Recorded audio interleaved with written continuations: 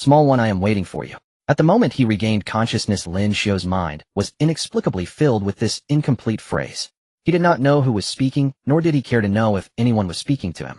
His gaze was fixed straight on the computer screen, displaying a classic screensaver. Lin Xiu had maintained that posture for a while. Soon someone noticed his abnormality. Hey Lin Xiu, are you daydreaming? Watch out, Peng Tiyu is coming to reprimand you, whispered Gu Hao from the adjacent workstation while he stole a glance toward the manager's office.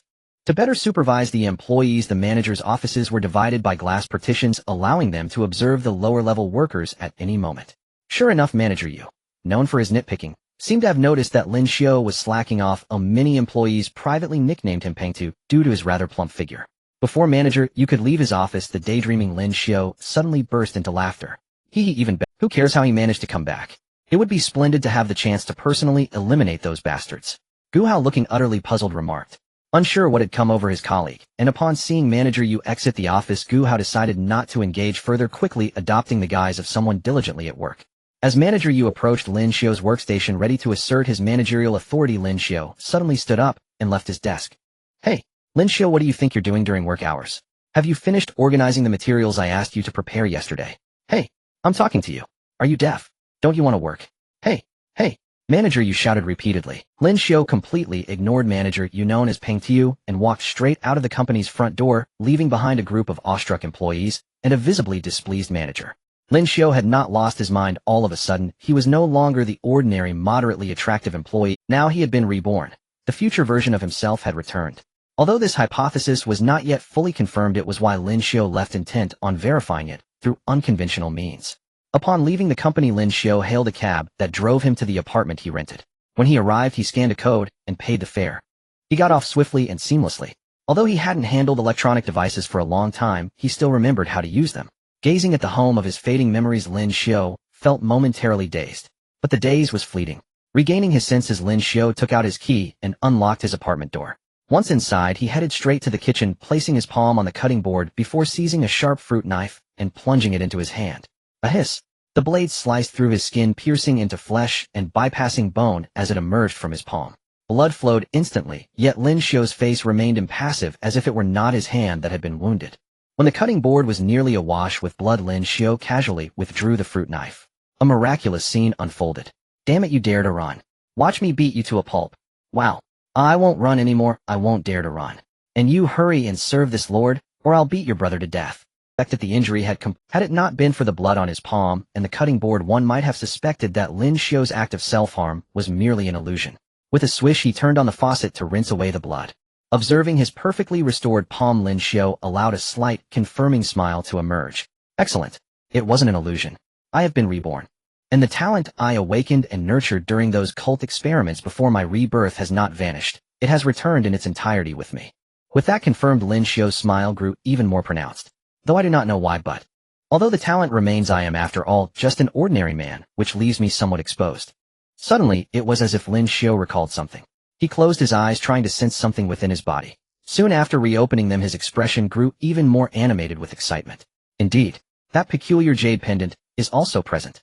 Lin Xiu even speculated that his rebirth was almost undoubtedly linked to the jade pendant lingering in his mind. It was a seemingly ordinary jade pendant etched with strange patterns, the kind that would fetch little if sold at an antique market. Yet when Lin Xiu attempted to touch the pendant with his consciousness, he was confronted with a piece of writing that starkly contrasted the pendant's unremarkable aura. It was an incomplete cultivation method, so fragmented that even its name was not fully revealed. Xuehai were the only two characters Lin Xiu could discern.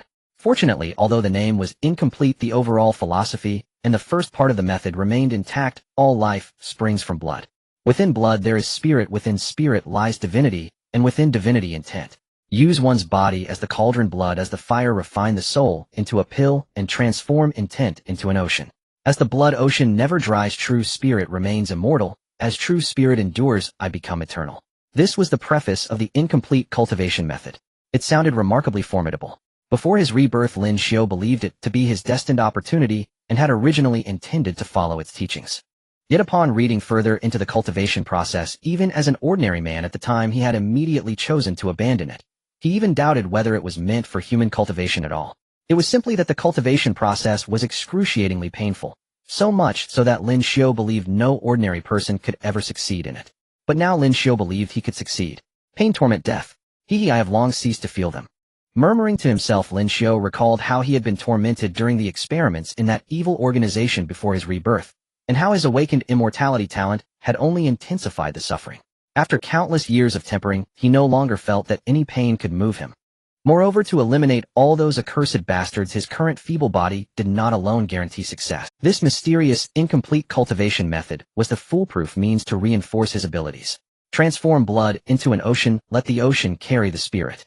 As the blood ocean never dries, Lin Xiu shall not die. Look at that, it's the perfect match for me. Since the thought had arisen, Lin Xiu acted at once. He was never the type to procrastinate. Still, to be safe, he left home again and went to the supermarket, buying a large pile of high-calorie food. With a howl, the lava giant ape was unable to dodge in time. Its massive body was thrown backward, and the scorching flames surrounding it were instantly extinguished. Friends from childhood to adulthood. After dropping out of high school, he had drifted through many jobs. The company called Pengtu was comparatively relaxed. Yet Lin Xiu knew very well that colleagues were not friends. Thus, he had never told anyone where he lived. With his phone turned off, there was naturally no need to worry that anyone would come looking for him here. Sitting at the dining table, Lin Xiu began devouring the food like a starving glutton who had been famished for a lifetime. The heap of high-calorie food he had bought vanished at a speed visible to the naked eye. Yet his stomach did not so much as bulge, as though all the food had entered some alternate dimension.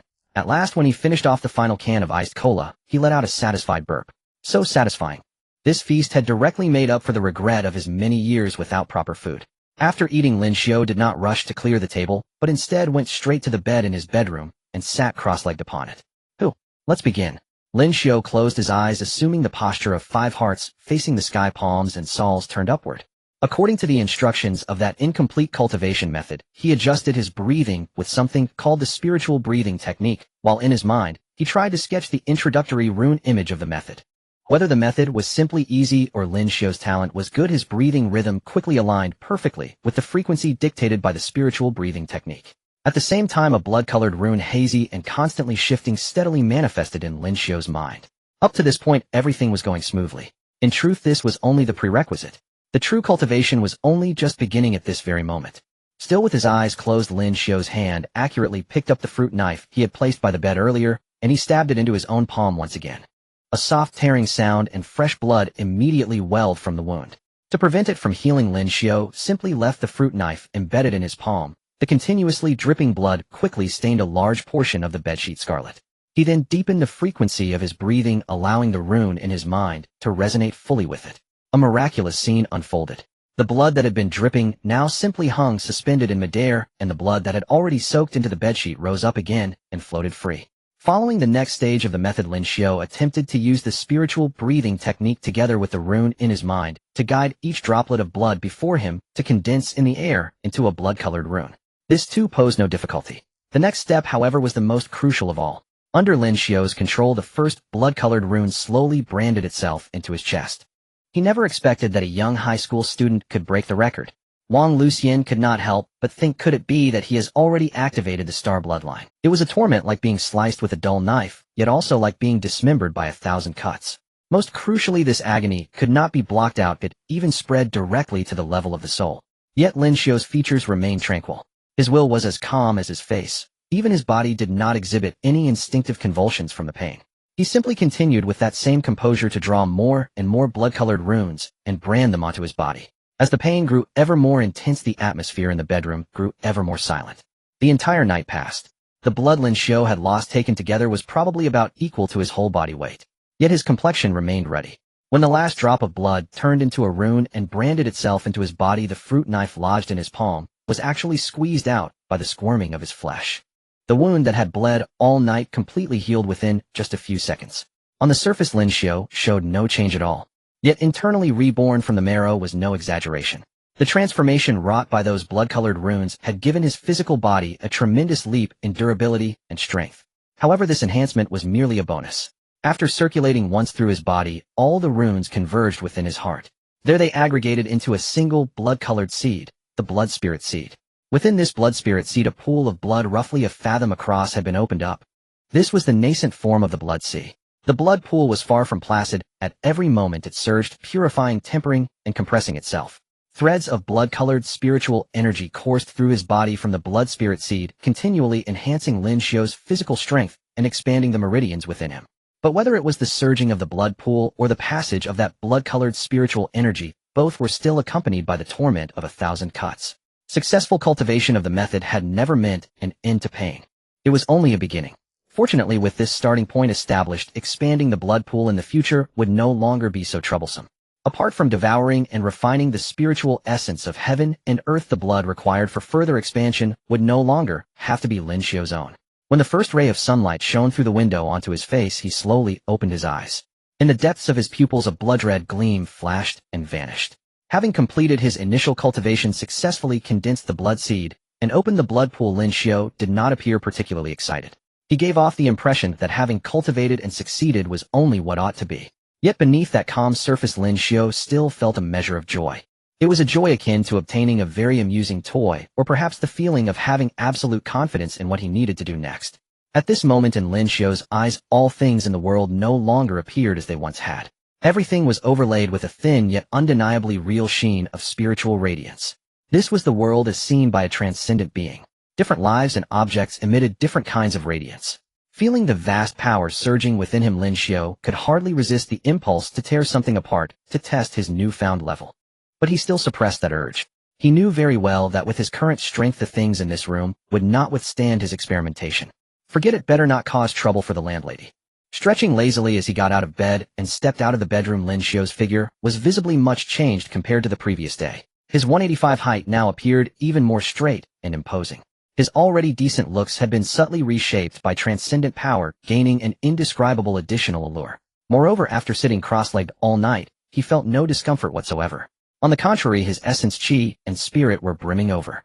So this is supernatural power, he murmured to himself. At the very least, this mental state is indeed excellent. Lin Xiu took out the remaining food from yesterday and heated it up. He casually ate a bite before heading out. After turning on his phone, he ignored the numerous missed calls and message notifications that popped up. After all, he knew he could never go back and saw no need to care about those irrelevant matters. After going downstairs, he hailed a taxi straight to the outskirts of the city. As a small city in Beichen Kingdom, Tangquan City's area is not large, and it doesn't take long to drive out of the main urban area. Lin Xiu didn't go far and got out of the car not far from the city center. Next, he needed to walk to his destination. Lin Xiu's destination was Shoshan, located to the north of Tangquan City. He planned to find a place there to test his strength. After all, relying solely on intuition was somewhat inadequate. He still needed to find a place to experience it practically. After walking for a while, the trees gradually became denser. Looking around, he saw no signs of people, and the tree crowns sparsely covered the sun overhead. Time to pick up the speed. As he spoke, Lin Xiu activated the blood pool power within him. A flickering crimson light appeared beneath his feet. With a push of his feet, he vanished into the forest like a shadow of blood, disappearing in the blink of an eye. Whoa! So exhilarating. Unbound, Lin Xiu ran wildly, revealing a rare vitality of youth. His extraordinary physique, combined with the blood pool power, allowed Lin Xiu's speed to easily surpass the limits of ordinary people, even exceeding them by a considerable margin. Even with the blood pool power shielding him, he could still hear the roaring winds by his ears. At his speed, the Shoshan area felt too small. Before long, he reached the mountain peak and then ran down from the other side. After indulging in some reckless activity, Lin Xiu finally got down to business. He stopped in a relatively dense grove where the sunlight was almost completely blocked. This will do. This area belonged to the wild forest that people from Tangquan City would never visit. He could unleash his abilities here. Just now, while weaving through the forest at such high speed, he didn't collide with a single tree due to a technique called Blood Shadow Step. Even though it was his first time using it, Lin Xiu quickly mastered it, reaching an extraordinary level. Blood Shadow Step was one of the few applications recorded in the incomplete technique. In addition, there were Blood Slaughter Slash for offense, Bloodlight Shield for defense, and Blood Escape, used in times of crisis. Setting aside the last two techniques for now, Lin Xiu placed the most importance on Blood Slaughter Slash. After all, it related to his efficiency in killing. The blood pool power surged out, condensing into a crimson blade of light in front of Lin Xiu. In the first second, the blade flickered and was unstable. By the third second, the blade of light had stabilized completely. By the seventh second, the 3-foot crimson blade appeared almost tangible, its sharpness evident. Lin Xiu directed his gaze towards a pine tree 10 meters away. Go! The crimson blade of light flashed and disappeared. In the next moment, the seemingly intact pine tree suddenly began to tilt and fell with a cacophony of sounds. The cross-section of the cut pine tree was incredibly smooth, stained with a hint of striking crimson. Looking at the fallen pine tree, Lin Xiu's eyes shone with an alarming brightness. This is fun. With a thought, the crimson blade of light reappeared. This time the condensation could be described as instantaneous. Most importantly, having fully mastered the technique, Lin Xiu was able to manifest 3 blades simultaneously. Activating Blood Shadow Step, Lin Xiu's figure vanished from his original spot, while the 3 crimson blades followed closely behind. In the next few minutes, the trees in this grove faced a disastrous fate. Lin Xiu darted through the forest at a speed beyond human limits, the 3 faster crimson lights moving independently, hitting wherever directed. Each time a crimson blade disappeared, a hapless tree would be severed. Immediately after, new crimson blades would condense around Lin Xiu. This cycle continued seemingly without end. In fact, as time passed, the number of crimson blades surrounding Lin Xiu was still increasing. Finally, after wreaking havoc on over 100 trees, Lin Xiu finally stopped. At that moment, the number of crimson blades he could condense and control at the same time had reached an impressive 7. This was the limit theoretically achievable by Lin Xiu at his current blood pool stage, as recorded in the incomplete technique. His expression showed a hint of lingering satisfaction. However, he also understood the principle of moderation. Stopping his movements, Lin Xiu waved his hand, dispersing the 7 blades dancing around him. Looking around, the forest was in complete disarray. Over 100 large trees had been cut down at the waist, some even chopped into numerous sections, while others were reduced to smooth, thick wooden rods. However, upon closer inspection, it was evident that Lin Xiu hadn't focused on a single area. The 100 trees were scattered across a significantly large area. Though it was of little consequence, any abnormalities would still be discovered. But who cared, as Lin Xiu was enjoying it? Having indulged for a while, he became familiar with his power. Lin Xiu took some time to leave the forest and arrived at a main road at the foot of Shoshan. This time he did not call for a taxi. Instead, he chose to stroll leisurely towards the city. As he walked, he mumbled to himself, "Everything is ready, but it's time to check things out. Regardless of the reason, since I can return to this time, I should go for it. What's the worst that could happen? Could it be worse than before my rebirth?" Then Lin Xiu began to contemplate. By the way, before I was captured in my last life, I truly had no idea that this world had another side. What is this? The outer world and the inner world. According to the guy who rescued me by breaking the evil cult, they used me for experiments and secretly abducted so many people from Beichin Kingdom. Is this the product of a coalition of several foreign forces? Among them, the main force targeting Beichin Kingdom seems to be that divine palace from the country of sunrise across the sea. At this thought, a slightly exaggerated sinister smile appeared on Lin Xiu's face. "Hey, just wait. Once my strength increases a bit more and I've eliminated those I remember in Beichin Kingdom, I'll take a stroll in your sunrise country. I'm a kind-hearted person. You experimented on me and tortured me for so long. It's quite merciful of me to send you off to the netherworld. As for how many people to send off, that will be up to me." It just so happened that Lin Xiu was in a very secluded location where no one could see his expression. Otherwise, that sinister expression combined with his indistinct mumbling could truly scare someone. And because he was already extraordinary. As mentioned earlier, Lin Xiu is an iron orphan. The orphanage where he lived during his childhood is still a bit distant from where he currently resides. That place is close to the outskirts of Tangquan City, situated in a rather dilapidated district with uneven roads. The surveillance cameras have long been broken, and no one knows for how long. It was here that Lin Xiu was taken away before his rebirth. That day happened to be his day off, and he thought of buying some delicious food to take back to the orphanage. Unexpectedly, while passing through an alley he had walked countless times, he was struck from behind. When he woke up, he found himself tied up in a pitch-black room, seemingly accompanied by more than one other unfortunate soul, like himself. He spent several days in fear, only to be taken away by a group of malicious-looking individuals who placed a hood over his head. That marked the beginning of Lin Xiu's suffering and despair. Just as he was about to die, he fortuitously and sadly awakened the immortal talent he now possesses. The fortune lies in the fact that he no longer has to die. The sadness is that he feels it would have been better to die. However, for the reborn Lin Xiu, the immortal talent and the incomplete techniques on that jade tablet became his only reliance. Knowing about the existence of the extraordinary, he is determined not to remain a helpless, ignorant person who cannot even control his own destiny. Moreover, having been reborn once, he aims to take revenge on the cult that made him endure countless moments of despair. This requires strength. After all, the enemies he seeks revenge against are a massive, extraordinary force, and possibly more than one. In front of a seemingly inconspicuous intersection, Lin Xiu stood expressionless, gazing at the narrow alley ahead. This is the very place where he was struck. However, upon returning to the old site, there was no sign of hatred or any other expression on his face.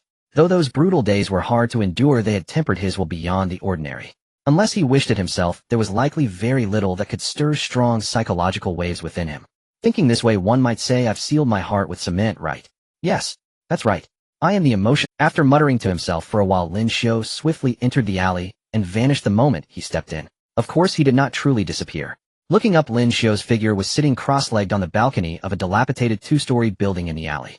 The angle of the balcony's outer wall made it impossible for anyone on the first floor to see him. This is a good ambush point. When Lin Xiu passed through the alley, he had seen no one lingering there. After observing closely, it seemed that the person who had struck him from behind was hiding on the very balcony where he sat now. So, these guys are likely not just randomly picking people to take away, but are selective. They probably targeted orphans, as no one would care if such individuals went missing.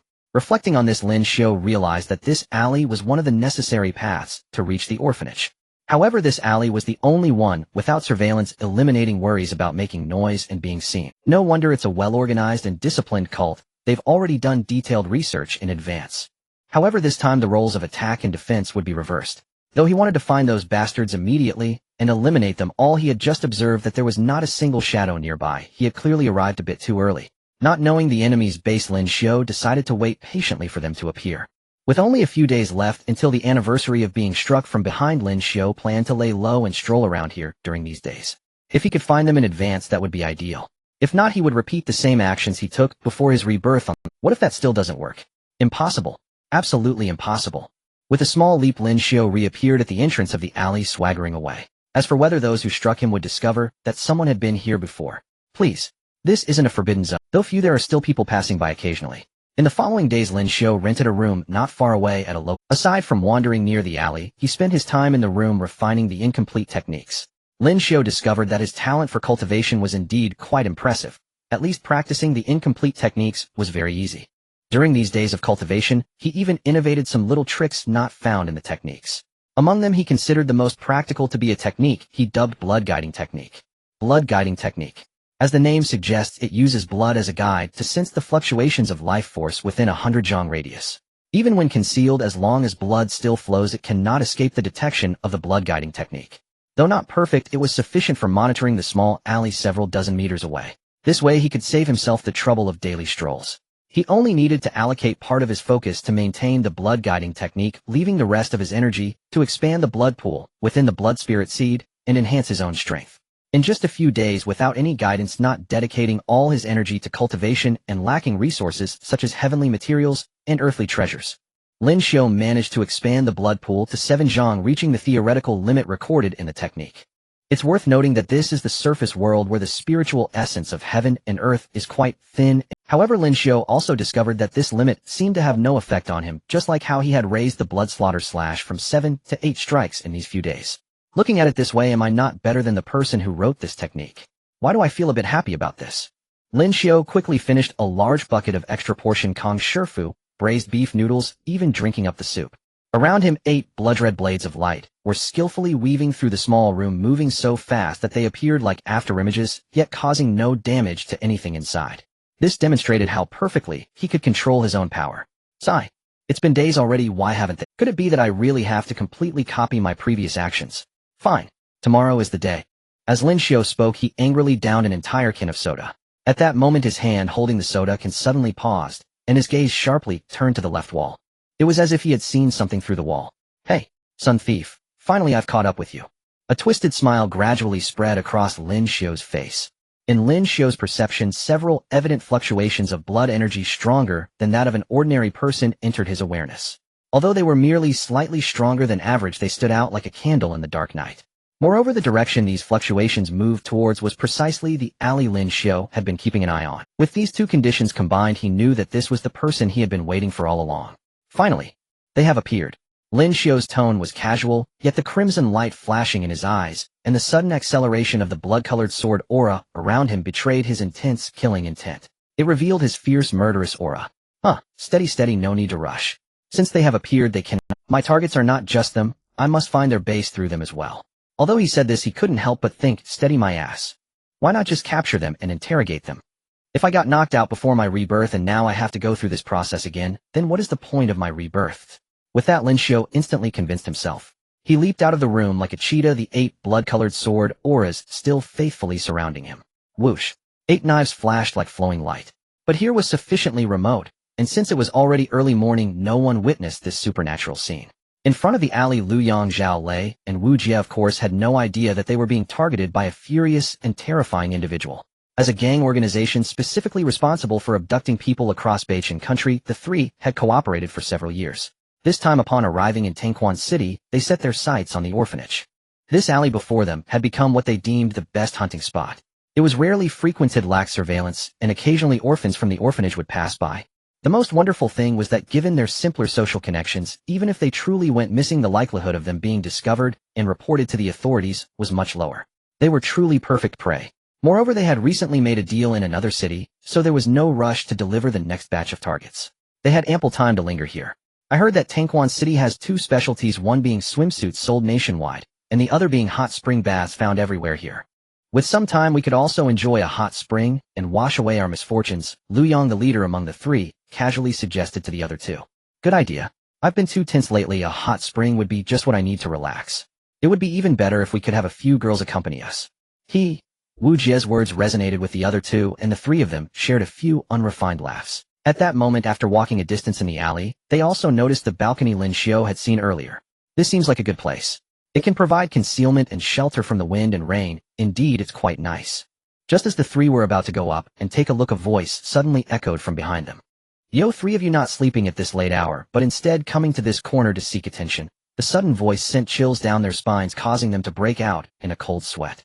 Having engaged in inhumane trades for so many years, their alertness and reaction speed were indeed remarkable. Without needing any visual communication, the three of them turned at the same time and launched an attack in the direction of the sound. Although firearms were banned in Beichin country, cold weapons and homemade guns were not entirely absent. As they turned, Zhao Lei and Wu Jie had already drawn the daggers they kept at their waists. Their expressions were quite ferocious, fitting their inhumane trade. But in the next moment, their expressions were forever frozen in that sinister moment. Several streaks of blood-colored light flashed by so fast, they didn't even have time to react. The two men's bodies continued to move due to inertia, and the barely visible bloodlines quickly widened. Thud! A few bloodied remains fell to the ground, their severed ends remarkably smooth. The two remaining halves of bodies sprayed a large amount of blood upwards, resembling flowers of death blooming in the alley. But soon all the blood gathered towards a single direction under some unseen force. Lu Yang clearly saw that the blood was heading toward the hooded figure not far away. The deadly crisis combined with this surreal scene left him frozen in place. The homemade gun in his hand offered him no sense of security.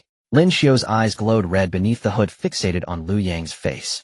He remembered the other guy. After being knocked out, the first person he saw upon waking was this fellow. It was also this person who had put the hood back on him, plunging him into a deep abyss of despair and pain.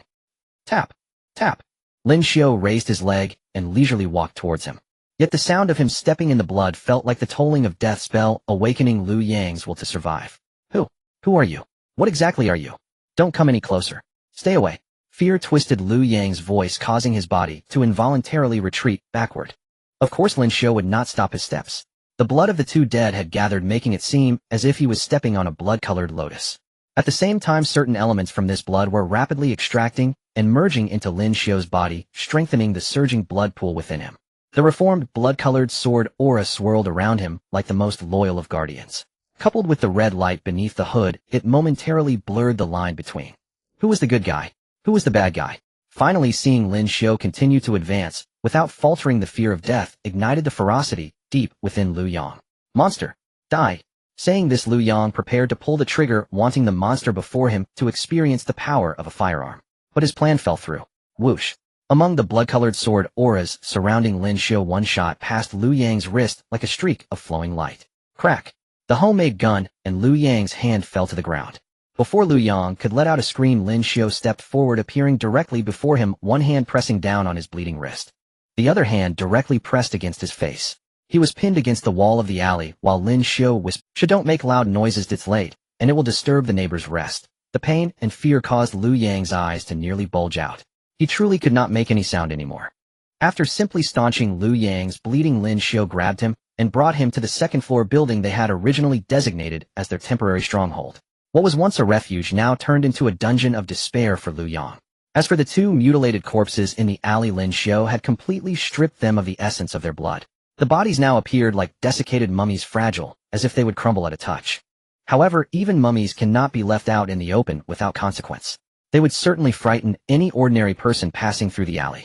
Thus Lin Xiu casually dealt with them, granting them the noble treatment of being turned to dust. A mummy might terrify people, but a pile of unknown powder should not scare anyone, right? Bang! He casually tossed Lu Yang onto the ground. Before Lu Yang could react, many nearly invisible blood-red threads shot from Lin Xiu's hands, piercing into Lu Yang's limbs and neck. The threads pierced his limbs, rendering him immobile. They pierced his neck, preventing him from crying out. This was a control skill Lin Xiu had whimsically concocted. He gave it a simple and crude name: bloodline control. Under Liu Yang's wide-eyed gaze, Lin Xiu crouched down. Fear made Liu Yang want to scream, but the bloodline threads around his neck prevented him from producing any significant sound. Please, don't kill me. We have no grudges. I have done nothing to offend you. What do you want? I can negotiate. I have a lot of money. You don't need to worry about that. I can see for myself. After saying this, Lin Xiu brought his right index and middle fingers together and gently pressed them against Liu Yang's forehead. Let me see where your stronghold is. Blood-red patterns emerged from his fingers, imprinting themselves onto Liu Yang's forehead and further penetrating into his brain. Blood is the currency of the soul. For ordinary people, blood is also a manifestation of one's essence and spirit. In other words, as long as one understands blood well enough, they can to some extent use extraordinary means to glimpse the memories contained within. Lin Xiu referred to this method as blood memory. Although he was still somewhat unskilled, it was likely to cause significant harm to Liu Yang during the process. But did Lin Xiu need to care about that? As long as he ensured that Liu Yang did not completely perish before obtaining the information he wanted, that was sufficient. As the blood-red patterns continued to seep in, Liu Yang's face quickly turned a deep shade of red. Dense blood threads crawled over his eyeballs. Pain. Itch. Liu Yang felt as if countless ants were crawling inside his brain, gnawing at it. He wanted to wail, but could only emit a sound barely louder than a mosquito. He tried to struggle, but the seemingly inconspicuous blood threads kept him utterly still. Gradually, his bulging eyeballs lost their luster, resembling a dull state. Just as his eyes were about to burst, Lin Xiu finally withdrew his fingers. He had obtained the information he sought. Liu Yang's usefulness was at an end. Oh dear, this is rather tragic, he said. I am a kind-hearted person, so I'll give you a quick end. With that, blood which had been staunched from Liu Yang's severed wrist gushed forth once more. Within just a few breaths, all the blood in his body had flowed out. As usual, Lin Xiu refined the essence of the blood into his blood pool, expanding its diameter slightly. With the essence from 3 individuals, Lin Xiu's blood pool diameter successfully surpassed 70 feet, rubbing the theoretical limit of that incomplete method into the ground. I told you the limit couldn't be that low. The method is good, but the person who created it is lacking. Or perhaps, I am just too genius. Although he did not have extensive knowledge of extraordinary matters, this did not prevent Lin Xiu from boasting at this moment. With a casual strike, he turned the now desiccated Liu Yang into a pile of dust and directly left the alley. He did not return home. Instead, he headed straight towards the western side of Tangquan City with a clear objective. Perhaps it was just a feeling, but as Lin Xiu dashed out of the alley, his gaze seemed to fleetingly glance towards a certain direction. With the enhancement of blood shadow steps, Lin Xiu moved so swiftly that he seemed to leave behind afterimages. His speed and endurance, bolstered by the power of the blood pool, were extraordinarily enhanced, allowing him to leave Tangquan City from the west in a very short time. As for whether he would be caught on surveillance along the way, Lin Xiu felt that once he was done with his business, someone would take care of those trifling details for him. And as for who that someone was, Lin Xiu already had his suspicions. The journey was swift and electrifying. After approximately 10 minutes, Lin Xiu arrived at the western side of Tangquan City, about 10 kilometers from the urban area in Hongya Village. Hongya Village, formerly known as Hongyazi Village, is one of the villages under the jurisdiction of this county-level city of Tongchuan, famous for its peanut production. Lin Xiu's destination was a peanut factory in Hongya Village, where Liu Yang recalled their gang's stronghold. Arriving outside the peanut factory, Lin Xiu paused. He utilized blood summoning technique, making the fluctuations of blood energy within a radius of dozens of feet visible to his perception. Hey, there are quite a few people here. However, there are a few weak blood energy fluctuations. They must be unfortunate souls knocked out by a blunt object. I'll keep an eye on them, and be careful not to accidentally kill these poor souls. Aside from these unfortunate souls, the only other thing in the entire peanut factory that caught Lin Xiu's attention was a significantly stronger blood energy fluctuation. Is this an extraordinary being? Lin Xiu's eyes lit up. Aside from the comrades who saved him in his previous life, he had not encountered any other proper extraordinary beings. Although blood energy fluctuations cannot completely represent a person's strength, Lin Xiu had a rough idea that the one in the peanut factory was barely at the beginner level. If they are weaker than me, I can kill them. Thus Lin Xiu no longer lingered. Whoosh! He leaped over the walls of the peanut factory and directly dashed towards the positions of those unfortunate souls he sensed.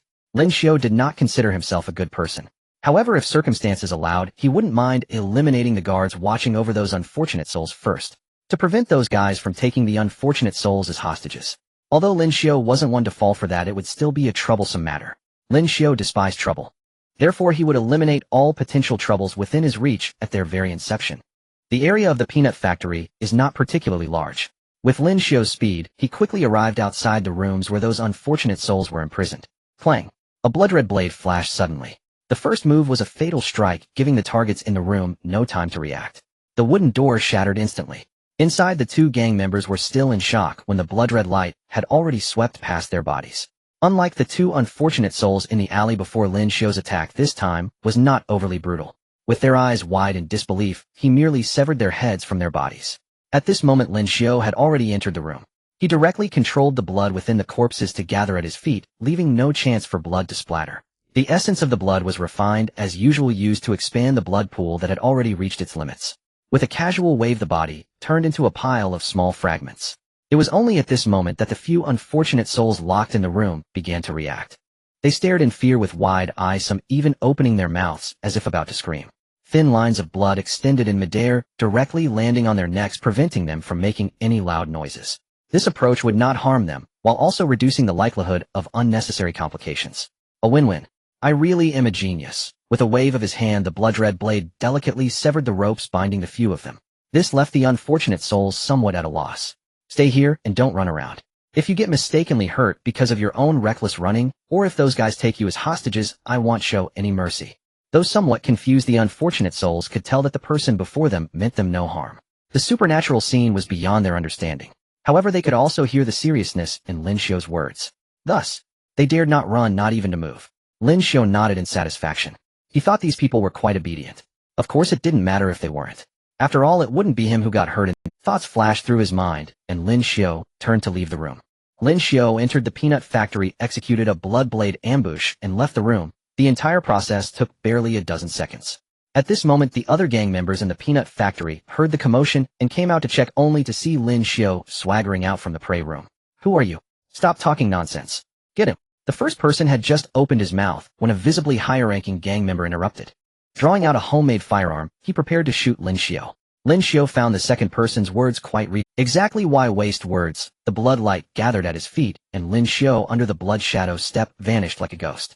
The blood slaughter strike unleashed its blade light. The gun-wielding gang member felt a blood-red flash before him, followed by a sharp pain in his wrist. But before he could scream, the suddenly appearing Lin Xiu frightened him into stifling his cry. What a scene it was. The wide hood concealed Lin Xiu's entire face in the night, leaving only his pair of glowing red eyes, like a Shura from the depths of hell. This was also the last scene he would ever see. In the next instant, Lin Xiu disappeared before him, and the blood-red blade light swept past his body. As the bloodlines spread, his body fell apart into pieces. Although refining the blood essence was quick, it still required a bit of time. To avoid delaying things, Lin Xiu decided to kill everyone first, and then refine later. 8 blood-red blades swirled around Lin Xiu, darting about like fish within a radius of several feet. Aside from the gun-wielding gang member, the second, third, fourth had just emerged from the room and hadn't even had time to see the situation outside before being shredded under the onslaught of the blood-red blades. These gang members were slightly stronger than ordinary people, but they were still just ordinary people. Faced with the extraordinary that completely surpassed them, they had no capability to resist.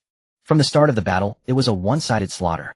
Blood flowed profusely, body parts flew everywhere.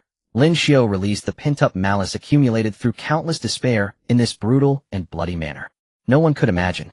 A person with an immortal talent, yet with a physique that received no enhancements, how much willpower it would take not to go insane amidst endless torment. Yet even without going insane, Lin Xiu's heart still harbored an immense amount of malice. It was a malevolence that could not be washed away even with all the waters of the world, only to be quelled by personally ending everything. The number of gang members was not small, but under Lin Xiu's brutal slaughter, they could not hold out for long. When Lin Xiu's figure stopped, the peanut factory was already a terrifying scene reminiscent of a bloody hell. Everywhere were severed limbs and flowing blood that soaked into the ground for unknown inches. Since he hadn't deliberately avoided it, Lin Xiu was also stained with quite a bit of blood, with a few drops even splattering on his newly transformed face, which could be described as handsome.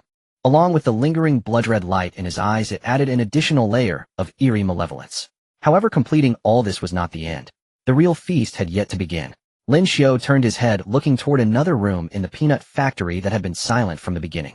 His movement seemed to alert the presence within the room that they had been discovered. Crash!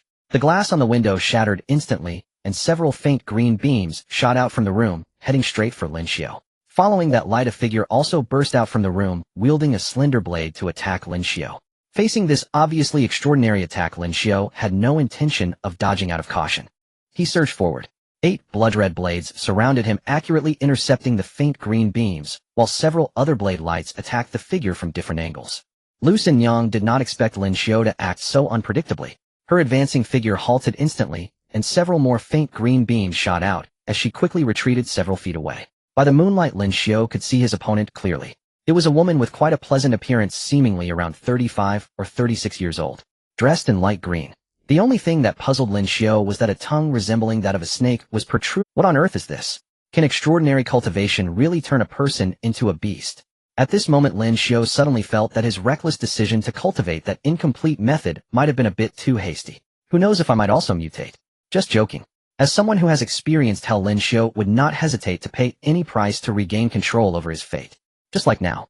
The expansion of the blood pool and the overall enhancement of his physical condition subjected him to unimaginable pain every moment. Yet he reveled in it.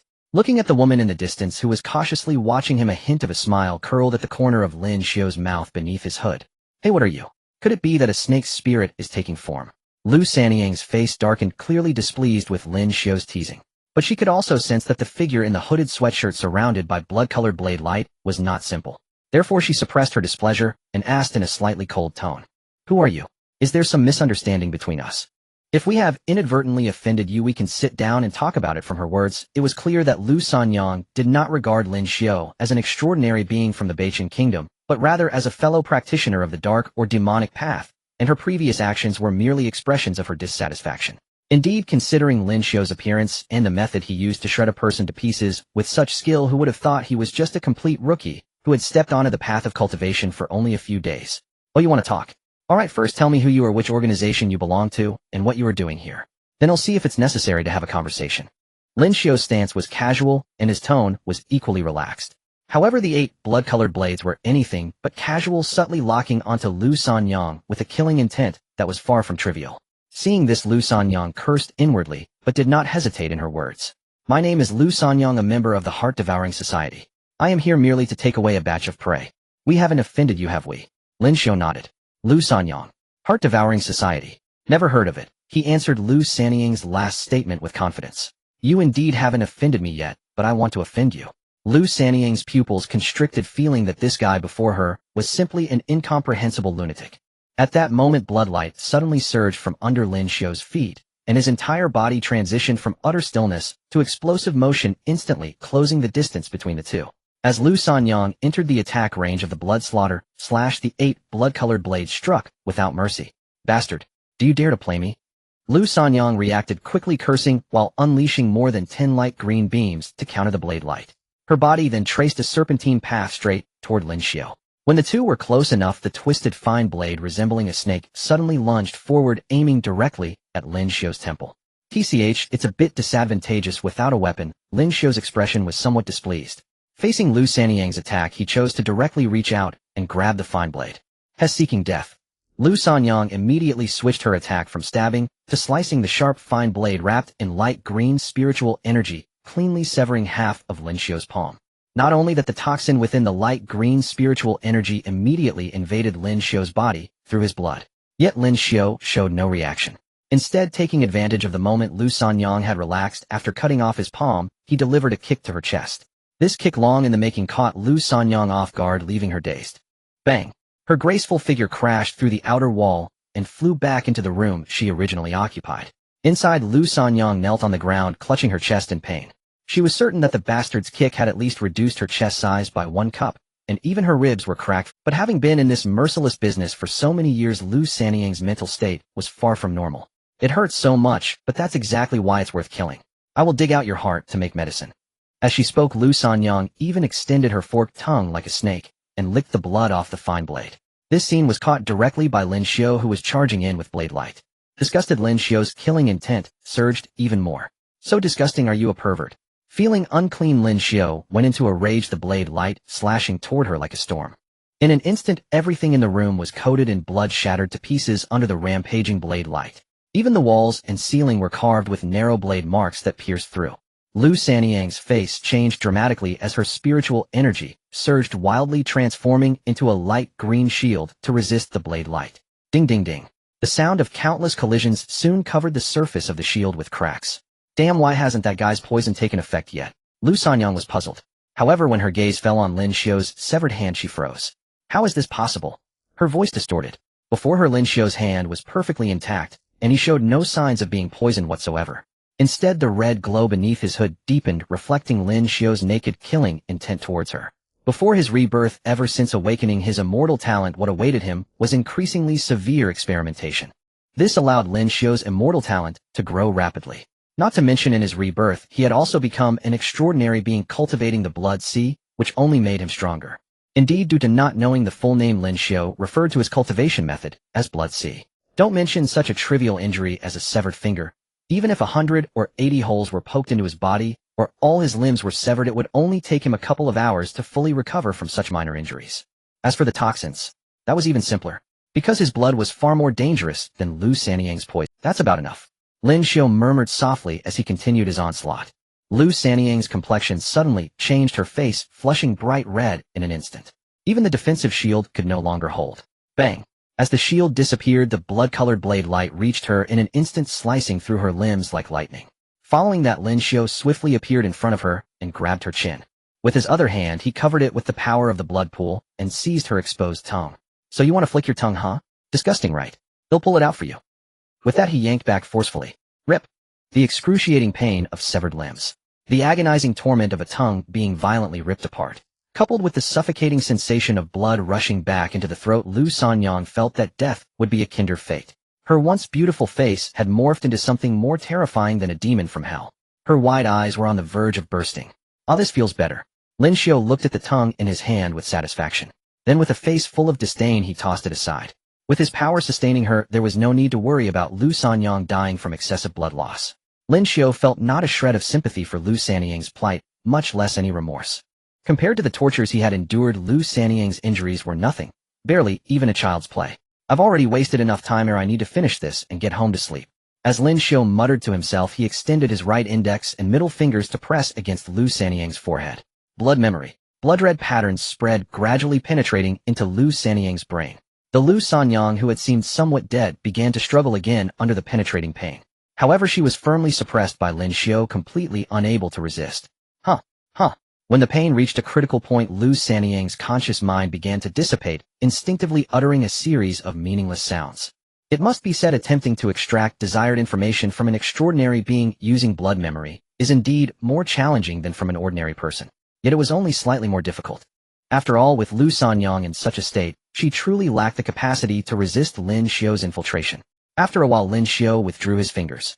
Glancing at the still convulsing Lu Sanyang, he casually unleashed a blood-colored blade, severing her head. The Heart-Devouring Society. The Inner Demon, Elder 9 Hearts, Servant High-Level Walker. After all this fuss, she's just a little nobody. Lin Xiu's tone was somewhat disappointed.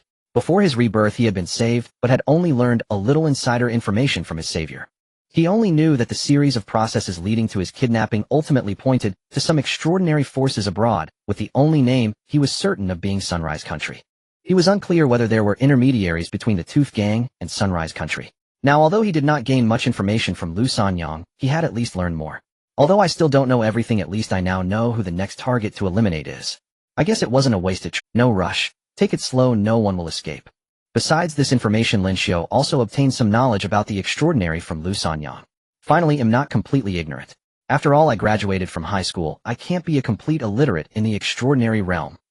The Blood Sea contains a lot of material, but much of it is incomplete or vague, and there is not a single piece of commonly known extraordinary knowledge. It must be said, even so, Lin Xiu was able to cultivate successfully, and even innovate, having eliminated a genuine extraordinary being. Aside from relying on his talent of not fearing death, it is difficult to say that Lin Xiu's exceptional aptitude did not contribute to this. Cultivation, in essence, is about refining one's own spiritual essence, also known as the true spirits. Cultivators awaken the spirituality within their bodies, refining the spiritual essence of heaven and earth, turning their spiritual essence into a true spirit that can interfere with the real world, further communicating with the sea of spiritual essence, constructing a spiritual world, ultimately reaching the indestructible state of unity with the spiritual essence. However, both Lin Xiu and Lu Sanyang were merely beginners who had just entered the first stage of the true spirit system, known as Qi Ling. To step into this realm, one needs to experience the spiritual fluctuations of all things through the spiritual breathing method, awakening their own spirituality and planting the seed of true spirit deep within the soul. Afterward, be it bathing in moonlight or actively refining the spiritual essence of heaven and earth to cleanse away the impurities of the mortal world, one can truly step into the first stage of the true spirit system. Depending on different physiques and sex, the spiritual breathing methods that guide mortals into the extraordinary. However, regardless of the method, once a cultivator truly enters the Qi Ling stage, they can open their spiritual vision and see the spiritual brilliance of all things. Lin Xiu had already experienced this. The various techniques employed by Lu Sanyang were also based on the energy projection of the Qi Ling stage, especially that energy shield, which was a fundamental technique mastered by nearly all extraordinary beings. For Lin Xiu, the bloodlight shield was likely a variant of the energy shield. Likewise, as long as one can step into the Qi Ling stage, an extraordinary being's physical attributes would far exceed those of an ordinary person. The highest could even reach 10 times that of an ordinary person. Though lifespan increase may not be so exaggerated, living beyond 200 years would certainly not be a problem. So the blood pool realm is equivalent to the Qi Ling stage. I suppose that's acceptable. After briefly sorting through this, Lin Xiu first glanced at the shattered Lu Sanyang, then looked at the scene outside, where blood flowed like a river. We can't waste this. As he spoke, he activated the blood sea, causing the blood pool within him to surge even more violently. Within a radius of 10 zhang, all the blood seemed to be called by some force converging towards Lin Xiu's. However, during the gathering process, the amount of blood became increasingly scarce, with a significant quantity vanishing into thin air. Those were impurities that Lin Xiu did not need.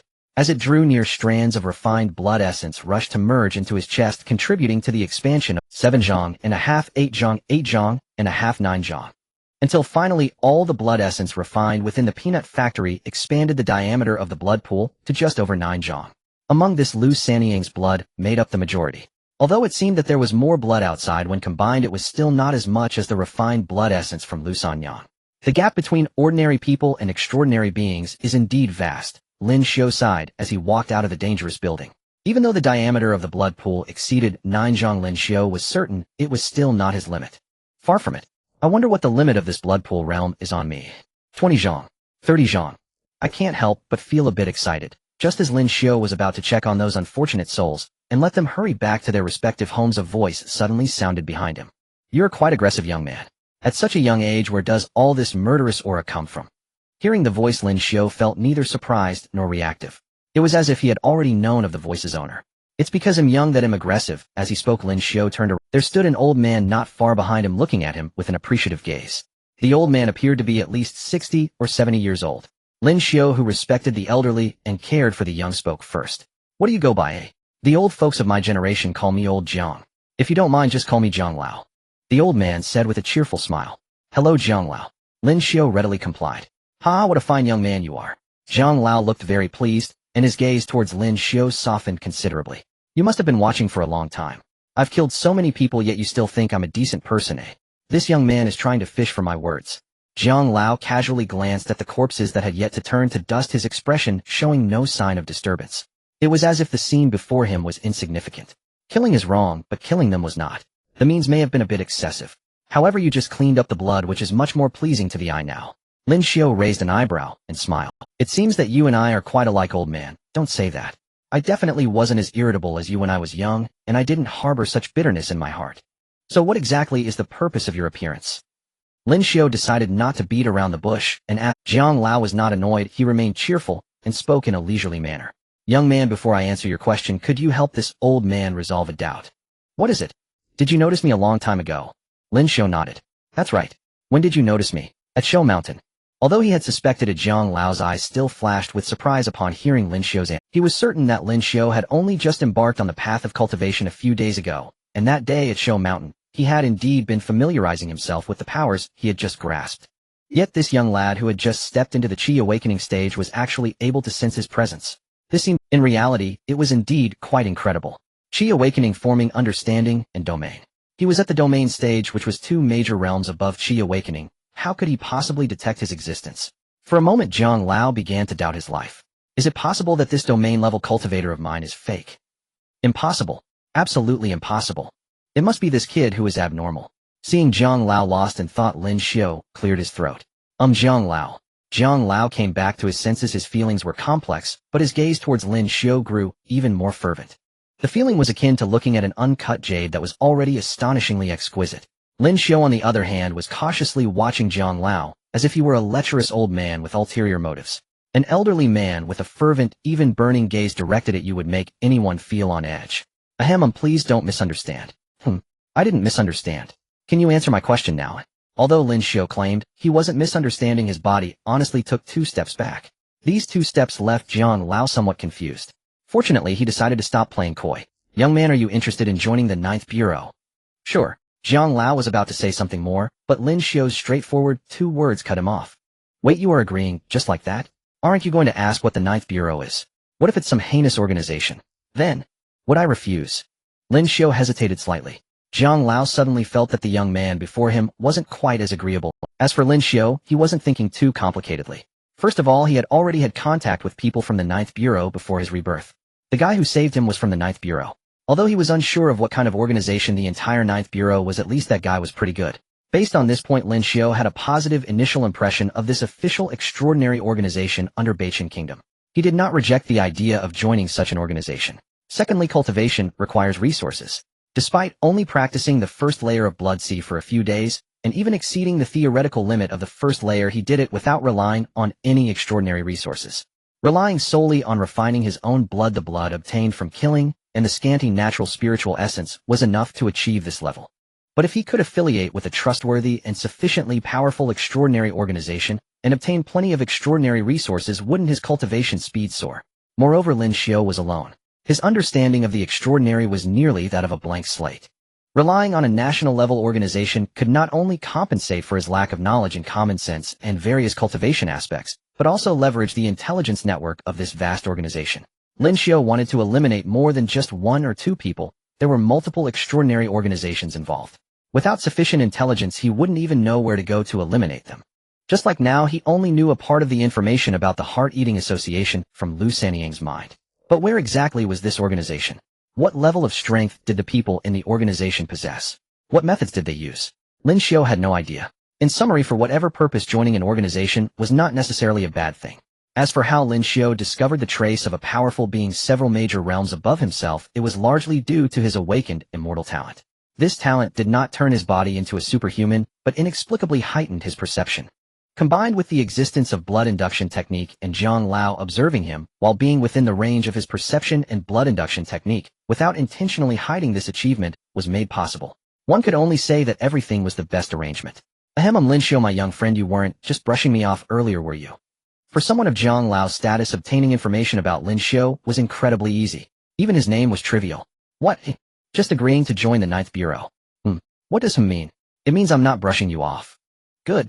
Jiang Lao's tone suddenly rose several degrees. You said it yourself. As his voice fell, Jiang Lao took a step forward and appeared right in front of Lin Xiu, grabbing his hand and leading him out of the peanut factory. Let's go. You come back with me, and I'll personally be your recommender, ensuring you receive the best training. I will also personally teach you. Jiang Lao's speed was astonishingly fast. Even with Lin Xiu's current strength, he was completely unprepared. The large hand gripping his wrist was thick and carried a reassuring warmth. Do we not need to worry about the people in that room? No, someone will take care of it. Your contributions will be the same. Just like that, Lin Xiu was directly pulled away from Hongya village by old Jiang, quickly returning to Tangquan City. It is indeed fascinating how people interact. Some people can spend a lifetime together, yet remain completely unaware of each other's true selves, even turning into bitter enemies for inexplicable reasons. Yet some individuals, having just met or only seen each other 2 or 3 times in a lifetime, can become bosom friends, sharing everything and trusting each other with their lives. Lin Xiu and old Jiang were very close to the second scenario. The reason it is close is primarily due to Lin Xiu's past experiences, which have made it difficult for him to easily accept others. Even though he has a decent impression of the little old man who holds onto him tightly, he can only manage to refrain from breaking free from the grip. In contrast, old Jiang was genuinely happy, feeling as though he had discovered a rare treasure during a vacation. Having served as the chief instructor of the 9th Bureau for many years, his greatest hobby is to discover talents and cultivate them into powerful individuals. He treats every child he personally discovers with sincerity, and those children genuinely respect him in return. Usually he stays at the headquarters of the 9th Bureau in Tiandu. This visit to Tangquan City was mainly to take advantage of the special hot springs here for his recovery. Tangquan City is most famous for its hot springs, some of which are only open to extraordinary individuals. Old Jiang was seriously injured in his early years, and has yet to recover fully, often experiencing discomfort due to the pain from old injuries. The hot springs in Tangquan City can effectively help suppress and alleviate this pain. If following the developments before Lin Xiu's rebirth, old Jiang would have left Tangquan City for Tiandu a few days ago. A few days later, specifically tomorrow morning, is the day Lin Xiu will be ambushed by Lu Yang and the others. After a few more days, once Lu Yang and the others have gathered enough people in Tangquan City, they will hand all of them over to Lu Sanyang to take away. From start to finish, Lu Sanyang has not exposed her extraordinary abilities. The missing persons, including Lin Xiu, would most likely be treated as ordinary abduction cases. No extraordinary individuals will intervene. However, after Lin Xiu's rebirth, everything has cleverly developed into another branch. A few days ago, while old Jiang was still present, Lin Xiu successfully cultivated the first layer of the Blood Sea. The commotion he caused at Shoshan directly caught the attention of old Jiang, who was recuperating. With a curious mindset, old Jiang went to Shoshan and saw Lin Xiu having fun. It was at this moment that Lin Xiu sensed him. The trajectory of fate completely shifted at this instant. Although Lin Xiu's cultivation method is somewhat unorthodox, old Jiang is not one to judge a person solely by their appearance and would not determine a person's morality based on strange practices. Even though Lin Xiu's behavior is somewhat atypical, old Jiang continued to observe patiently. This observation lasted several days. He followed Lin Xiu from Shoshan to the alley, and then from the alley to the peanut factory in Hongya village. Old Jiang confirmed that Lin Xiu was not an irredeemable villain. Despite observing for several days, he could sense that Lin Xiu harbored a certain terrifying malice within. However, Lin Xiu managed to control this malice well. As for ruthlessly killing Lu Yang and the others, and committing a massacre at the peanut factory, shredding those gang members to pieces, this was not seen as a flaw by old Jiang. Instead, it was a significant plus, especially since Lin Xiu had considered the hostages. This made old Jiang feel that Lin Xiu was a young man with some painful experiences, yet he always maintained his bottom line.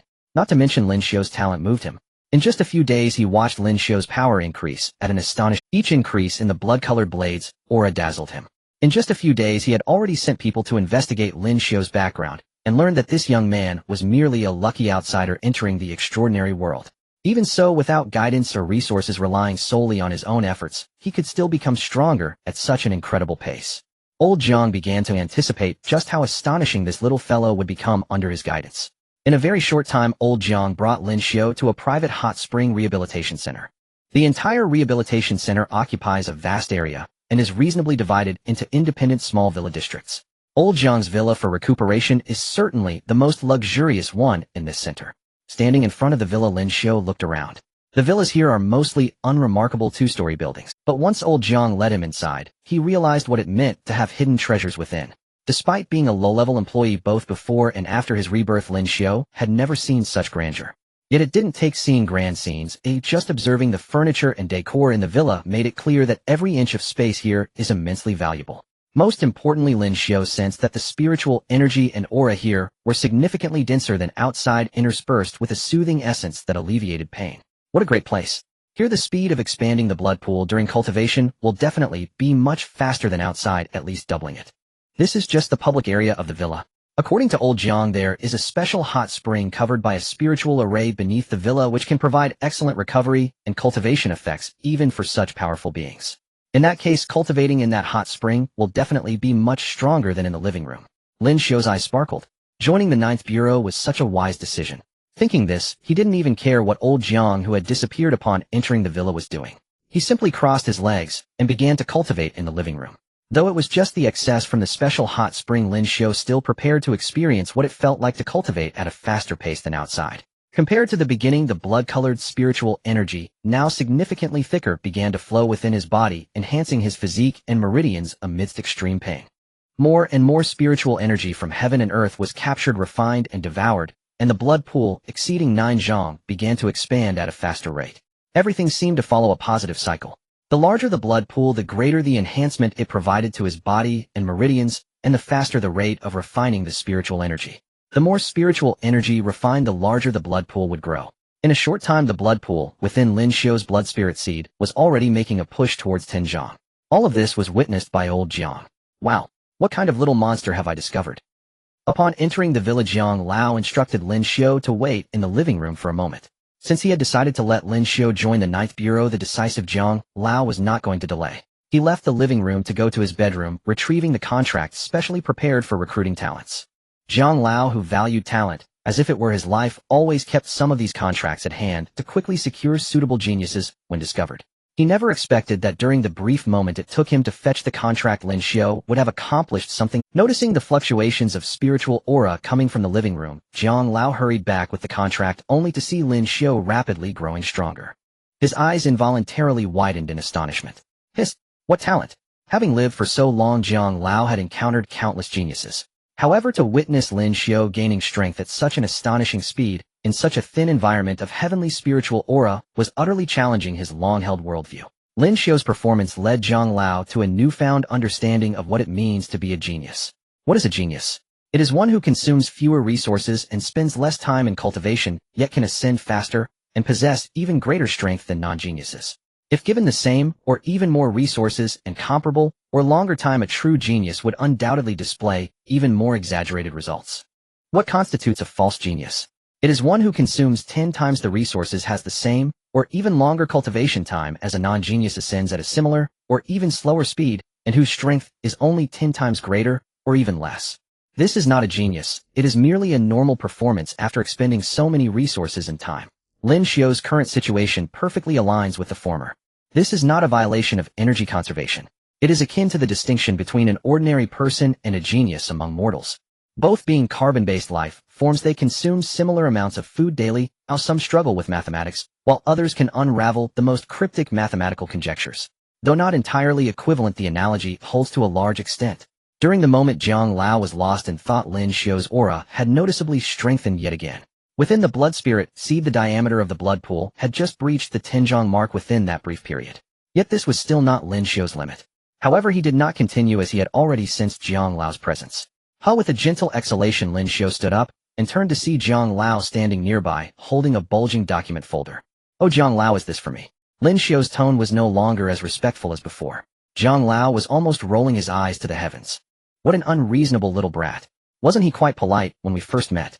How quickly he has revealed his— Yet despite these words, his gaze toward Lin Xiu remained very kind, akin to watching his favorite junior.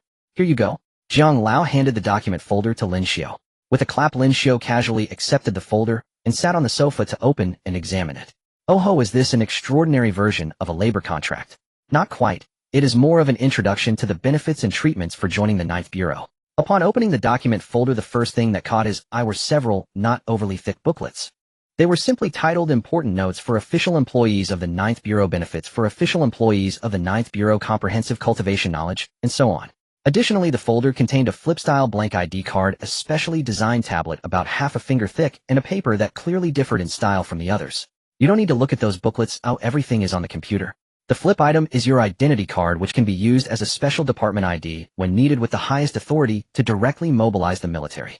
You can't use it now. It will only display your information once you sign that paper, and only then will you truly join the 9th Bureau." Lin Xiu raised an eyebrow and focused on the special paper. "What is this?" "This is a spirit contract, formerly known as the True Spirit Contract, which all extraordinary individuals joining the 9th Bureau must sign. But don't worry, this thing itself won't affect us.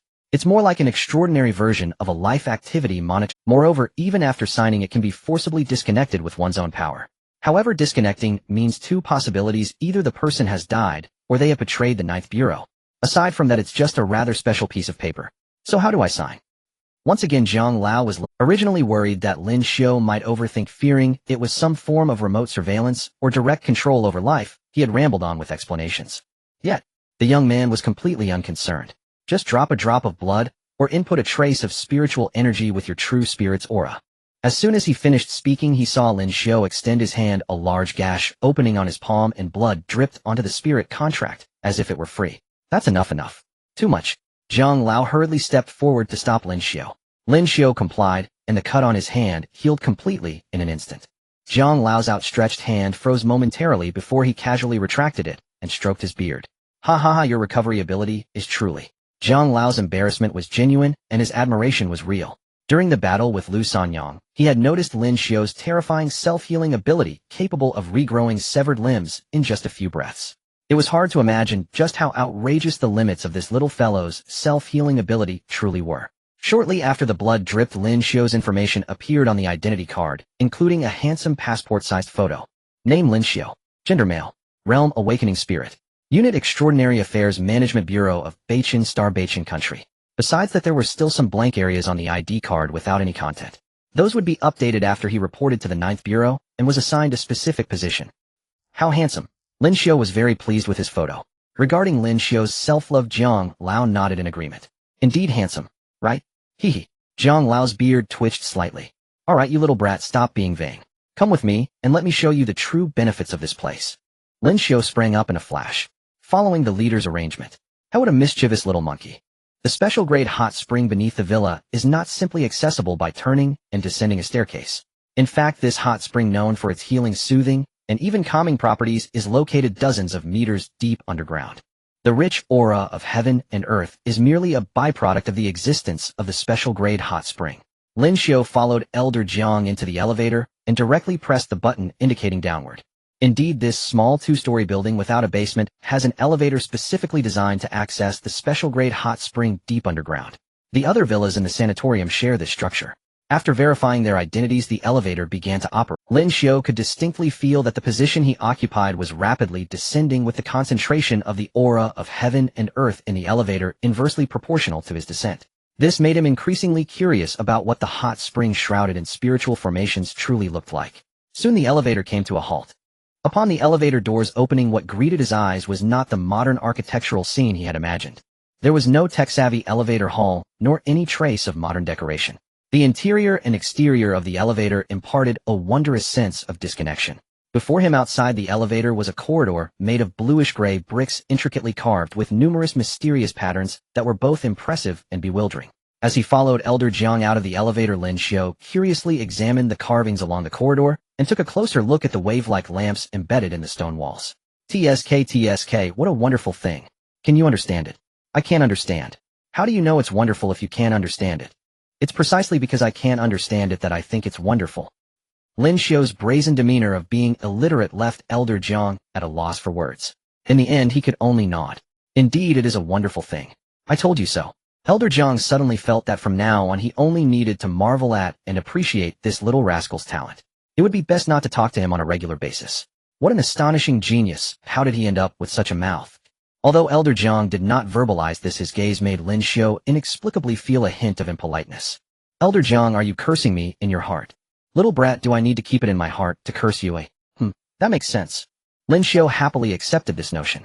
Why does this little brat have such keen intuition? The stone corridor was not long, and within a mere 10 seconds they reached the end, where a similarly antique stone door awaited them. Lin Xiu was not quite certain. The seemingly heavy door opened with a push, releasing a rich multicolored mist that invigorated him with just a breath. The world behind the door was unlike what Lin Xiu had imagined. What a surprise, it's full of unexpected wonders. Behind the dispersing mist lay a vast space resembling a typical large bathhouse from the north. The biggest difference was that the walls and ceiling of the space were structured like a natural cave, with various bath pools scattered across the floor. Along the surrounding walls, besides corridors leading to different villas, there were also separate private rooms for more private recuperation. Feeling the abundant aura of heaven and earth within the bathhouse, Lin Xiu felt the blood pool within him beginning to stir. Elder Jiang naturally noticed this and tossed him a jade vial that seemed to have appeared from nowhere. Catch it. Lin Xiu raised his hand to receive the jade vial. What is this? It's the essence of spiritual aura from my private collection. Consider it a condensed version of the surrounding aura. As he spoke, Elder Jiang pointed to a nearby private room. That is my personal space. You can go there to cultivate. Remember, the energy contained in the essence of spiritual aura is immense, so do not drink it all at once, otherwise it might overwhelm your little body. With that, he no longer paid attention to Lin Xiu and walked toward a pool where someone was soaking. Elder Jiang, you haven't returned to Tiandu yet. Didn't you say you were supposed to return a couple of days ago? Elder Jiang sat down in the pool with a few people, but the water did not wet his clothes. Hey. It's just good luck that I encountered a little fellow here who amazed me. So I brought him here to experience it, and to take advantage of this environment to cultivate for a few days and solidify his foundation. Lin Xiu did not pay attention to the rest of the conversation. He excitedly carried the jade vial and walked into the private room that Elder Jiang had indicated. Upon entering, the world fell silent. It turned out that these private rooms were also inscribed with spiritual formations, allowing the internal and external spaces to remain undisturbed and not affect the efficiency of cultivation.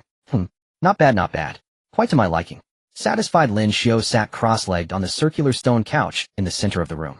Due to Elder Jiang's special reminder, Lin Xiu did not drink the liquid in one go. Instead, he cautiously took. Although relying on his unkillable talent, Lin Xiu did not believe that this small vial of liquid could truly overwhelm him, but it was wise to heed the old man's kind advice. Gulp. The moment he swallowed the liquid, Lin Xiu felt a torrent of spiritual aura surge within him like a mighty river. Without a second thought, he set down the jade vial and instantly entered a deep state of cultivation. The blood pool began to churn at an unprecedented frequency, and the power circulating within him surged many times more than during his previous cultivation. This is the feeling. Refreshing. As the blood pool churned, purifying and refining, the power of the blood pool reached several times its previous operation level, causing the pain Lin Xiu endured to soar exponentially. Yet rather than finding it unbearable, he instead felt an exhilarating sensation that he hadn't experienced in a long time. The crimson light filled the private room, and the ethereal blood-colored aura made the entire room shrouded in darkness. With a roar, the surging power of the blood pool combined with Lin Xiu's increasingly robust physique produced a sound akin to a rushing river within him. While absorbing the essence of spiritual aura, the aura of heaven and earth within the private room was also flooding into his body. The intensity even caused fluctuations in the aura in the public area outside the private room, drawing Elder Jiang and a few others to glance over. For the first time engaging in such a bountiful endeavor, the blood pool within Lin Xiu's blood spirit seed expanded at an unprecedented speed. In just half a day, the diameter of the blood pool had soared to 30 zhang and continued to expand at an unrelenting. With the essence of spiritual aura providing ample energy, Lin Xiu didn't even need to worry about his blood recovery rate lagging behind the refining speed. At this rate, 100 zhang blood pool is not a dream. Cultivation truly makes one lose track of time. By the time Lin Xiu had fully absorbed the spiritual resonance essence within him, an entire night had passed. The private chamber's ambient spiritual resonance had returned to normal, and the blood-hued radiance and aura had withdrawn back into his body. Phew, what an utterly invigorating session of cultivation. Lin Xiu opened his eyes. Nothing unusual happened. This cultivation not only brought a tremendous surge to his strength, but also refined his control, making his command of power far more delicate. He looked down at the jade vial beside him. Just a single sip, and my blood pool expanded to 40 zhang overnight. This is by no means a common trifle. It is a true treasure. Thinking this, Lin Xiu gained a new appreciation for Jiang Lao's care and regard. His vigilance and distance quietly softened. Lin Xiu was certain that the spiritual resonance essence Jiang Lao had given him was not something an ordinary chilling cultivator could touch, and perhaps not even accessible one rank higher. You insolent brat, you say things so casually. A faint smile flickered at Lin Xiu's lips. He pocketed the jade vial, rose, and stepped out of the private room. Cultivated all night, I'm starving. I wonder if old Jiang will feed me. As soon as he left, several pairs of eyes nearby fixed on him intently. Startled, Lin Xiu nearly sprung his Zueshizan in reflex. What the old Jiang? You stayed here. Did you prepare a feast for my breakthrough, eh? Jiang Lao ignored his playful jibe and came forward, circling him a few times. Every now and then he reached out to poke him. Hey, what do you mean by that look? I think your gaze shows little respect. Stop staring. I'm not a monkey in a zoo. At last, after Lin Xiu's continual complaints, Jiang Lao paused. TSK, remarkable. You brat, you are indeed born gifted. In a single night, you have improved so much. How many days have you been cultivating? You already rival those who have trained 3 to 5 years. No, ordinary talents even after 3 to 5 years could never match your efficiency of these past days. Most crucially, your present strength likely does not fall far short of those who have reached the end of chilling and are about to condense the nascent form of a true spirit. As a true practitioner of the Huayu stage, Jiang Lao was astonished by Lin Xiu's speed of advancement and his power, but that astonishment was directed at his innate gift. With Huayu-level prowess, it was possible to roughly gauge Lin Xiu's current strength. Lin Xiu accepted every one of Jiang Lao's appraisals and compliments without objection. Of course, do I not know my own talent? Inviting me into Dijiuju was undoubtedly the wisest decision you've ever made, old Jiang. Yeah, you huff when called stout. Jiang Lao let out a cold laugh. This world never lacks geniuses. What it lacks are those who can survive and stand until the end. It seems necessary to let you properly feel the malice that comes from the transcendent world. The older men beside him also showed amused smiles. Ha ha ha, Jiang Lao, do take it easy. Don't wear this promising youth out. Exactly, youthful spirit is irreplaceable, so one must not crush it too harshly. Amid the teasing, Jiang Lao waved his hand, and he and Lin Xiu vanished from the bathhouse. Let's go, nothing left to watch. I hope the young man won't be disciplined too harshly. I don't think so. That young man's gaze conceals a divinity that astonishes me. Really? Yeah. Wait and see if this newcomer who just joined Dijiuju will surely astonish everyone. The old men's discussion could no longer be heard by Lin Xiu, who was no longer in the bathhouse. He felt the world blur before his eyes, and the scene shifted. Lin Xiu found himself standing on a primeval desolate plain, everywhere rent by gashes and chasms torn by some dreadful force. Threads of residual lightning flickered in the air, and the flashes sent an inexplicable chill through him. Where is this? Lin Xiu wondered. This is my true spirit domain, Jinlei.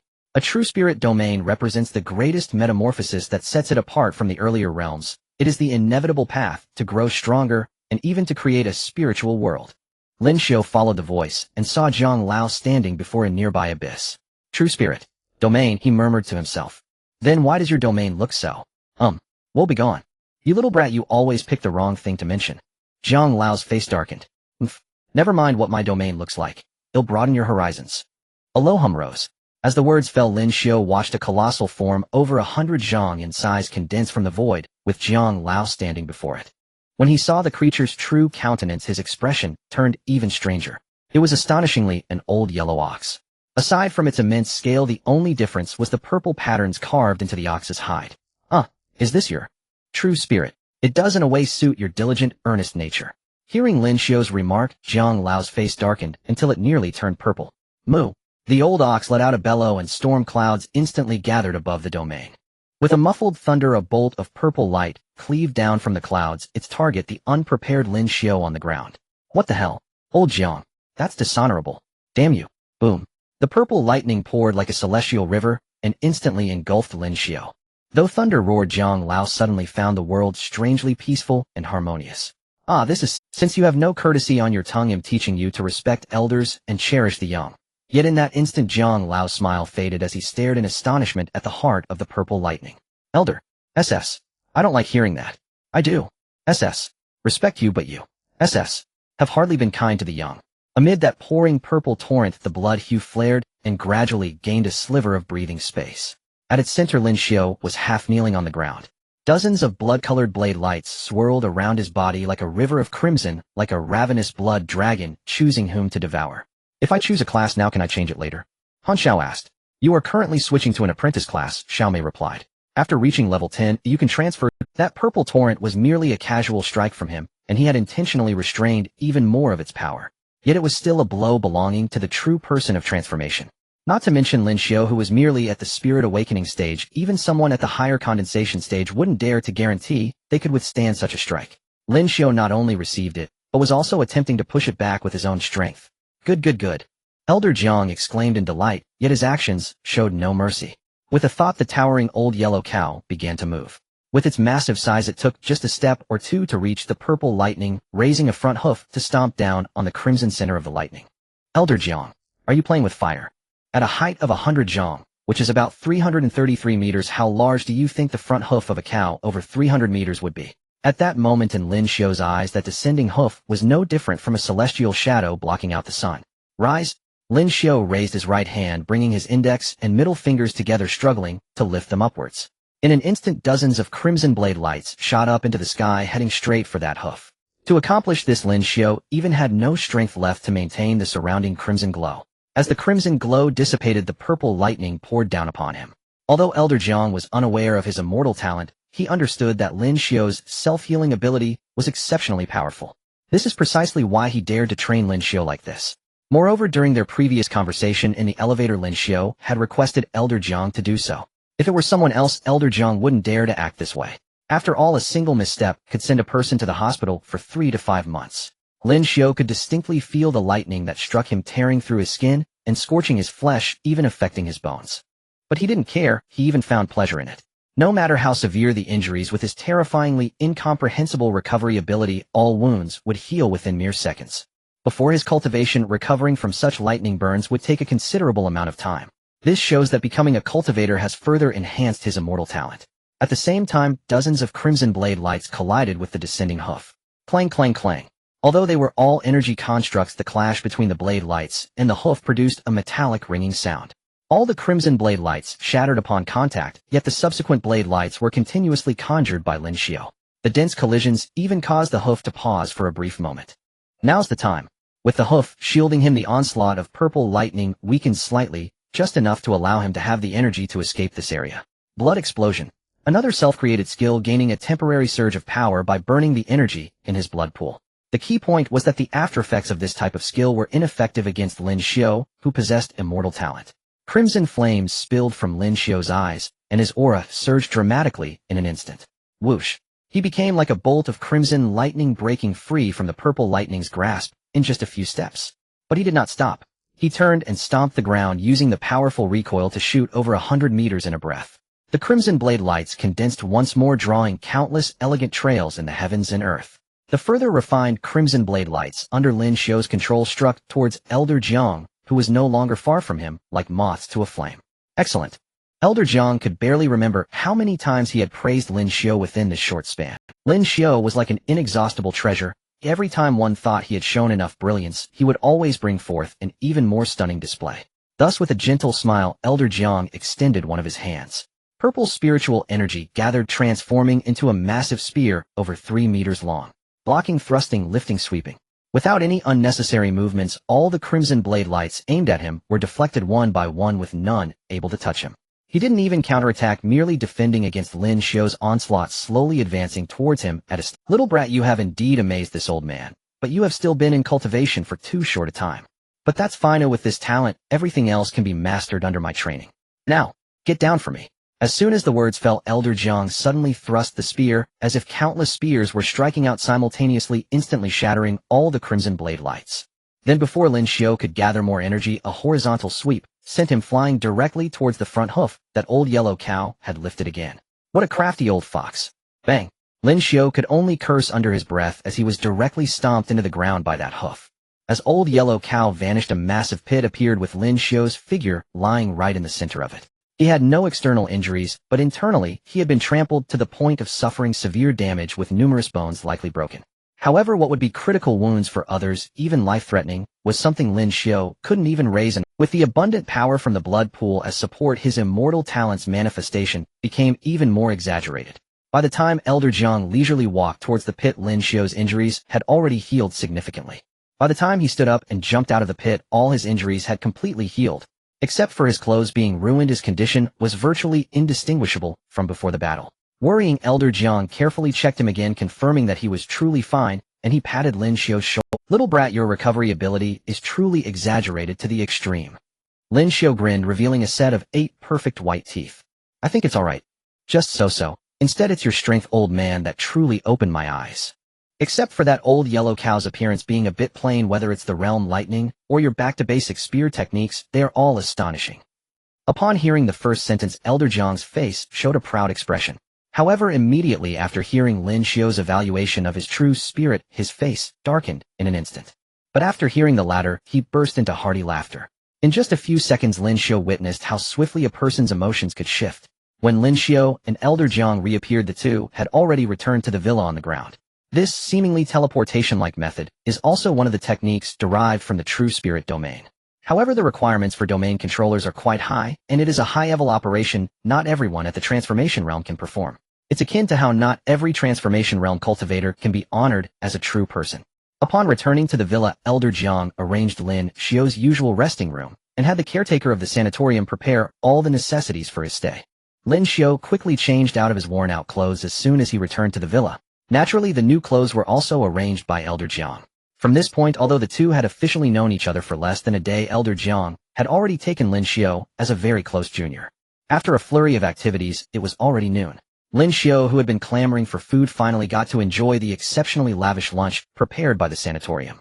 8 dishes and 4 soups, all plentiful. Lin Xiu feasted heartily. After finishing the last sip of soup, he leaned back in his chair, savoring life. The dishes on the table were naturally cleared by someone. Comfortable a person must indeed eat. Right, although we are no longer ordinary people, it is beneficial for our future cultivation to retain some interests and hobbies from our ordinary days. After all, being human, one shouldn't drift further away from humanity as one cultivates. When Lin Xiu said this, he felt that Elder Jiang's tone seemed to be lamenting something. It was as if he was regretting something. But he chose not to pry. Everyone has their own little secrets, and there was no need to know everything in detail. In the following days, Lin Xiu's daily routine became remarkably regular.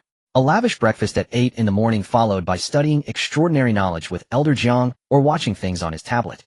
A sumptuous lunch at noon, after which he faced the beatings in Elder Jiang's true spirit domain, swiftly enhancing his battle experience in the process. A lavish dinner at 6 in the evening, and after dinner, he entered the underground bathhouse private room to cultivate, visibly consuming the bottle of spiritual essence. Though only a few days had passed, Lin Xiu felt happier, more grounded, and fulfilled than ever before. Not only was he no longer illiterate, but he also further strengthened, deepened, and extended the techniques he had already mastered, completely able to outclass himself from days ago. as the foundation for everything. The blood pool within the blood spirit seed rapidly expanded to over 80 zhang. It seemed the speed of expansion had slowed down. However, that was not the case.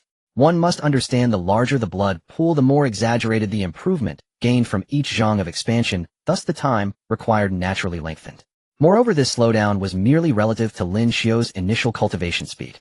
In reality, compared to normal cultivators, and even ordinary prodigies, Lin Xiu's current cultivation speed was still fast enough that they couldn't even see a shadow. It's no wonder that having guidance and abundant resources brings such significant benefits. According to Elder Jiang, you kid may look like an awakening, but in reality you are a monster disguised as an awakening. Ordinary solidification realm cultivators are not much different from awakening in front of you. This is quite an exaggerated evaluation. One must know that the gap between each realm in the true spirit cultivation system is immense, with the disparities growing more pronounced in the later stages. According to Elder Jiang, once Lin Xiu completely refines that bottle of spiritual essence and receives the nurturing from the special hot springs, his foundation will be deemed sufficiently stable. At that time, he can officially report back to Tiandu with him, get familiarized at the headquarters for a while, and then be dispatched according to his choice. This is a process that all newcomers joining the 9th Bureau must go through, ensuring that everyone can become a capable powerhouse when needed. As for the matter of breakthroughs, it depends on whether Lin Xiu has reached his limits by then.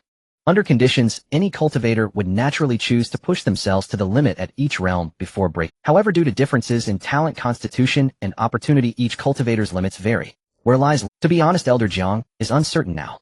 Although the total time spent on cultivation is only half a month, Lin Xiu's cultivation speed and accumulated foundation have already surpassed those prodigies Elder Jiang has taught. This is an unprecedented special case. However, Elder Jiang feels this is a good thing, a great thing. It's good that you haven't reached your limit. I want to see just how monstrous you can become. If I really end up picking up an unprecedented genius, those lazy old fellows will be envious to death. Thinking of certain possible scenarios, Elder Jiang couldn't help but let out a lewd chuckle privately, causing Lin Xiu to not want to get close to him. A few more days passed, and Lin Xiu's all-around improvement continued steadily, yet he still had not reached his limits. The bottle of spiritual essence was the first to run out. When the last bit of spiritual essence was completely refined, the size of the blood pool temporarily stabilized at 89 zhang, just shy of breaking through to 90 zhang. Regarding this outcome, Elder Jiang smacked his lips. Although the resource consumption is proportional to your improvement and even exceeded expectations well. It's quite good. He wasn't sure how to express it. Elder Jiang knew that a bottle of spiritual essence was quite precious, not a resource accessible to ordinary awakening realm cultivators. However, Lin Xiu's rate of improvement absolutely exceeded what should be gained from the spiritual essence. It surpassed a lot. It gave off the impression that this kid just ate 2 pounds of beef, but somehow bulked up 10 pounds of muscle. Has the law of energy conservation ceased to exist? As for the fact that Lin Xiu still hadn't reached his limits, Elder Jiang had accepted it with a sense of justified peace. Reasonable. Very reasonable. Extremely reasonable. I'm just an old helper, what do I know? Since the spiritual essence was used up, Elder Jiang didn't bring much else during his visit. Stinky kid, the leisure time in Tangquan City is over. Prepare yourself, or we will head back to Tiandu tomorrow. Alright. At noon, as usual, there was another lavish feast. But after the feast, an unexpected piece of news delivered to Elder Jiang interrupted Lin Xiu's afternoon cultivation. Stinky kid, before leaving, do you want to test this past few days' cultivation results against a few evil cultivators? Hey, I couldn't ask for more. I got news that the Lu Sanyang you killed earlier has a senior member of the Heart Devouring Society appearing in Then what are we waiting for? Let's go. Kill him. West of Tangquan City. The peanut factory in Hongya village. In just a few days, all traces of the previous chaos have been completely erased, leaving no signs of the extraordinary battle behind. The unfortunate individuals who were rescued have also received appropriate comfort. The external narrative states that the entire peanut factory was a den of human traffickers, which has now been apprehended by the relevant authorities. This is indeed the truth, although not everything has been disclosed. For the people around, the capture of a human trafficking gang is a matter of great relief, providing them with new topics to discuss over tea and meals. Moreover, the incident at the peanut factory did not have any further impact on them. After a few days of settling down, no one even bothered to come here to watch the commotion anymore. Having clarified the situation, Lu Banqing gazed at the sealed peanut factory from a distance, his expression grim. Team leader, what should we do now? The people from the peanut factory are likely to be in grave danger. It's no longer safe for us to stay here. Yes, we should leave quickly to avoid attracting the attention of those mad dogs from the 9th Bureau. What I want to do is not something for you two to meddle in. Leave. I will not depart until I uncover who killed Lu Sanyang.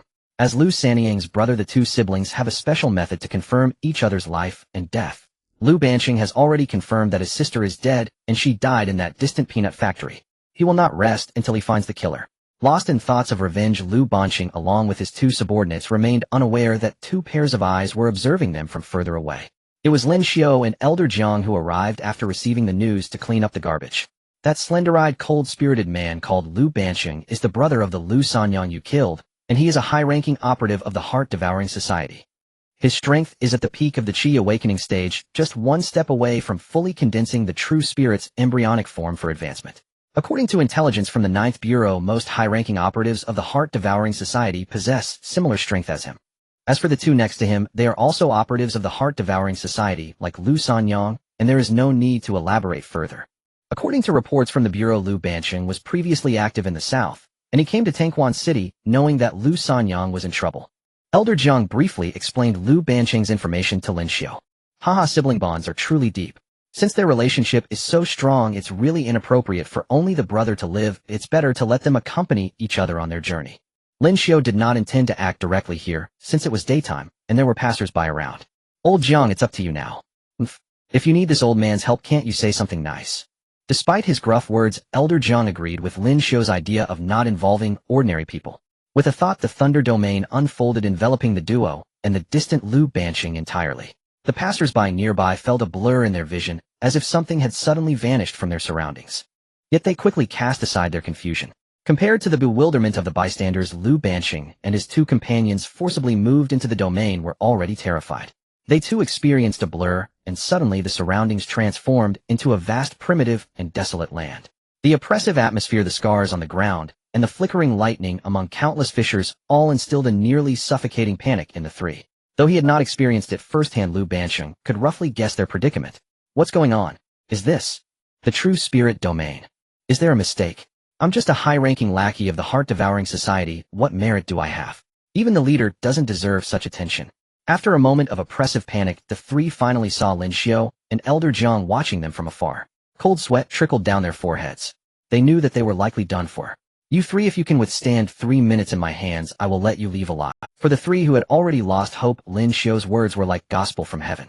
Their desire to survive surged instantly. Yet they cautiously glanced at Elder Jiang. What are you looking at me for? If you really have that capability, why should I not? The three did not believe that a strong individual capable of manifesting a domain would toy with three small lackeys. Thus they focused all their attention on the young man Lin Xiu. Seeing this, Lin Xiu smiled broadly. Whoosh. He initiated with a zero-frame strike. The blood-red knife light erupted suddenly. With the scent of blood and an unparalleled sharpness, it slashed towards the three. Not good. Lu Banqing's pupils contracted, and the spiritual energy within him surged at high speed, causing his entire body to distort like ripples in water, barely evading a blade of light. At the same time, a blurry shadow slowly formed behind him, seemingly a massive python. However, the shadow of the python was highly unstable, as if it could disintegrate at any moment. True spirit embryonic form. No, it should be called an embryonic form of an embryonic form. At most, it is just a hollow and superficial shadow. Lin Xiu reached a conclusion in an instant. Yet even so, Lu Banqing remained the second strongest adversary he had faced so far. As for the first, Elder Jiang said nothing. Compared to Lu Banqing, who barely dodged Lin Xiu's zero-frame strike, his two subordinates were far less fortunate. The blood-red knife light came too fast, too ferociously. The scent of blood entwined with the sharpness that could sever everything. By the time they reacted, the blood-red knife light had already swept past their necks. Thud! Thud! Two heads fell helplessly to the ground, blood gushing from the severed necks. It resembled a tragic, yet horrifying blood fountain. In truth, their strength was not inferior to Lu Sanyang's. However, facing the currently explosively powerful Lin Xiu, their strength was far too lacking, even unworthy of a second glance. Not to mention them, Lu Banqing was not much better off. The blood-red knife light was not limited to just one. Lu Banqing had merely evaded one. Faced with the subsequent onslaught of more knife lights, he no longer enjoyed the initial fortune. He swung the snake-shaped weapon in his hand, pouring green spiritual energy into it, as if it cost nothing. Yet he still could not contend with the blood-red knife lights. Crack! After just a few collisions, the snake-shaped weapon was directly severed by a blood-red knife light. In a life-and-death moment, the python shadow seemed to solidify slightly, and the green spiritual energy around Lu Banqing transformed into a shield. However, just before the shield could fully form, the blood-red light had already pierced into his chest. Everything came to a sudden halt. I say, Old Jiang, are the high-ranking operatives of the Heart-Devouring Society really this trash? This is the normal phenomenon. Not everyone is a little monster like you. His strength is considered decent among the Qi Ling stage, but your prowess is simply too extraordinary for comparison. Don't even mention him. Even the 9 heart servants who walk the advanced path, though they may stray, are still solidly at the condensation stage, and comparing their strength to yours is still uncertain. Zhang Lao looked at Lin Xiu speechlessly. Then he once again explained things to him, lest the young lad remain unaware of his own position. Why don't you just kill him directly? Are you planning to use your blood memory again? Exactly, even an advanced walker should know more than a regular walker, right? Be careful. While your blood memory is useful, overstepping into others' memories may inadvertently affect your own consciousness. Zhang Lao was unaware of what Lin Xiu had experienced or how unshakable his will was, but he reminded him out of concern for the younger generation. All right, Lin Xiu replied readily. He did not resent the well-intentioned advice from others. As for whether he would actually listen to it, that was another matter. On the other side, Lu Banqing, pierced by the blood-red blade light, did not die. He was merely heavily injured. Just as Zhang Lao had said, Lin Xiu saved his life and prepared to extract more useful information from his mind. At this moment, Lu Banqing struggled to rise, but knelt down halfway. He had considered pretending to be dead. However, considering that this was the territory of a transformative expert, nothing within the domain could escape the other's notice, and pretending to be dead was simply too foolish. Rather than pretending to be dead, it would be better to plead for mercy from the young man he was battling. Perhaps he could salvage a life. This was his thought, and it was also what he did. Bang! My lord, spare my life. I swear I have never seen you before, nor have I offended you. Please, I beg you to spare my life. I am willing to be your servant. I can even sign a true spirit blood contract. After speaking, Lu Banqing, disregarding his chest wound, bowed deeply to Lin Xiu several times. The so-called true spirit blood contract is a far more cruel and bloody agreement than a normal true spirit contract, something used by evil cultivators to control others. Once a blood contract is signed, life and death are entirely at the whim of the contract's master. Lin Xiu tilted his head, looking at Lu Banqing with a mix of amusement and indifference.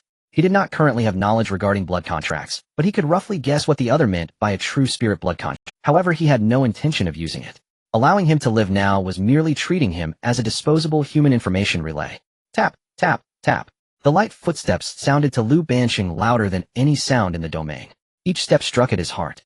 This sensation of life and death being at another's whim was enough to drive anyone mad. Yet Lu Banqing dared not lose his sanity. He crawled on the ground like a dying dog, awaiting the butcher's final judgment. Finally, he saw a pair of shoes appear within his line of sight while looking at the ground. Lift your head. The voice came without any hint of emotion. Gulp.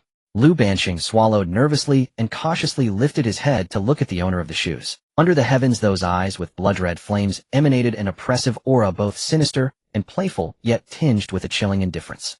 Whoosh. Before Lu Banqing could speak again, several blood-red threads suddenly shot out, piercing through his limbs, chest, abdomen, and neck. These seemingly thin threads possessed incredible resilience and boundless strength, directly suspending Lu Banqing in midair. Excruciating pain, terror, horror, a multitude of emotions intertwined, making him want to scream. Yet he could not. Everything about him was beyond his control, entirely dependent on the will of the thread's master. He was slightly taller than Lin Xiu, yet Lin Xiu looked down at him from a superior height. He raised his hands skillfully, bringing his fingers together, and accurately tapped Lu Banqing's brow. Ugh! Lu Banqing's eyes instantly widened, blood vessels rapidly creeping across his eyeballs, and the feeling of being worse than dead made him feel as if he had fallen into hell. Yet he could not produce a loud sound, and his body was completely paralyzed. Meanwhile, Zhang Lao calmly, compared to the scenes he had encountered before this moment, was hardly even fit for a child's table. He merely looked at Lin Xiu with a hint of worry, concerned that excessive probing into another's memories might adversely affect the young lad he held in high regard. As for Lu Banqing's pain and life or death, what was that to him? After a moment, Lin Xiu withdrew his finger, and the blood-red threads completely dissipated. Bang! Lu Banqing crashed to the ground, breathless. His distorted expression and eyes widened to the extreme spoke volumes about the despair he had experienced.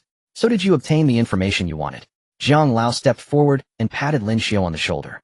As he spoke, his gaze was constantly attentive to him, ready to assist him in sorting out his spirit at any moment. Huff, it's better than nothing, but behind an uncertain piece of news there might be a great danger.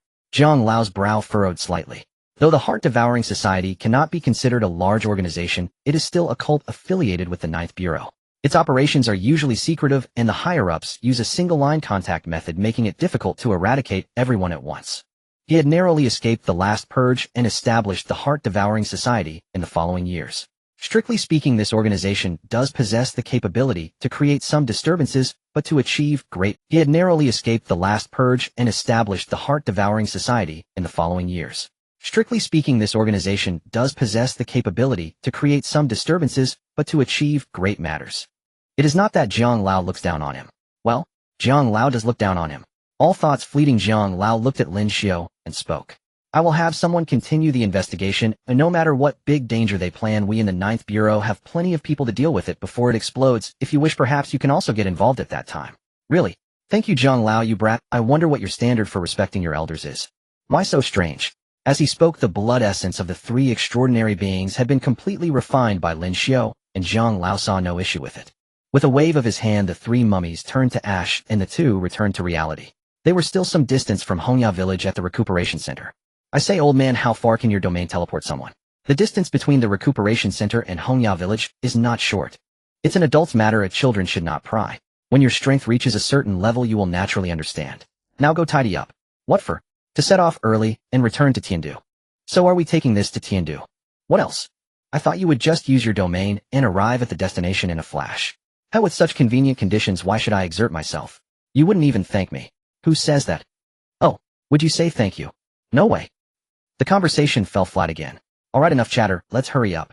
Oh, this dialogue took place at the train station in Tangquan City. Jiang Lao and Lin Xiu entered the waiting hall after passing security. The travel method chosen by the old man did catch the young Lin Xiu off guard. He had expected that as a powerful transcendent his mode of travel would be somewhat different, yet it turned out to be so back to basics. However, upon reflection, Lin Xiu also found Jiang's reasoning to be sound. Thus the two of them sat obediently on the chairs like the ordinary people around them waiting for the train. If there was anything different, it was Lin Xiu's outstanding appearance combined with a somewhat distinct aura that set him apart from ordinary people after becoming a practitioner. After just a few minutes, many gazes turned towards Lin Xiu, some intentionally, some not, and they also glanced at the old man beside him. Yet the two remained completely unresponsive, as if the stares around them did not exist at all. As ticket checking began, the two of them swiftly checked their tickets and entered the platform, boarding the train bound for Tiandu. At the moment the train started, Lin Xiu gazed at the gradually receding Tangquan City, his eyes flickering with a hint of indescribable emotion. What's wrong? Feeling a bit reluctant, Jiang Lao teased. Having seen Lin Xiu's profile, he knew that Lin Xiu had never left Tangquan City. From the orphanage to elementary school, middle school, and high school, he had directly worked in Tangquan City after graduating. This was his first departure, and it was to the largest metropolis in Beichen Nation, Tiandu. It was natural to feel a bit sentimental. Lin Xiu casually replied. In fact, he didn't feel much turmoil about leaving Tangquan City or heading to a big city like Tiandu. He was merely lamenting the unpredictability of time and fate. It was indeed unpredictable that everything he had experienced before and after his rebirth could be so colorful. But regardless of what he had experienced before, strictly speaking, this was indeed Lin Xiu's first conscious departure from Tangquan City. Being kidnapped before his rebirth didn't count. As a young man from a remote city, he had once had curiosity and longing for big cities. However, at that time, being financially constrained, he really didn't have the courage to step out of his comfort zone, even if that comfort zone was hardly comfortable. But this time he felt a bit more confident. I'm really looking forward to it. Oh, looking forward to what? Hep. As a local youth from a small town, I naturally look forward to the excitement of a big city, curious about just how thrilling life in the 9th Bureau will be and what grand experiences my future will hold. Of course, what I'm even more looking forward to is being able to fight and clash with more powerful beings to the death. And I wonder what kind of talents those big city folks possess, and if I can truly compete with those real geniuses. Although Jiang Lao had praised him extensively, especially regarding his talents, such descriptions of the strongest ultimately felt unreal. Especially after learning about Jiang Lao's identity, Lin Xiu couldn't help but feel that the old man might just be flattering him. Thus everything still had to be experienced through personal strength to arrive at an accurate conclusion. Listening to Lin Xiu's bold declarations, especially the part about wanting to compete with other geniuses, Jiang Lao opened his mouth, but ultimately stayed silent. In his heart he silently thought, this brat still doesn't believe my evaluations of him. But caution is, well, let's let him experience it for himself when the time comes. Knowledge learned from books is ultimately superficial, true understanding comes from personal experience. I just wonder who will feel too shallow by then. For a moment the train car fell completely silent. Alright, since it wasn't a peak travel season, the first-class car where the two were seated had only them. No one heard their conversation. 2.5 hours passed in the blink of an eye. The train arrived punctually at Tiandu railway station. The two of them scanned their bags and exited the station, directly boarding a black SUV that had been waiting outside. Buildings towering over 100 meters were everywhere, yet they harmoniously coexisted with the ancient structures of Tiandu devoid of any pretension. The dense flow of vehicles, the cacophony of voices. All was so noisy, embodying the fast pace unique to a big city. Buildings towering over 100 meters were everywhere, yet they harmoniously coexisted with the ancient structures of Tiandu devoid of any pretentiousness or artificiality. And all of this was merely Tiandu as seen by ordinary people. In the eyes of practitioners like Lin Xiu, Tiandu presented an entirely different visage. As the perspective of the practitioner expanded, the entire Tiandu instantaneously transformed from a super metropolis into a sun that seemed to have fallen from the heavens to the earth. The radiant brilliance was majestic and profound, with countless mysterious spiritual patterns faintly visible in the sky enveloping the entire Tiandu. Those patterns were not lifeless, but resembled numerous colorful divine dragons gliding gracefully as they patrolled Tiandu and the surrounding world. Though only faintly observable, Lin Xiu had no doubt about the power of these patterns. They could easily obliterate any practitioner daring enough to act recklessly here. Before arriving in Tiandu, Lin Xiu had learned from Zhang Lao and that specially made tablet about the existence of these patterns. They all shared a common name. The 9 heavens, Yinglong, slaying immortals, and God's formation. One of the solid foundations of the Beichen nation. Of course, not every practitioner could perceive these patterns like Lin Xiu. Most lower-tier practitioners arriving in Tiandu could at most sense a vague oppressive force, yet they couldn't pinpoint its source. So how is it? Impressive, right? Truly enlightening. Lin Xiu didn't even turn his head, his eyes fixated on those patterns. Alright, stop looking. Staring too long isn't good for the eyes. Besides, there will be plenty of opportunities to see it in the future. We've arrived, so let's get off quickly. Hearing this, Lin Xiu withdrew his gaze and quickly got off the car with Zhang Lao. However, the destination before him was not what he had imagined the 9th Bureau headquarters to be. For on a stone tablet, not far from him, were written several large characters: Beichen Nation, Tiandu Museum. Though somewhat puzzled, Lin Xiu did not voice his questions. After all, it was perfectly normal for old Jiang to take a direct train back to Tian, and the headquarters of the 9th Bureau being located in a well-known museum was also quite reasonable. Is it really normal? Lin Xiu expressed his skepticism. He feeling a bit lost, are we? Old Jiang said with a chuckle, hands behind his back. Not at all. Great concealment lies within the city. Impressive. Truly impressive. Ha ha ha. Seeing Lin Xiu's serious expression, old Jiang couldn't help but laugh. Though it may seem a bit flattering, your statement holds no faults. Come, let me show you around the headquarters and check it. With that, old Jiang leisurely walked ahead.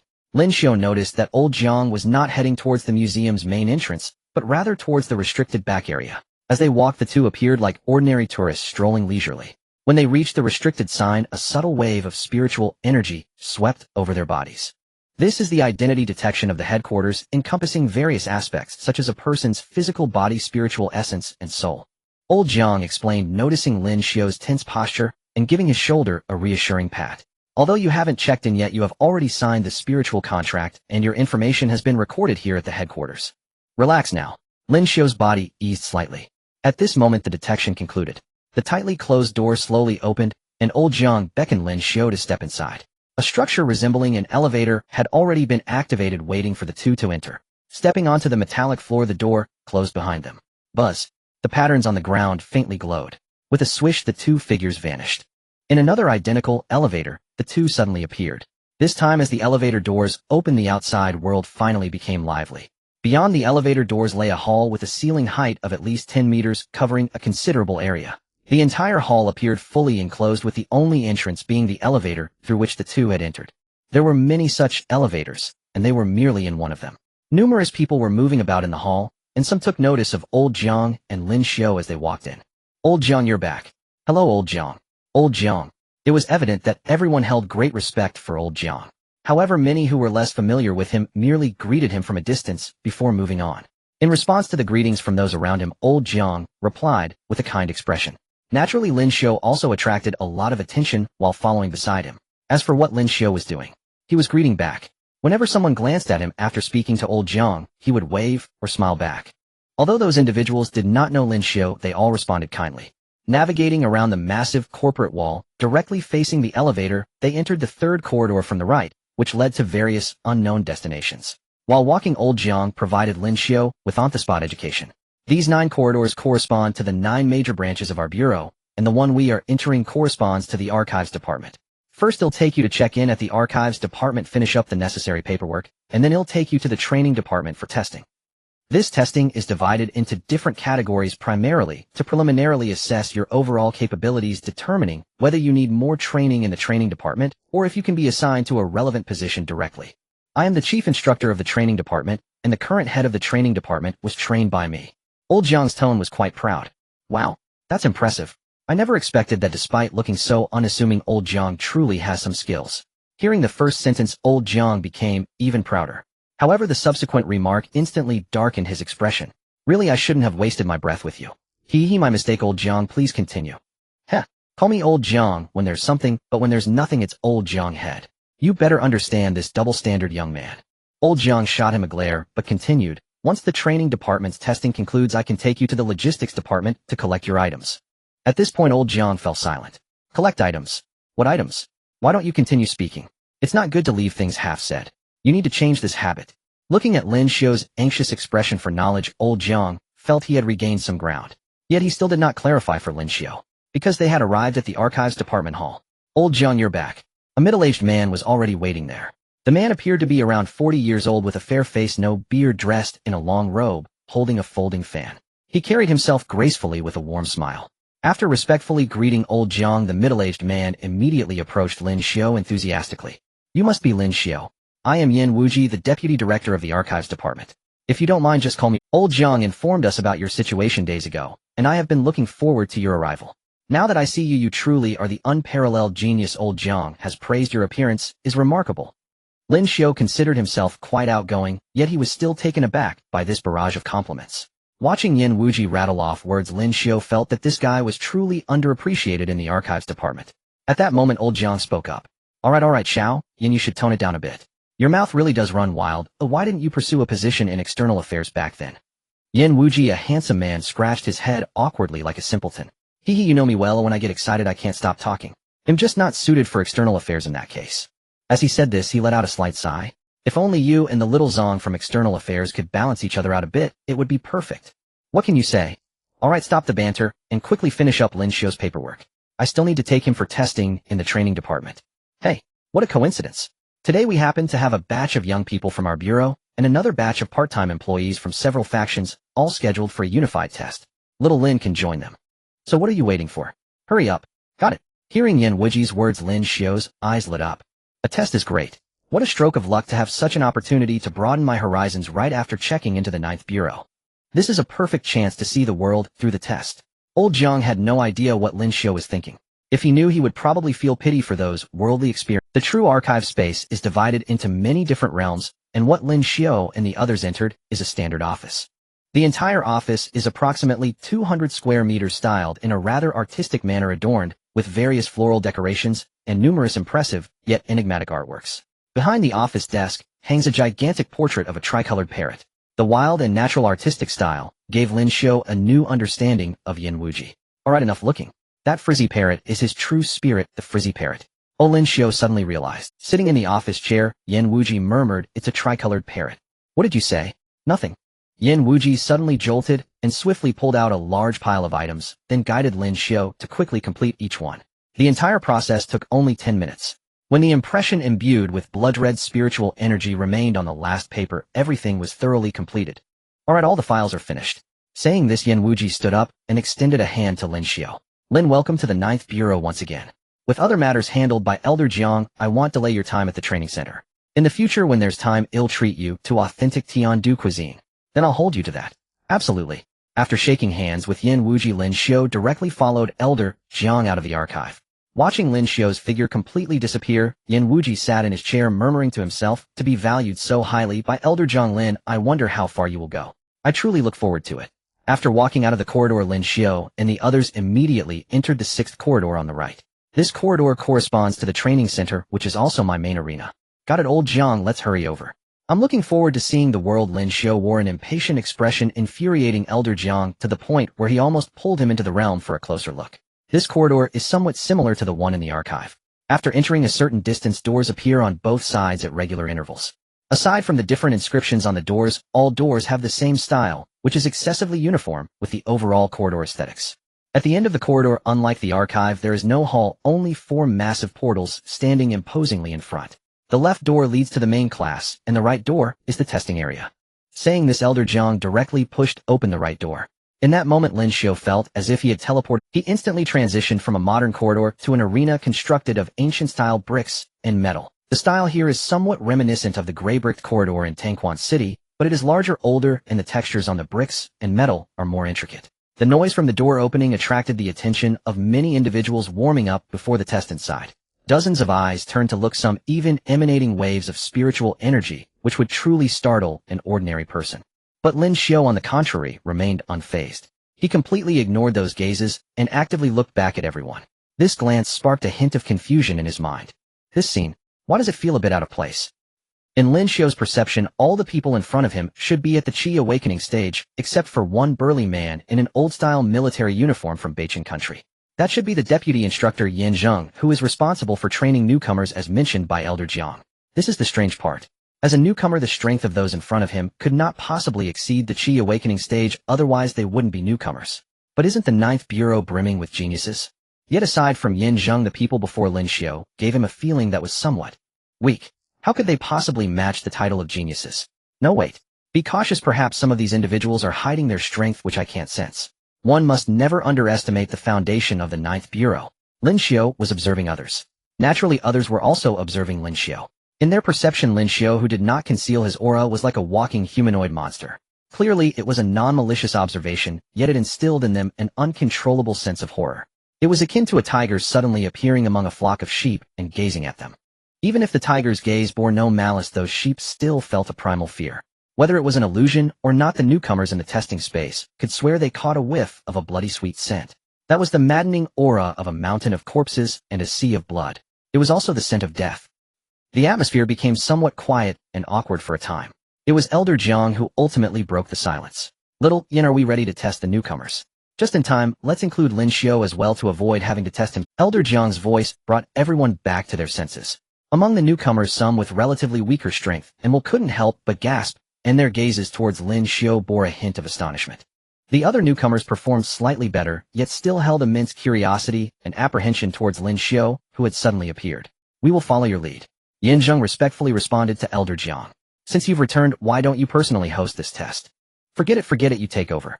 Elder Jiang waved his hand in disdain. Seeing this, Yin Zheng said no more. Lin Xiu, you will take this test together with them. Yin Zheng's gaze towards him held curiosity, but more so a deep-seated expectation. He noted everyone's earlier reactions, which heightened his expectations for Lin Xiu. Alright, I'm ready. Hello everyone. My name is Lin Xiu, the cultivation of body and mind Lin.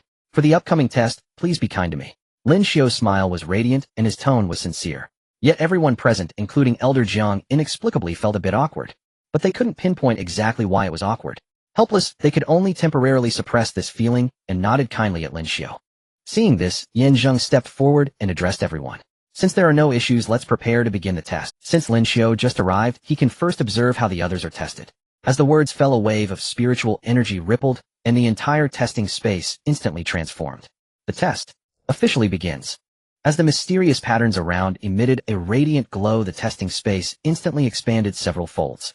This is a typical high-level application of space. Meanwhile, the space, which was originally not very bright, became incredibly luminous due to those rays comparable to standing directly under the midday sun. Under Lin Xiu's gradually excited gaze, thick pillars resembling gold, yet not jade, slowly rose from the ground in the distance. The arrangement of these pillars was both orderly and disorderly, yet together they formed a complete array. There were a total of 36 pillars. However, this was clearly not the upper limit of the testing space, but rather the upper limit of those who were about to This is the Twin Spirit Testing Array, specially developed to test practitioners of different realms. What you see before you is the array of the Qi awakening level, but its upper limit can reach the forming stage. The array consists of 2 layers. One is used to test your physical strength, spiritual energy realm combat experience, and mastery of various techniques. The other is to test your soul, while including strength and resilience, as well as other more abstract metrics. In the array, the longer you persist, the better your performance will be, and you are not limited in using any methods you have mastered during the process. At the end, Yin Zheng deliberately emphasized the words yourself. Now form groups of 3 and enter the array. As soon as Yin Zheng finished speaking, the 3 closest to the array stepped in first. Instantly, an invisible membrane of light enveloped the array. The 3 who entered the array realized that they could no longer see their companions who had entered with them, and could only face everything alone. Boom. Just as they were cautiously alert, a rather obvious rumbling sound caught the attention of the 3. Following the sound, a large amount of material and the spiritual essence of heaven and earth quickly converged, soon coalescing into numerous phantoms of different shapes and sizes. The phantoms continuously shifted. Human forms, beast forms, spherical forms, and unknown shapes. Their flickering and changing speed was extremely fast, and in just a few moments they completely solidified. The phantoms scattered to reveal three distinctly different types of opponents before the three. These were the opponents that the array, combined with other methods in the testing space, determined would best pressure the potential of the three, even perfectly countering them. One cannot gauge one's level in smooth sailing.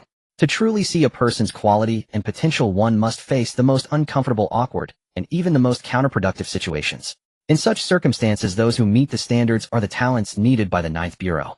Those who cannot pass can only regretfully stop. In the array, Jiang Beichen looked coldly at the fully formed opponent across from him.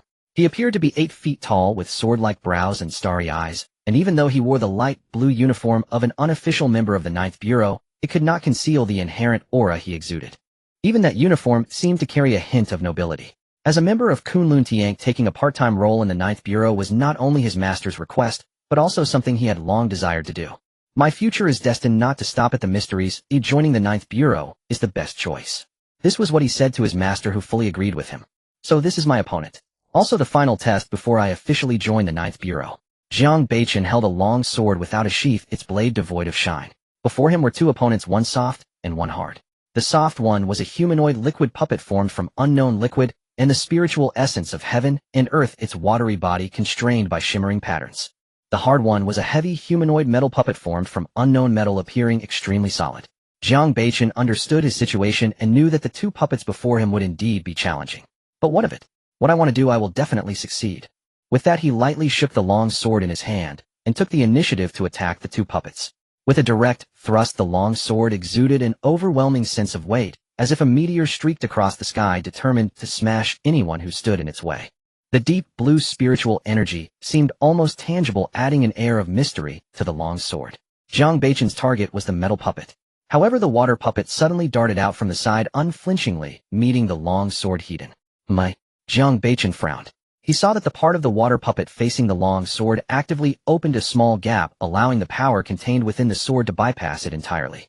At the same time, the water puppet's arms transformed into sharp whips, launching an attack at the close-range Jiang Beichen. The gust of wind from the whip and the faint sting from the spikes made Jiang Beichen wary. Clang! Bang! The deep blue spiritual energy transformed into a shield, perfectly blocking the water puppet's attack, and several strands of deep blue sword energy coalesced and launched a counterattack. But at that moment, the attack from the other metal puppet also followed closely. The massive metal hand came crashing down, raising doubts about whether Jiang Beichen's slender frame would be crushed. The wild spiritual fluctuations caused his clothes to flutter. At the critical moment, Jiang Beichen slightly turned his hand holding the sword. The blade instantly swept across the water puppet's body, drawing a perfect arc in midair. It struck the metal puppet's palm in a diagonal sweeping motion. Clang! The sound of high-decibel metal clashing echoed, and surprisingly, it was the seemingly heavier metal puppet that staggered back. Though the long sword appeared slender, it astonishingly repelled the metal puppet with incredible brute force. The residual waves from the collision of spiritual energy spread several meters away, yet could not shake the entire array. With one successful strike, Jiang Beichen turned from passive to active. Swoosh! The long sword in his hand stabbed out like a raging storm, each strike aimed at the patterns on the metal puppet. For beneath those patterns lay one of the energy conduits that powered the puppet. Each of his strikes was forceful and relentless. With a ferocity that starkly contrasted his own image, he forced the metal puppet to continuously retreat. This was the first form of the Beichen sword technique. It represented the first star of the Big Dipper. Tianshu. Its principle was to decisively break through all obstacles. However, despite his fierce stance, he ultimately faced more than just the metal puppet. His previous sweeping strike had not inflicted any substantial harm on the water puppet. Instead, while facing the metal puppet, he had exposed his back to the water puppet. A barely perceptible sound of flowing water reached Jiang Beichen's ears, causing alarm bells to ring in his mind. Although he couldn't see it with his eyes, his senses saw the water puppet transforming into a water curtain, attempting to envelop him completely. Within that water curtain, a large number of water spikes were coalescing. Don't even think about it. Sensing the water puppet's attack, Jiang Beichen's mind stirred, and his spiritual energy instantly coalesced into a shield to guard his back. Several deep blue sword auras materialized, turning the tables and launching a flurry of strikes against the water puppet. Thus Jiang Beichen engaged in a fierce battle with two puppets simultaneously, wielding his mind in two directions. though not entirely effortless. It could barely be described as handling with ease. While this scene was not captured in meticulous detail, those outside the formation could still grasp the general gist of it. Compared to the other two's strained efforts, Jiang Beichen's performance could only be called a showcase. Although he hadn't defeated his opponents, either the level he displayed was worthy of his status. Whether it was his physical fortitude, on-the-spot reactions, his rather profound spiritual energy, or his mastery over his various techniques, he stood out as an exceptional figure at his stage. However, Lin Xiu felt indifferent to all this. Instead, he was quite fixated on Jiang Beichen's name. Jiang Beichen. That name has the aura of a protagonist. Looking at Jiang Beichen, Lin Xiu felt as though he were seeing one of the fantasy novels he had once read. In terms of appearance, Jiang Beichen was quite handsome. Lin Xiu felt he was only slightly less attractive. As for weapons, a long sword with a classic design. Definitely one of the standard weapon types for a protagonist. As for talent and strength, Lin Xiu felt there was nothing particularly remarkable about them. But judging by the reactions of those around him, Jiang Beichen's talent and power were enough to astonish them. If you throw in a special little background, he'd be a perfect fit for a genius protagonist in a novel. Especially when Lin Xiu noticed Jiang Beichen growing rapidly even as he fought the two puppets. He became even more convinced of his own thoughts. So, his strength is indeed impressive. And these others of his batch are all newcomers considered geniuses by the Ninth Bureau. Does that make sense? Could it be that my perception is really off? Lin Xiu muttered to himself. Right now you should believe what this old man told you earlier, right? With old Jiang's power, he could hear Lin Xiu's murmurs no matter how soft they were. No, I still need to observe more. Lin Xiu completely ignored old Jiang and refocused his attention on the three within the formation. In truth, even if those who entered the formation had decent talent and strength, it was difficult for them to linger in. The formation was designed to test newcomers, not to serve as a sparring partner for them. Thus, the longer one stayed in the formation, the greater the pressure they would feel, until they failed from exceeding their limits. When everyone in the formation had failed, that marked the beginning of the formation's second phase. Unless... Clang, clang, clang. The power of spiritual energy echoed within the formation, and the resulting spiritual ripples expanded to over 10 zhang in scope. Aside from Jiang Beichen, the other two who entered the formation ultimately fell to the puppets conjured by the formation. Only Jiang Beichen continued to maneuver. But as time passed, his defeat was only a matter of time. This wasn't due to a lack of strength, it was simply the formation's operating mechanism. He wasn't strong enough to break the entire system. Moreover, his performance was observed by old Jiang and Yin Zhang. Yin Zhang's eyes held a trace of surprise and admiration. The qualities Jiang Beichen displayed were indeed outstanding. Among all the newcomers Yin Zhang had seen, he would rank at least in the top 10, if not the top 5. It was worth noting that even an organization as colossal as the Ninth Bureau didn't encounter such geniuses often. But when his gaze shifted to old Jiang, he found the old man's expression unusually indifferent. Based on his understanding of old Jiang, encountering a genius like Jiang Beichen would usually delight him. He might even take the youth under his wing for some time. Why this time? His gaze slowly turned to Lin Xiu. There's only one explanation: old Jiang has come across an even more remarkable genius. One so exceptional that a talent like Jiang Beichen no longer surprises him. Lin Xiu, with his keen perception, sensed Yin Zhang's stare and turned to flash him a grin. Then he turned back to continue watching Jiang Beichen. For the first time, a lively expression appeared on Yin Zhang's usually stern face. I'm getting more and more curious. What kind of little monster could make old Jiang, who values talent above all else, lose interest in a genius like Jiang Beichen? Yin Zhang withdrew his gaze and looked back toward the formation. After another struggle, the solitary and stubborn Jiang Beichen finally couldn't hold on any longer. Deep blue spiritual energy adhered to the blade of his long sword, transforming it into a heavy sword as large as a door panel. Jiang Beichen raised the heavy sword high, and with a single stroke, splitting Mount Hua, he struck the metal puppet, which had been reinforced multiple times. Boom! Spiritual energy exploded. Most of the textures on the metal puppet were shattered, and even basic movement became problematic. But Jiang Beichen lacked the strength to press his advantage. He was exhausted. His spiritual energy dissipated. He knelt on one knee, gripping the sword hilt and bracing it against the ground to keep from collapsing entirely. Staring at the water puppet charging again, Jiang Beichen closed his eyes in bitter resignation. How frustrating. The anticipated attack never came. Once it was confirmed that Jiang Beichen could no longer fight back, the two puppets instantly disintegrated, reverting to pure matter and the spiritual essence of heaven and earth. Thus the three who had entered the formation first were defeated. The real level test of the formation had concluded. As a wave of coolness spread through their bodies, all three felt their strength rapidly recovering. Opening their eyes, they found themselves in a completely unfamiliar world. This was an illusory realm of the soul and will. Here they would face the second test. From the perspective of those outside the formation, the three were still sitting cross. Their movements were perfectly synchronized. They appeared as serene as old monks in meditation. Yet through the fluctuations in their spiritual energy and the occasional twitching of their muscles, one could tell they were enduring some kind of ordeal. This was the second test, one that existed only in the realm of the soul and will. Aside from ensuring safety, even Yin Zheng the instructor didn't know what they experienced in that illusory world. All he knew was that they must have had a thrilling time. This time the three in the formation lasted even shorter than in the first test. No. Cough. With three cries, the three in the formation opened their eyes almost simultaneously. Their gazes held reluctance, pain, and a hint of inexplicable regret. There was no need for the three to act on their own. The power of the formation directly sent them out. In a flurry of motions that couldn't quite be described as chaotic, the three stood steadily before the crowd. Yin Zheng first glanced at the three of them, then took out a specially designed tablet and performed a simple operation. He then addressed the somewhat bewildered trio, saying, "You three should rest aside for now. As for the results of the tests, they will be announced after everyone is finished." Now the next group enters the formation. While Zhang Beichen and the others seemed to have had a rather unpleasant experience during the second test, this did not intimidate the others, especially the newcomers who were part-timers. Each was a renowned genius from their respective extraordinary. They would not feel inferior to others. Instead, they were firmly convinced that they could accomplish what others could not. The performance of Zhang Beichen and his companions would only further ignite their ambition and competitiveness. Thus, the second group confidently entered the formation.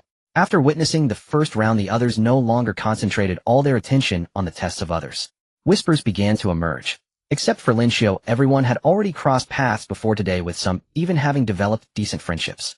Especially the newcomers from the 9th Bureau who had been trained together by the instructors for some time. They had long since grown familiar with one another. Who do you think will take the top spot in this test? I think Tang Dao should have a chance. I guess it will be Lu Do Ruoyan is not bad either. Don't underestimate her. Just because she is a girl, her strength is formidable. Hey, I can't say for sure who will take first place, but I am certain Zhang Beichen will at least be in the top 3. I think so too. The two puppets Zhang Beichen dealt with were simply monstrous. I wonder how he managed to hold on for so long. In my opinion, the top spot will likely be Zhang Beichen. Can he break the records of previous years? I think it's unlikely. I've heard that many prodigies have emerged from past newcomers. Zhang Beichen is impressive, but he may not measure up to the records of those monsters. Amidst this heated discussion, a voice suddenly interrupted the competition. I say, have you all forgotten about the newcomer who joined this test last minute? The scene fell silent instantly. Then the whispers grew more fervent. Oh, I almost forgot, there's a super dark horse today. Don't just call it a dark horse, I feel like it's a black dragon that has entered our pond. What is the situation of I can't shake the feeling that his aura is quite terrifying. Ew, I have goosebumps all over. I wonder if it's just my imagination, but from so far away, I can even smell a bloody sweet scent. This is definitely a great deity. Perhaps he could truly rival those past monsters. I bet a fragment of crystal that this newcomer will definitely break the record just based on how he nearly scared the life out of me. Then I'll bet he won't break the record. A chorus of murmurs filled the air, and Lin Xiu, Zhang Lao, and Yin Zheng all heard it clearly, yet none spoke up. Lin Xiu didn't care at all. The two instructors thought it was normal for companions to chat about gossip or play some small games. It could even help strengthen their bonds, right? Thus, in the lively atmosphere, groups of newcomers entered the formation, and those who emerged all found a place to rest, just like Zhang Beichen. Because there were topics to discuss, the newcomers who entered the formation later recovered quickly after emerging. Meanwhile, Yin Zheng continued to operate the tablet. It was evident that for whatever reason Lin Xiu had indeed begun to become the center of attention among the crowd. As for Lin Xiu himself, he couldn't care less. He didn't mind a bit. After all, it wouldn't cost him anything. Regardless, they were all future colleagues, so Lin Xiu could be a little accommodating towards them. Provided, of course, that they didn't provoke his displeasure. And indeed, among those gazes directed at him, there were pure curiosity, scrutiny, and wariness. Just no malicious intent. All were positive or neutral emotions. After awakening his talent, Lin Xiu's sensitivity was so acute that it could even be compared to his healing abilities. Especially his perception of malice. According to Zhang Lao, if your perception advances a bit further, you could at least reach the level of avoiding calamity and seeking fortune. In the future, even touching upon the ability to foresee the future might not be entirely out of reach. Thus, for Lin Xiu, at least for now, these individuals were still suitable for interaction and communication. Lin Xiu did not reject making friends, but his experiences and perceptions made him reluctant to easily form deep connections with anyone. As for casual interactions, he had no mood for that, nor was it necessary. Finally, after all the newcomers had taken their turns, only Lin Xiu and another newcomer remained who had yet to be tested. Lin Xiu stretched his arms slightly. He casually patted the other newcomer on the back. All right, it's just us left. Shall we go? The newcomer, momentarily stunned, responded obediently. Let's go. Without needing Yin Zheng's reminder, the two dashed into the formation. Upon entering the formation, Lin Xiu immediately felt a subtle pressure surrounding him. The spiritual essence of this realm felt even more viscous. No wonder those people were so quick. I thought they were all quick-draw artists. So that's where the problem lies. Buzz. The blood-red mist began to spread, and Lin Xiu's eyes slowly ignited with a crimson flame. Around him, blood-red blades began to coalesce like rubies, dozens of them swirling and echoing like a vast river surrounding him. Vaguely, the spectators outside the formation seemed to see a mountain of corpses and a sea of blood rising slowly, as if a tidal wave of blood were about to engulf everything. So then, where's my opponent? Lin Xiu's body tensed slightly, ready to tear apart any opponent the moment they appeared. Yet after waiting for a long time, there was no movement around. What's going on? Did this formation crash? Lin Xiu looked a bit bewildered, and everyone outside the formation was even more confused than he was. Only Zhang Lao remained composed. Little Yin raised the level again. This level is useless against that brat. Okay. Yin Zheng quickly chose to comply. As another 36 pillars rose, the entire formation instantly escalated to a higher level. The person who had been testing before was directly pulled out by Yin Zheng, so as not to accidentally die in the upgrade. This time the formation finally reacted. With a violent surge of spiritual waves, Lin Xiu's surroundings were figures began to fly and coalesce. As the test subject, Lin Xiu was clearly not prepared to passively wait any longer. The moment the first figure materialized, clang, the blood-red blades surged forth, and the mountain of corpses and sea of blood appeared. The opening move is the blood slaughter slash. In an instant, dozens of blood-red blade lights under Lin Xiu's control transformed into a deadly harvester. Before the first puppet could fully materialize, the bloody brilliance had already swept past it. The patterns on the puppet were destroyed, causing it to disintegrate on the spot. But this was just the beginning. Lin Xiu's figure instantly closed the distance, directly enveloping all the materializing puppets within his attack range. His blood shadow steps had reached a level of perfection with a speed that was completely beyond what one would expect from the Qi awakening stage. In just a few breaths, the puppet forms that were just beginning to materialize, numbering in the dozens, were all obliterated. The rhythm of this initial strike caused Elder Jiang outside the formation to roll his eyes. The sound was transmitted through the formation. You brat, this formation is meant for testing, not for you to seize every advantage like an enemy. You're making it very difficult for me right now. But shouldn't the test be close to reality? Otherwise, what's the point? Wouldn't it be better to just trade blows back and forth? Lin Xiu would not be intimidated by Elder Jiang's words, confidently stating his conclusion. This left Elder Jiang momentarily stunned. That's right. The purpose of testing is to uncover the limits of those being tested, simulating all kinds of enemies they might encounter in the future, isn't it? I really am getting old. He chuckled self-deprecatingly. The elder quickly adjusted his mindset and directly addressed Yin Zheng, who was also looking somewhat dazed. That brat is right. Just set an extreme value and open up all the restrictions of the formation. I also want to see where this kid's limits lie. Is this appropriate? What if something goes wrong? Don't worry, nothing will. Then, fine. With Yin Zheng's operations, the positions between the 72 pillars underwent subtle change. The entire formation also changed in that process. Whoosh. Golden light burst forth. Dozens of rays of golden light, laced with piercing sharpness, shot towards Lin Xiu at the speed of the Qi awakening stage's limit. The attack power of each ray of golden light was enough to rival the metallic puppets faced by Jiang Beichen. Had just a trick. The dozens of blade lights instantly scattered and struck back with even greater speed.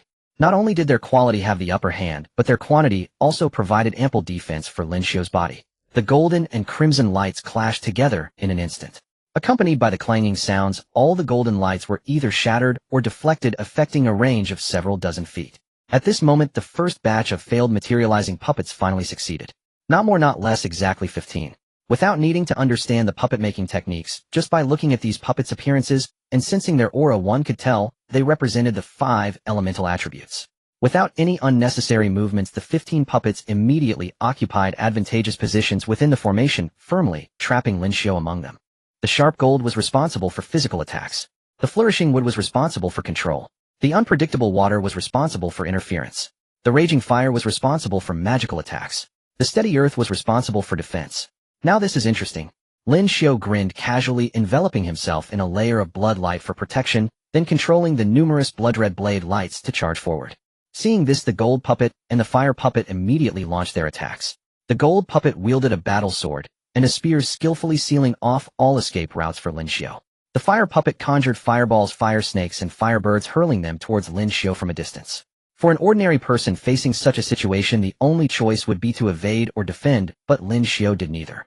Under the watchful eyes of outsiders, the metallic spear pierced through Lin Xiu's body, and the metallic battle sword left a massive wound on him. Just when others thought Lin Xiu had gone mad or that he was seriously injured and about to exit the stage, Lin Xiu waved his hand nonchalantly. Clang! The blood-red blade lights converged and struck the metallic puppets at close range. The blade lights shattered, but the corrosive property of the blood pool's power severed the energy veins of the gold puppets. Lin Xiu reached out and grasped the spear embedded in his body. With a forceful pull, the spear became his weapon. He didn't understand how to use the spear, relying purely on brute strength to wield it like a club and a javelin. With a horizontal sweep, he directly severed the plants that had approached his feet and were preparing to entangle him. With a thrust, and under the enhancement of the blood pool's power, he forcefully pierced through a gold puppet made of the same material as himself. As blood began to ooze from the wound, in an instant the injury was healed, leaving the onlookers outside the formation stunned. He casually snatched a battle sword, and Lin Xiu directly entered a dual-wielding mode of relentless. The infusion of the blood pool's power caused the battle sword and spear to be stained with an ominous crimson hue, turning them into veritable killing weapons. Along with the constantly materializing, shattering, and swirling blood-red blade lights within a distance of several dozen feet. At this moment, it was somewhat hard to distinguish whether this was a test for him or for those puppets. Blood splattered and puppets collapsed. Unlike the previous blood-red blade lights, the current blood-red blade lights, as they shattered, would transform into droplets of blood falling to the ground. All the injuries Lin Xiu suffered caused his blood to merge with the blood on the ground. Before long, the entire floor within the formation was covered with a thin layer of blood. With a mighty and forceful swing of his sword, he directly dispersed the firebird that had attempted to ambush him. With a quick turn, another spear thrust turned the water puppet that tried to approach him into its original form. Not enough. Not nearly enough. Lin Xiu shouted. Other than the initial moment he intentionally did not evade, he had not suffered any injuries in the subsequent battles. This meant that the pressure he was facing was still far from sufficient. And indeed it was the case. The battle had only lasted 2.5 minutes, yet more than half of the 15 puppets had been completely destroyed. Although new puppets were being materialized afterward, their speed of materialization could not keep up with Lin Xiu's destruction. As a result, the number of puppets on the field dwindled and Lin Xiu's situation became increasingly relaxed. He even had the spare energy to pause and rest. Looking at the scene before him, and then at the constantly fluctuating values on the tablet in his hand, Yinzheng finally understood why Elder Jiang remained so calm while watching others. Simply having a standard number of puppets doesn't seem to be able to measure this kid's limits. I just wonder if he can withstand the next stage. When the last puppet was destroyed by Lin Xiu, and the new puppet had not yet fully formed, it meant he had successfully cleared this stage. According to the normal process, he should enter the next stage, and after finishing the next stage, wait with other newcomers for the results of this test. However, due to the upgrade of the formation, Jiang Lao instructed Yinzheng to remove some unnecessary restrictions from the formation. That standard puppet array, which could make all other newcomers retreat in seconds, had merely become a small appetite. Blood surged beneath Lin Xiu's feet, and the space within the formation seemed to have transformed into a vast blood-colored pool. The battle spear and sword he had seized still remained firmly in his grip. His breath showed no signs of turmoil, even raising doubts about whether he had expended any energy in the recent battle. Although his clothes were somewhat tattered, the wounds beneath had long since healed. Those minor injuries and pains didn't even warrant a moment's thought from him. He was waiting for the new changes in the formation. He did not believe that the formation of the esteemed Ninth Bureau could have such a low upper limit. That would be too disappointing. As expected, the formation did not let him down. With a hum as a flash of light passed, a young man with a face like jade appeared before Lin Xiu. Upon closer inspection, the young man was also a puppet formed by the formation. The only difference was that he appeared far too real. At the moment the young man appeared, someone outside the formation recognized his identity. Is that Yin Jinghong? That's Yin Jinghong. How could he be here? Are you stupid? That's definitely not a real person. Of course I know that. I meant to ask why the formation would conjure the image of Yin Jinghong. I actually know this. Everyone turned to look at the speaker. The test will record results, and those newcomers who break records or perform exceptionally well will have their performances recorded by the formation.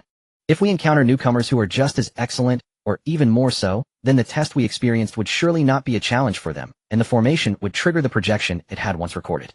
This is an alternative competition among the prodigies. If the newcomer loses, the results will naturally be recorded, as per the normal procedure. But if the newcomer wins, not only will the results be specially marked, but their performance within the formation will also be recorded like this, waiting for future newcomers to trigger it. As he spoke, the man shrugged slightly. Clearly the newcomer in the formation who looks so murderous has met the triggering standard, and we can now witness a more exciting duel. However, they had not paid much attention at the time. It seems Lin Xiu is going to soar. At least among all of us in this cohort, he is undoubtedly. However, they had not paid much attention at the time. It seems Lin Xiu is going to soar. At least among all of us in this cohort, he is undoubtedly the true first place. Listening to the discussions, Jiang Beichen tightened his grip on the sword hilt. His gaze towards Lin Xiu was filled with more fighting spirit. I, Jiang Beichen, am not inferior to anyone in my life. Just wait, being ahead now does not mean you will always be ahead in the future. I will definitely surpass you. At this moment, Lin Xiu was still unaware that he had inexplicably gained a lifelong rival. The projection of Yun Jinghong appeared too quickly, leaving Lin Xiu no chance to interrupt. The moment Yun Jinghong emerged, he immediately launched an attack against Lin Xiu. Vaguely, a shadow of a dragon over 20 meters long appeared behind him. With a tearing sound, the distance between the two narrowed to an extreme in an instant. A blade light, almost invisible, flashed by. It instantly landed on Lin Xiu. His pupils constricted, and he could only manage to conjure a bloodlight shield in front of him. His entire figure was sent flying by the blade light. The bloodlight shield was instantly shattered, but Lin Xiu did not sustain any wounds. The formation was meant for testing, not for killing. The injuries Lin Xiu had previously sustained were because he had taken the initiative to engage when the puppet was distracted. Lin Xiu executed a backflip in midair and landed steadily. Immediately after, he pushed off with his legs, charging towards Yun Jinghong, like an arrow released from a bow, with his sword and spear locking onto the opponent from the front and back. Yun Jinghong raised his blade to meet him. Clash! The impact of their immense strength generated shockwaves, whipping up strong winds that tossed Lin Xiu's clothes around wildly. In response, Lin Xiu's smile grew ever more radiant. Bloodlight flashed. Over a dozen blood-colored blade lights slashed towards Yun Jinghong from all directions. But just as they were about to touch him, the massive dragon shadow behind Yun Jinghong stirred. Roar! The dragon shadow swung its thick tail, instantly knocking away several blood-colored blade lights, while its two massive three-fingered claws crushed the remaining blade lights. Compared to Lu Banqing, who was defeated by Lin Xiu in an instant, the dragon shadow behind Yun Jinghong was clearly no mere decoration. As a super rookie of the 9th Bureau, it was perfectly normal for its shadow to possess some powers that only a condensation stage could have. Lin Xiu was not surprised. Hey, if you want to play like this, I won't hold back. Lin Xiu grinned, and the flames in his eyes blazed even more. Rise. In an instant, the blood water on the formation's ground surged violently. One part transformed into dense blood mist, enveloping the entire space within the formation, making it impossible to discern the directions. Another part of the blood mist morphed into vines winding towards Yun Jinghong and the dragon shadow. A series of faint hissing sounds echoed as the power of the blood pool began to corrode Yun Jinghong. A vast amount of blood pool power surged wildly within Lin Xiu, causing his strength to rise once more. He forcefully swept away Yun Jinghong's blade, his entire figure instantly merging into the surrounding blood mist, making it impossible for anyone to detect his presence. The Yun Jinghong formed by the formation evidently possessed a high level of intelligence, vigilantly observing the surroundings and guarding against Lin Xiu's potential sneak attacks. He danced his blade, creating trails of afterimages, severing all the blood-colored vines that approached him. Those vines that fell to the ground would once again spread under the replenishment of the blood pool power. It was truly a case of being unable to cut them all or break them all. The dragon shadow continued to rampage, even attempting to consume some blood mist, but only resulting in its own existence becoming even more ethereal. The seemingly ordinary blood mist was not something just anyone could consume. At least the dragon shadow could. The blood mist obscured the vision, preventing those outside the formation from observing the situation within. Only the sound of flowing water growing increasingly intense could be faintly heard from inside the formation. Splash! At this moment, the cloud manifestation of Yun Jinghong, formed by the formation, was facing unprecedented pressure. Without hesitation, Lin Xiu directly activated his blood rage. Dozens of blood-red blades tore through the air, launching a frenzied assault against the dragon shadow. Although the dragon shadow was quite formidable, it could only grow increasingly transparent in the face of the sheer force of Lin Xiu's violent onslaught. Lin Xiu adeptly wielded his weapon as a blunt instrument. Each swing of the battle spear produced a creaking sound, as if it might shatter under the strain with just a little more force. The battle sword was no different. Every attack from Lin Xiu aimed to decisively eliminate Yun Jinghong, completely devoid of any flashy techniques. The presence of the blood mist merely placed a continuous weakening effect on the opponent. Lin Xiu never intended to use the mist for a sneak attack. All of his attacks were straightforward. Faced with such onslaught, Yun Jinghong also met it heat-in with his blade. The dragon's power was already immense, and Yun Jinghong, imbued with the true spirit of the dragon, naturally possessed considerable strength as well. Yet against Lin Xiu's torrential assault, he found himself at a disadvantage in pure strength. Not only that, but Lin Xiu also completely suppressed the knife techniques, which were as fast as the wind, rendering them incapable of showcasing the brilliance of the first strike. Bang! Bang! Bang! Lin Xiu grew increasingly exhilarated, his hands moving so swiftly that their original form was indistinguishable, with overlapping afterimages filling his field of vision. The violent power traced paths through the blood mist, forcing Yun Jinghong into a passive defense. The dragon shadow behind him also vanished into nothingness under the relentless onslaught of Lin Xiu's blood-red blades. In total, the number of blood-red blades Lin Xiu had conjured had reached at least 4 figures. It was quite remarkable that the dragon shadow had held out this long. At this moment, the power exhibited by Yun Jinghong, who had fallen to the disadvantage, had genuinely touched upon the threshold of solidification. As for Lin Xiu, who was crushing him, there was no need to say more. Fortunately, the formation had been upgraded, preventing the forces of both sides from spilling out, and ensuring that the formation itself would not suffer from overload. The intense exchanges, dense as raindrops, left those outside the formation curious and anxious. What is happening inside? I'm so curious, it's killing me. Do you think Lin Xiu can win? I believe that guy can win. He feels far more terrifying than the projection of Yun Jinghong. I think he can win too. Should we place bets? Yes, we must. Oh, is it too late for me to switch? It's too late. While the discussions outside were fervent, the battle within the formation had already reached its conclusion. The power of the blood pool was operating frantically, and the agonizing experience of countless slashes only exhilarated Lin Xiu further. In contrast, Yun Jinghong was somewhat lagging. Aside from the initial stunning strike, he was completely overwhelmed by Lin Xiu's relentless barrage, showing no semblance of the prowess of a top-tier newcomer. Die! With the words spoken, a blood pool shadow covering an area of nearly 100 feet coalesced within the formation, ominously pressing toward Yun Jinghong. In comparison, the 20-meter dragon shadow Yun Jinghong previously conjured was hardly worth mentioning. Positioned at the center of the blood pool shadow, Lin Xiu looked down upon Yun Jinghong, resembling a supreme demon poised to wash the world in blood. No matter how stunning Yun Jinghong's blade techniques were, not a single ray of blade light could surpass the blood pool shadow to touch him, leaving him begrudgingly submerged within.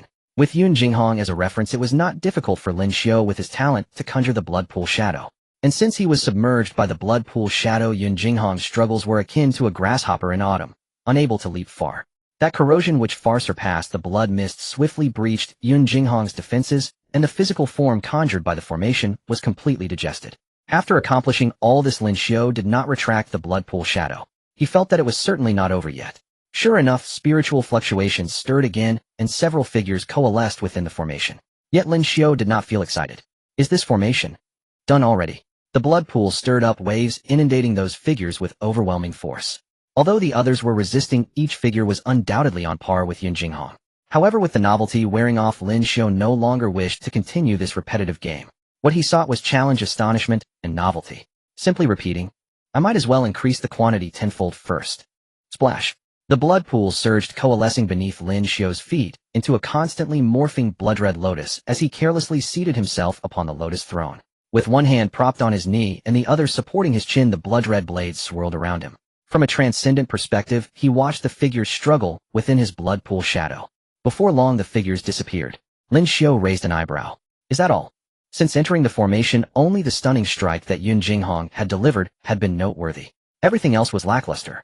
In fact, this was primarily due to his strength exceeding the limits of the Qi Lings. His talent allowed him to accumulate experiences in just a few days that others might take years to gather.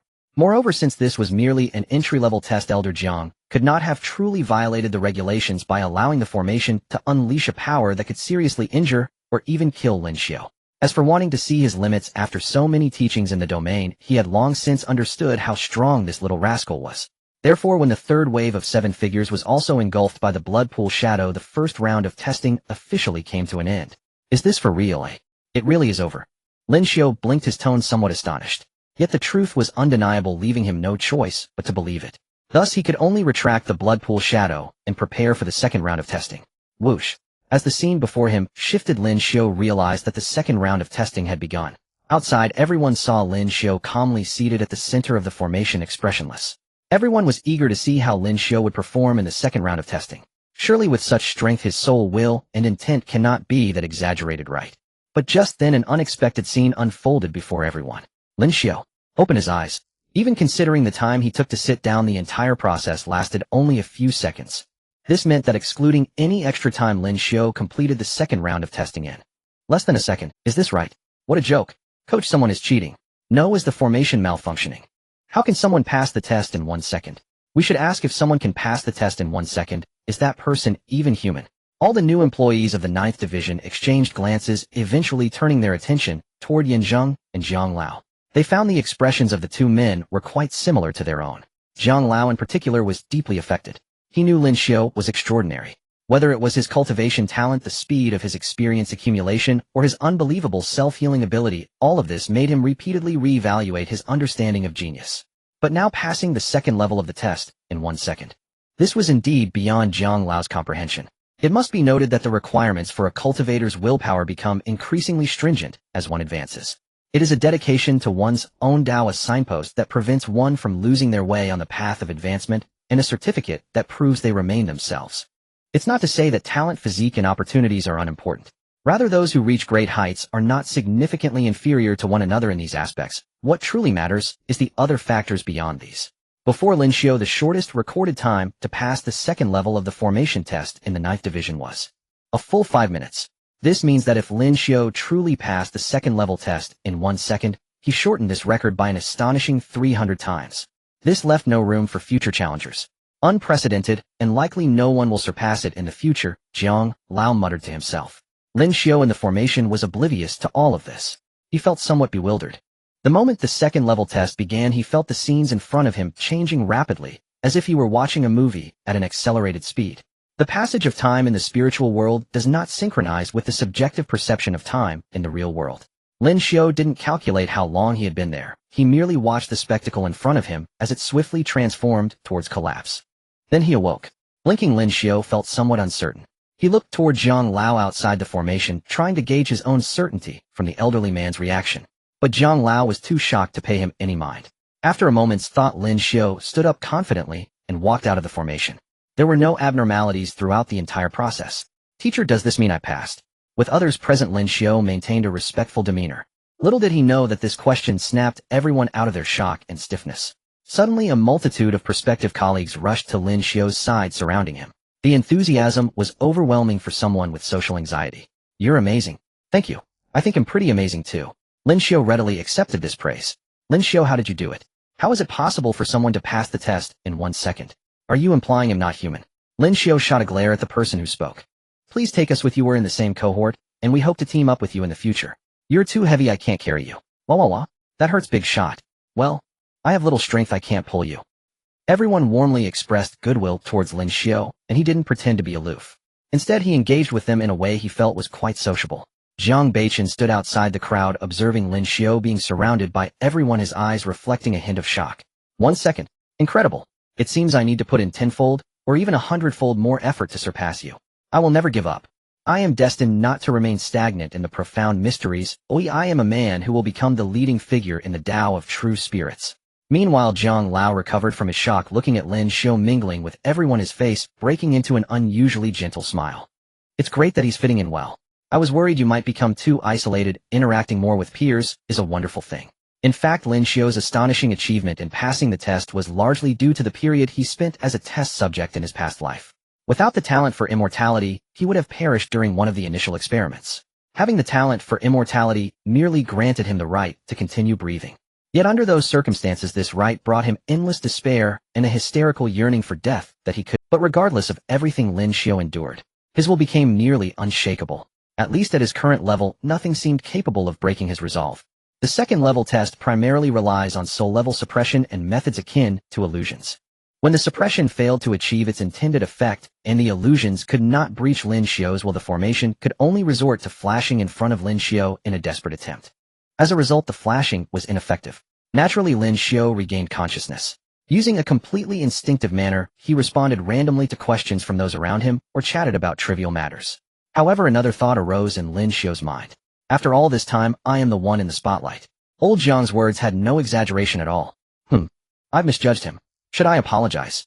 Forget it. At worst, it'll just let him flatten me a few more times in the field. While he was pondering this, Yin Zheng, who had finally organized all the data, spoke up. Everyone quiet. Instantly, the entire testing space fell silent. Knowing the test results were out, everyone turned in unison to Yin Zheng. Yin Zheng first cast a glance at Lin Xiu with a hint of shock and admiration in his eyes, then quickly scanned everyone. There's no need to be nervous. You have already been confirmed to join the 9th Division. This test was merely to assess whether you can fulfill your positions. If you did not pass, it would only mean further training under my guidance until you pass the test and are assigned positions. Here I am pleased to inform you that all of you have passed this test. Among you, the top performer needs no further mention. Lin Xiu, congratulations. You broke the record for the 2 levels of testing. The record for the first level was set by the deputy director. You defeated the deputy director and the slightly weaker top contenders, and your record is truly convincing. As for the second level test, I don't know if anyone in the future will. Forget it, at least I don't think anyone will break. Hearing Yin Zhang's words, everyone looked at Lin Xiu with the eyes of observing a curious species. Don't look at me like that, I'm going to get shy. Lin Xiu said confidently, which earned him a round of good-natured laughter from those around him. They suddenly realized that Lin Xiu's performance in the formation was quite violent, and he was also a talent freak with an utterly inhuman will. Those who could stand here had surely gone through the rigorous screening of the Ninth Bureau multiple times. The probability of some bizarre personification appearing. Those who could stand here had surely gone through the rigorous screening of the Ninth Bureau multiple times. The probability of some bizarre personification appearing was almost non-existent. At least that was the case for this cohort. With everyone being quite normal, it turned out that getting along was not as difficult as they had imagined. Yin Zhang was also amused by Lin Xiu's words, a hint of a smile breaking through his serious expression. He himself had a serious personality, but that did not mean he would dislike someone with Lin Xiu's character. On the contrary, he quite liked it. Alright, everyone be quiet. Yin Zhang put away his smile and waited for everyone to stop laughing before continuing. In this cohort with Lin Xiu, you indeed stand out at the top level, but the overall performance aside from him is relatively lower than previous cohorts. Although you all passed the test, if you want to compete with the brightest cohorts, you'll need to put in more effort in the future. Of course, several newcomers, including Zhang Beichen, are quite excellent and would rank among the top in the brightest cohort. Now I will announce everyone's results. Lin Xiu, Zhang Beichen, Lu Dingyuan, Dou Rian. As each name was called, some were satisfied with their results, while others were somewhat frustrated and reviewed their performances. Some were even sweating nervously. Without exception, the few people at the forefront were not too satisfied with their results. If it weren't for Lin Xiu as a comparison, they wouldn't have thought their performances were that bad. But there was a comparison. First hearing Lin Xiu's inhuman results, then hearing their own pitiful scores, they felt utterly outclassed. It would be strange for them to be satisfied. The few of them were secretly competing in their hearts. The results were already determined, and there was certainly no chance of surpassing Lin Xiu in this regard. But there was plenty of time ahead. Cultivators have long lifespans, and they did not believe they would never have the chance to catch up, or even surpass each other. In this vast world, anything is possible. Since the number of test participants was not too large, Yin Zhang quickly finished announcing everyone's results. He put away the tablet and addressed the crowd. Everyone, my task is complete. From this moment on, you are no longer trainees, but formal members of the Ninth Bureau. Your files have already been registered, and shortly someone will take you to the logistics department to collect your gear and various supplies as formal members. More specifically, someone will inform you. I won't elaborate here. Lastly, it is an honor to work with all of you. Yin Zhang made the gesture for 9 with his right hand and placed it flat on the heart position of his left chest. This was the standardized salute of the Ninth Bureau. The crowd did not speak, but returned the gesture to Yin Zhang, with Lin Xiu following suit. After leaving the testing space, the logistics personnel had already received the message and were waiting in the hall outside the corridor. Yin Zhang did not follow them out. Only Jiang Lao accompanied the group as they left the training center. Along the way, the old man chatted cheerfully with Lin Xiu. Even though Lin Xiu occasionally said something shocking, making him feel like he wanted to give the kid a good beating right away, his attitude shifted back to being friendly almost instantly, leaving Lin Xiu feeling quite unaccustomed. During that previous period, the dynamic between the two was quite polarized. At good times, they felt like a true grandfather and grandson. However, when Lin Xiu got on his nerves, Jiang Lao truly unleashed his full wrath on him in the field. This is a statement, not a metaphor. When Jiang Lao struck, he was genuinely aiming to beat that brat into pieces or turn him into a sandwich. According to Jiang Lao's own words. Hey, I have never experienced such a satisfying feeling like killing an enemy on a junior of my own in my entire life. So refreshing. The pleasure he derived was enough to vent out all the pent-up frustration accumulated from old injuries. And amidst such abuse, Lin Xiu's already enhancing immortal talent, due to his cultivation, surprisingly improved even faster. While the grandfather and grandson were talking, some who knew Jiang Lao's identity would occasionally join in the conversation. Jiang Lao responded with a cheerful demeanor. Upon reaching the hall, a young girl was waiting there. She was a logistics department member who would lead them to collect the relevant gear and supplies. Tang Xiaolu. Although she looked only 15 or 16, her actual age was 22. She was petite and delicate, standing at just a little over 1.50 meters, even with her shoes on, wearing specially made overalls with pockets stuffed full of various small parts. Given her height along with her doll-like face and her swaying twin ponytails, it was no wonder many questioned her. With her lively and cheerful personality, she became the mood lifter of the logistics department as soon as she joined the Ninth Bureau. Oh, everyone is here. Seeing the crowd emerge, Tang Xiaolu put away the unknown parts she had been fiddling with and greeted everyone cutely. Her little demeanor was practically telling everyone present to hurry and get married and have children. Hee it's Xiaolu. Hello, Grandpa Jiang. Good. How has your grandpa been lately? Grandpa is doing great. He has been holed up in the mechanism building for closed-door training, not even letting me in. Then when he comes out you should go pull his beard. Good idea. Seeing the two getting more and more into their conversation, Lin Xiu had to interrupt them. He was still waiting to receive his things. He had long been curious about what he would receive. However, old Jiang had been keeping it a secret. I say, you two, have you been chatting too much? Ahem, Xiaolu, please take them to collect their items first. Alright, everyone follow me. Tang Xiaolu waved her little hand, guiding everyone down the corridor that represented the logistics department like a little tour guide. Everyone please remember, wandering around the logistics area is strictly prohibited. Okay, no problem. Don't worry, little sister. We have read the regulations. The crowd responded cheerfully.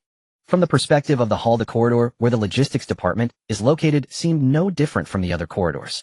However, the moment everyone stepped into it, the surrounding scene underwent a dramatic transformation. What appeared before everyone's eyes was not a corridor, but a vast city whose scale was hard to discern.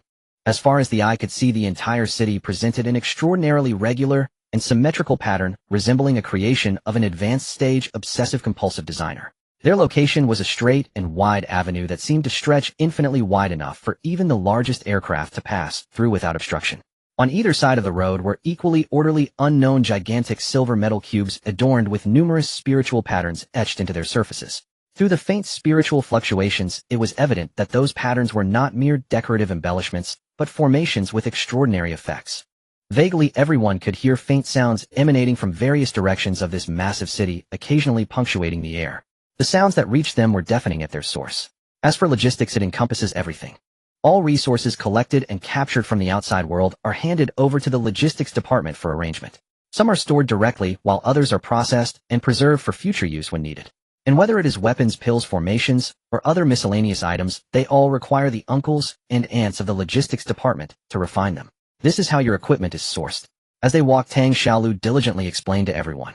From the moment he entered, Lin Xiu's perception had been reminding him of the nature of this treacherous place. Powerful auras were distributed throughout the city, each corresponding to a larger cube. He knew that these auras belonged to the uncles and aunts of the logistics department mentioned by Tang Xiaolu. But whether it was an illusion or not, Lin Xiu felt that none of the auras he sensed could compare to Zhang Lao. Is it truly incomparable, or is it a matter of restraint? Regardless of which, Zhang Lao's worth in his eyes as they walked the entire city was far from desolate. Besides the occasional sounds, figures frequently appeared on the branching paths, maneuvering various extraordinary devices, bustling in and out of different cubes. Among these people, some were delivering various materials into different cubes, while others were extracting finished products to be sent to other places for centralized management. The entire process was efficient and skilled. If it weren't for the spiritual fluctuations and the entirely different extraordinary devices from the outside world, this place could very well be a high-speed industrial park. In the end, they still couldn't truly discern the size of the entire city, for they had reached their destination.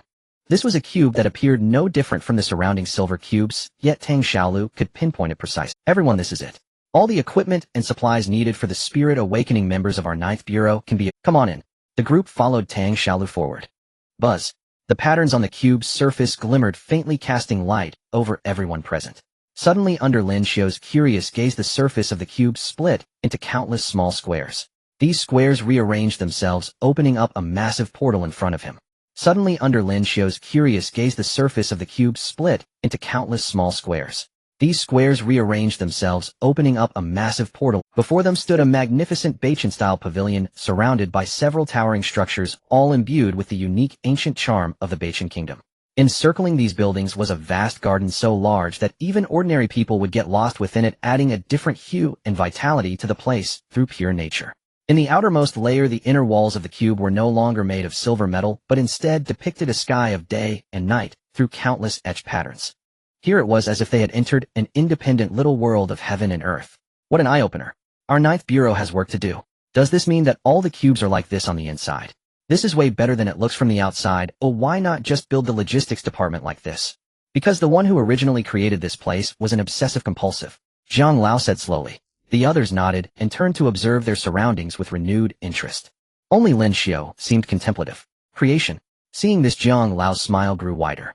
Under Tang's zealous guidance, the group headed directly into the most splendid pavilion in the center. This time the interior of the pavilion did not draw their attention. All their focus was on the items they were about to. This was the logistics department, and naturally there were members of the Ninth Bureau present within the pavilion. According to everyone's information, those members directly retrieved the corresponding quantities of equipment and resources from the surrounding towers. The entire process was quite automated. Before long, those equipment and resources appeared in several small rooms, with different names floating above the doors. Following the names, Lin Xiu entered his designated room and found a variety of items already laid out on 3 sets of garments, each distinct in style, but all completely different from a modern aesthetic, resembled exquisitely tailored cosplay outfits that had been modified and beautified, serving as the work attire for all members of the Ninth Bureau. Wearing this out, won't it be too eye-catching? Lin Xiu expressed his worries, though the grin tugging at the corner of his mouth was almost maniacal. A man remains a youth until death, who hasn't fantasized about showcasing their prowess before others. Of course, those clothes also came with a simple transformation function, allowing them to shift into slightly ancient-style modern clothing for everyday wear. In addition to the clothing, there were several boxes and numerous bottles containing various pills and cultivation resources for different situations. Actually, aside from cultivation resources, the healing and life-preserving pills are unnecessary. It would be better to exchange them all for spirit crystals, Lin Xiu whispered. Finally, Lin Xiu's gaze fell upon the weapon provided for him by the Ninth Bureau. It was a sword. A blood-red long sword resembling the blood-colored blade he had condensed with Lin Xiu's name etched on the hilt. At a glance, it was evident that Jiang Lao had helped him apply for this. From Lin Xiu's understanding, the quality of weapons requested by newcomers could not reach this level. Old Jiang truly is. Lin Xiu grumbled, yet the tension in his facial features visibly softened.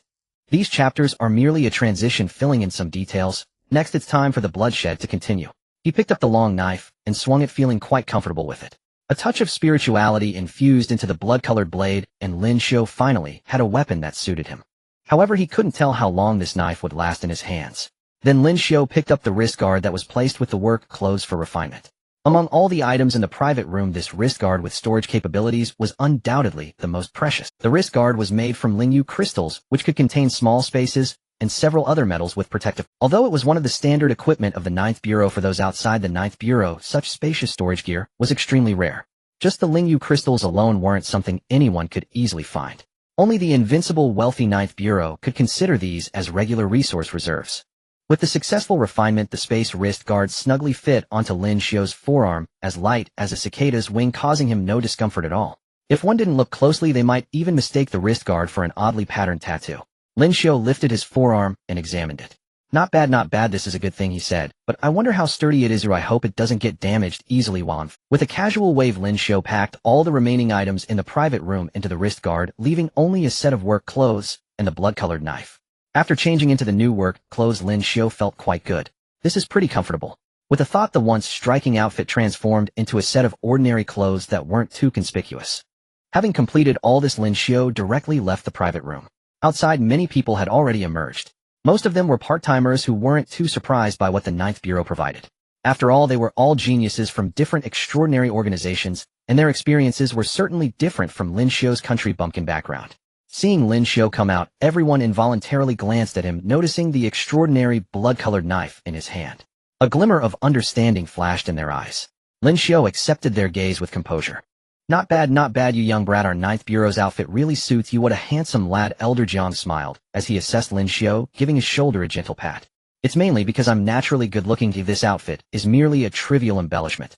Lin Xiu never denied others compliments and was too lazy to put on a humble demeanor. Soon, everyone walked out of the private room. Their journey in the logistics department was coming to an end. Under Tang's zealous lead, they left along the same route. Just before leaving, Lin Xiu looked back one last time at the many large iron boxes cubes behind him before stepping out completely. Everything returned to tranquility. But at a higher level, many voices began to gather and chat. Is that the kid Elder Jiang brought back? He looks pretty good. Is this all he can do? You can tell this old guy is too absorbed in his own world. He hasn't even paid attention to the updates on the rookie test. Oh, what's new? Let me see. Wow. I take back what I said before. He's not just a decent kid, he's practically a little monster. Maybe it won't be long before we have another pillar over there. We old guys can breathe a bit easier. He might even be a new leader. Anyway, I trust Elder Jiang's judgment. He never misses when it comes to people. Except for that. The discussion seemed to touch on a topic best left unmentioned, and all voices fell silent once again. The group that exited the logistics department did not linger further. Before Lin Xiu arrived, everyone had already spent some time at headquarters, and naturally accommodations had been arranged for them. They even exchanged contact information with each other. Even though Lin Xiu had just arrived at Tiandu, his accommodation had already been arranged, he just hadn't had the time to check it out before coming to the headquarters for the test. Since Lin Xiu was not difficult to get along with, many people took the initiative to exchange contact details with him. There were blue bubbles, and also the 9th Bureau's exclusive extraordinary contacts. This included Jiang Beichen. This guy hesitated for a while, wanting to better understand his lifetime rival, which is why he shyly added Lin Xiu. Lin Xiu of course didn't mind. Since everyone welcomed him so warmly, he was more than happy to oblige. Big shot, let's keep in touch. Xiu Shun, let's team up when we get the chance. Brother Big Thigh, let's have dinner together someday. There were all sorts of conversations. The group stepped into an elevator and activated a card-like object they held. Lin Xiu had one in his hand as well. Buzz. With a wave of spatial fluctuation, everyone's figures vanished in the elevator. When the view restored, Lin Xiu found himself in a rather small elevator. Elder Jiang did not appear with him this time, having separated from him when leaving the logistics department. Brat, you go back to the accommodation arranged for you in the bureau first. I have some other matters to attend to and won't return with you for now. These were Elder Jiang's exact words. Although it was described as small, the elevator space Lin Xiu was in was still 2 meters by 2 meters, just a bit pitiful compared to the main bureau. The surrounding floor walls and ceiling were all engraved with the same mysterious patterns as the large elevator. After previous experiences, Lin Xiu felt as though he could understand a small part of it. With a soft hiss, the door in front of Lin Xiu opened automatically. Outside was a space resembling an entrance hall, or rather this was indeed an entrance hall. Looks pretty good, Lin Xiu casually remarked as he stepped out. Leaving the entrance hall, he saw a leisure room of about 100 square feet surrounded by several doors connecting to other spaces. Above the leisure room was a skylight with sunlight pouring in to illuminate the area. While the setup is nice, Lin Xiu fiddled with the billiard balls on the table, observing the surrounding environment with great interest. Is this going to be my home in Tiandu? This is way better than my old nest. It feels even nicer than the small villa Elder Jiang has in Tangquan City. But after a brief tour, Lin Xiu could no longer contain his excitement. He pushed open the quiet room next to the entrance hall, eager to begin his cultivation. The structure of the quiet room was not much different from the one Lin Xiu had stayed in during his time in Tangquan City, with only some minor details differing. As the training ground for the employees of the 9th Bureau, the quiet room certainly lacked any chaotic items, emphasizing a space that was utterly devoid of distractions. Lin Xiu sat cross-legged on the stone platform, retrieving a briefcase from his wrist guard and opening it to reveal a neatly arranged collection of 100 crystals, each approximately 3 centimeters in diameter. These are minor spiritual crystals. The so-called spiritual crystals are formed from the condensation of pure spiritual energy and are the most commonly utilized resource for cultivation among all practitioners. There are primarily 2 sources for these crystals. The first is the natural formation of the world, akin to gold, silver, copper, and iron ores found in nature, or similar to meteors that carry them from beyond the heavens. Even if completely harvested, as long as the spiritual ambience of the world persists, new crystals can be reformed. This type of spiritual crystal often contains impurities and requires specialized processing before use. The second source comes from powerful beings directly condensing them, resulting in spiritual crystals that are often of the purest quality. Based on the amount of spiritual energy contained within spiritual crystals, can be categorized into 4 grades: fragmented, minor, medium, and major. A fragmented crystal is defined as sufficient to meet the daily cultivation needs of an ordinary Qi awakening stage practitioner. The ratio between the first 3 grades increases tenfold, while the 4th grade does not adhere to a fixed ratio, but is at least 100 times that of the 3rd grade. Under normal circumstances, a 9th Bureau employee at the Qi awakening stage receives 150 fragmented crystals per month, which equates to 15 minor crystals. However, typically the 9th Bureau distributes only the corresponding amount of fragmented crystals rather than directly providing them in the form of minor crystals. It appears that 10 fragmented crystals equal 1 minor crystal. In reality, considering various factors, 1 minor crystal can often be exchanged for 11 to 13 fragmented crystals in the outside world. Yet now Lin Xiu had before him a full 100 minor crystals, and he had 3 such cases. This was certainly not a special favor from the 9th Bureau, nor was it a clandestine operation by Elder Jiang. The only gift he had received was that blood-colored long knife. These 300 minor crystals were merely one of the rewards for breaking records during Lin Xiu's testing. As a prodigious talent far surpassing others, his resources and treatment in every aspect would naturally be higher. This was a result of Lin Xiu's own strength and talent. There was nothing to be embarrassed about.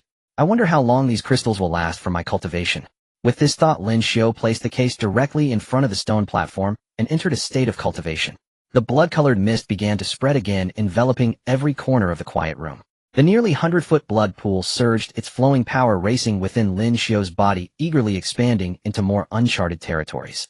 As the blood-colored mist came into contact with the spiritual crystals, it began to devour the spiritual ambience within with an overwhelming force. Compared to the lingering spiritual ambience of the world, the quality and quantity within the crystals were indeed satisfying. The blood color became even denser.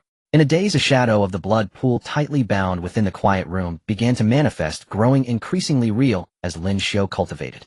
An almost tangible blood-colored lotus gently lifted Lin Xiu's figure as he cultivated its petals, swaying with a breath that sent chills down the spine. At Lin Xiu's brow, a blood-colored diamond-shaped mark that resembled a seed condensed, gathering all his murderous intent and boundless malice.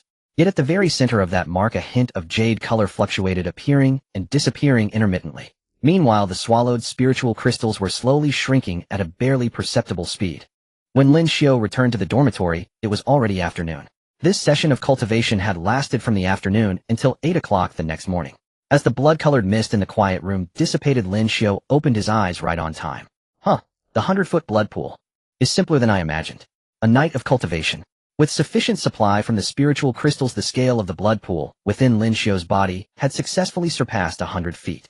Even if it was merely surging within the blood spirit seed, the overwhelming power of the blood pool still allowed one to faintly hear the sound of rushing water akin to a river. Looking at the crystals in the case, each one had uniformly shrunk to the same size. At the very least, this should be enough to reach my limits. Right? Lin Xiu's tone was somewhat uncertain. However, he could vaguely sense that the expansion of the blood pool was beginning to approach its limits. Once it reached its maximum, Lin Xiu would be able to prepare for his promotion to the formative stage. I'm so comfortable. Lin Xiu stretched lazily, and surprisingly, there was no sound of cracking coming from his body. He waved his right hand, putting the spiritual crystals and the case back into his wrist guard. Stepping out of the quiet room, Lin Xiu went straight upstairs. In the dining area on the first floor, Elder Jiang was already waiting at the Tunterlong table. Lin Xiu was not surprised. He had gone through this many times before. Upon seeing Lin Xiu, Elder Jiang asked with a smile, "So how was it? Was the amount allocated to you sufficient for cultivation?" Due to Lin Xiu's ferocity, Elder Jiang was also unsure if the resources allocated would be enough. "It's alright, it should be enough." "Then it's not enough. Later I'll see if I can increase your quota. In the future you'll need to use them to buy and sell extraordinary resources or trade with others. You can't be without spiritual crystals in hand. They are the hard currency among practitioners. Just being enough for cultivation is not sufficient." Indeed, as Elder Jiang said, spiritual crystals were akin to currency circulating among ordinary people, but their core attribute was as cultivation resources. This made them even more indispensable. Those paper currencies with no practical use couldn't even be compared. Thus, unless Lin Xiu consumed absolutely nothing, he would inevitably need to have enough savings. That is indeed a good thing. The more the better. Lin Xiu did not hold back. After speaking, he sat down at the dining table and began to feast on the lavish spread before him. He ate with such gusto that Elder Jiang's appetite also improved significantly. After finishing the meal, he did not relax just because he had arrived in Tiandu. With a thought from Elder Jiang, the two of them entered the domain again, commencing Lin Xiu's daily training of taking hits and attempting counterattacks. The study of cultural classes had reached a temporary conclusion. Unless something of interest was discovered later, Lin Xiu's future routine would likely consist solely of cultivation and training. In a balanced mix of work and rest, Lin Xiu might occasionally reintegrate into the life of an ordinary person to relax a bit, just to reminisce about his past. The days in Tiandu were peaceful and fulfilling. Contrary to what Lin Xiu expected, the Ninth Bureau did not quickly assign him a position, nor did they impose any restrictions on his personal freedom. Lin Xiu estimated that this was perhaps an opportunity for Zhang Lao to secure him a period of tranquil cultivation. Maybe so, but since he was here, he would make himself comfortable. Lin Xiu was not picky. After all, he had enough cultivation resources to expend. With each passing day, his strength improved significantly compared to the previous day. As his strength grew, his confidence naturally increased. Time passed day by day. Finally, Lin Xiu did not receive any assignment. Instead, he reached his limits. In the underground quiet room, the second box of spiritual crystals before Lin Xiu had been completely consumed. His aura had reached a terrifying level that no one would believe was merely at the spiritual awakening stage. The blood-colored mist grew denser and thicker to the point where it severely affected the actions and perceptions of those who entered it. The sweet metallic scent surged towards the crown of his head, stimulating the primal fear of death and bloodshed ingrained in life. In the very center of the quiet room, Lin Xiu stood motionless like a mountain. His clothes remained spotless, appearing strangely sacred against the backdrop of the blood mist. Beneath him was no longer a stone platform. Instead, a massive, blood-colored lotus lifted Lin Xiu several feet off the ground. The blood-colored lotus had nearly entirely become a solid entity completely devoid of any ethereal sensation. The illusory blood pool retracted entirely, with only the mark on his forehead becoming increasingly captivating.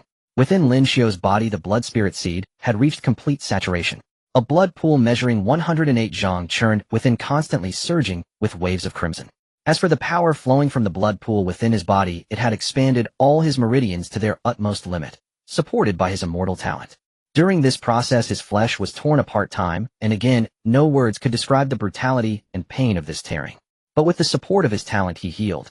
The operation and flow of the blood pool's power expanded and reinforced his body at the cost of ruptured meridians, bringing even greater pain than the tearing of flesh. But with the support of his talent, he repaired himself. Until the volume of the blood pool finally reached its limit, the level of pain peaked. Yet no matter how intense the physical pain was, it could not move Lin Xiu in the slightest. It was not merely enduring. He completely ignored this minor pain to the extent that even instinctual spasms did not occur, not even once. Zhang Lao did not know the specific extent. However, because the blood sea was ultimately incomplete, Lin Xiu had consulted him more than once. Thus he understood what kind of perverse self-harming cultivation method his student was practicing. He had thought about it, but seeing Lin Xiu revel in it, and that the method perfectly matched his perverse constitution, Zhang Lao ultimately chose to trust that he could manage. When the last crystal was devoured, Lin Xiu finally concluded his training for the day. The quiet room returned. However, upon closer inspection, it could be noticed that the patterns used to isolate the interior from the exterior had dulled significantly, with some areas even showing uneven marks. That was the result of the blood mist corrosion. As his strength increased, the corrosive properties of the blood mist he released also grew stronger to the point of corroding surrounding materials. It was even because of this reason that a trace of Lin Xiu's aura seeped into the outside world. Among the colleagues living around Lin Xiu, quite a few came to investigate along the aura, wanting to see what was happening. Fortunately, in the end, all of them were blocked by Zhang Lao. Lin Xiu opened his eyes, looking at the empty box. He sighed slightly. The consumption is a bit fast. Could it be that I am also heading towards the path of mediocrity? That would be too disappointing.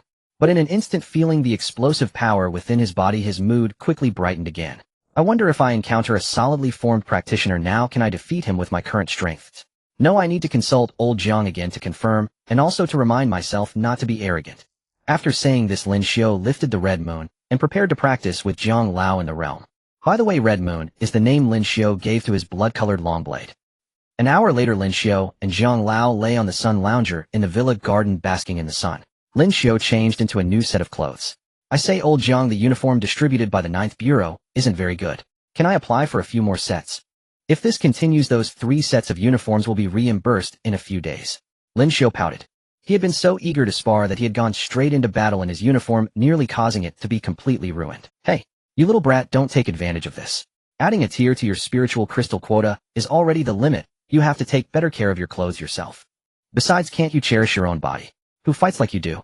No matter how good the clothes are, they can't withstand your ant. Knowing that he couldn't hurt Zhang Lao, Lin Xiu acted freely and recklessly, pushing his self-healing ability to the extreme.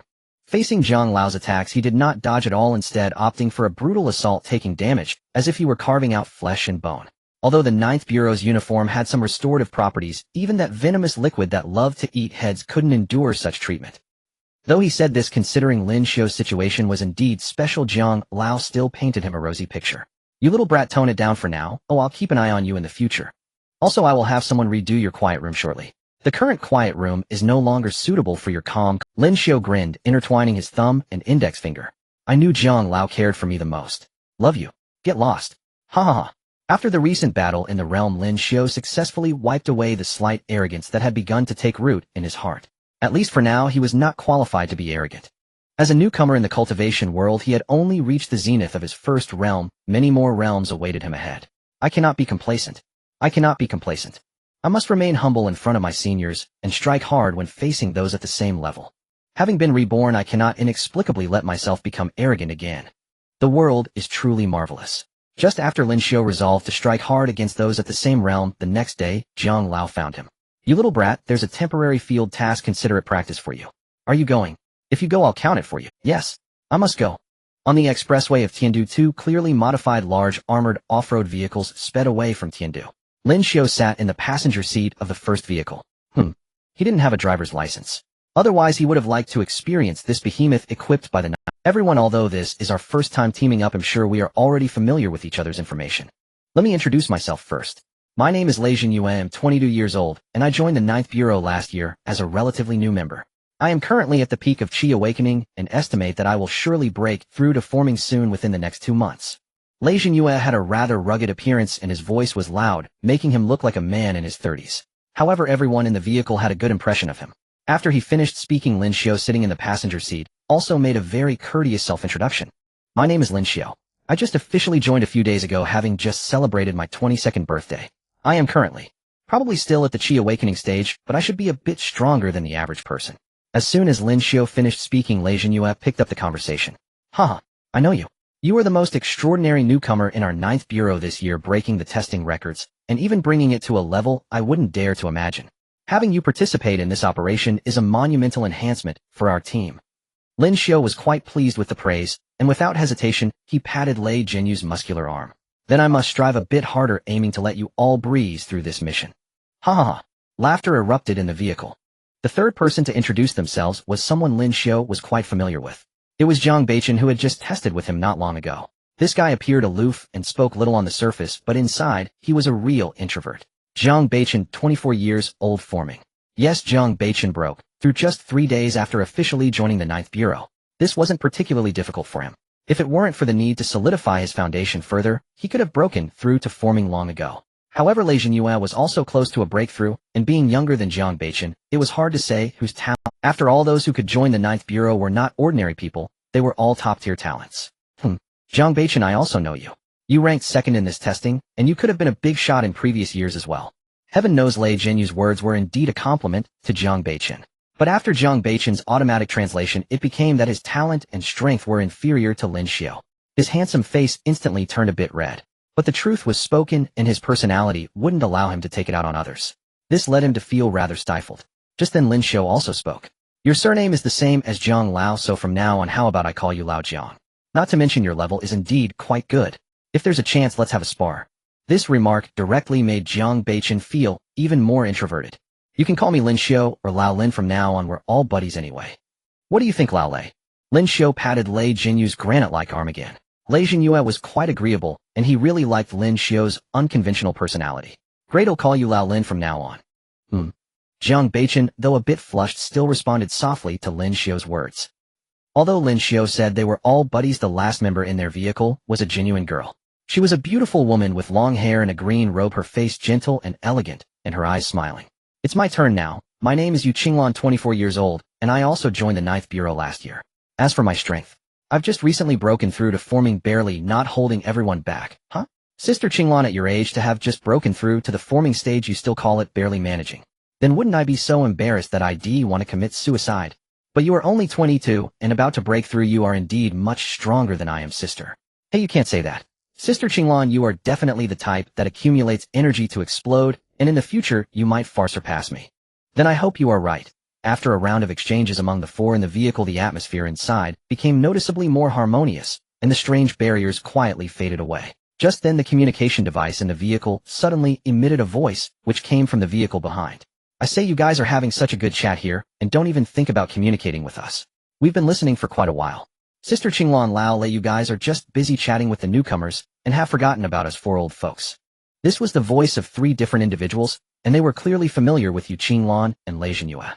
Speaking of which, among the personnel on this mission, only Lin Xiu and Zhang Beichen were pure newcomers this year. The others had joined the 9th Bureau for a year or 2 as old employees. Lin Xiu and Zhang Beichen were assigned to this mission precisely because of their outstanding strength. Compared to others in the same cohort, Zhang Beichen was still somewhat lacking and would not be assigned such tasks for the time being.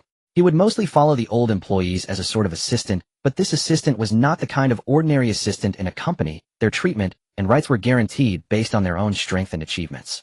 Strictly speaking, this team heading out from Tiandu was also a case of old leading new, with Lin Xiu and Zhang Beichen being the new. After some teasing, the 4 in the latter vehicle also revealed their identities through the communication device. Zhu Zining, Lu Tingchan, Bai Wuchen, and Su Tan. Along with Lei Jinyue and Yu Qinglan, these 6 were all talented individuals who joined the 9th Bureau last year, and were the top 6 from the previous cohort. Except for Su Tan, the other three were all practitioners at the forming stage. Among the two vehicles, only Lin Xiu, and Su Tan were at the Qi awakening stage. It must be said that in the Ninth Bureau, where talents abound, those with similar interests or complementary abilities also liked to band together. Although there was no malignant competition, each small group still had a sense of rivalry, especially among those classmates from the same cohort or adjacent cohorts. Lin Xiu and Zhang Beichen's inclusion was warmly welcomed by all six. If it weren't for the mission, they definitely wouldn't mind throwing a grand welcome ceremony for the two, especially with Lin Xiu's addition.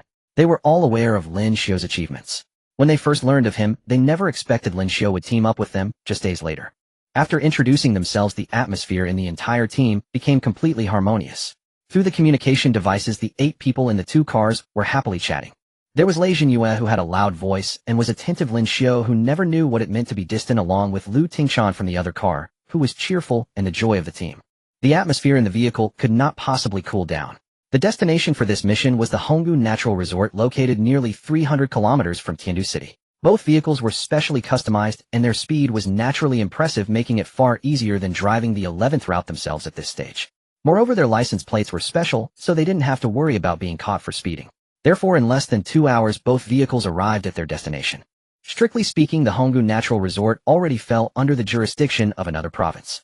However, the Ninth Bureau did not calculate jurisdiction this way. Honggu was still within the area managed by the Ninth Bureau headquarters in Tiandu. If the destination were any farther, it would not be this team carrying out the mission. Before even getting out of the car, just looking at the scenery outside gave a feeling of relaxation and leisure, making one want to come here to unwind during their free time. As they entered the scenic area, the speed of the cars slowed down. Following the predetermined location, the team drove to a leisure villa area. This villa area belonged to the resort's hotel, usually hosting wealthy guests. However, at this moment, a perimeter security line had been set up around one of the villas, and the original guests in the surrounding villas had been relocated. The 2 vehicles parked side by side in front of the villa. Bang! Bang! A few people got out of the cars, and the notified enforcement personnel were already waiting at the villa. After showing their credentials, the enforcement personnel asked, "Are you the experts assigned from above?" "Yes, from now on we will take over here. You can go back and report now." After a handover according to procedure, the enforcement personnel directly left the villa area. "Let's go, it's our turn to work now." From the moment he got out of the car, Lin Xiu seemed like a completely different person, acting with decisiveness. He had also communicated with others as the team leader during previous missions. To be fair, his rugged and imposing appearance combined with his generous yet meticulous personality indeed made him quite suitable as the leader of this team. There was no need for special precautions. The group simply crossed the security line and entered the villa. The surroundings were quiet, and the villa was very clean. It was completely unnoticeable that there had been cases of disappearance or even death here. There were no chaotic scenes, no signs of struggle, and certainly no conspicuous bloodstains. However, the fact remained that several people who had stayed in this villa had truly vanished, as if they had evaporated from the world. After several days of effort by those enforcement personnel, there had been no progress in the case. At this moment, an executive from the Enforcement Bureau who knew a thing or two about the cultivation world suddenly had a flash of inspiration and thought this might very well be a case related to cultivators.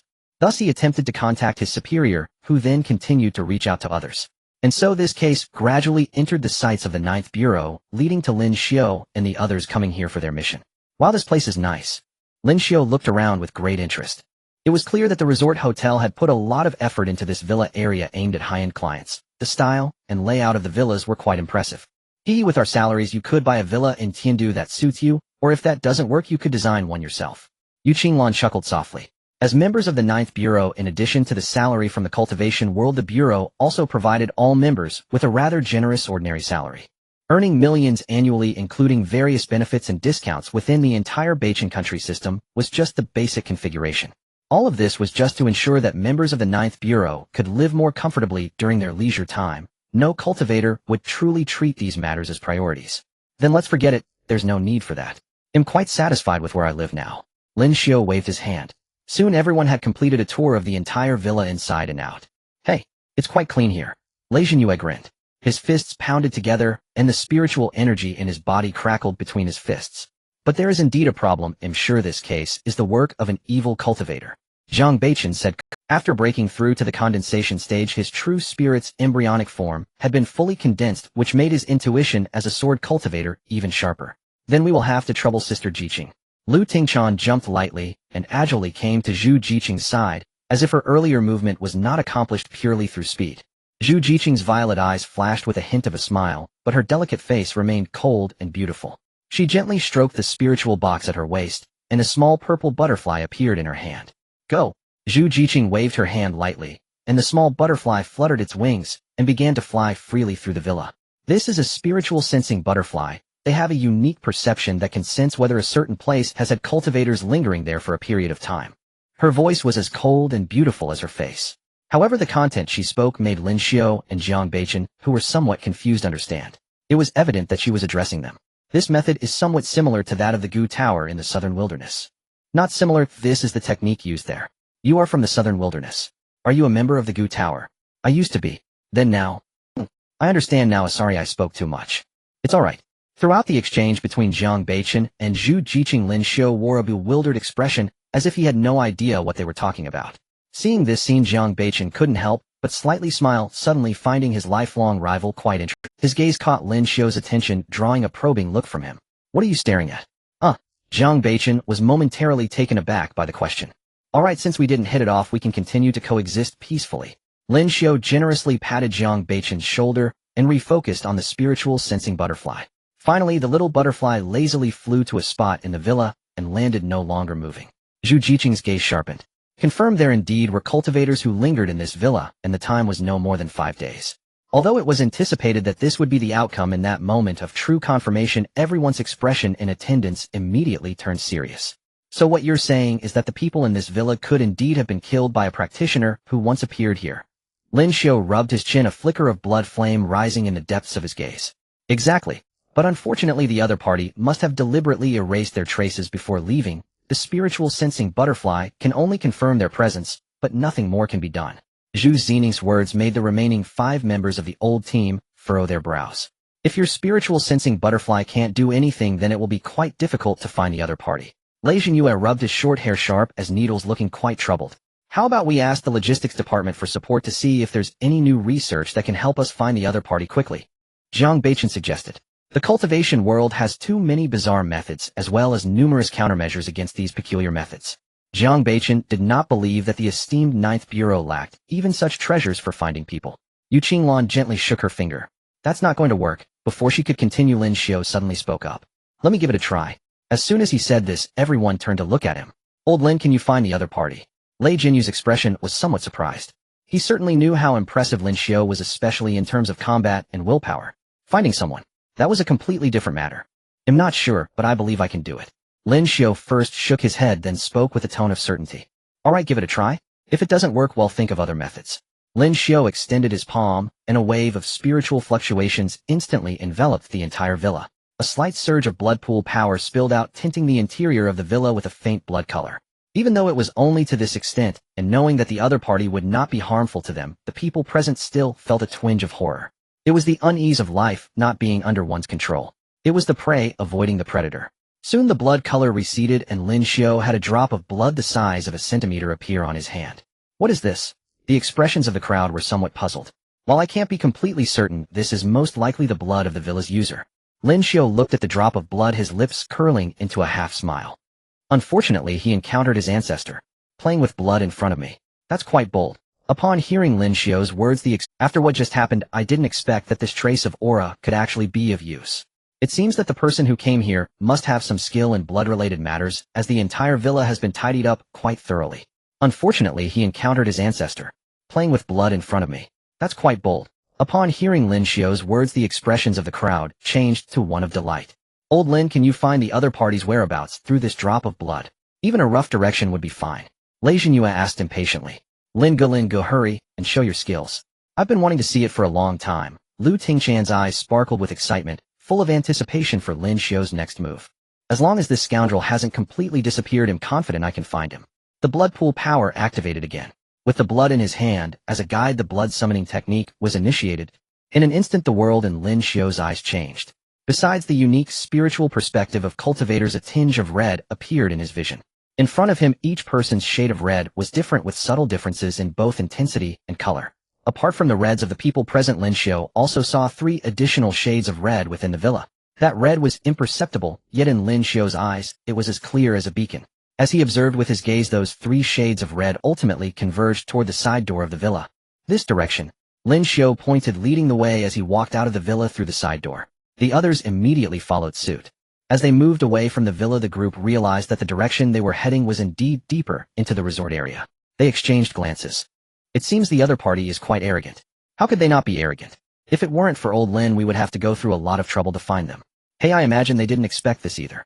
Just then Lin Xiu suddenly stopped, his gaze fixed intently on the distance. At this point he had reached the edge of the villa area. Beyond it was a sizable artificial lake, and across the lake was another accommodation area of the resort.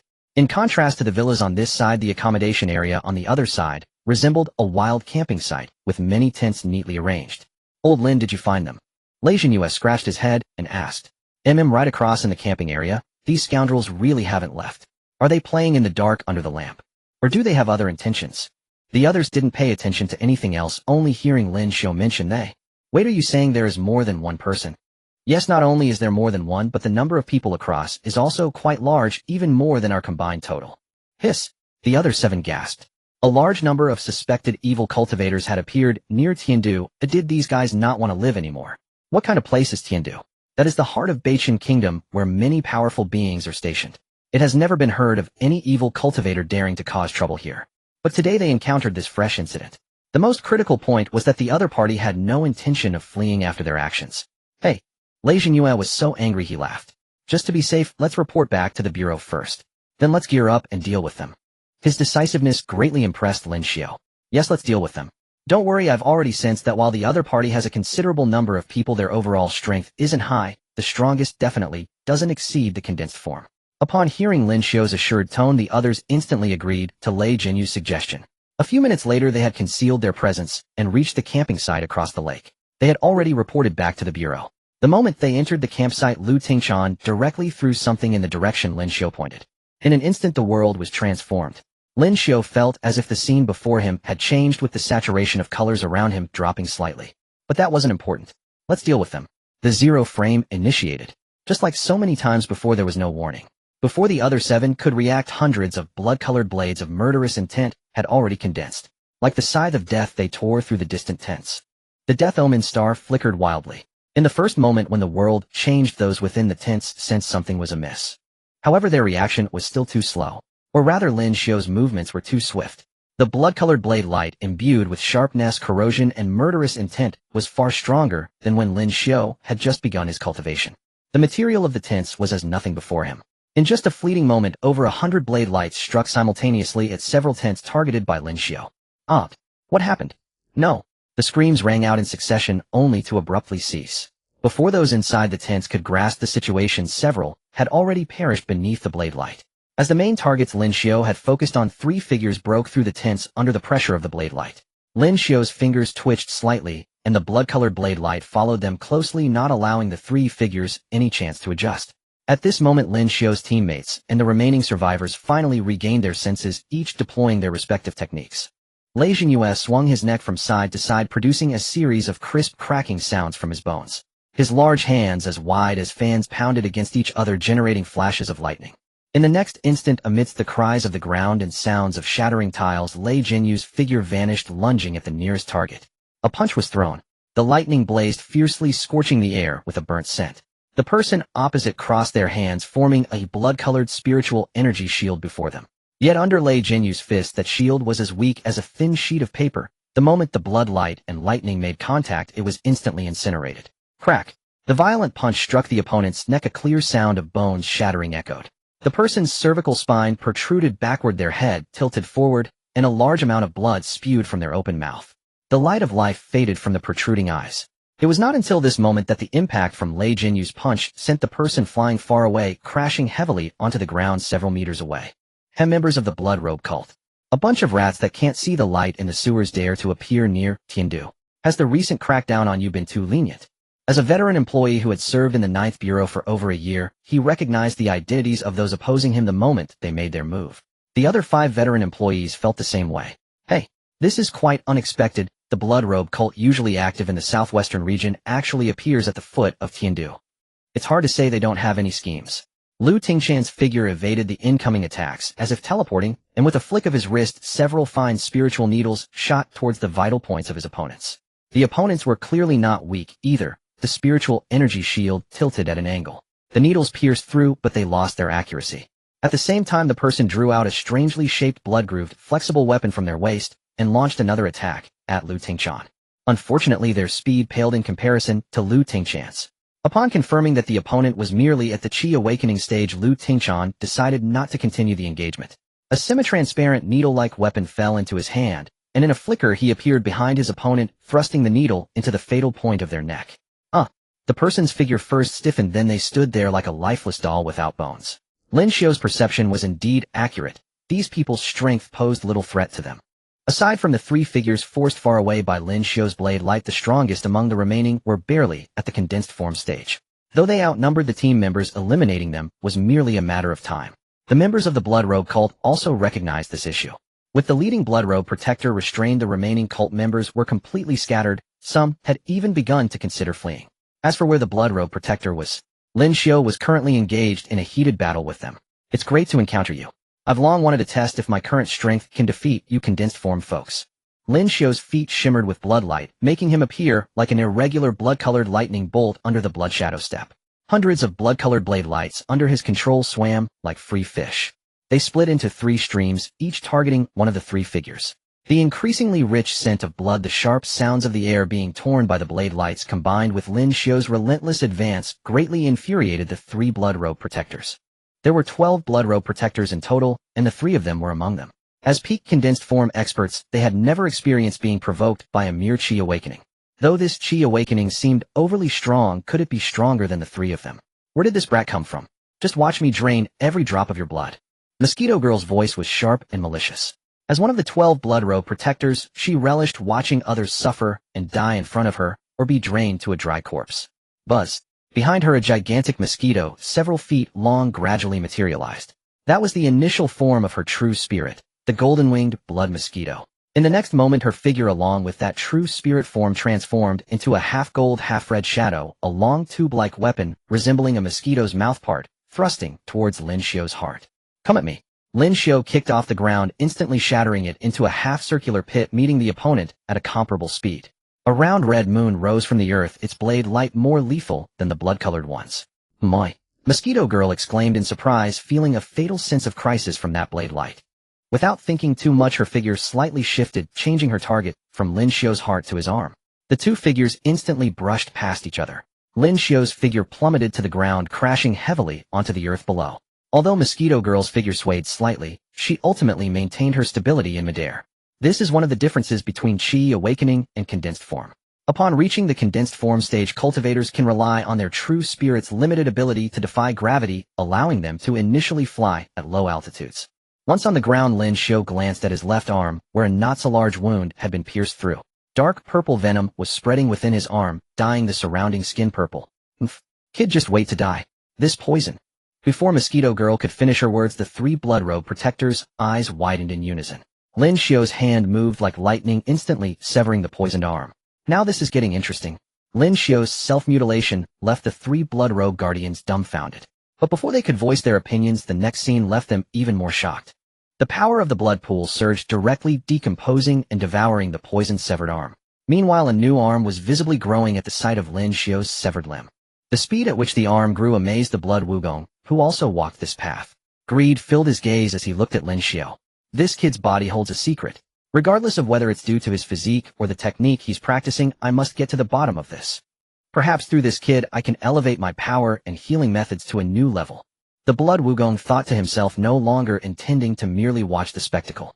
A blood-armored centipede took shape behind him with hundreds of sharp and deadly crimson legs, and a pair of gigantic pincers shimmering ominously. A structure resembling a centipede's carapace enveloped the Blood Wugong's body, rendering him almost indestructible. With a meteoric thrust, his imposing figure charged directly towards Lin Xiu.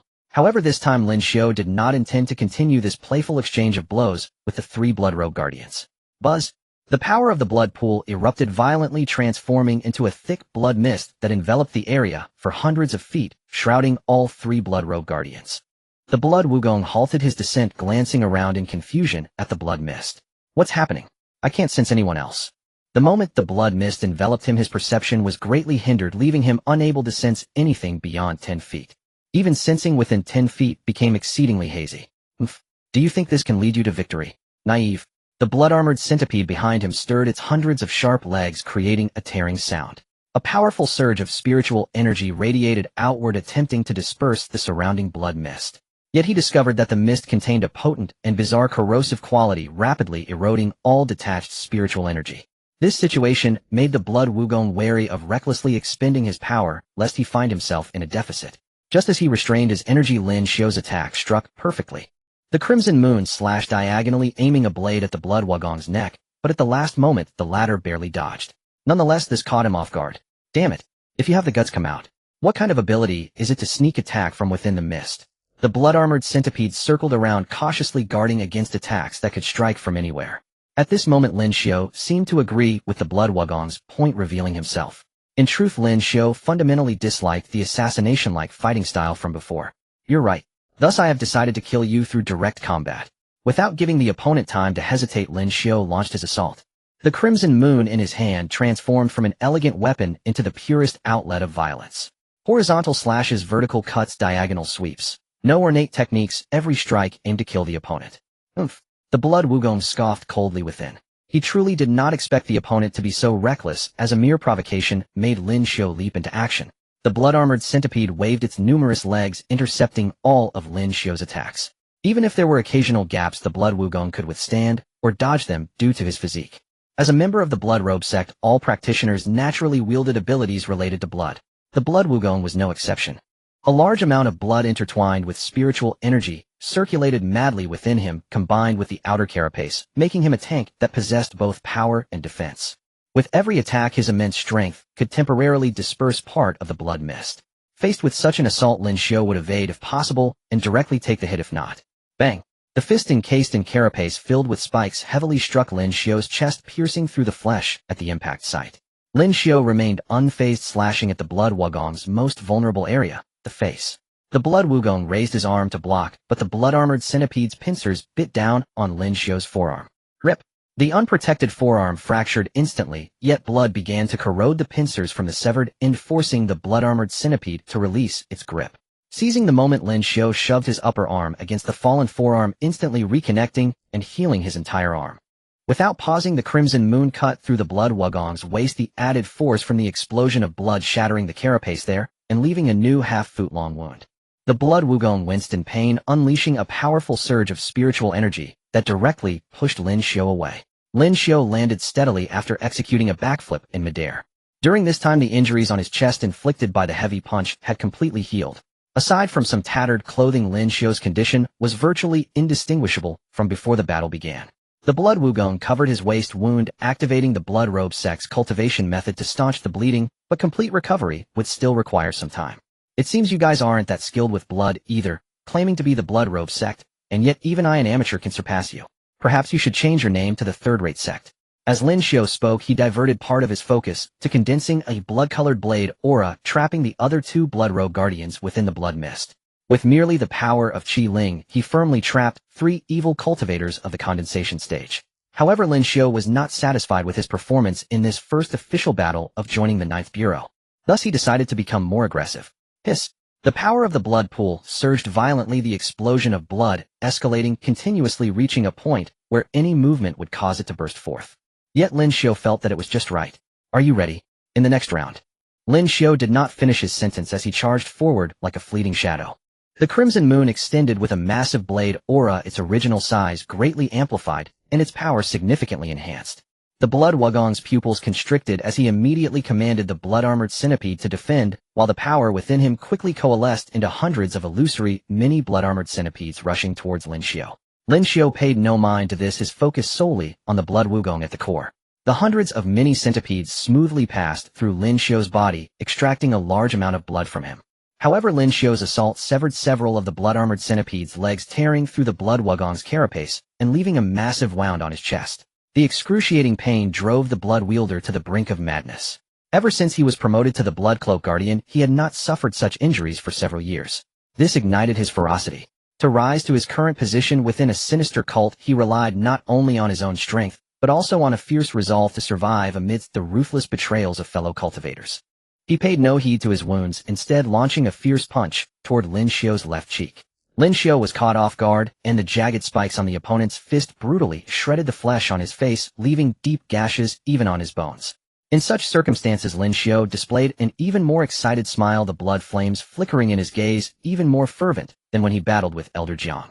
Bones, flesh, and skin twisted and regenerated continuously, creating a scene that was utterly shocking. Huh, just like that. Come on, use all your means to kill me. Tear my flesh apart. Rip out my heart.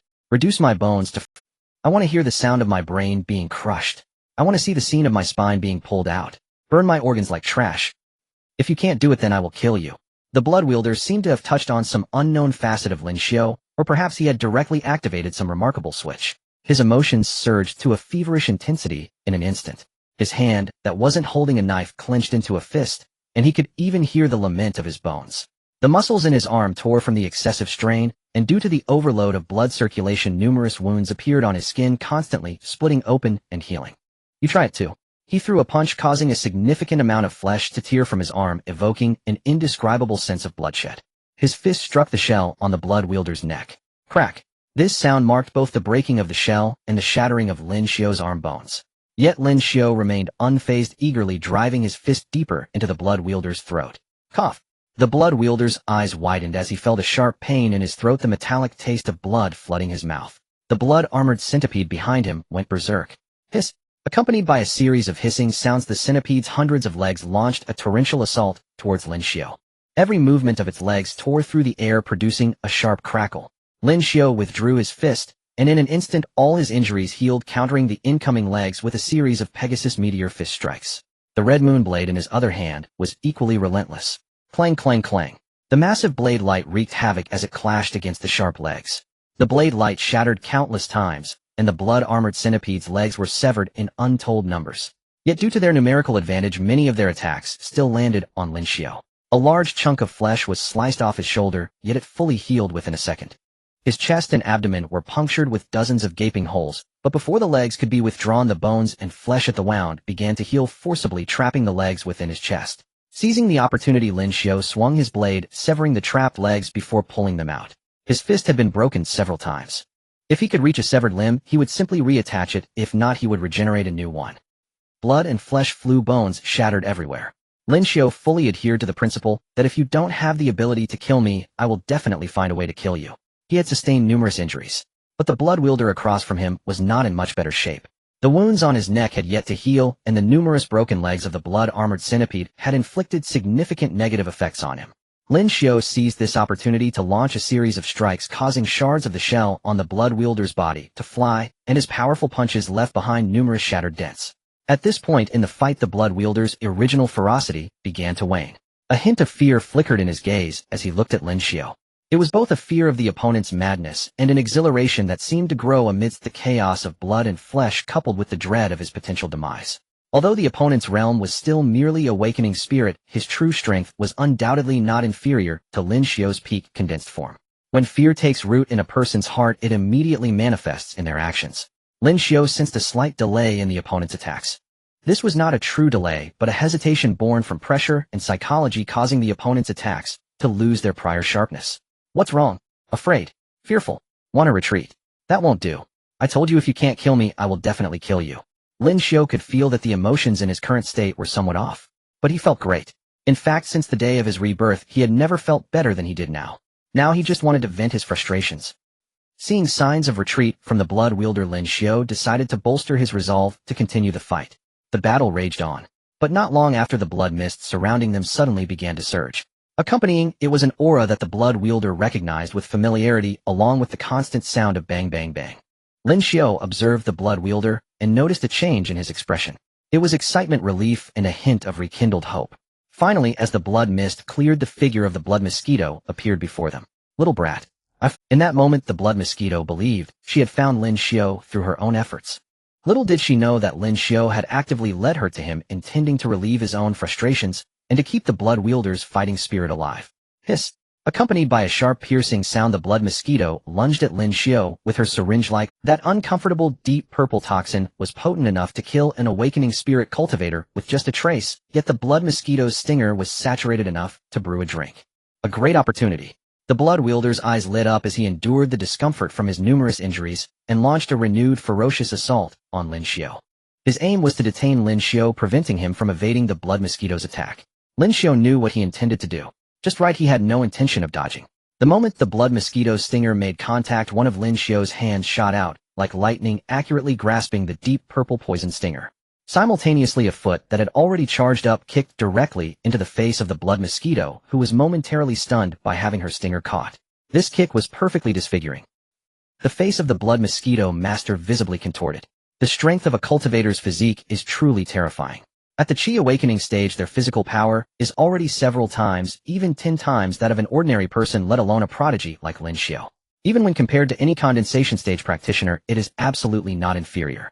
However, as a specialist in poisons at the condensation stage, the blood mosquito master's frail body is even weaker than Lin Xiu. Visibly, the skin of the blood mosquito master began to deform, and the bones in her face cracked under that immense force, her neck bones creaking as they resisted the power. Blood surged rapidly in her skull, her sclera filled with crimson. Whoosh! With a dizzying spin, the blood mosquito master was sent flying backward at a speed greater than before, crashing back into the blood mist. A heavy punch came crashing in.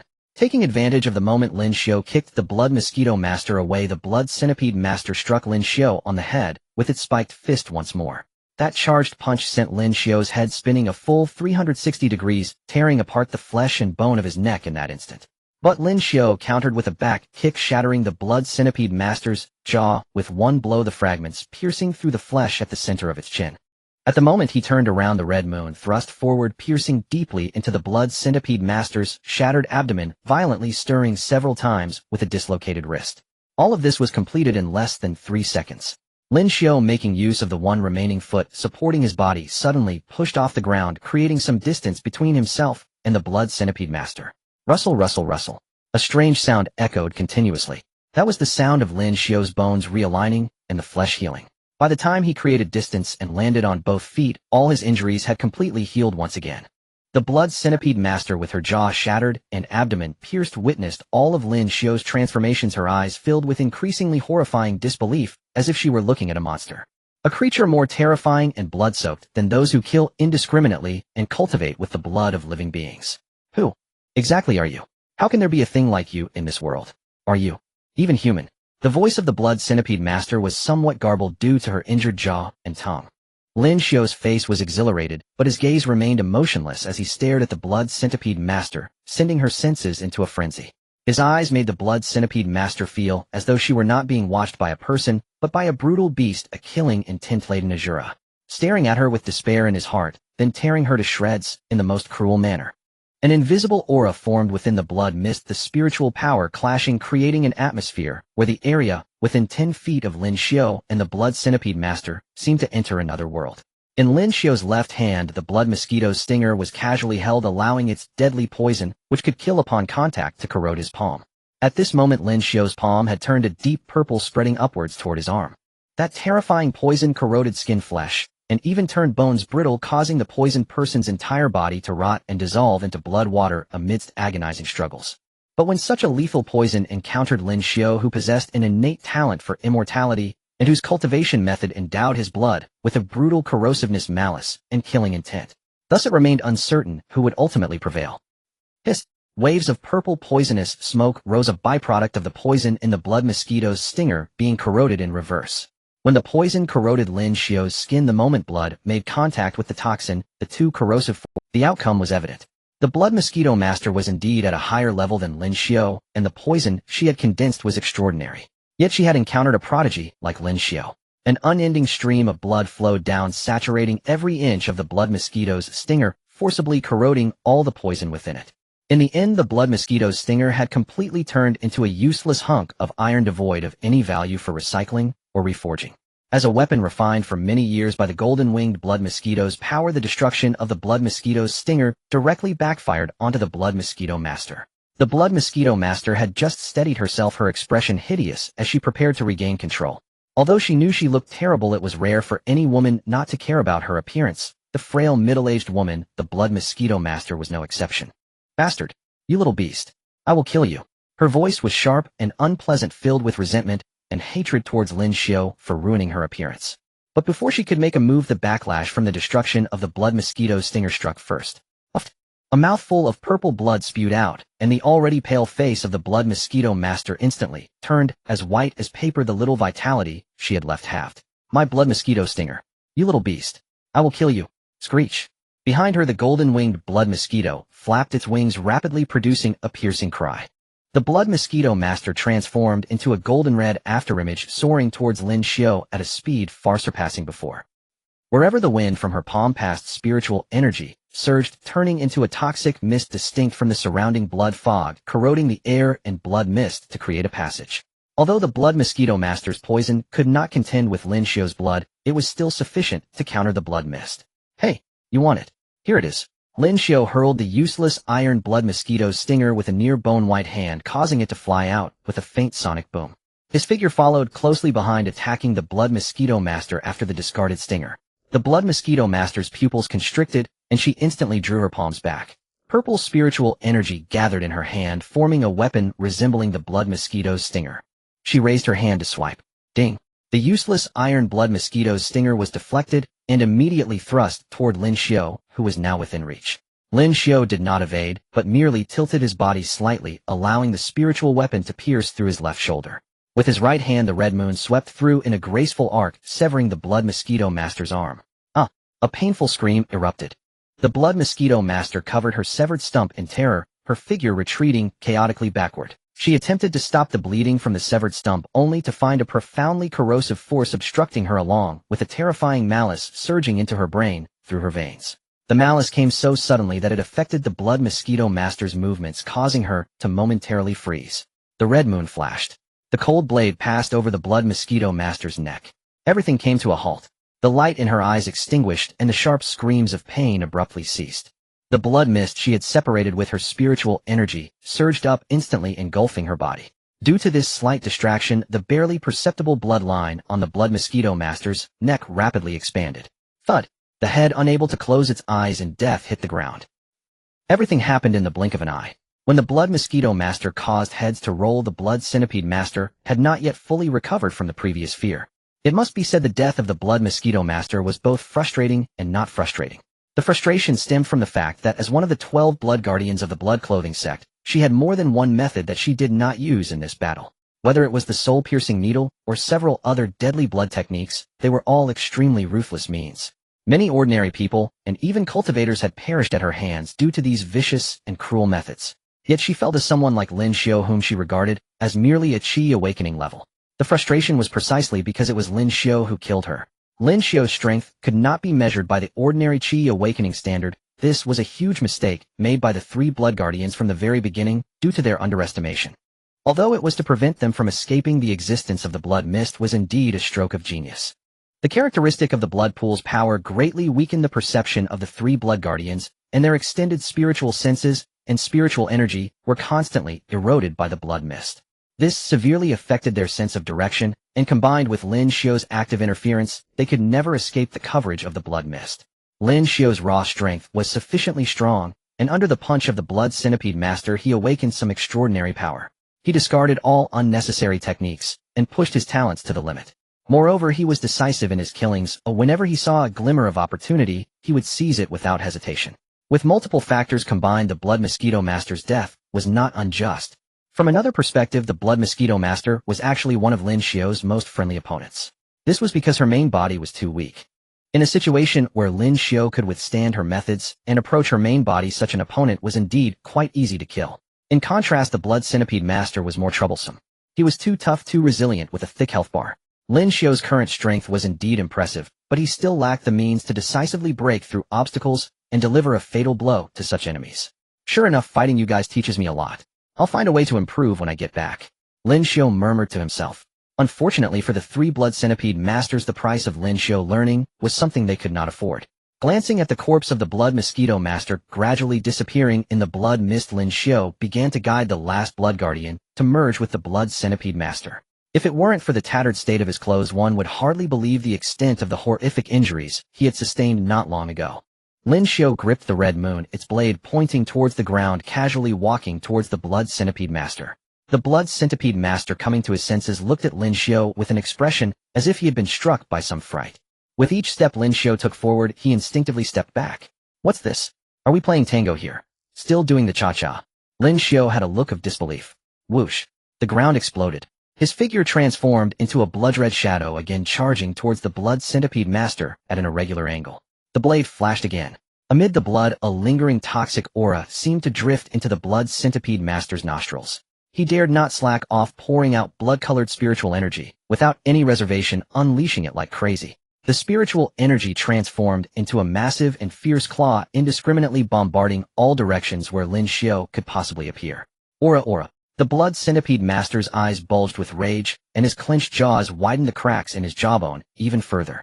The shell covering his body had already been largely shattered in the previous battle, and the remaining parts were cracking due to his overexertion of power. But he dared not stop, nor could he afford to weaken his current attack's intensity and frequency by even a fraction. He knew that once he halted, he would undoubtedly die. The blood centipede master's fierce and savage performance made Lin Xiu excited once more. Good. I thought you were done for. This is pretty tough, full of energy. Ha ha ha. Amidst his wild laughter, Lin Xiu simply put away the red moon and met the endless shadows of fists from his opponent with his bare fists. Boom, boom, boom. The sound of dense collisions erupted, resembling a machine gun fire, more like artillery sweeping the ground. Two types of blood-colored fists clashed madly in the blood mist. The difference was that the blood centipede master's fists were composed of condensed spiritual energy, while Lin Xiu's fists were the tangible flesh and blood. In an instant, blood and flesh were flying everywhere. Lin Xiu's fists shattered more than just a few times, and the flying blood and shattered bones were countless. However, with each injury, the moment his fist briefly retracted for a charge, it would return to its original condition and strike heavily again. In such bloody exchanges, the results achieved by Lin Xiu were quite remarkable. The blood centipede master's condensed spiritual energy punches were shattered one after another, and the consumption of his spiritual energy was as fierce as a dam bursting. Yet in this brief period, over 80% of his strength had been worn away. Fortunately, there was no such thing as a dead end. Just as the blood centipede master felt despair again, thinking he was about to die under Lin Xiu's fists, a rustling sound gave him a glimmer of hope. It turned out the bloodfly master had arrived.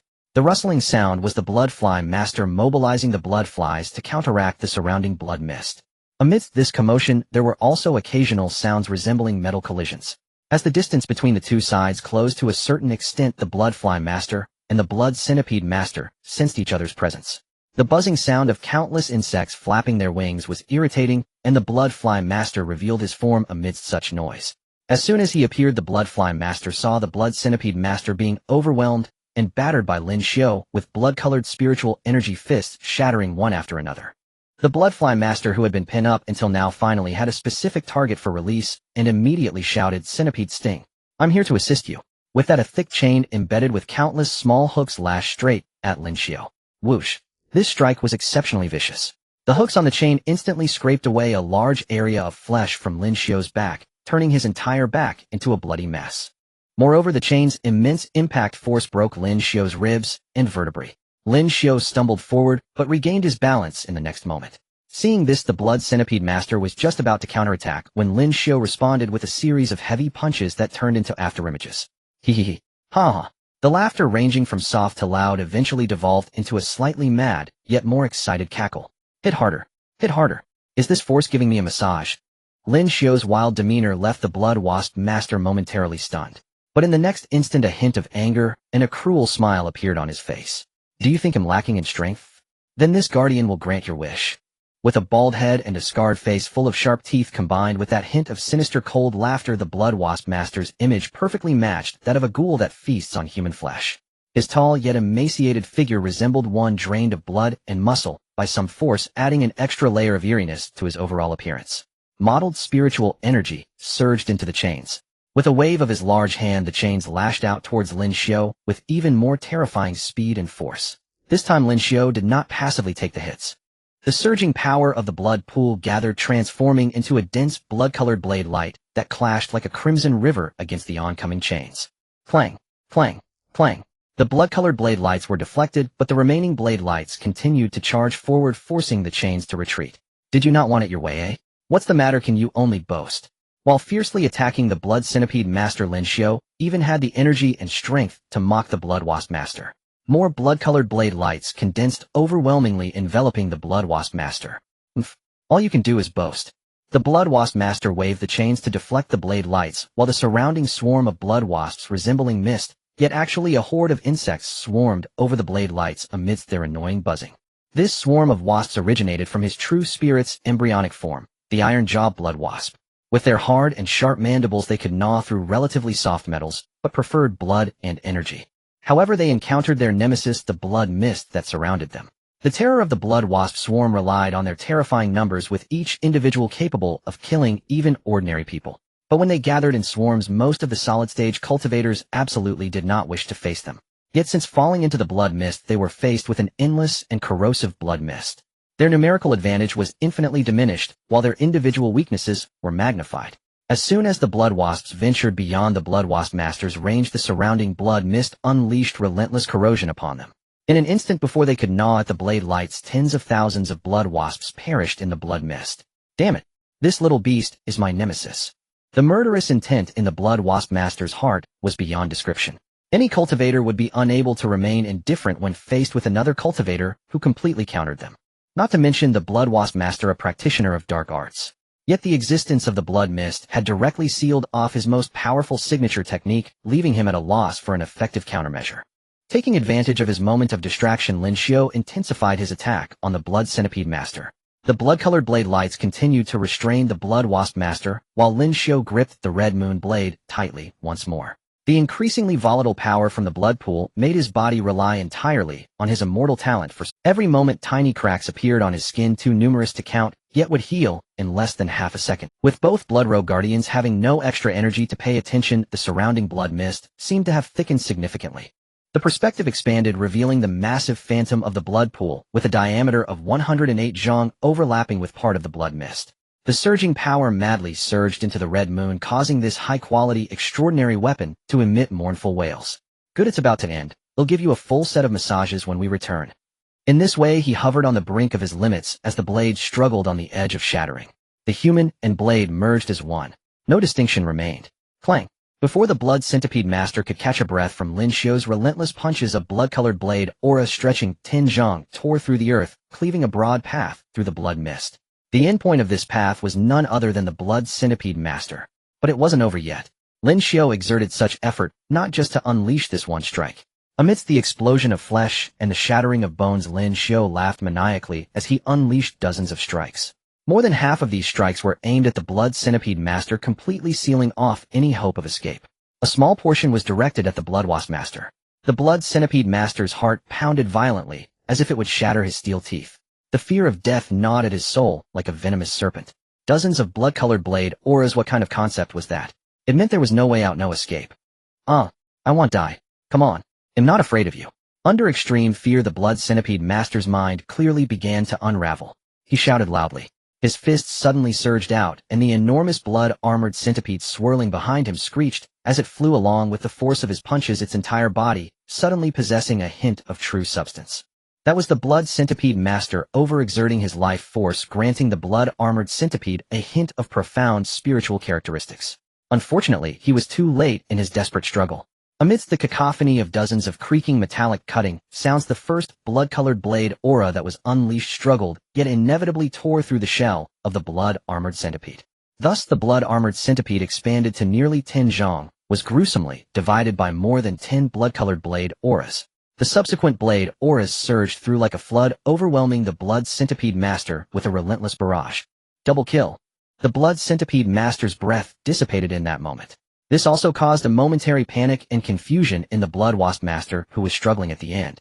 Having completed the double kill, Lin Xiu seized the opportunity. He sheathed his blade and swung it again. His recently recovered arm and half of his body burst apart once more as over 10 blood-colored blade auras sliced toward the blood wasp master along the trajectory of the senior. The blood wasp master, already injured from the previous blood-colored blade auras, was instantly filled with despair. Facing the incoming blood-colored blade auras once more with his strongest techniques completely countered, he was left with no means to respond. It's over. Damn it, I was just ordered to come here to trade some consumables. How did I end up encountering such a monster? It shouldn't be like this. Oh. The blood-colored blade aura severed the chains and also transformed the blood wasp master's body into an artistic masterpiece. Triple kill. Lin Xiu said with a hint of self-satisfaction. No, they are all dead. So it should be ace. Although I don't play games, I must say this announcement is quite exhilarating. Lin Xiu looked at the remains beneath the blood mist, his eyes flashing with a hint of enlightenment. Indeed, killing is the most primal order. To kill all that is disorderly, what remains will naturally be the order of a harmonious world. Hey, I truly am a genius. Suddenly Lin Xiu seemed to remember something. Not good. He stopped posing and hurriedly ran over to check the bodies of the two blood-clothed guardians. There was no need to say much about the corpse of the blood centipede, as dozens of blade energies had reduced it to fragments. It's over, it's useless. Lin Xiu glanced at it, and decisively turned towards the body of the blood horse. Fortunately, this one is still relatively intact. At first glance, although the body of the blood horse was also dismembered, the part above the neck was preserved well. Lin Xiu wasted no time, casually lifted the head of the blood horse, while his other hand brought 2 fingers together to press on its unblinking forehead. Blood memory. Activate. In an instant, the power of the blood pool intricately seeped into the brain of the still-warm blood horse, attempting to read the memories within a dead person's head. This was quite significant. Compared to using blood memory on a few minor characters, the contents within the blood horse's head were far richer. This was a personal biography spanning nearly 100 years. Indeed, the blood horse had lived for nearly a century, making him a veritable elder. The other 2 at the same level, the youngest being the blood centipede, were also over 60. The blood mosquito was the oldest, already over 100. However, in terms of lifespan for the form condensation stage, the ages of the 3 were still considered young. It is known that as long as one successfully enters the spirit awakening stage, a cultivator's lifespan can surpass that of an ordinary person. Theoretically, a cultivator at the spirit awakening stage can have a lifespan limit of around 300 years. However, very few cultivators actually live to such an age. The lifespan of those at the form condensation stage is naturally even more exaggerated. Starting at 500 years, the longest recorded lifespan of a form condensation cultivator was 982 years. Close to 1,000 years. What an extravagant number. This is already considered a limited form of longevity. But don't assume that a long lifespan equates to great power. In fact, the lengthy lifespan of cultivators resembles a form of compensation from a higher plane.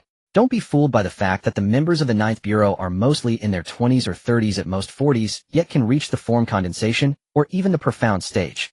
That is because members of the 9th Bureau placed in any extraordinary organization would be considered geniuses amongst the few. Many more cultivators do not compare to them in talent. Entering the spirit awakening stage has already exhausted great efforts, and some may struggle at one level for their entire lives. So is 300 years really long? It's long for ordinary people. But for those cultivators who see no hope of breaking through, it feels more like a clear knowledge of their impending death. They can only watch helplessly as their fixed sentence approaches. Therefore, many cultivators who manage to live to a great age yet know they have no hope of breaking through often choose to take a gamble before they die. There were many ways to gamble, closing themselves and venturing into forbidden realms. Among them, there are also those who mistakenly take the wrong path, using evil methods to break through or extend their lifespan, thereby being labeled as deviant cultivators. From then on, they were hunted down by all. Of course, none of the above content has anything to do with the 3 blood-clothed guardians. Their talents were not lacking to that extent. Becoming a deviant cultivator was simply due to wanting to take shortcuts. Deep down, they truly enjoyed the perverse desire being unleashed, relishing the feeling of manipulating lives and controlling others' fates. Thus, they indeed deserve their fate. To be precise, killing all deviant cultivators, among them there might truly be those who took the wrong path. But if we only kill 90%, the remaining portion must certainly contain a significant number of the truly. So to be on the safe side, let's just kill all members of any evil sect we encounter in the future. This way it's safer. As for those who may have taken the wrong path, what does it have to do with me? Since they have already gone down the wrong path, choosing to become a deviant cultivator indicates they have committed errors sufficient to be deemed deviant cultivators. Killing them is absolutely not unjust. If anyone cries injustice for such people, they are undoubtedly potential deviant cultivators, and it would be a simple matter to deal with them too. Lin Xiu retracted his fingers and made a clear summary of what he had just seen. Then he looked at the head in his hand and shook his head regretfully. I was too excited before and forgot to leave a breath. The spiritual essence dissipates too quickly after death, and the memories left in the brain are ultimately still missing many fragments. Next time I must pay attention, or I should research how to intercept that dissipated spiritual essence. Ideas sparked in Lin Xiu's mind, but he currently lacked a concrete plan. Forget it, I'll think about it slowly when I get back. For now, let's see what the situation outside is. Speaking, Lin Xiu began to circulate the power of the blood pool, retracting the pervasive blood mist back into his body. Outside the blood mist. Before Lin Xiu ended the battle outside had already drawn to a close. Without the presence of the three guardians, the remaining spirit awakening stage cultivators outside were merely newly initiated blood sect disciples of the form condensation stage. Even with a numerical advantage, they were simply no match for the remaining 7 members of the team. Including Lin Xiu and Su Tan, even 3 form condensation stage members would suffice. The remaining 2 members could easily assist Lin Xiu in combating the 3 guardians. However, when this suggestion was put forth, Lin Xiu rejected it on the grounds of testing his own strength. Everyone, I'm not trying to show off. Just let me try alone first. If it really doesn't work, I'm not the stubborn type who insists on bearing it alone. I will certainly call for support at the first opportunity. Everyone briefly discussed and agreed to Lin Xiu's seemingly very risky and reckless proposal, allowing him to face the 3 guardians alone. Of course, before the battle began, they were unaware that the strongest opponents were the 3 guardians of the blood sect. They only confirmed that there were 3 strong auras. When they learned that their mission target was the blood sect, Yu Qinglan and Zhu Zining focused most of their attention on the blood mist. The remaining 5 members dealt with those enemies with all their might. The 2 of them were fully focused, ready to support Lin Xiu at any moment. How is it? Is there still no movement? Lin Xiu, who had just punched through the last red-clothed disciple, stepped forward to ask. There were still traces of lightning on him. If it really doesn't work, we should go in and take a look. Lu Tingshan flashed over beside the others, her face showing concern as she gazed at the roiling blood mist. Do not act rashly. I saw that this blood mist was actively released by old Lin. As long as the blood mist remains, it means old Lin is certainly fine. As far as the eye could see, the campground of the Red River Valley was in utter disarray. Most of the expensive tents had been destroyed during the battle between the 2 sides. Over 20 bodies were scattered chaotically throughout the campground, and not a single one had escaped. 2 fortunate individuals remained alive, completely under the control of Zhu Zining's spirit-locking goo and by Wuchen's ice silk. They were prepared to take them back to the 9th Bureau for interrogation. For them, this mission posed no real threat. The only challenge lay in how to locate them smoothly. Indeed, without Lin Xiu, this step would have delayed them considerably. During this time, those members of the Blood Garment sect likely accomplished their nefarious objectives. Then they'd simply pack up and leave. If that were the case, finding them would be nearly impossible. The Blood Garment sect's main activity site was not in Tiandu. Their appearance here was likely just a coincidence. If they truly left without the relevant tracking orders falling upon the team members would indeed have no chance to make contact with them again. It was likely that the 9th Bureau's colleagues active in the Blood Garment sect's territory would take over this situation and continue to dig deeper based on the information they provided. Unlike now, they had uncovered the stronghold of the cult organization near Tiandu, with most cult members being killed on the spot, and the remaining ones would also be taken back for interrogation. What is this? This is an achievement. It is their merit, a currency they could use to exchange for treasures and resources in the 9th Bureau. As Lin Xiu, the one who found them, and having single-handedly fought against the 3 great protectors, he was undoubtedly the #1 contributor to this mission. Lei Zhenyue, Zhang Beichen, Yu Qinglan, Zhu Zining, Bai Wuchan, Lu Tingshan, and Su Tan had all gathered in front of the blood mist. Time passed slowly, and the impatient Lu Tingshan was starting to lose her composure. It's been so long, Brother Lin still hasn't come out. Should I sneak in for a look? Don't let anything really happen. As she spoke, she was eager to use her shadowless step to rush in. But at that moment, the blood mist suddenly began to contract. In the midst of the violent surging, the blood mist that had enveloped the area for hundreds of feet quickly vanished without a trace. The crowd immediately set off, following the direction of the shrinking blood mist. Wow, Brother Lin, you look so cool.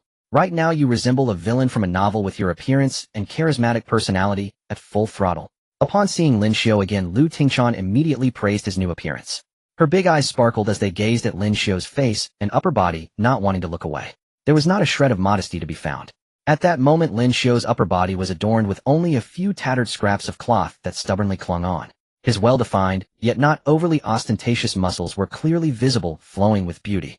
His skin, affected by the power of the blood pool, exhibited faint patterns that were gradually fading away, and all injuries had long since healed, leaving no trace.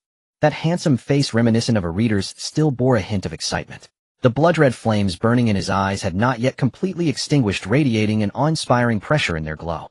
The diamond-shaped mark at his forehead, resembling a seed, was completely saturated, awaiting Lin Xiu to step into the formative phase and break free from its bindings to grow freely.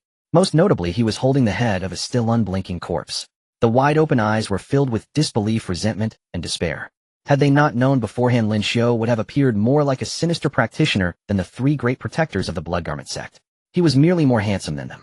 For some reason, upon seeing Lin Xiu again, the 7 individuals felt as though he had undergone some kind of change. It was a transformation that emanated from deep within, rooted in his very soul, and while passively influencing Lin Xiu's aura. They did not know what this change was, but they sensed that it might be an unexpected boon for Lin Xiu. Lu Tingchan was initially very pleased by Lin Xiu's praise.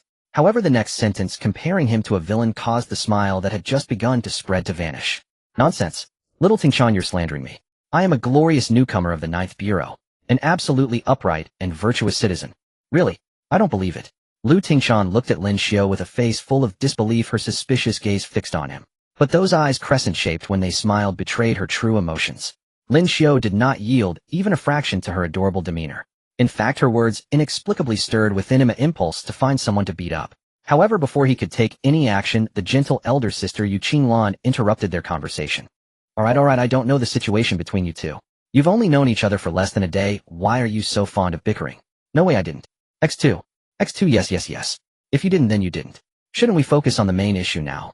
Lin Xiu, is that in your hand the head of the bloodworm user from the Blood Garment sect? Yu Qinglan asked with a smile, looking at the head Lin Xiu was holding. Huh, I don't know. Sister Qinglan, do you know this guy? Lin Xiu replied with a puzzled expression, lifting the head in his hand to shake it towards Yu Qinglan. He was not lying. In these days, although he had gone through most of the Ninth Bureau's rules and precautions, it stopped there. As for more information about the cultivation world, especially information about other cultivation organizations beyond the Ninth Bureau, he was basically in the dark. The only thing he firmly remembered was that damn heart-eating society related to human teeth. If I'm not mistaken, he is one of the 12 blood protectors of the Blood Garment sect, the bloodworm user Wu Jiu. Hey, not just the bloodworm user, this should be the Blood Garment sect's blood centipede user. Look at this physique, this carapace. He's a typical humanoid giant centipede. On the other side, Lei Jinyue, who had run a short distance away, recognized the identity of the blood centipede user. However, he was puzzled. Aside from the head in Lin Xiu's hand, there was also this broken head in front of him that had split into several pieces. There were no other corpses around, and he hadn't seen even a trace of that third person. Lei Jinyue's heart began. However, he didn't take it too seriously. If the corpses were gone, so be it. Old Lin must have done this to prevent the corpses of these evil practitioners from polluting the environment, or for some other reason. This was a great act of kindness. As for the method of dealing with the corpses, that was simply inconsequential. The bloodfly and blood centipede, what about the third one? Jiang Beichen asked, a hint of confusion in his voice.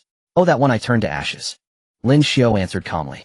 After being refined, the blood became a desiccated corpse, and then with a bang it scattered into the wind amidst the aftermath of the battle. Isn't that considered turning to ashes? Alright. Jiang Beichen blinked, still adjusting to Lin Xiu's unexpected reply. As expected of the opponent I have recognized, even the way you speak is so unique. It seems I need to be harsher with my enemies in the future, but my swordsmanship is not suited for turning people to ashes. Should I specialize in a new technique? He thought to himself. The others were also amazed by Lin Xiu's ability to single-handedly defeat 3 enemies at the condensed form stage, including turning one of them to ashes. Before their breakthroughs, they could also fight across realms, but at most it was unknown, without falling behind, managing to suppress their opponents slightly. If they paid a certain price, they could be confident in killing a condensed form opponent, provided that the opponent was not one of those geniuses who had broken through like them, otherwise they would definitely lose. Everyone was a genius of the same tier, and I am even a level above you. How could I be overthrown? Yet Lin Xiu's strength showed them what a more monstrous genius looked like. Even after their breakthroughs, they had no absolute confidence in defeating 3 guardians, but Lin Xiu, who had not yet broken through to the condensed form, had done it. Old Lin, you are incredible. I have opened my eyes this time. Your talent and strength far surpass mine. From now on I will rely on you for protection. Then you must pay a protection fee, right? Ha! X2. After a few jests, Lin Xiu and Lei Jinyue both burst into laughter. Alright, stop laughing like fools. You two are truly full of passion. Yu Qinglan chuckled softly. The others twitched their mouths at her words, while Lu Tingchan laughed heartily without restraint. Huh. In this light, it does seem somewhat true. So it turns out Brother Lin and Old Lei like this kind of vibe. Lin Xiu and Lei Jinyue's expressions changed simultaneously, instinctively distancing themselves from each other, an obvious disdain radiating from them. Sister Qinglan, you can't tarnish someone's reputation. Sister Qinglan, so you are this kind of person? The former was said by Lei Jinyue, and the latter was Lin Xiu's retort. In response, Yu Qinglan remained calm. Yes, that's how I am, or just don't let me find more material for my stories. The whole team chatted and laughed, creating a joyful atmosphere, as if the corpses around them did not exist. After fooling around for a while, everyone finally prepared to get back to serious business. Since the task is complete, let's leave here quickly. The reflection domain, while indistinguishable from the real world, feels uncomfortable after a while. There really isn't a hint of liveliness here. Alright, let's leave this place. First, we can discuss anything back at the headquarters. Under normal circumstances, Lei Jinyue was the captain of this team during missions. However, after the battle, the oldest Yu Qinglan was the head of the entire team. Her gentle and poised nature along with her calm demeanor made her unflappable in any situation. All these were Yu Qinglin's merits. As the head, even Lin Xiu and Jiang Beichen, who had just joined the team, had no objections. They were clearly not suited to lead others. Wait a moment, I have something to do. Just as Lu Tingchan was forming a hand seal with one hand preparing to take everyone out of the reflection domain, Lin Xiu suddenly spoke. After saying that he didn't care about being seen by others. The power of the blood pool activated and the spiritual fluctuations enveloped all the corpses of the Blood Garment sect members around. Under the astonished gazes of everyone, the corpses visibly shriveled, and the refined blood essence intertwined and merged into a vast blood pool that faintly appeared. When the last thread of blood essence was consumed, Lin Xiu slightly stomped his foot, and a gentle breeze swept over all the desiccated corpses around. Poof! Dozens of corpses disintegrated into thin air, turning into a ground full of ashes slowly scattering in the gentle breeze. After completing all this, Lin Xiu smiled and returned to the group. I apologize for the mess. Even the landlord has no surplus, and whatever can be used should be utilized save where you can. Upon regaining his senses, the seven of them showed no signs of disgust or wariness over Lin Xiu's earlier actions. Even Jiang Beichen was muttering to himself. So it was really turning to ashes. Indeed, I must learn this, but makes cleaning the scene much easier. Though Jiang Beichen's voice was small, everyone present heard it clearly, all looking at him with astonished eyes. Lin Xiu was no exception. He did not hide it from them, mainly believing that there was no need to be overly cautious about his methods. He was not one of those rats hiding in the sewers. If the people before him truly felt wary or disgusted by his techniques, it would mean they were not on the same path. Early discovery and early separation are good. It turned out that the people before him were indeed worthy of Lin Xiu's further contact. Jiang Beichen's words were an unexpected delight. Lu Tingchan was still as lively as ever. Brother Lin, can we leave the cleanup work after our missions to you in the future? No way, no way. For the sake of my little savings, I need to personally search the enemies I kill. This is definitely a bonus. But the bodies still need to be handled. How about I give Brother Lin a share? Looking at Lu Tingchan's conflicted self-talk, Lin Xiu inexplicably felt like laughing. Alright, keep the bonus for yourself. Besides, I only utilized waste, and it won't matter if I miss out on your portion. After saying this, Lin Xiu instinctively raised his hand and pinched Lu Tingchan's face, which still had a hint of baby fat. Realizing this, Lin Xiu's fingers paused slightly before he discreetly withdrew them. Lu Tingchan completely ignored Lin Xiu's action and excitedly said, "Really? Thank you, Brother Lin." Watching Lu Tingchan dance with joy, everyone was amused by her cute appearance. After dealing with the corpses, everyone finally left the reflection domain under Lu Tingchan's guidance. Looking at the time, it was still quite early. Thus the group decided to have a big meal at the Honggu Hotel before departing. During the meal, everyone clinked glasses and enjoyed themselves. Lin Xiu was focused on eating heartily. Jiang Beichen, seeing this, imitated him, as if trying to fully match up to his lifetime rival. The four ladies ate elegantly, but their speed was not slow. Lei Zhenyue, on the other hand, forcibly dragged by Wuchen to drink a bit, causing by Wuchen's indifferent handsome face to turn crimson. When they had almost finished eating, Lu Tingchan suddenly curiously asked Lin Xiu, "Brother Lin, when you fought those 3 Blood Garment Guardians, did you extract any information?"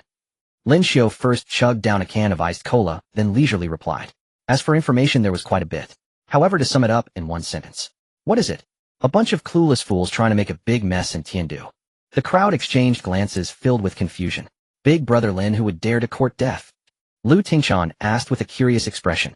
That's right, old Lin, who exactly has the audacity to stir trouble in Tiandu? Isn't that pure suicide? Lei Zhenyue replied, equally astonished. The others, though silent, clearly agreed with Lei Zhenyue's sentiment. What kind of place is Tiandu? It is the absolute center of Beichen, from the world of ordinary people to the cultivation realm. Especially in the cultivation world, Tiandu is shrouded by the 9 heavens, Yinglong's array that slays gods and exterminates immortals. That thing is not just an ornamental setup in the sky. It is a formation capable of burying even those above the transformation realm. Not to mention how many powerful figures are stationed at the headquarters of the 9th Bureau in Tiandu, along with many ancient relics that have connections to the 9th Bureau. Looking at the entirety of Beichen Star, Tiandu is the foremost place that cannot be offended. Do you understand the weight of a country's name being the same as that of a planet? On Beichen Star, Beichen Kingdom is the top authority, all others, such as the Free Eagle, the Arctic Bear, and the Rising Sun Kingdom, must survive under the watchful eye of Beichen Kingdom. The reason other countries can still exist normally is not because they have the capability to compete with Beichen Kingdom, but simply because Beichen Kingdom has no intention of taking action against them. Although it is unclear why those high-ranking figures have not acted, it is no concern for someone at their level. In short, the team would rather believe in the end of the world tomorrow than to think someone would dare to create chaos in Tiandu. Looking at the crowd's expressions of curiosity, astonishment, and even disbelief. Lin Xiu smiled broadly. You find it hard to believe. I think so too, but never underestimate the diversity of life awareness. In a vast forest there are all kinds of birds. There are many bizarre personifications among ordinary internet users. Is it really strange to find some oddballs in the cultivation world? Hearing Lin Xiu's explanation, everyone suddenly felt that it indeed made sense. Although they were not very old, they had browsed through many materials and throughout the year of task execution had seen or personally experienced some strange events. Now that you mention it, it is reasonable for some mentally impaired fools to suddenly lose their minds. Jiang Beichen nodded in agreement. Reasonable. Too reasonable. But Big Brother Lin, you still haven't told me who exactly is courting death. Shh. Lu Tingchan feigned agreement and continued to press Lin Xiu for answers. The Heart Eater Society, the Bone Viewing Sect, the Soul Flaying Sect, and the Blood Robe Cult. Lin Xiu slowly uttered the names of 4 notorious cult organizations. The crowd fell silent. After a few seconds, Zhu Zining softly said, Wow, what is this? A cult gathering. These are all registered names within the Bureau. Are they suddenly showing affection for each other, preparing to attack our... But that doesn't make sense. If they united to attack a specific branch, I could believe it, but what courage do they have to come all the way to Tiandu to stir trouble? She attempted to analyze what deeper significance lay behind the actions of these organizations, or what had given them such confidence. Throughout the entire discussion, no one present doubted Lin Xiu's words. Hee. Seeing Zhu Zining's serious expression, Yu Qinglan chuckled softly. Sister Zining, don't put so much pressure on yourself. No matter what those cults plan to do, we will just report back to the Bureau. The specifics of verification and response can be left to the professionals. Don't forget we are members of the 9th Bureau. We have never fought alone, nor are we like those cults that must always guard against betrayal from within. We have a team, we have support, we have backing. This statement jolted Zhu Zining awake. She suddenly relaxed, visibly more at ease. I really was overthinking it. Sorry, past experiences before joining the Bureau made me prone to overthinking. I tend to mull over things excessively. It's okay, you will get better gradually. If you need help, just let us know, we are friends, Yu Qinglan said with a warm smile. One hand linked with Zhu Zining's arm, while the other gently patted her hand. Sister Qinglan is right, we are teammates and friends. We can face anything together. Sitting on Zhu Zining's other side, Jiang Beichen suddenly spoke in a cool tone. He sat up very straight, giving off a rather stiff impression. Thank you, Zhu Zining replied softly. Hearing her words, Jiang Beichen's lips unconsciously curled into a slight smile. Yet he suddenly realized that his lifetime rival was looking at him with a strange expression. A tightening sensation gripped his heart, and the smile that had just risen was forcibly repressed. Old Jiang, you are quite interesting. Lin Xiu threw an arm around his shoulder, speaking in a meaningful tone. What do you mean by interesting? What are you talking about? Jiang Beichen replied somewhat stiffly. I understand. Lin Xiu raised an eyebrow, released his grip, patted Jiang Beichen's shoulder, and turned to address everyone. Everyone, we have had enough to eat. It's time to return to the Bureau to report our tasks, and we might as well submit the information from earlier as well. I'm done eating. Lu Tingchan raised her hand in response. All right, let's head back to the city. The group wasted no time and immediately set off from the Honggu Natural Resort. This time there was a slight change in the personnel of the 2 cars. Lu Tingchan hopped onto the car Lin Xiu was in, sitting in the back seat with Yu Qinglan. Jiang Beichen reluctantly got into the other car, sitting in the back seat with Zhu Zining. It should be mentioned that Lei Zhenyue had already communicated with the Law Enforcement Bureau responsible for the previous case, and follow-up personnel from the 9th Bureau would handle the aftermath. Thus they did not need to deal with that case any further. Just as the group got into the car, Lin Xiu intentionally glanced back at the campsite where the battle had occurred. He said nothing, and then left the resort. Hey, as expected of someone brought back by old Jiang, this kid has clearly sensed my presence. His perception is excessively sharp. In the realm of reflections, a man with red hair and red brows, a scarred face, tall, yet lean, with fire tattoos on his arms, spoke with a smile. However, since he has discovered me, it's no wonder he left so decisively. Is this asking me to clean up? What a loss. Next time I need to ask old Jiang for a big compensation to mend my wounded spirit. 2 more hours passed, and Lin Xiu's group had nearly returned to the 9th Bureau. Meanwhile, in the domain of reflections, the red-haired man finally awaited the arrival of those he had been expecting. Finally here. I've prepared a special gift for you, scum. The red-haired man grinned, his expression exaggerated and menacing. Conk! A hoarse cry echoed. A colossal creature tens of zhang tall, with a wingspan exceeding 200 zhang, rose with a blazing ascent. Its body was forged from coalesced flames, a crimson blaze tinged with golden fire, as if to incinerate all existence, like another sun born within the domain of reflections. Had it not been within the domain of reflections, the mere emergence of this behemoth would have wrought catastrophic devastation upon the entire Red Valley Nature Resort. This was the molten gold fire crow, the red-haired man's true spirit. As he channeled his power relentlessly, the flames upon the fire crow grew ever more intense, indirectly affecting the domain of reflections for dozens of kilometers around. Get in here. Several individuals still kilometers away sensed a foreboding unease shortly after entering the Red Valley Nature Resort. But before their leader could react, the world around them dimmed in a disorienting reversal. They were seized by an unseen force and forcibly dragged into the domain of reflections. Such was one of the domain's peculiar traits. When a person's spiritual fluctuation surpassed a certain threshold, they would be forcibly transported into this realm. All cultivators within a certain radius would also be involuntarily drawn in. As for the precise definition of that certain radius, no one had yet fully unraveled it. However, the threshold for spiritual fluctuation had been roughly identified as Tongxian. Once inside the domain, those passively drawn in no longer needed to seek out the culprit. Seek what? Even kilometers away, the colossal creature with its wingspan of hundreds of meters exuded such searing heat that even a blind man could sense it. The moment he laid eyes on the molten gold fire crow, the plump old man leading the group felt his pupils contract to pinpricks. Kilometers away, the red-haired man hovered midair before the fire crow, noting this reaction with ease. It was no challenge for him. His voice traversed the distance, ringing clearly in their ears. It seems you recognize me. Allow me to introduce myself. I am the 5th squad leader of the 9th Bureau's Combat Division. You may call me Blazing Crow. Old man, will you surrender willingly, or must I beat you into submission? Li Xiu declared from on high, his tone dripping with feigned arrogance. Even a squad leader of the 9th Bureau cannot make me yield without a fight. I've long wished to test the mettle of your esteemed ranks. The plump elder Ji Lao spoke with a sinister edge. His skin turned ashen and slick as a massive leech over 70 zhang in size coalesced into form, emitting a silent hiss toward the distant fire crow. Ji Lao knew he was no match for his opponent, but surrender was out of the question.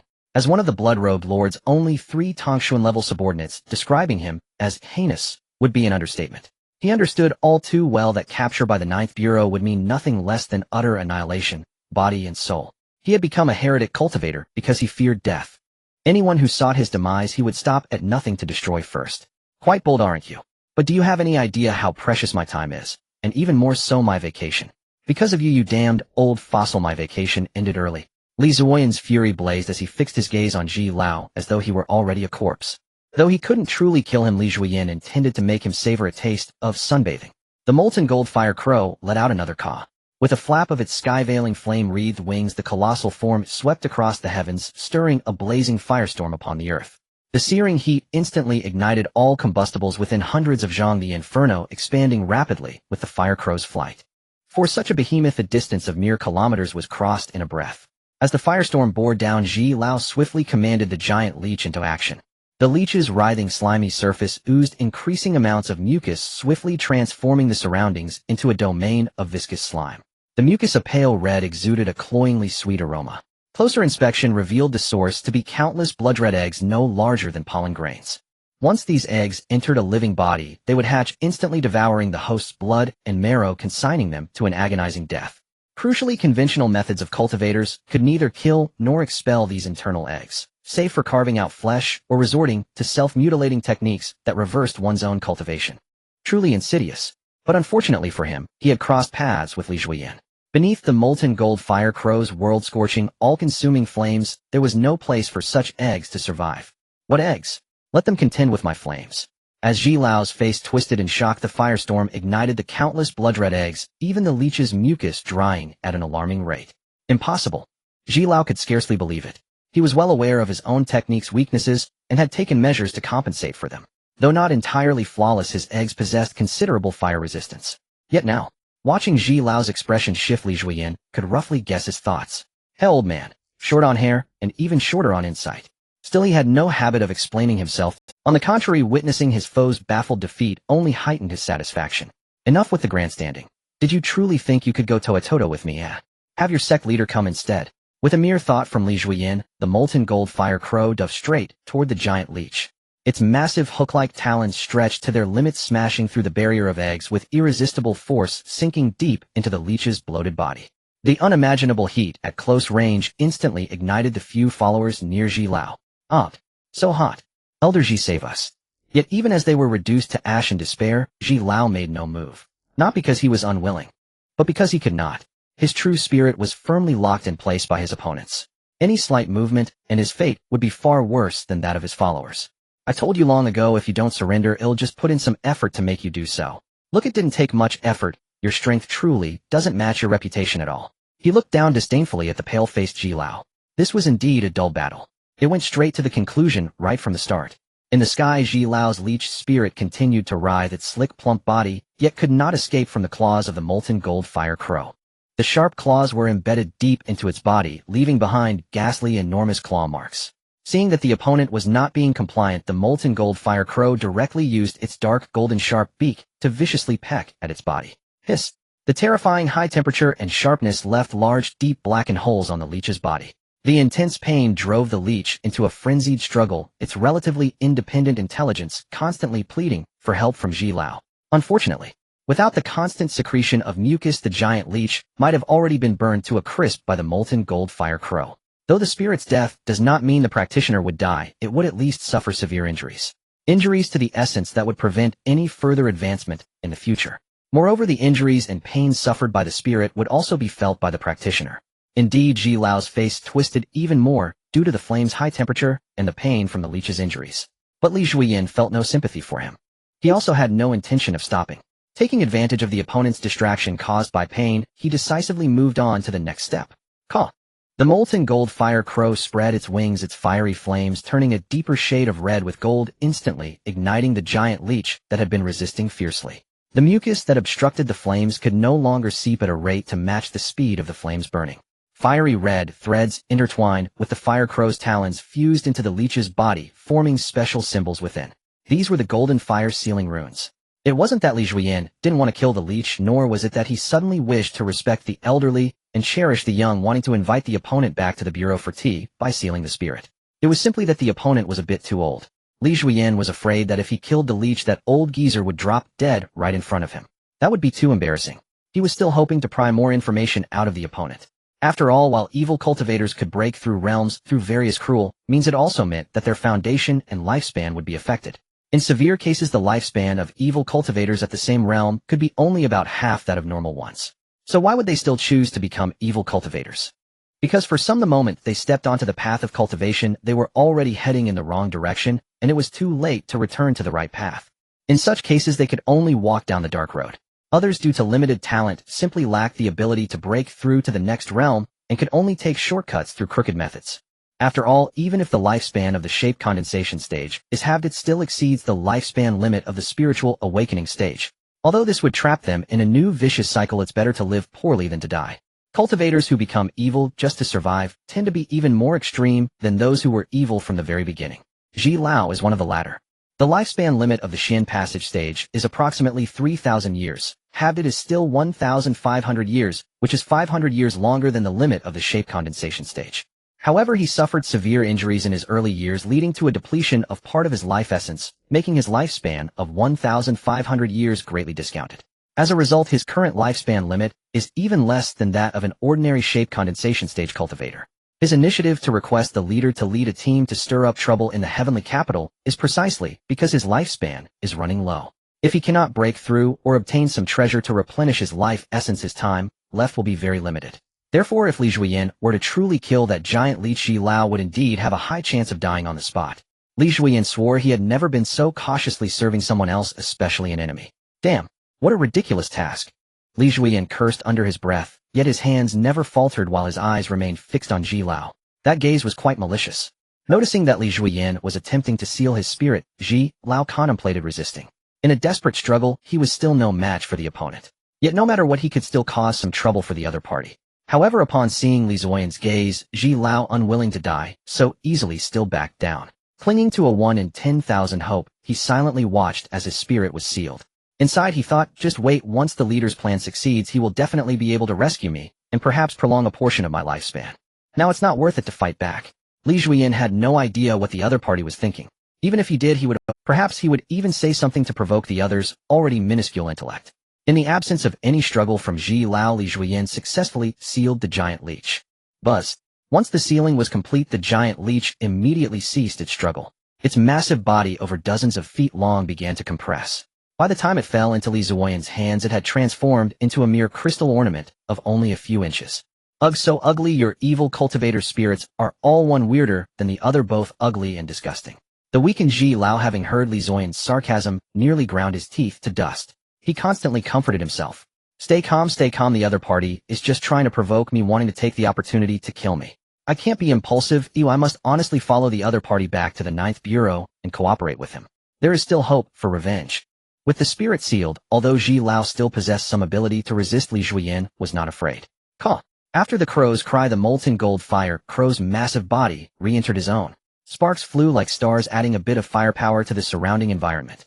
Looking at the scorched earth around him, Li Xiu merely shrugged. Sigh, the influence of the spirit's essence is too strong.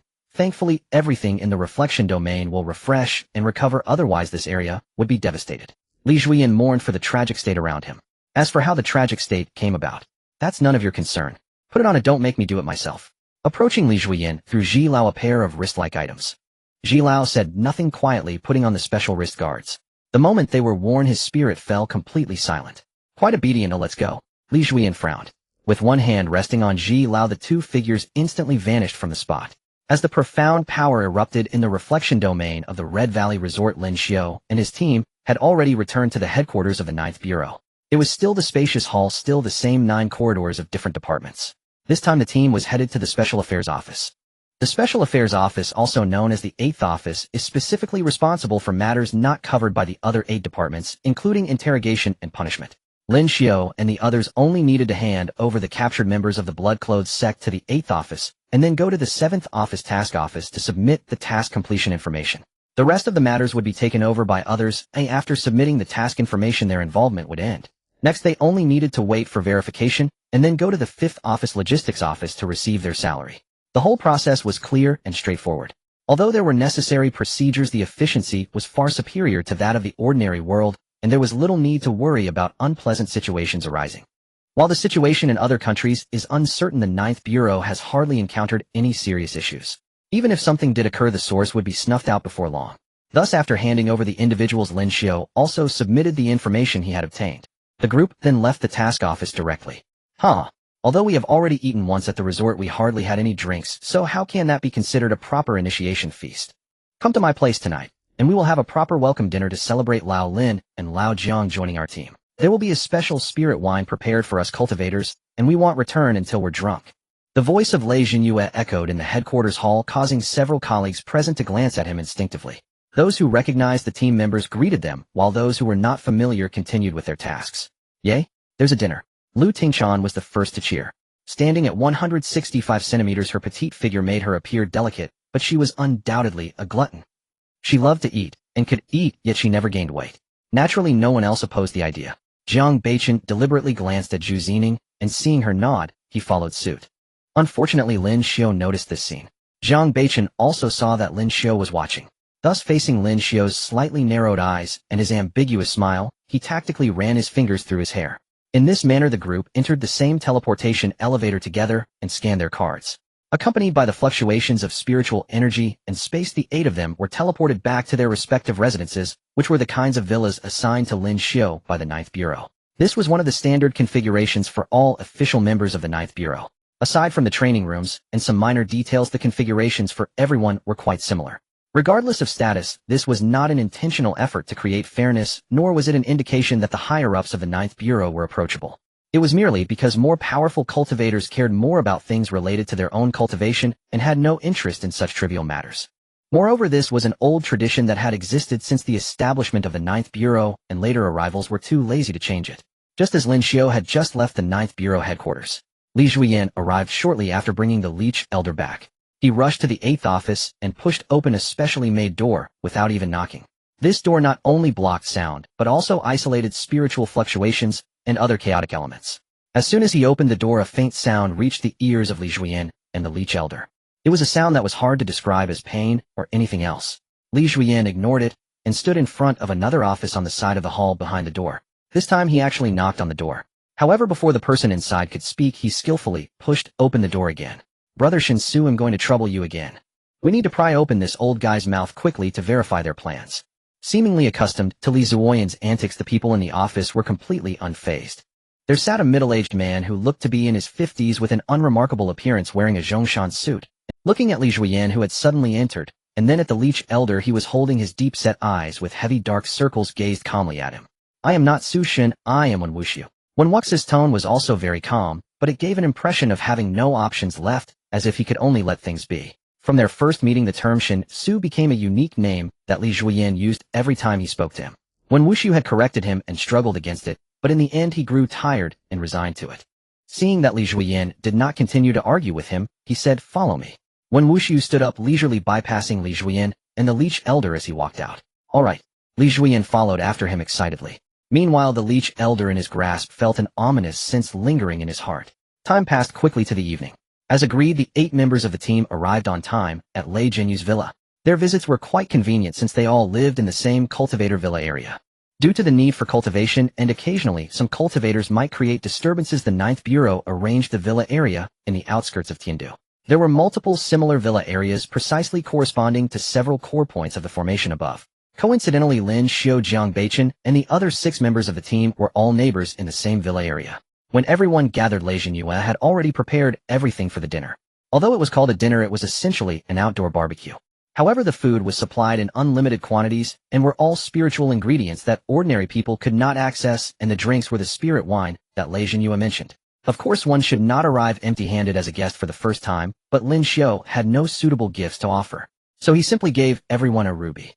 This was the essence of blood refined from the power of the blood pool, a temporary method Lin Xiu had devised. It could also be called life essence. As long as one did not die on the spot, consuming a ruby could at least save a life and allow for some limited recovery of injuries. It sounded remarkable. However, to Lin Xiu, this item was merely a small gift given casually to those he found pleasing. After receiving this gift, the 7 members of the team felt they must find an opportunity to give Lin Xiu a return gift. The gift they had prepared now felt a bit shabby. A fleeting thought crossed his mind, and everyone silently took note. Lin Xiu threw his arm around Lin Xiu's shoulder, his smile washing away his rugged demeanor. "Thank you." Litinkin cautiously placed the ruby into her storage equipment, her eyes turning into crescent moons under her sweet smile. Lin Xiu responded with a broad smile. But before he could speak, Lin Xiu had already pulled him by the neck and placed him in the main seat. Watching Lin Xiu, who looked bewildered as he was pressed into the main seat, Litinkin's crescent eyes curved even more, with a faint blush appearing on her cheeks. Others also began to laugh. Even Jiang Beichen and the indifferent Bai Wuchen had a slight upward curve at the corners of their mouths.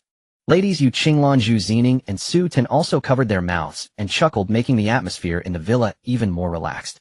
After Lin Xiu settled in, Lin Xiu placed Jiang Beichen on Lin Xiu's side and then spoke. "You two are the stars of today. Just sit here and watch us showcase our skills. Don't feel embarrassed. This is a treatment reserved for newcomers. You will only enjoy this once, as there won't be another chance." Yu Qinglan said gently from the side. Without stopping her movements, she quickly tore off the plastic wrap from the fruit platter and handed some vegetables that needed grilling to Lin Xiu. Litinkin first picked up a large strawberry and stuffed it into her mouth. Then she quickly ran to place various meat skewers onto the grill. However, this was met with Lin Xiu's suppression. "You little glutton. If you place the ingredients like this, can the grilled food still be edible? Alright, go play somewhere else. Don't cause chaos here. Just watch me show off." With an expression of disdain, everyone except Yu Qinglan, who continued to assist methodically, was chased back to the dining table by Lin Xiu. Litinkin was very obedient, bouncing and sitting beside Lin Xiu, pulling Zhu Zining to sit on her other side. Seeing this, Jiang Beichen seemed to want to get up and change his position, but in the end he hesitated. Su Tan leisurely sat beside Zhu Zining, calling Bai Wuchen to sit next to her. The remaining 2 spots were naturally reserved for the busy Lin Xiu and Yu Qinglan. Looking at the harmonious, cheerful, and amiable scene before him, Lin Xiu felt a sense of indescribable disorientation. Everything before him seemed almost unreal. Fragments of memories from before his rebirth unconsciously surfaced in his mind, causing his smile to involuntarily fade by half. "It's nothing, just recalling some things from a long time ago. It feels a bit surreal." Looking at Litinkin's, "It's nothing, just recalling some things from a long time ago. It feels a bit surreal." Looking at Litinkin's slightly worried expression, Lin Xiu smiled broadly. He unconsciously raised a hand and pinched her cheek as he had in the reflection domain. Litinkin blinked, but did not move, allowing that large hand to pinch her face several times. Watching Lin Xiu's sunny, radiant smile, she always felt that behind that smile, there was something hidden deep within his eyes. Was it indifference, hatred, apathy, or just a lingering flutter of humanity? "Here we go, Chef Lay's barbecue, please enjoy." Lin Xiu, with his tower-like build, stepped elegantly to the dining table and placed 2 large plates of barbecue that he was holding in his hands on the table. Except for a few dishes, the rest were all various meat skewers that were somewhat exaggerated in quantity. Subtle electric sparks gradually faded away. This was Lin Xiu's unique technique, ensuring that the first grilled skewers wouldn't cool down due to being left for too long. Yu Qinglan was also holding some cold dishes and placed them on the dining table. With everything laid out, the 2 naturally took their seats. As the initiator of the gathering, Lin Xiu raised a large cup of spiritual wine. Come, let us toast to Brother Lin and Brother Jiang's addition, and our team becoming even more formidable. Cheers. Cheers. 7. Let's get started. Everyone was polite and eagerly joined in this barbecue. Among them, Lin Xiu and Latinkin enjoyed the food the most. Latinkin's mouth was stuffed with meat, and even her cheeks bulged like a hamster, yet she was still consuming food with sparkling eyes. The way she ate made Lin Xiu feel as if he had encountered the greatest opponent of his life. Their gazes met, creating a sense of collision akin to sharp blades against wheat. Meanwhile, Jiang Beichen continued to follow Lin Xiu's eating pace as before, but his combat effectiveness was indeed lacking a bit.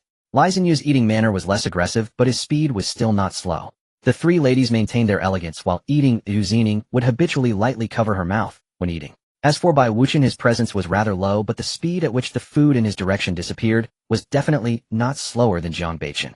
The meal lasted several hours, continuing into the deep night. If it weren't for Lin Xiu's thorough preparation, it would have been too awkward to run out of food halfway. Because they were drinking spiritual wine. By the time the gathering ended, even though everyone present was a formidable cultivator, they were all somewhat tipsy and unable to walk properly. Lin Xiu was not greatly affected. He felt a bit tipsy, but that was intentional on his part. Otherwise, he had naturally eliminated the negative state of drunkenness long ago, due to his exceptional talents. His talent was truly powerful and domineering. Even Zhang Laolu had said he had never seen a being reach such an absurd level at this stage. Note a being, not just a human. But Lin Xiu was indeed a person. This was quite amusing. Ha, a bunch of little nuisances, do you think you can get me drunk? In a slightly tipsy state, the smile at the corners of Lin Xiu's lips seemed to grow even more unrestrained. Lin Xiu, Jinyu's room is spacious enough. Oh, can you help me move a few guys in? I'll handle the girls myself. Yu Qinglan remained mostly sober and spoke gently to Lin Xiu. No problem, Sister Qinglan. Whoosh. Blood condensed and shot toward the three fallen men. That blood was not blade light. Lin Xiu altered the blade light, transforming it into three long whips, binding the three men tightly and suspending them. Lin Xiu swayed as he walked into the villa with three hanging corpses floating behind him. Yu Qinglan looked at this scene, her face revealing an amused expression. It seems our newly joined younger brother Lin Xiu is quite an interesting young man. Early the next morning, as if recalling the events of last night, Lei Zhenyue directly brought Jiang Beichen and Bai Wuchen to confront Lin Xiu. Old Lin, how can you do this? Is this reasonable? You locked us three in a room like maggots. Doesn't your conscience hurt? Looking at Lei Zhenyue's heartbroken expression, he glanced at the two beside him, one staring at the ceiling and the other looking down at the brick seams. Lin Xiu appeared utterly bewildered. What? Maggots? Have you turned into maggots? I don't understand. Show me another one. I really want to see. Not far away, the four ladies who had just woken up were watching the commotion with smiles. Wow, Brother Lin is so naughty. But it's so interesting. Lu Tingchan cupped her face, her tousled hair, making her look even more charming. Cultivators don't need makeup. Their faces are a classic example of natural beauty. The four natural beauties, each with their own unique charm, simply standing there was enough to create a striking scene. Seeing that Lin Xiu was acting even better than himself, Lei Zhenyue suddenly lost interest in continuing this performance with the best actor.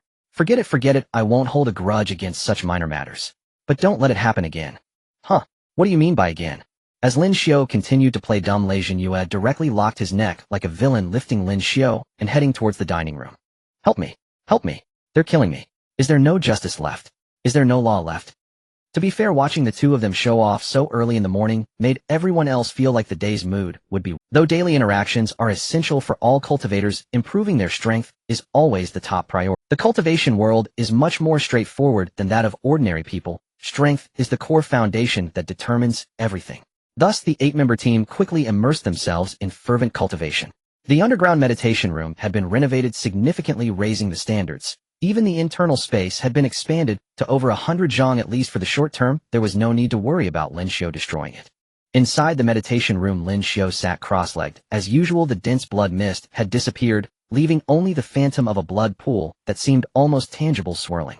Even the expanded meditation room could barely contain this massive blood pool. As the waves surged, each splash tested the patterns of the meditation room. Under Lin Xiu, the stone platform had long since vanished. In its place was a budding 3-grade blood red. Each petal of the red lotus, including the lotus platform, was like red crystal, translucent, yet not fragile. Lin Xiu, sitting upon the lotus platform, wore a modified dark black stand collar robe with silver-gray trim at the collar and cuffs. In the light, one could vaguely see the dark patterns of 9-pointed stars evenly distributed, with 5 obsidian buttons running down to the last one connecting with his belt. He wore black straight-leg trousers tucked into his boots, the style perfectly matching the upper garment. A 3-finger-wide black leather belt cinched his waist with a blood-colored lotus-shaped jade embedded in the center. On his feet were black mid-calf boots with dark patterns. His hair, which could not be trimmed, had grown a bit long, casually pushed back by Lin Xiu, leaving only a few strands at his forehead. The blood-colored diamond-shaped markings that seemed to be sprouting became increasingly prominent, giving one a sense of despair, as if they were forever falling into an endless sea of blood. Yet the unassuming jade-like glow at the center of the markings effectively mitigated this despair. The sound of flowing rivers echoed constantly within Lin Xiu's body, but this power did not expand as freely as it used to. Visible to the eye, whether it was the blood pool or the power flowing within him, all became increasingly pure under Lin Xiu's will. Under the compression, it became denser and heavier like lead and mercury. After an unknown amount of time, the clouds dispersed and the rain ceased. All anomalies in the meditation room faded away. Lin Xiu opened his eyes. Phew, if all goes smoothly, I will probably break through sooner than old Lei. How I really want to see what his expression will be like then.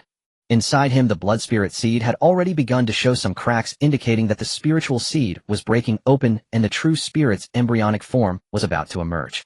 Although Lin Xiu felt it unnecessary and could directly break the blood spirit seed after hearing Zhang Lao's advice, he decided to let the breakthrough occur naturally during cultivation. What did that saying go? When the water is full, it overflows. Lin Xiu felt there was some truth to it. It's just that his tool for holding water was indeed much larger than that of normal people. But logic is logic. After finishing today's cultivation, Lin Xiu's spiritual perception subtly extended, and a smile flashed in his eyes.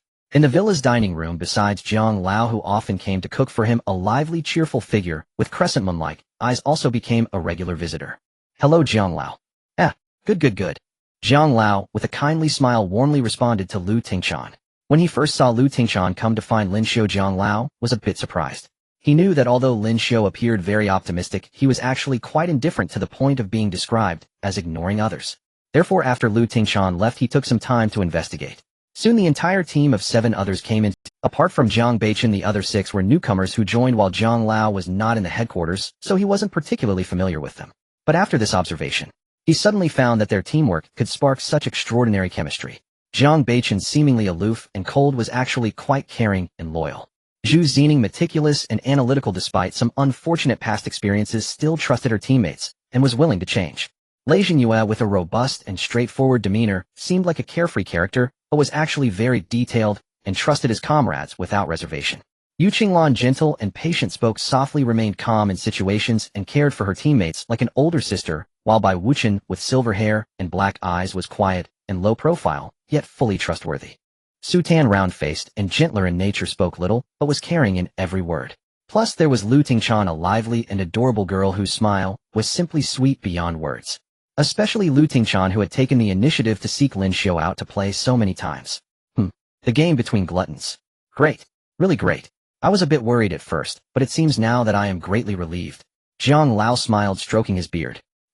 Brother Lin, hurry. Today we have a stew made from spirit meat, and it's just the right temperature. Seeing Lin Xiu coming upstairs, Lu Tingchan eagerly waved at him, her gaze constantly darting toward the dining table. Lin Xiu quickly stepped forward, sitting in the chair beside Lu Tingchan, and picked up his chopsticks to begin the battle. So cunning.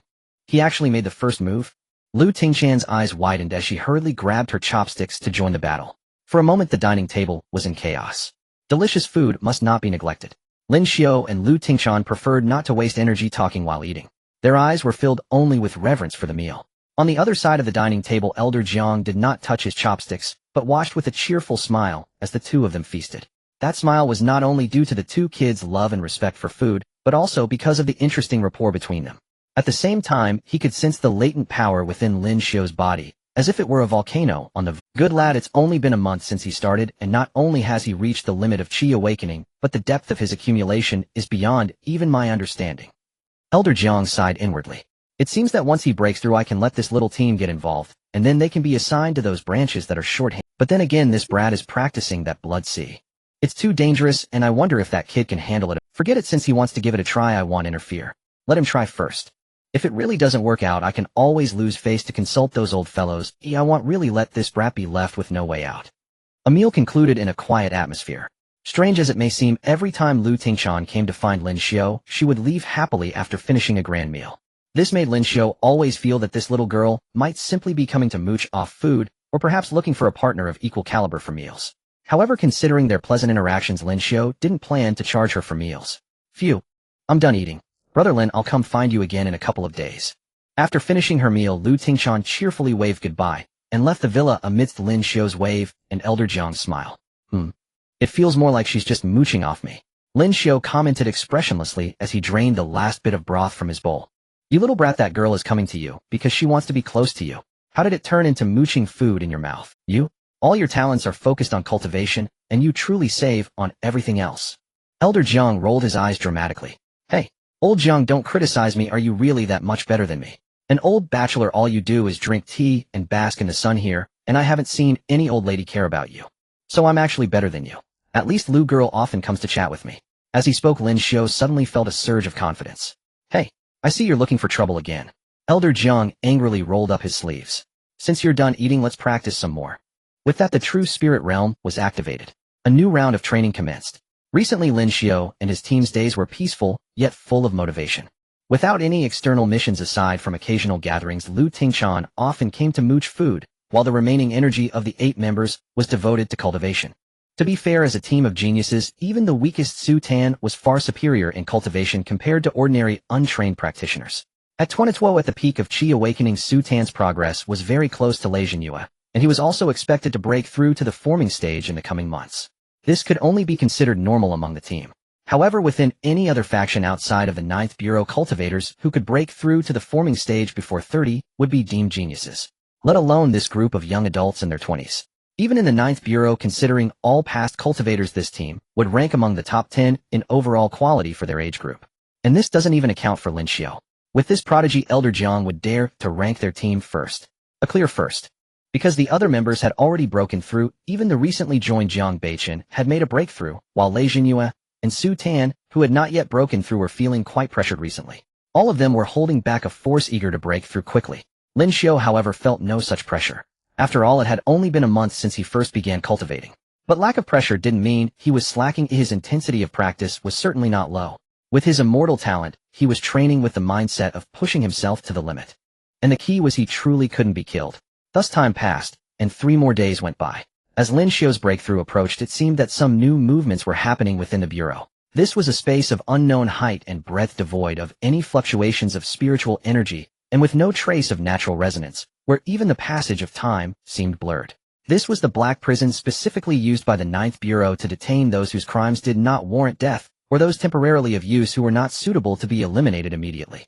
Except for a few, even the other high-ranking members of the 9th Bureau might not know how many people were imprisoned here, buried along with countless unknown secrets. At this moment, Elder Ji was quite honored to have a temporary private room here. His limbs and neck were bound by some invisible chains, making even the slightest movement impossible. Feeling the power within him completely subdued, and with no trace of natural resonance around to refine, Elder Ji's heart had long since grown cold. Haha, truly a frog at the bottom of a well. He referred not only to himself, but also to the Blood Robe leader and others who conspired with the Blood Robe leader. There's no hope. Even if we were 10 or 100 times stronger, we could never shake the 9th Bureau. This has been a farcical joke from the beginning.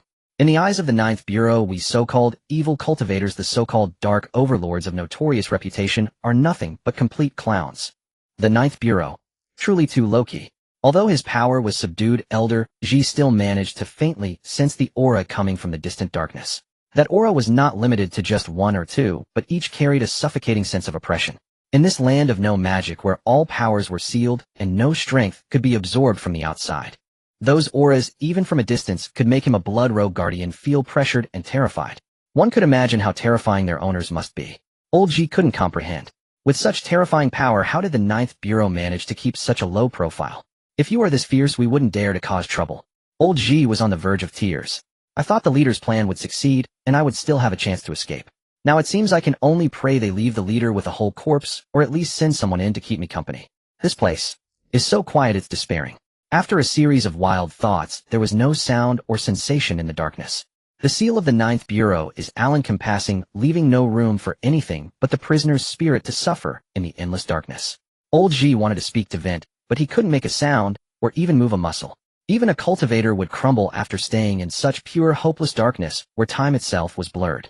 Strictly speaking, Old Ji had only been locked up for a few days, yet he felt as if he had spent countless years in this dreadful place. Even if he were released now, he would likely become a true madman or fool. But all the prisoners locked in the Black Prison were not worthy of sympathy. This is the consensus of everyone in the 8th Division. Working in the 8th Division, one must have some serious mental issues, at least no one there is excessively kind-hearted. Oh come on. These evil cultivators should hurry up and make their move. Why are they dragging it out? If they keep dawdling like this, they might as well be women. What kind of evil cultivators are they? In the internal channel, Lin Xiu was venting wildly to his deputy captain. Deputy Captain Chiron was a man of few words, not saying a single word throughout, perfectly playing the role of the best listener during Lin Xiu's rant. However, the others in the channel were not so silent. Captain, I don't like what you just said. What do you mean, not as good as women? I can hear you. Are you provoking me? The speaker was Qi Yin, captain of the 3rd Squad. Code name Blazing Flame. She was an outspoken and somewhat fiery woman. Exactly, Captain, you've truly broken our hearts. That's right. Huh. I forgot those rats in the gutters certainly can't be compared to our illustrious Blazing Flame, Iron Maiden. That was a slip of the tongue. Purely a slip of the tongue. Lin Xiu laughed heartily.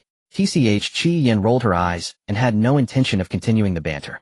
Occasionally bickering was their way of getting along. No one was truly that foolish. According to the information from the surveillance office, it seems the Trash Alliance is having some issues. It seems that the Blood Robe sect recently lost quite a few members, even several protectors have died. That large creature from the Tongshan realm is also locked up in the Black Prison. Because of this, the leader of the Blood Robe sect believes their plans might be exposed, and to preserve their strength seems to be preparing to withdraw from the plan. Deputy Captain Bao Lai said, I know that large creature was captured by the captain himself. What should we do about it? Should we move now and take them all down at once? We can't just let them escape, right? Direct subordinate Feng Ho was a bit anxious. Of course we won't let them escape. Normally it's fine to hide, but since they've come out on their own, we must seize this opportunity to take them all down at once. A voice suddenly interjected into the 5th Division channel. Everyone was not surprised, for the speaker was Zhu Wang, head of the intelligence analysis team of the 9th Bureau. Hey, old Zhu, what exactly is the plan? Don't keep me in suspense, or I might just come over and set your hair on, Lin Xiu said with a mischievous smile. Due to his personality, he was very familiar with many people in the 9th Bureau, including Zhu Wang. Zhu Wang didn't take it seriously, and continued, it's just 4 small fry. Eliminating them has never been the core of this mission. The real focus is on those behind them who are causing trouble. Our 9th Bureau has been low-key for too long, allowing some foreign worthless scum to become restless. Moreover, recently, it seems these scum have received a little bit of a reward, and they are eager to show their loyalty. It's just right to take this opportunity to catch them off guard and thoroughly cleanse the entire Beichin Star, even if the outside world is displeased.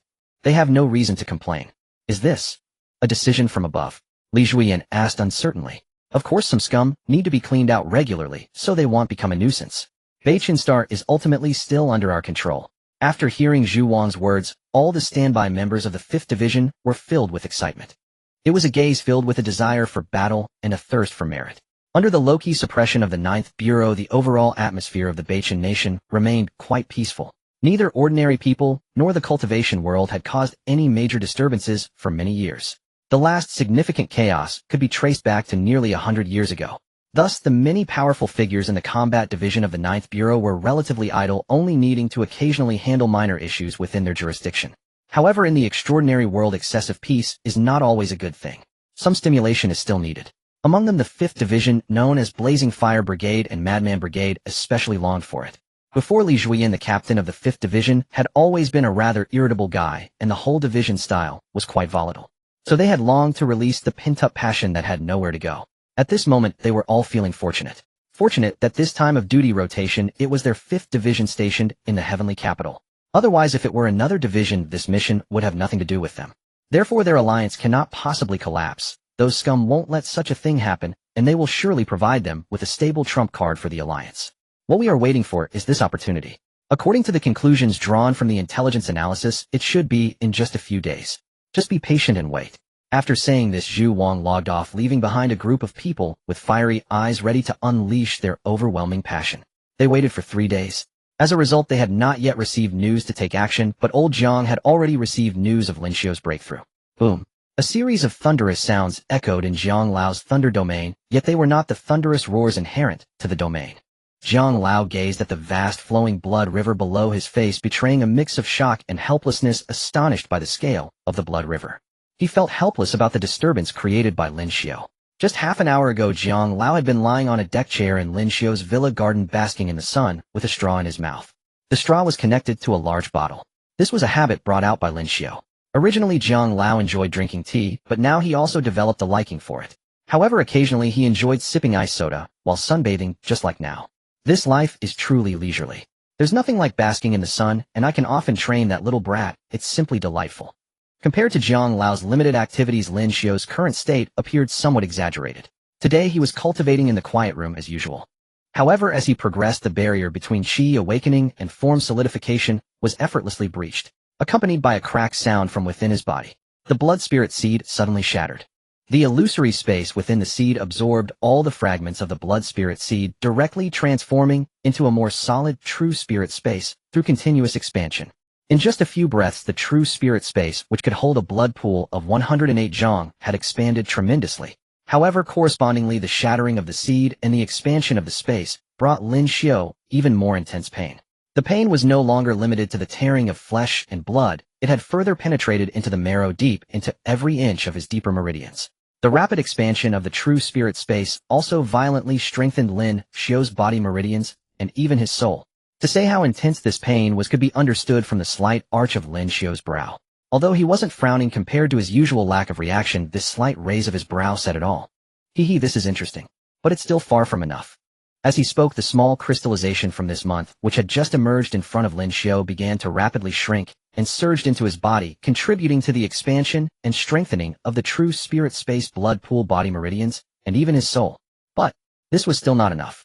Buzz, hiss. Compared to the previous blood mist, this time the corrosive force acting on the quiet room's patterns was the genuine power of the blood pool. What Zhang Lao thought could sustain for a long time had instantly turned into a devastated ruin. The moment the patterns of the quiet room failed, a powerful wave of spiritual energy swiftly swept through the entire villa, spreading farther and farther in all directions. Within that wave of spiritual energy, there was an extremely unpleasant fishy sweet scent, along with hints of madness, a domineering force of devouring, a sense of corrosive unease, and an overwhelmingly grand presence. Not good.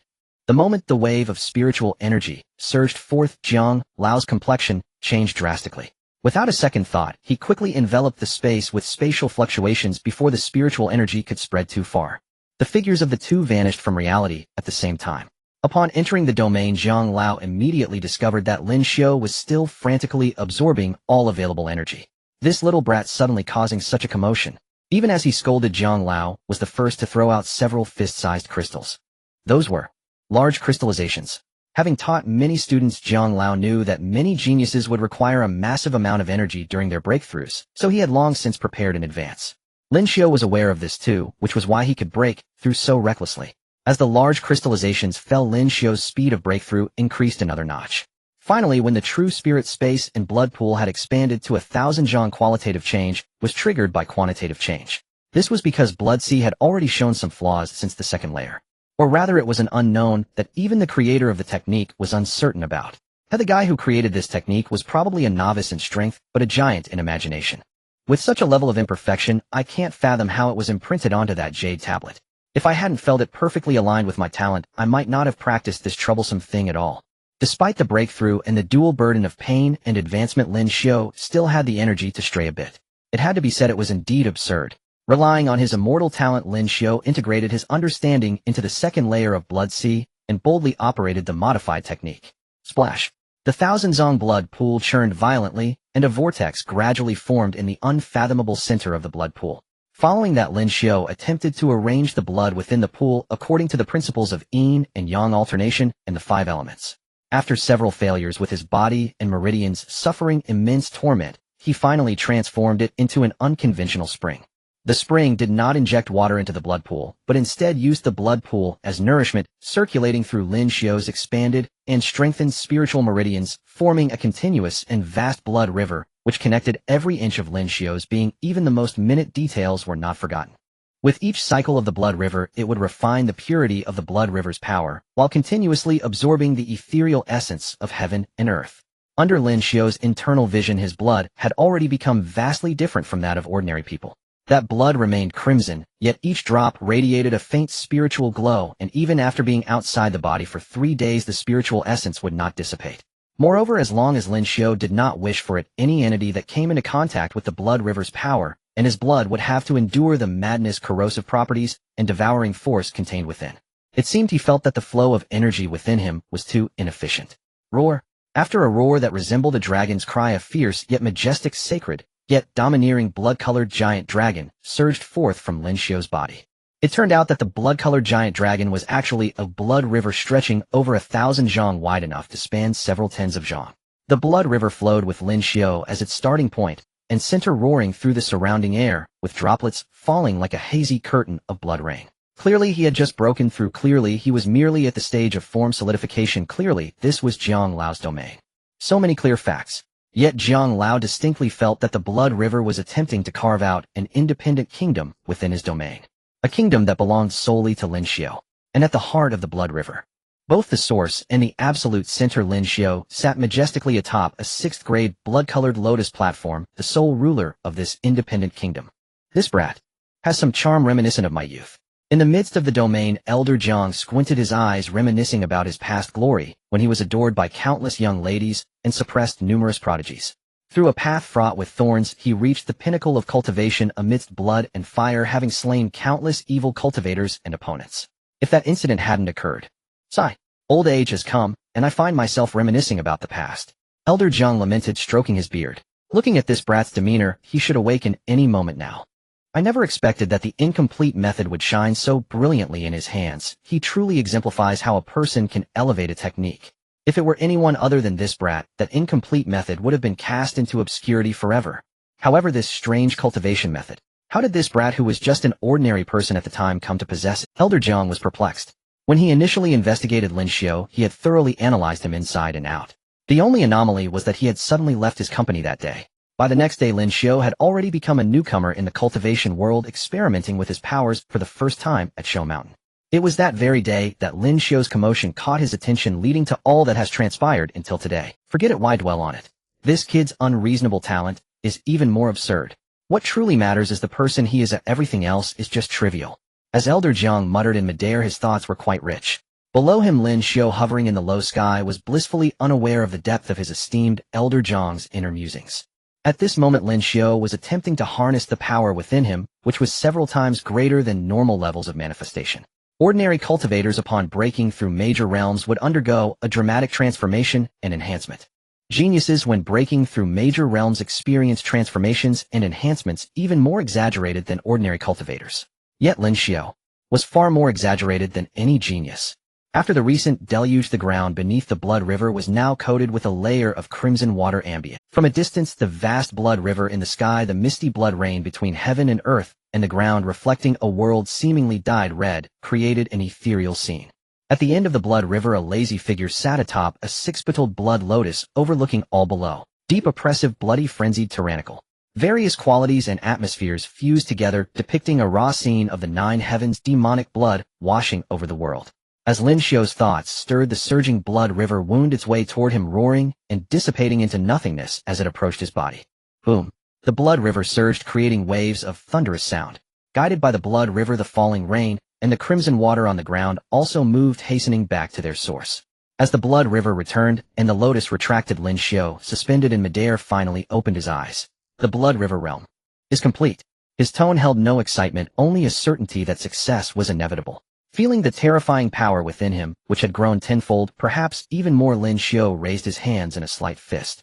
A sharp explosion echoed between his fingers, a wail from the air, and the spiritual essence of heaven and earth being compressed in an instant. If I were to face those 3 protectors of the blood robe sect again, forget it, they're not worthy. In that moment, Lin Xiu felt an overwhelming sense of superiority.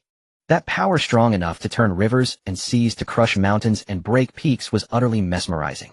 Yet in an instant he saw Elder Jiang high above him, and all inflated emotions and grand thoughts vanished in an instant. Floating too high with my current strength, Elder Jiang could easily overpower me. Stay low. Stay low. He glanced around at the world surrounding him. Even after achieving a breakthrough, he still had no idea how vast Elder Jiang's domain truly was. At this moment, he hovered 100 feet in the air, coupled with a cultivator's far superior eyesight. He could gaze down upon a radius of several dozen miles. Yet further away, the scene remained desolate and ravaged, with remnants of thunder scattered everywhere. Looking at it this way, could Elder Jiang's domain extend over 100 kilometers? Just thinking about it, Lin Xiu felt that Elder Jiang was terrifyingly powerful.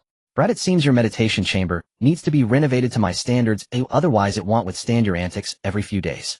As he was lost in thought, Elder Jiang's voice suddenly echoed in Lin Xiu's ear. Hey, your standards won't hold out for long either. Without a second thought, Lin Xiu casually replied. Then he realized, turning to Elder Jiang, who had approached him, he revealed a bright smile. I'm not looking down on anyone. Just a bit confident in myself. To Lin Xiu's words, Elder Jiang truly didn't think he was boasting. Instead, he nodded in agreement. You brat may not be serious most of the time, but what you just said has merit. With your talent, it's possible that you could surpass me sooner than expected, and then it would be you protecting me. Elder Jiang chuckled, patting Lin Xiu on the shoulder. In his eyes there was both anticipation and appreciation, as well as a hint of barely perceptible loss and reluctance. The former directed towards Lin Xiu, the latter towards himself. Lin Xiu sensed Elder Jiang's emotional fluctuations, but chose not to inquire. Instead, he stored some thoughts in his mind. He lifted his chin and said childishly, of course. Elder Jiang, when I'm strong enough to protect you, you can just enjoy your retirement in peace. I'll arrange a full-service massage for you. You brat, are you asking for a beating? Come. Let me see how much progress you've made after your breakthrough. Can you make me exert some effort in dealing with? Hearing Lin Xiu's last words, Elder Jiang's anger flared as he puffed his cheeks and rolled up his sleeves to strike. Hey, if you want to fight, let's go. Do you think I'm afraid of you, old man? The 100-foot old yellow ox gathered, channeling the power of the domain, unleashing a barrage toward Lin Xiu. Lin Xiu was not to be outdone, and the blood river he had just retracted surged forth again, its momentum even surpassing that of the old yellow ox across from him. Unfortunately, it was of little use. Boom, boom, boom. Although it was more intense than previous training sessions, the actual battle only lasted a few minutes. The result was still without suspense. Upon returning to the villa, neither Elder Jiang nor Lin Xiu appeared to be any different. It was just that Lin Xiu had changed into another set of clothes. Both of them lay on reclining chairs, each sipping a can of iced cola. You little rascal, until the meditation room is restored, you can cultivate in mind. Your meditation room. Where is your house? Having just been beaten, Lin Xiu was currently in a phase of being polite and well-behaved. It's also in this villa district. To be precise, this district was expanded with my residence as the core. This place is one of the nodes of the Grand Formation. How could it be without a strong guardian? I am the anchor station here. Elder Jiang's expression was somewhat proud, his words carrying a hint of an old child's playfulness. Yes, you're the strongest, ambushing a newcomer who's only trained for a month, without any martial honor. If you're stationed here, the 9th Bureau really has no one left. Lin Xiu spoke with the intent of infuriating others, completely unafraid of being beaten again. What do you know? In terms of seniority, experience, and strength, which of those old fogies in the 9th Bureau dares to claim they are definitely stronger than me? I am stationed here because that girl invited me multiple times. Do you understand the weight of that? Elder Jiang, I understand it all. But who is this girl when you speak of? Lin Xiu responded perfunctorily, yet he was more intrigued by the girl when Elder Jiang mentioned. Her full name is Wen Suxin. Outsiders call her the Grand Steward of the 9th Bureau. She is the head of our logistics department, and also the vice director of the entire 9th Bureau. So who is stronger, you or her? I understand it all. What do you understand? If it weren't for my early injury causing my realm to fall to this level, I would at least not be a hair weaker than her. Elder Jiang was somewhat exasperated. So you're still not as strong as her. What do you know? Throughout the entire cultivation world, there are few who dare claim to be stronger than her. She is a supreme powerhouse, revered as the Rue Lin Divine Lord. Some things are not suitable to tell you now. Wait until you reach Tongxian. So when will I have the chance to see our vice director's true appearance? Seeing Lin Xiu's curious gaze, Elder Jiang calmly took a sip of his drink. You won't be seeing her true body anytime soon. What remains in the bureau is just an avatar. I can take you to meet the avatar sometime. Lin Xiu nodded thoughtfully. He did not press further about where the vice director's true body was, knowing it was clearly not something he should know at his current level. Then it's a deal. With that, Lin Xiu proactively clinked his can with Elder Jiang's and downed the rest of his iced cola in one go.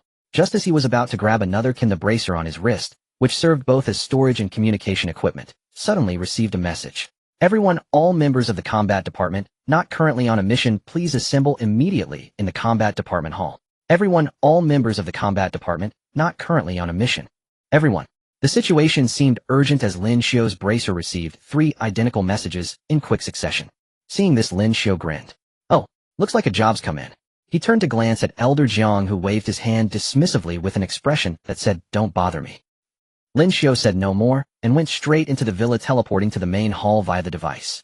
As soon as the teleportation device opened, Lin Xiu saw more than one person darting towards the combat department.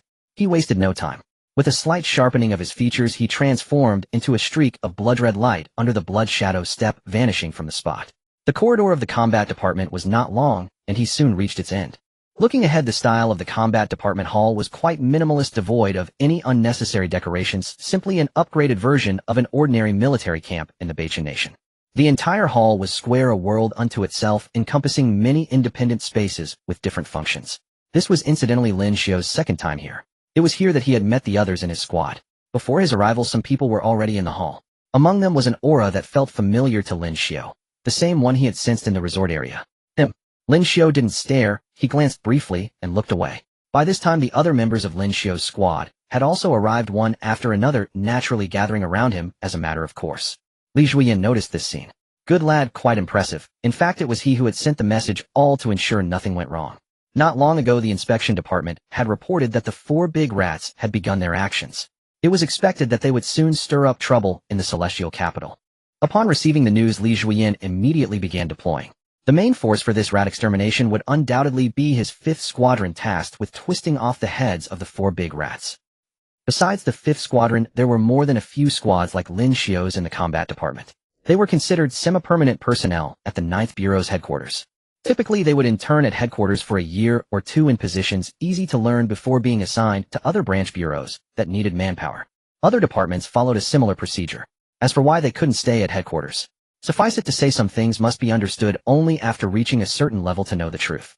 For example, everyone in Li Zuoyan's 5th squadron was a genius with enough talent who had already realized part of their potential. Before them, the earlier members of the 5th squadron were certainly no worse. But where are they now? Surely they haven't all died. The same goes for other squadrons and departments. This was also one of the things Elder Jiang had told Lin Xiu he could only explain after reaching Tongxian. After a while, all members of the combat department not on a mission had arrived. Li Jueyin swept his gaze across the room, and the entire hall fell into silence. Since everyone is here, I won't waste words. I'll now issue the mission details. With that, Li Jueyin swiped his finger across his bracer. Information appeared on everyone's bracers in the hall, though the content varied for different squads. Lin Xiu looked at the mission details for his squad and raised an eyebrow slightly. Dawn District. Seems like those rats are playing big. Through the memories of the blood-robed guardian, Lin Xiu, though unaware of their exact plans, knew their schemes were far from trivial. The current mission content only further confirmed his suspicions. But that suits me just fine. If I get to meet old friends again, it'll give them a proper welcome. After everyone had reviewed the mission details, Li Jueyin emphasized one point. Remember, this mission requires no prisoners, but keep the impact under control. At least don't make it so messy that the cleanup crew can't handle it. Move out. The atmosphere in the battleground was dominated by a swift and decisive style. At the command of Li Jueyin, everyone in the hall immediately sprang into action. Lin Xiu's team entered the same teleportation device. By the time the teleportation ended, they had already arrived at the designated teleportation point in the Morning Light District. Although such teleportation points are few, each major area in Tiandu has basically set one up, allowing for time-saving travel when needed. As they left the building housing the teleportation point, everything in sight left them speechless. I'm not sure what the Bureau was thinking. Why place the teleportation point here? Aren't they just a bunch of elderly folks? Do those elders above also pursue trends? Lin Xiu complained in bewilderment. The expressions of the others were similar to his. They were currently in the bustling shopping area of the Morning Light District. Julian. What a joke. If those rats really cause trouble here, we'll have our hands full. What were they thinking upstairs? How could they allow those rats to cause chaos in Tiandu? Is the formation in the sky just for show?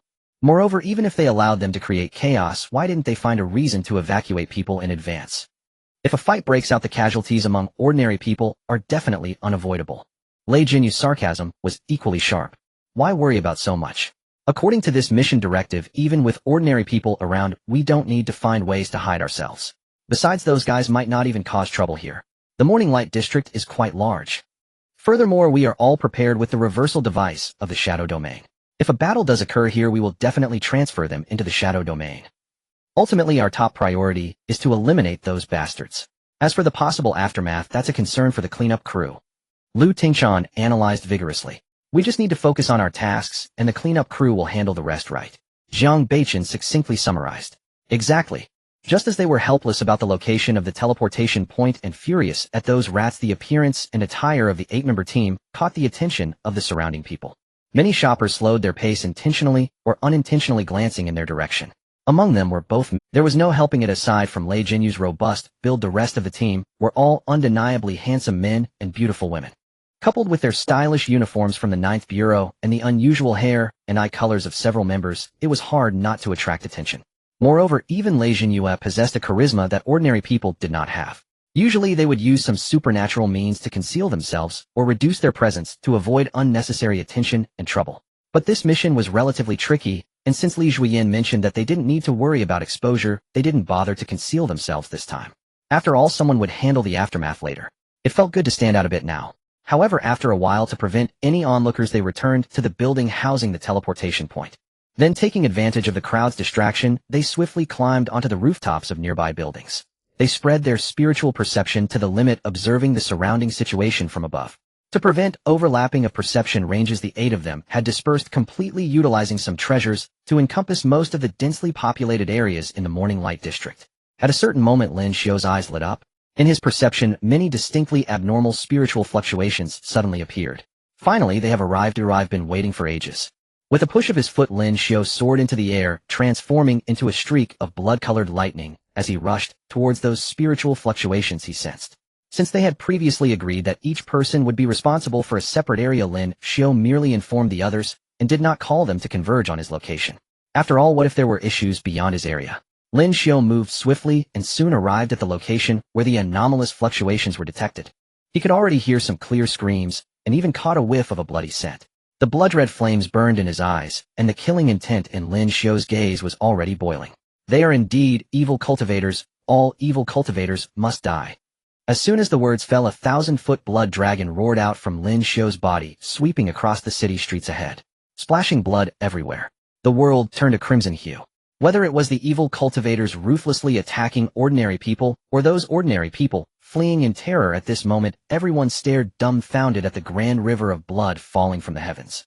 The bloody and frenzied spiritual fluctuations spread, leading the heart-devouring society members to believe that the Blood Robe sect had turned against them and was ready to strike. Bastards! You Blood Robe sect don't know the rules of martial ethics. Do you think you can beg for mercy from the Ninth Bureau? If you kill us, you'll be next.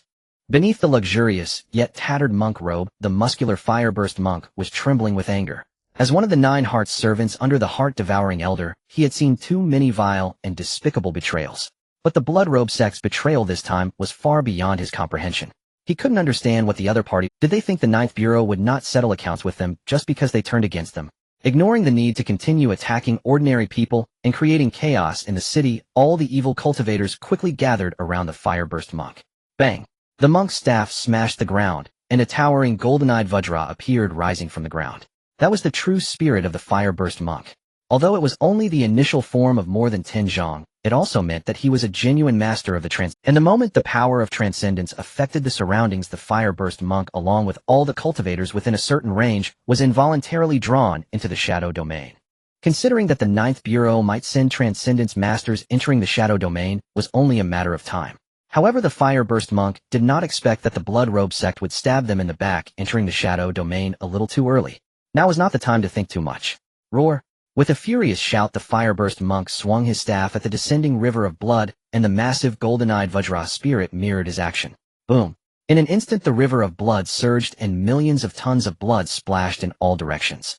Although it did not kill the surrounding evil cultivators, it certainly gave them a considerable headache. As for the fireburst monk and his spirit, they were directly submerged by the river of blood. Without discussing any additional conditions, the weight and impact of the blood river itself are already terrifying. Thousands of tons, even tens of thousands of tons of blood water poured down from the sky, instantly collapsing the surrounding buildings. Numerous vehicles are crushed by the blood water, and the metallic bodies and asphalt roads are corroded. This is the realm of reflections. If this scene were to occur in reality, the aftermath personnel from the Ninth Bureau would surely be cursing furiously. The impact of the blood river instantly sends the members of the heart-devouring society, who failed to dodge in time, flying, spewing blood. Being left with broken bones can only be considered good luck. Those who were directly killed by the impact of the blood water were not without. Of course, the ones killed in this manner are merely cannon fodder, who have just barely obtained extraordinary powers. Finally, as the blood river calms down, the area within several kilometers has become Lin Xiu's domain. The river, which is several fathoms deep, churns and engulfs everything within its reach. Damn it! That bunch of bastards from the blood clothing sect, when did they research such outrageous methods? They treat us all as expendables. A group of untrustworthy individuals. They absolutely cannot be allowed to get away with this. They must pay the price, even if it means abandoning this operation. That's right, I want to dig out their hearts. Let's see what's different about them. Many members of the heart-devouring society at the condensation level hover in the air above the blood river, cursing the blood clothing sect. Looking at the blood river below, their faces are extremely grim. How could they not be grim? They almost got drowned even though they have narrowly escaped at this moment. However, looking around, the surrounding world has already turned into a faint blood color under the contamination of the blood river. Their powers are being eroded at a terrifying speed by the surrounding blood color. To counteract this erosion force, they have no choice but to mobilize more power to offset it. This creates a vicious cycle. Aside from those high-level walkers in the sky, on the surface of the Blood River, there are also some lucky survivors from the Awakening level who are attached to spiritual energy. They struggle to ensure they won't be submerged by the blood water. Their figures sway, faces pale, and their eyes are filled with the relief of surviving a disaster. But this relief lasts only for a few breaths. Rumbling. Under their desperate gaze, the Blood River, which had just calmed down, boils again. And under their incredulous gaze, it reverses and sweeps towards the heavens above. No. The cannon fodder on the river surface lets out sharp, explosive cries. But this frantic shouting cannot save their lives that are about to be lost. Splash. During the reversal of the Blood River, it effortlessly drags down all the ants standing on it. The Blood River is the core and extension of Lin Xiu's power, not a mere decoration, without any lethality. Those cannon fodder operate their spiritual energy, attempting to escape or break through the Blood River to seek a path to survival. But their power is too weak. So weak that Lin Xiu does not need to actively control it. The churning of the Blood River alone is enough to lead them to utter despair. Damn, this is playing dirty. With such a massive size, what kind of power can make the Blood River reverse? Quick dodge. Run. Compared to those cannon fodder being dragged down, the high-level walkers in the sky also change their expressions drastically. They have been granted treasures by the president and have barely broken through to the condensation level. But not to die in this damned place. In an instant, these high-level walkers display their abilities, trying to escape the enveloping range of the reversed Blood River. Various colors of spiritual energy bloom, preparing to blast away the Blood River approaching them, or escape the enveloping range of the reversed Blood River. Yet they forget the most critical thing. The Blood River has an owner. Swish. A blood-colored blade of light sweeps past. A high-level walker from the heart-devouring society thus becomes separated from their body with a hint of confusion still on their face. Until their consciousness completely sinks into darkness, they have no idea that they are already dead. If you think you can escape after entering my territory, I might as well let old Jiang train for another month. The light, weightless words drifted in the air. Lin Xiu's figure amidst the surrounding blood color flickers and disappears like teleportation, allowing his voice to resonate from all directions. Nightmare. The high-level walkers who came to their senses watch helplessly as their companion becomes separated from their body, the lifeless corpse dropping into the ever-rising Blood River. The moment it comes into contact with the Blood River, all the vital essence within the corpse is refined, the desiccated body disintegrating into ashes under the impact of the flowing blood water. Horrifying. Strange. Terrifying. It's simply wicked. For the first time, these high-level walkers feel that they might not be as evil as the Ninth Bureau has portrayed them. Compared to the Blood River below that seems intent on devouring them, they feel like nothing more than little white rats. But now is not the time for idle thoughts. The remaining high-level walkers rapidly gather together, standing back to back, vigilantly prepared for any potential attack. In reality, there is no need for them to be vigilant. Lin Xiu never intended to attack in a sneak attack. Why would he need to sneak attack to kill them? That would mean his breakthrough was pointless. Suddenly, amidst the blood mist, Lin Xiu's figure appears abruptly before everyone, wielding the red moon and boldly charging forward. Ever since the last battle with the protector of the blood clothing sect, Lin Xiu seems to have completely taken a twist. Even during his special training with old Jiang, he has started to fight using self-mutilation, causing old Jiang to nearly counterkill him several times due to instinctive restraint. As for the blood slaughter slash, which he used most frequently in the past, it has now completely become a part of the Blood River's application.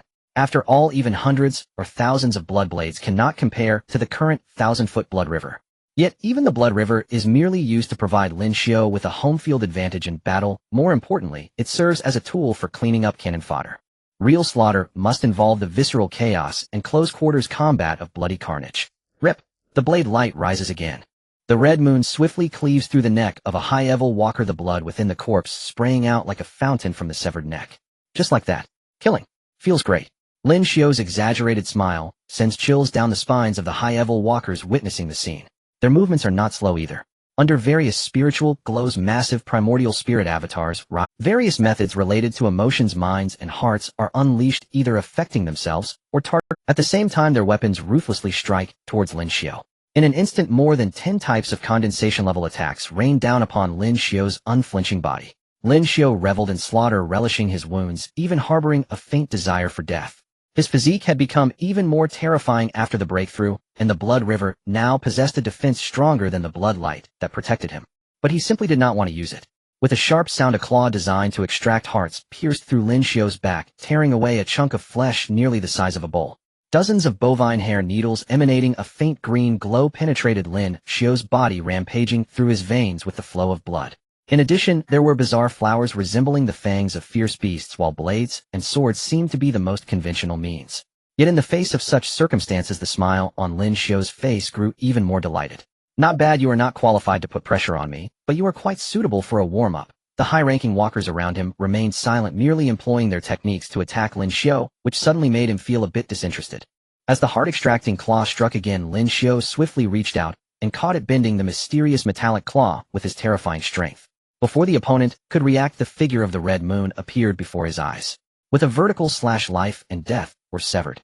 The Red Moon did not stop after the vertical slash, but arced toward the nearby high-ranking walker with a diagonal strike.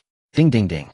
A multitude of bovine hair needles shot out, even piercing Lin Xiu's hand, yet the advance of the Red Moon showed no signs of slowing.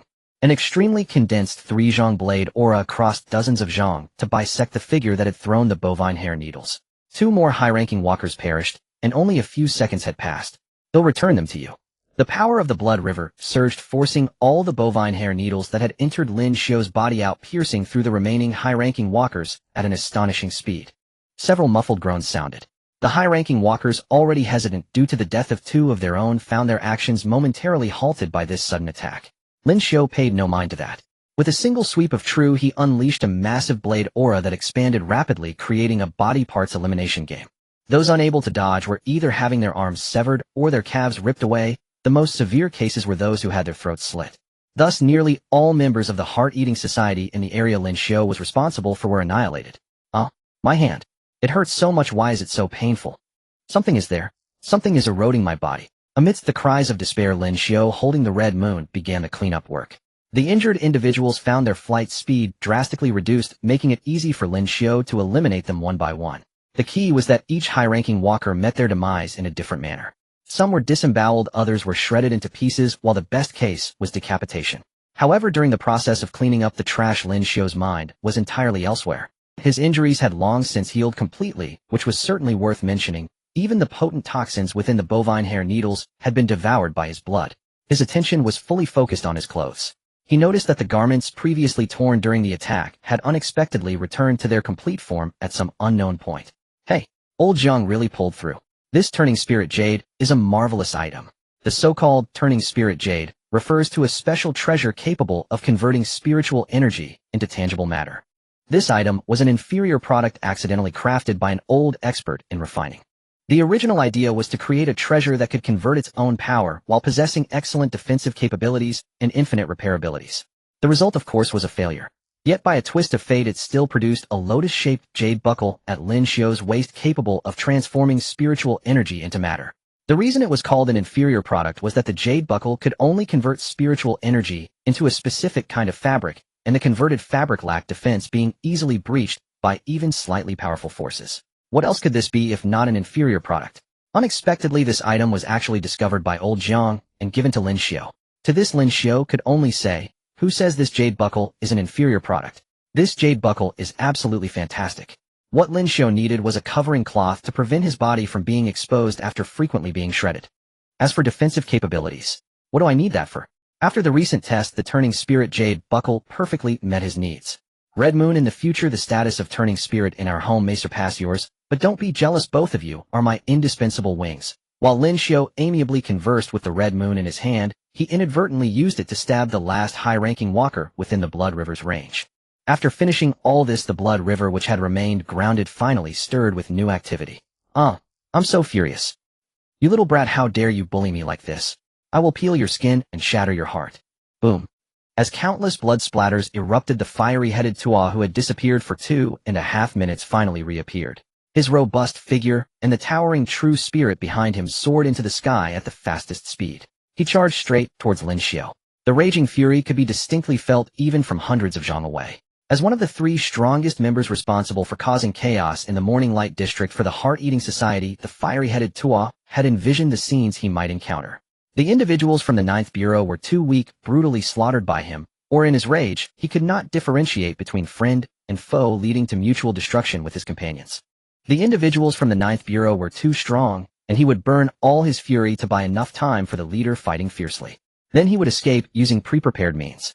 The worst outcome would merely be a gallant death in the battle heat. Yet he never expected to be toyed with by a young brat who hadn't even entered the realm of Tongshuan, left in the Blood River for a full 2.5 minutes. 2.5 minutes. For the fiery-headed Tua who had just broken through to Tongxian and was exhausting his life and potential, this was an absolute humiliation. How could a dignified Tongxian expert be played with by an ant at the condensing form stage? Was my breakthrough in rank for nothing? Now, to vent my anger and wash away my shame, the only solution is to brutally slaughter the ant that toyed with me. In the most brutal manner, blood gold spiritual energy continuously surged out, and the fiery-headed Tua's staff transformed into a pillar of heaven, crashing down on Lin Xiu with unmatched might. Wherever it passed, the spiritual resonance of heaven and earth was reversed, and the glass of all surrounding buildings shattered under the immense pressure. Feeling the overwhelming pressure bearing down on him, Lin Xiu's heart grew increasingly restless. The mighty blood river surged beneath his feet, lifting him as if he were part of the earth. Supported by the blood river, Lin Xiu pressed forward instead of retreating. He raised the red moon to meet the staff of Zen. Boom! The shockwave from the clash of powers erupted in midair. Though the blood river beneath him shared the burden, the force he endured still tore at his flesh, and cracks appeared in his bones, and organs trembling from the strain. The tearing of his skin and flesh left Lin Xiu a bloody mess, the residual energy transforming his clothes into rags. Before he could launch a counterattack, a towering figure approached, the true form of the furious Bodhisattva, the wrathful golden figure. Guilty one, you shall fall into the abyss. The voice of the wrathful golden figure resonated like a great bell. The strength of those in the transcendence realm surpassed that of the condensation stage in all aspects, with the greatest distinction being their ability to condense their true spirit. The true spirit embodies part of the cultivator's will, capable of independent action at a certain distance from the cultivator, and may even continue to exist after the cultivator's death. At that moment, Lin Xiu saw a gigantic hand, several meters wide, fist clenched as it pounded down upon the staff. The overwhelming force shattered the balance between Lin Xiu and the staff. Whoosh! The tremendous force shattered much of Lin Xiu's flesh, countless bones fractured, and his figure was directly smashed into the blood river. The Buddha is enraged. The blade of breaking precepts. An endless fury surged forth, the blood gold spiritual energy continuously flowing into the wrathful golden figure, rapidly coalescing into a massive blade of precept breaking. Open for me. The wrathful golden figure raised the blade high, delivering a powerful strike toward the blood river below. In an instant, the fiery blade cleaved a 100-foot chasm in the blood river. Where is he? Behind the wrathful golden figure, the furious Bodhisattva's pupils narrowed as he exclaimed. His perception had clearly locked onto Lin Xiu, who he had seen fall into that location. But now he had vanished. With such a temper, no wonder you chose the monastic life. Even if you hadn't, you still wouldn't find a wife. Lin Xiu's voice emerged from the blood river. In the next moment, the surging blood river suddenly roiled. Countless streams of blood converged and shot into the sky, transforming into a blood-colored divine dragon over 100 feet long. This was not a mere metaphor, but a solid reality. Compared to the somewhat ethereal blood river, the 100-foot blood dragon appeared far more substantial. Roar! With a thunderous roar that resonated through the heavens, the blood dragon lunged directly at the wrathful golden figure. Dragon Buddha fight. The blood dragon's fierce charge crushed the wrathful golden figure, shattering a 100-meter-tall building, and it continued unabated into a nearby residential area. The blood dragon bit and clawed. It swung its tail. There was no strategy, just a primal instinct. With each attack, at least one building suffered, leaving massive claw marks on the ground. Yet despite its ferocity, the blood dragon found no advantage in the battle. Every time the wrathful golden figure swung a fist, the blood dragon was forced back several paces, and the blade in his hand easily severed the dragon's body. However, the blood dragon was not a living creature. Its entire being was composed of blood, lacking any of the typical life's fatal weaknesses. Severing its head or claws made no difference. Thus both sides fell into a stalemate. After all, the blood dragon was not a true spirit, but merely a tool dragon condensed from the blood river, fundamentally different from the wrathful golden figure. Fortunately for Lin Xiu, the accumulation was so profound that the total mass of the blood river far surpassed that of the wrathful golden figure. Quality may be lacking, but quantity compensates. So he was not entirely at a disadvantage. Watching his true spirit only able to stalemate with the false spirit opposite him, the furious Bodhisattva found it hard to believe. Impossible. Absolutely impossible. My true spirit cannot be bested by a mere puddle of blood. And there are even more impossible things.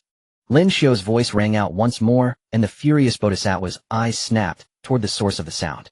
Boom. Lin Xiu shot up from the blood river, the red moon slashing toward the furious Bodhisattva with a force that seemed to split heaven and earth. The furious Bodhisattva retracted his staff to block the blow. Instantly, he felt a terrifying force attempting to launch him away. Such strength, such a terrifying physique. What? Big guy, without your height, you can't fight anymore. I'm so disappointed. Lin Xiu wildly swung the long knife, carving countless afterimages in the air, like countless crescent moons besieging the furious Bodhisattva. Even without a true spirit, I can still shred you to pieces. He extended his staff. Bang! The trajectory of the Red Moon's assault was directly curtailed, and the furious Bodhisattva seized the opportunity to launch a punch. Lin Xiu raised his hand to block, but his arm was shattered by the punch. Yet he paid no mind, using his broken arm to entangle the furious Bodhisattva's fist.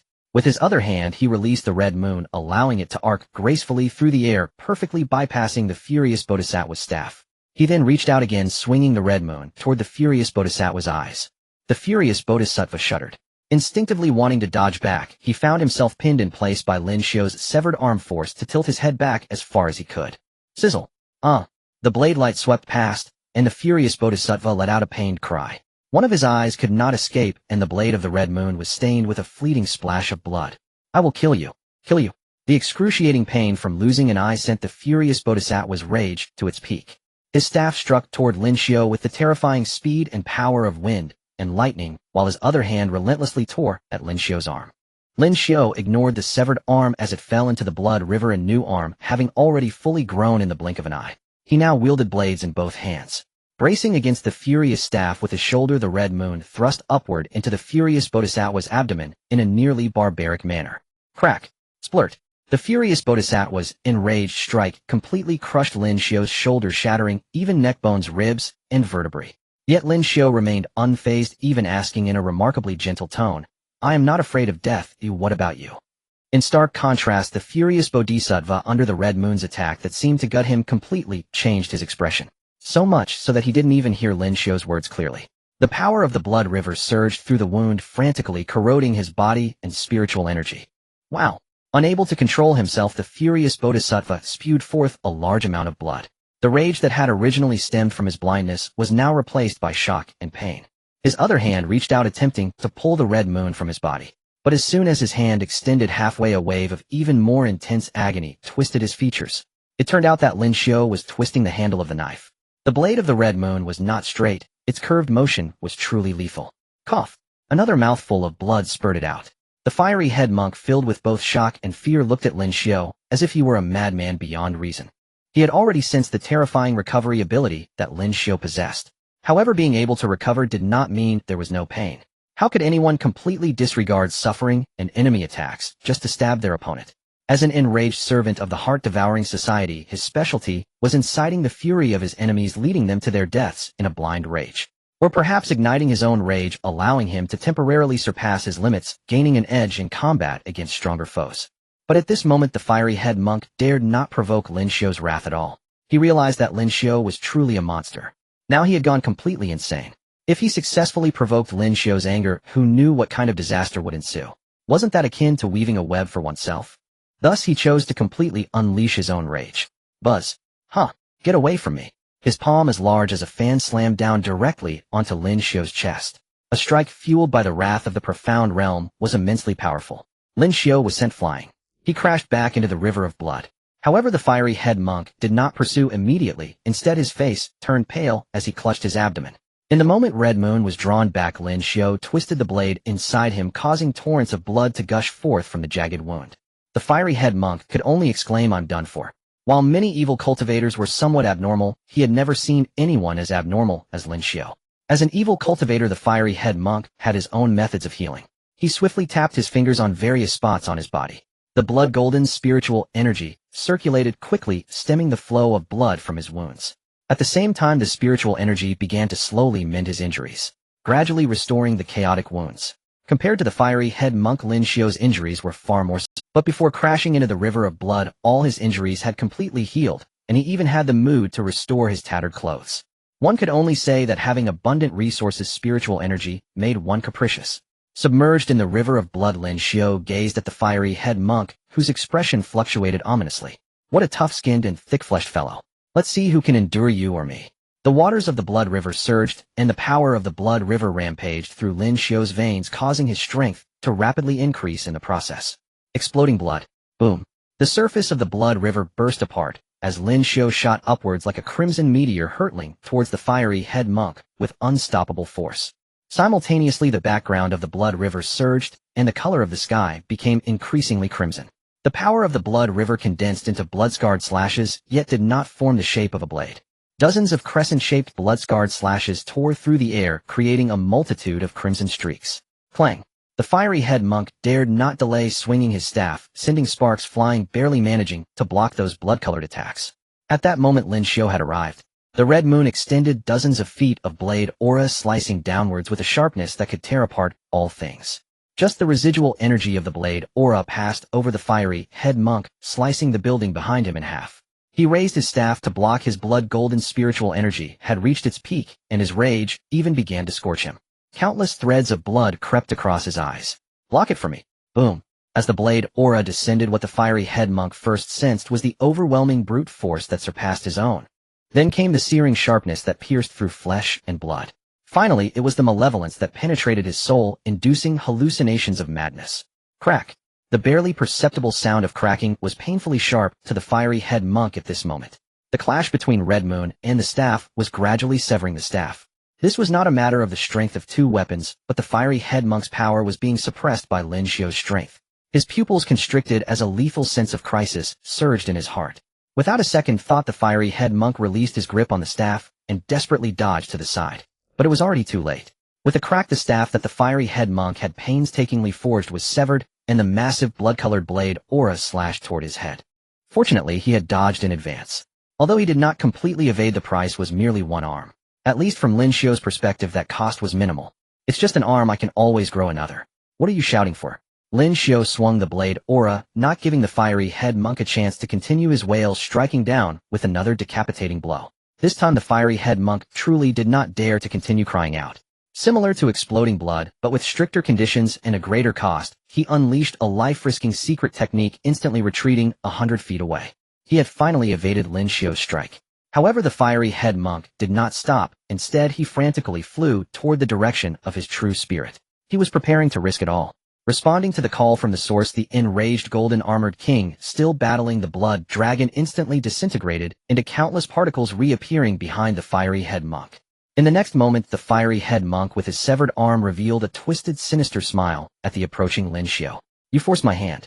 Now let me show you why the profound realm is called the profound realm. Huh. The blood-golden spiritual energy surged forth, integrating with the enraged golden-armored king, rapidly constructing countless blood vessel-like connections between his human body and true spirit. Following that, the enraged golden-armored king began to shrink. Inch by inch it merged into the fiery head monk's body along those connections. This was not about retracting the true spirit into his body, but rather temporarily bearing the power of the true spirit with the physical body, allowing the cultivator to unleash a power greater than the sum of its parts. This was unity of the true body. It was also one of the branches of the entire true spirit cultivation system. True spirit warriors, which would only be used in emergencies as the most powerful trump card. The fiery head monk in his true body form had wide open eyes, exposed fangs, a beard, and a furious expression, wearing a jeweled crown and trailing ribbons behind his ears adorned with jewels. His entire being was crimson. The biggest difference from the usual enraged golden-armored king was that the fiery head monk's staff had been severed, and he now wielded an exaggeratedly shaped scimitar. Die. His voice became deep, yet filled with a different kind of authority amidst his fury. As the voice echoed, the figure of the fiery-headed monk had already vanished from his original position. When he reappeared, the exaggerated sword blade was already above Lin Xiu's head. The sharp glint of the blade even tore through Lin Xiu's skin from across the air. Decapitation. Let me be the one to decapitate. Lin Xiu did not retreat, but instead advanced, deliberately offering his neck to the edge of the sword, while Hanyue wielded the blade's aura to strike at the fiery-headed monk's waist. Behind him, the blood dragon, having lost its opponent, roared and charged at the fiery-headed monk under Lin Xiu's control. With a whoosh, the sword blade effortlessly severed Lin Xiu's head. The giant head soared through the air, and the fiery-headed monk's mind relaxed a bit. The head has been chopped off, surely it can't recover from this. Before he could finish his sentence, his already wide-open eyes nearly popped out of their sockets. Damn, this is simply uncanny. What the hell is this little bastard? The monk swore repeatedly. He had seen with his own eyes Lin Xiu's flying head stop in midair, a large amount of chilling blood gushing from the severed neck, which quickly merged with the blood pouring from his body. Then that blood pulled Lin Xiu's head back and directly reattached it to his neck. The entire sequence of actions was seamless, clearly not the first time this had occurred. Meanwhile, Lin Xiu's previously ongoing actions were completely unaffected by the decapitation. The massive blade aura had already descended upon the fiery-headed monk's lower body, while the blood dragon was almost ready to bite into his skull. Not good. Returning from his shock, the fiery-headed monk instantly realized the dire situation. Faced with the blade aura, he had only enough time to block with his hand. Due to the loss of an arm, the arm he used to block was a temporary energy arm condensed with spiritual energy. But how could such a temporary arm withstand Lin Xiu's repeatedly compressed blade aura? The blade aura easily severed the energy arm as if cutting through tofu. The fiery-headed monk on the verge of being bisected could no longer afford to hesitate and gathered layers upon layers of spiritual energy shields before the blade aura struck. The blade aura surged forward. All the spiritual energy shields were unable to withstand even a moment under its brilliance, and in an instant they were completely shattered. Finally, the blade aura struck the fiery-headed monk. Even though he had tried his best to defend and attempted to escape at the first opportunity, the blade aura still delivered a fatal blow. Half of his flesh was torn apart, and the internal organs on one side were shattered by the blade's brilliance. Even the vertebrae in his lower back were nearly severed. Especially his lower back, which was directly turned into minced meat. This was a heavy blow. But it was not over yet. Roar! The blood dragon roared as it approached, its abyss-like mouth swallowing him whole. The corrosive properties of the blood along with the accompanying malice and killing intent surged into the fiery-headed monk the moment he was engulfed. Even if he raised a shield, those shields merely delayed his time of being eroded. At this moment, he should feel grateful that this blood dragon was not Lin Xiu's true spirit, but merely a tool formed from the blood river. Otherwise his fate would be grim. Yet even though it wasn't his true spirit, the blood dragon could still make the recently bisected fiery-headed monk suffer greatly. The blood that formed the dragon seemed to have eyes drilling into every hole in his body, with the blood energy constantly corroding his skin. The temporary condensed shield quickly broke apart. At this point, the fiery-headed monk finally experienced what it meant to be thoroughly penetrated and what Lin Xiu's version of a back massage felt like. The corrosion of the blood made the fiery-headed monk want to cry out in pain, but the continuously surging blood around him forced him to remain silent. Not only did he remain silent, but he directly sealed all the openings on his body with spiritual energy to avoid an unfortunate end of his virtue scenario. His face twisted with fury, the broken sword in his hand shone brightly. Rending. 100 zhang gash revealed light. The originally 100 zhang blood dragon was nearly split in two by the sword light. But what awaited him was not light and freedom. It was Lin Xiu's blood-colored blade aura. Boom. The clash between the broken sword light and the blood-colored blade aura completely destroyed the few remaining structures around them, with only one large building resembling a pair of shorts remaining intact under part of the blood river's protection. You are going too far? Even if your blood robe sect is stronger, my heart-devouring society is not to be trifled with. I refuse to believe I can't kill you. The fiery-headed monk, having experienced the interior of the blood dragon, had completely lost his reason in a fit of anger and still thought Lin Xiu was a secret weapon of the blood robe sect. Completely consumed by rage, he forgot everything, his mind filled only with the thought of killing his opponent. The sword light from the broken sword truly sparked as it swung. The sword light crazily rubbed against the surrounding air and the spiritual essence of heaven and earth, creating an effect resembling a flaming sword. Without caring about the consumption, each swing of the fiery-headed monk's sword light exceeded 100 zhang, achieving a level of destruction comparable to toppling cities. The two fought while retreating, the battlefield no longer limited to the initial reflection domain, but expanded to other surrounding districts. Whether it was brick and concrete buildings or steel-reinforced concrete skyscrapers under the sword light, they were all torn apart. Good. This is what I wanted. Come on, let's hurt each other. The completely rampaging fiery-headed monk finally excited Lin Xiu from the depths of his heart. The previous battles had never been satisfying enough. Not anymore. Above the sky, rain had begun to fall at some unknown time. The rain was blood-colored and the rain clouds were also blood-colored. Under the curtain of rain, everything was perishing. Glass, concrete vehicles, asphalt roads. Everything in sight had been corroded and changed except for the most. Amidst such a scene, Lin Xiu engaged in a head-to-head battle with the fiery-headed monk. In response to the opponent's attacks, he dodged where he could, and where he couldn't he took it heat in. His head severed, body bisected, and injuries like broken arms and legs repetitively occurring. Lin Xiu didn't even blink an eye. The head was reattached, the waist was rejoined. As for various organs and intestines, those that could be put back were reinserted, and those that couldn't were simply discarded aside. He couldn't even be bothered to piece together the injuries to his limbs, opting instead to grow new ones directly at the severed ends. The old limbs were simply dissolved by the rain, which was also a form of returning to the origin. And while Lin Xiu was having such an exhilarating time, the fiery-headed monk, who lacked the immortal talent, faced Lin Xiu's attacks, finding extreme dodging much more thrilling than Lin Xiu's brute force. After all, Lin Xiu could make countless mistakes. As for him, while he wouldn't necessarily fail completely, it was absolutely not as carefree as Lin Xiu. That was truly a matter of life and death. As Lin Xiu and the fiery-headed monk's battle reached its climax, fierce confrontations were also underway in other regions of the Tianfu. Zhang Beichen stood with his clothes billowing, his icy gaze fixed on the enemy before him. The ancient sword in his hand had long since fused with his true spirit form. The sword measured 3 feet and 7 inches long, appearing deep blue and transparent. The sword's body bore 7 flickering points of light, but only 3 were truly lit. Yet even so, hovering in midair, he still exuded the aura of a king among swords. His opponents were 3 senior members of the Heart-Eating Society. Unlike Lu Banqing, who had been defeated by Lin Xiu, the senior members battling Zhang Beichen were all at the form solidification stage. However, the future outcome is bound to be tragic. Yet does the Heart-Eating Elder care?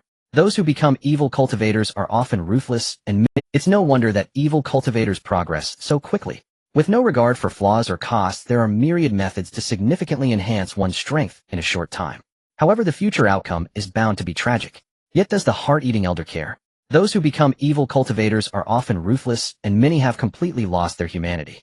The members of the Heart-Eating Society are sweetly referred to as subordinates, but in reality they are merely the Elder's pawn's expendable tools to achieve his goals. Even if they all perish, it matters not.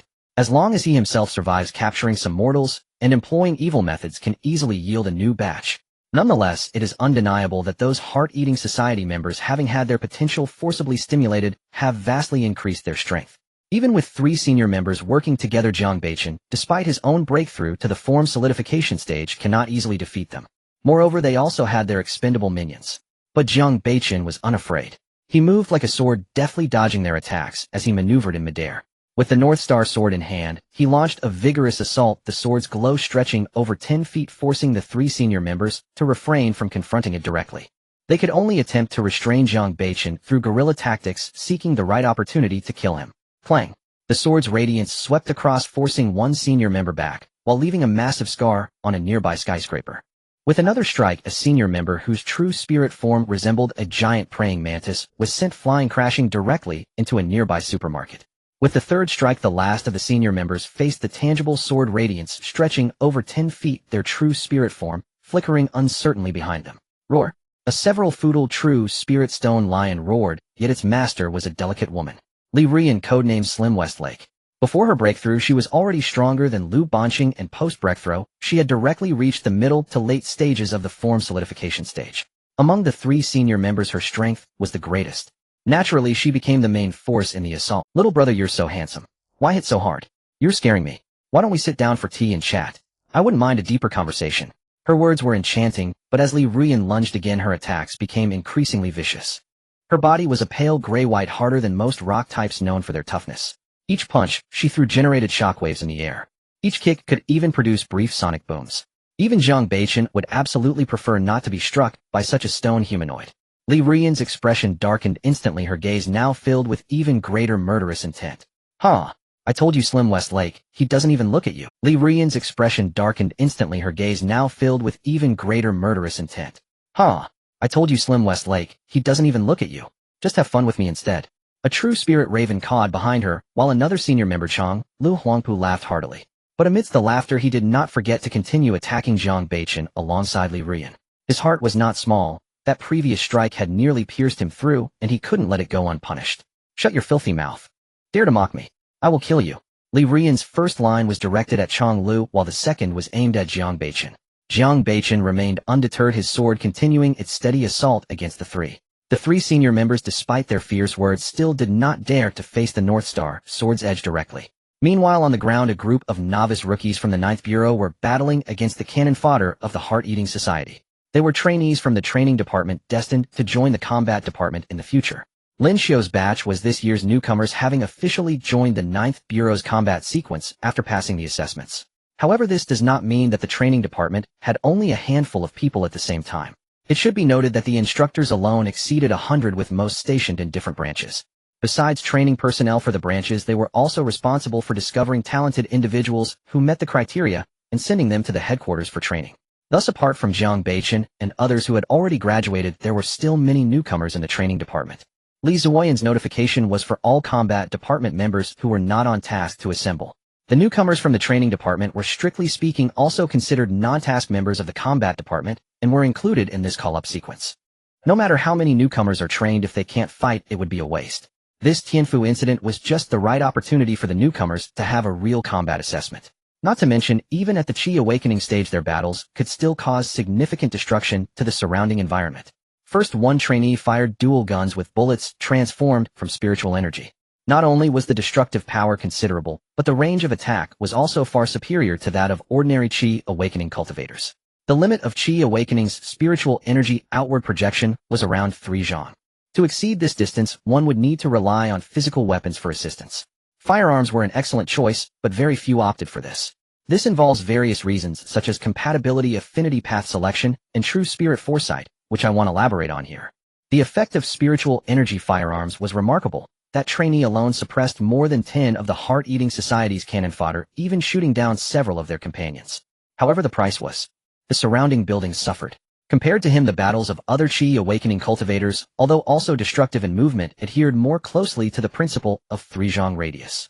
Thus it could be seen that even if a genius most still operated within the standard limits. Truly exceptional talents capable of breaking through their limits were rare, even in a place like the headquarters of the 9th Bureau. As for someone like Lin Xiu, sorry, I really haven't seen one. The author has something to say, let me clarify here in advance. The protagonist is merely a participant in the Tianfu incident. It is only when he externalizes that he becomes a high-level player entering the beginner's village. Only then does he realize just how remarkable he is, and that is when the real fishing begins. After wandering around outside, he returns to Tianfu. Hehe. For now, let's just be a little transparent. Overall, the members of the Heart-Eating Society dispatched to the inner city of Tiandu were merely to incite chaos, along with restraining part of the personnel from the 9th Bureau. As for how many ordinary people would be casualties in the process and how many subordinates would sacrifice, it was simply not within the consideration of the old man of the Heart-Eating Society. Not long into the chaos, members of the 9th Bureau seized the opportunity to successively use reversal devices, transferring the battleground into the shadow domain. Due to the initial dispersal of those evil cultivators, they could not complete the transfer all at once, ultimately causing some casualties among the ordinary people in the chaotic area. When the battlefield was completely converted, everyone who had been holding their breath finally let loose. Various colors of spiritual light burst forth. All members of the 9th Bureau brought out their trump cards, vowing to eliminate every one of those damned evil cultivators. With a mix of vintage weapons like knives, guns, and swords, modern firearms and ammunition flooded the shadow domain, Tiandu turning it into an overseas battlefield. Everywhere was fighting. The once tall and sturdy buildings became exceedingly fragile in the face of spiritual energy. Since the chaos began, more than one block had already been turned into ruins. Both sides in the battle began to consciously converge towards their companions, escalating from isolated skirmishes to a large-scale, chaotic battle. As one of the main battlefields, the Morning Light District, overseen by Lin Xiu's team, became the hardest-hit area in the chaos. Except for Lin Xiu and Jiang Beichen, the other members of the team had already gathered, organizing their disciples to fight and eliminate the enemies of the Heart-Eating Society. In terms of numbers, the 9th Bureau, adhering to the principles of genius and elite, was at a disadvantage, with the numbers of the Heart-Eating Society exceeding theirs by more than double. However, extraordinary battles have never been solely dependent on numbers to achieve victory. Zhu Zining strolled through the chaos, surrounded by a multitude of butterfly-sized creatures dancing around her. Her long purple hair was the most conspicuous presence on the battlefield. Yet throughout, not a single member of the Heart-Eating Society could breach the 3-meter radius around her. This was not only because Yu Qinglan stood by her side, but also due to those delicate butterflies. Those seemingly fragile butterflies were in fact voracious, bloodthirsty butterfly goo. Hundreds of butterfly goo flitted around the battlefield, skillfully avoiding all allied companions and unexpectedly landing on the enemies. By the time the enemies noticed, most had already been penetrated by the butterfly goo, with vast amounts of flesh already consumed, birthing even more disposable small butterflies. In the eyes of the members of the Heart-Eating Society, Zhu Zining's tall and coldly beautiful figure had become synonymous with that of a malevolent spirit. But Zhu Zining was utterly unconcerned. Perched on her shoulder was a purple butterfly, 4 to 5 times larger than the others, with dreamlike semi-transparent wings adorned with symmetrical skull patterns. It exuded an eerie elegance, both dangerous and enchanting, like a toxic beauty flower. That was the embryonic form of her true spirit, the purple goo butterfly. It was an unexpected product of Zhu Zining, merging her true spirit seed with 18 kinds of top-tier poisonous goo, along with an accidental fusion of a death butterfly goo. It was also the root of her conflict with the Gu Tower of the Southern Wilderness. Eat, eat. Consume more. I believe your limits are far beyond this. Only by consuming enough will there be hope to push back, making them realize just how foolish their stubbornness is. Zhu Zining watched as the butterfly swarm grew fatter from their feasting, feeling her true spirit embryonic form gradually strengthening in the process. Her face remained coldly beautiful, yet her eyes seemed to burn with an inferno. Boom. Accompanied by a series of thunderous roars, Lei Jinyu's fist directly obliterated the head of a moving member of the Heart-Eating Society. His burly body moved with unimaginable agility and speed under the thunder instant step. With a slight lean, he evaded a sneak attack from an advanced walking enemy behind him. Turning around, he threw a swinging punch, causing arcs of lightning to expand outward. The sneaking advanced walker had no time to dodge, directly struck by the incoming lightning. Seizing this opportunity, Lei Jinyu stepped forward, his figure transforming into a bolt of lightning in the thunder instant step, instantly appearing before the opponent. With an uppercut, his right fist smashed into the opponent's chin, propelling them higher into the sky. But that wasn't the end. Lei Jinyu soared into the sky, directly surpassing the advanced walker he had just blasted away.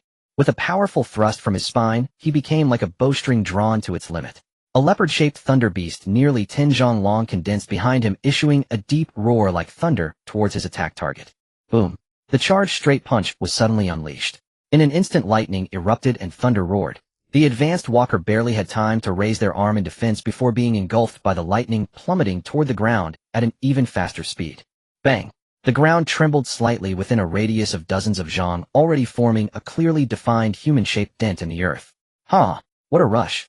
This condensed form is far superior to the Qi spirit. Lei Jinyu felt exceptionally elated.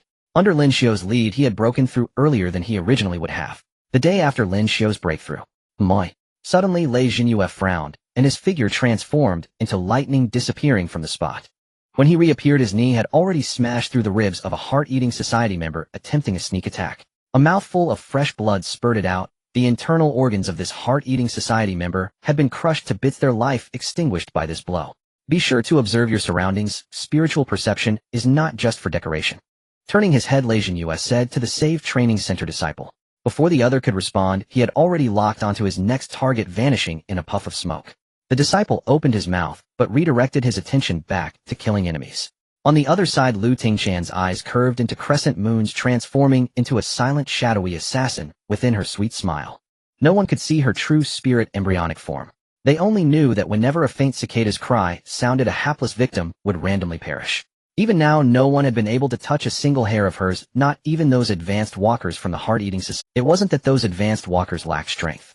As the backbone of the Heart-Eating Society, they were currently all in a condensed form due to the immense cost they had paid. From any angle, these advanced walkers were indeed enemies that the team members would regard with caution. It was just that Lu Tingqian's speed was too fast, and her figure too elusive.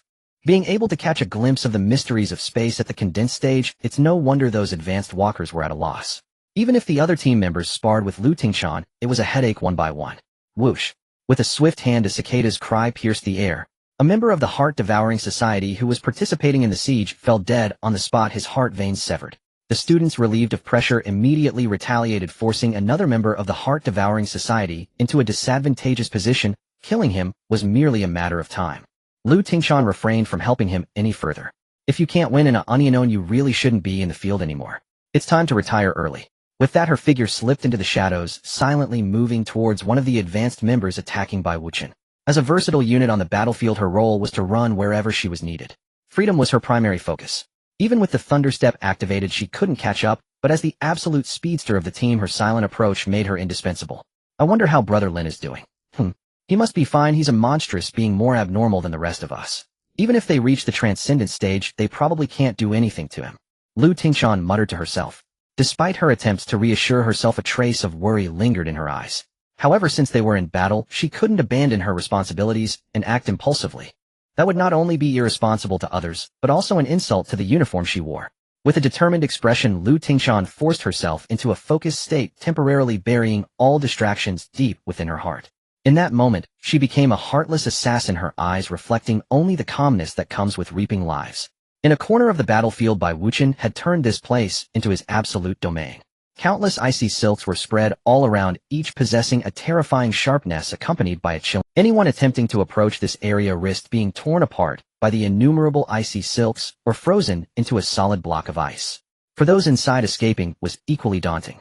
The advanced member battling Bai Wuchen had to tread carefully, every move filled with frustration. Moreover, Bai Wuchen had just let Lu Tingchan in, forcing an advanced member to retreat.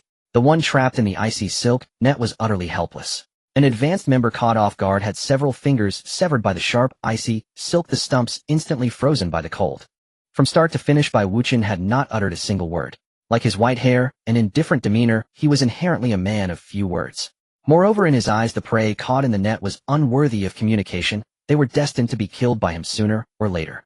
The last member of the team, Su Tan, was currently running around with a small medicine box on her back. Her round face, paired with a single ponytail, radiated youthfulness and vitality. Being a skilled healer added a touch of gentleness to her demeanor. She was seen racing around, always appearing where her injured companions were. As the only member of the team yet to break through Qi Ling's strength, was incredibly dangerous on the battlefield. Yet Su Tan couldn't just stand by while her companions were in peril, which led her to nearly fall into danger several times. This left Yu Qinglan with no choice but to ask Zhu Zining to keep a close watch. With more and more butterflies guarding her, no one could get close. She then followed Su Tan as they ran around. Suddenly, a series of more violent explosions erupted not far from the main chaotic area. Along with the explosions came several extremely powerful waves of spiritual energy. That was the power fluctuation of the Transcendent stage.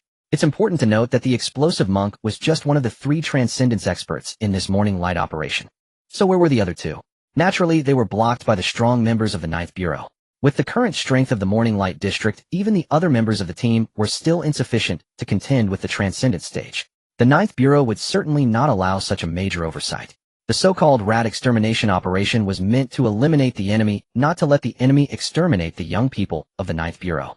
Thus, the other 2 members of the Heart-Devouring Society, who barely broke through the Transcendent stage, naturally faced corresponding strong opponents. Although the 9th Bureau had fewer people, they had more powerful experts. The Transcendence expert sent to intercept the 9 Hearts envoy was one of the deputy instructors from the training department the stern instructor Lin Xiu had met before. Before the students, he was a serious instructor. But in the eyes of the enemy, he was the living father who took lives. To be an instructor, besides excellent teaching skills, strength was also an indispensable core competency. Suspended in midair, Yin Zheng stood tall like a monument. Dressed in an old-fashioned military uniform, his serious nationalistic face exuded an inexplicable sense of oppression. When did the mice in the gutters dare to come out and eat at the table so brazenly? As evil cultivators, they should live with their tails tucked between their legs. If they don't stay quietly in the dark corners, they must be killed without mercy. With his words, Yin Zheng transformed into a cannonball, charging towards the 2 Heart envoys. His opponents were an old woman and a child. The old woman was known as the Morning Old Woman. The child was the startled Bao Boy. Seeing Yin Zheng attack, the old and young dared not show any signs of negligence. Caught. Amidst the mournful cry, a crow with a wingspan of over 10 feet materialized behind the Morning Old Woman. This was her innate true spirit, Morning Soul Crow. The Morning Soul Crow flapped its wings, launching its immense body at Yin Zheng, emanating waves of heart-wrenching sorrow, attempting to shake his mind. Its blade-like beak lunged straight for Yin Zheng's head. If it landed a peck, it would surely burst his brain. Would Yin Zheng be pecked? The answer was of course negative. With a flick of his right hand, an unremarkable metal ruler appeared, smashing toward the Morning Soul Crow's beak. Clang! Crack! This seemingly ordinary strike contained earth-shattering power. Yin Zheng's strength was wholly contained within his body and the ruler. With one blow, the Morning Soul Crow trembled violently, its massive beak snapped in half, and its body uncontrollably flew to the side. Caught. This time the Morning Soul Crow's cry truly resonated with sadness. However, just as Yin Zheng's strike landed, a massive shadow silently approached from behind him. It was a large purple-black spider, its belly adorned with an extremely terrified human face. This was its innate true spirit, soul-stealing spider. An invisible fear spread, causing even a ripple in Yin Zheng's heart. The giant limbs rose high, ready to pierce his back. Is that all you've got? Who dares to cause trouble in Tiandu with such courage? A bunch of frogs at the bottom of a... While Yin Zheng's words dripped with sarcasm, his body executed a swift kick, sending the massive form of the soul-snatching spider flying. He then turned and charged toward the startled youth, bringing his ruler down on the boy's head. At this moment, the youth, who had toyed with fear, experienced the true terror of being on the brink of death. A shrill piercing sound erupted, an utterly raw noise. Along with the noise came a powerful shockwave mixed with a sense of fear. Yin Zheng's ruler paused momentarily before crashing down again. This strike saved the youth's life, but at a tremendous cost. Crack! The ruler struck his shoulder, nearly shattering half of his body. Even though the vitality of those in the Xian realm is more resilient, such an injury was enough to take most of the youth's life. At this moment, the mournful old woman not far away wore a face of uncertainty. She looked at Yin Zheng, her eyes filled with confusion. How can this be? How could there still be such a powerful figure in the Ninth Bureau? Shouldn't all of the Xian realm from headquarters be dealing with the president and the others? Yin Zheng's strength was somewhat unexpected. Although the spiritual fluctuations he emitted remained at a moderate level, even the true spirit was merely an ordinary ruler. His methods were also simple and brutal. Yet this very contrast struck more fear into the hearts of the mournful old woman and the startled youth. According to the plan established by the president, all the Xian realm stationed at the Ninth Bureau should have been lured away. All Xian realm.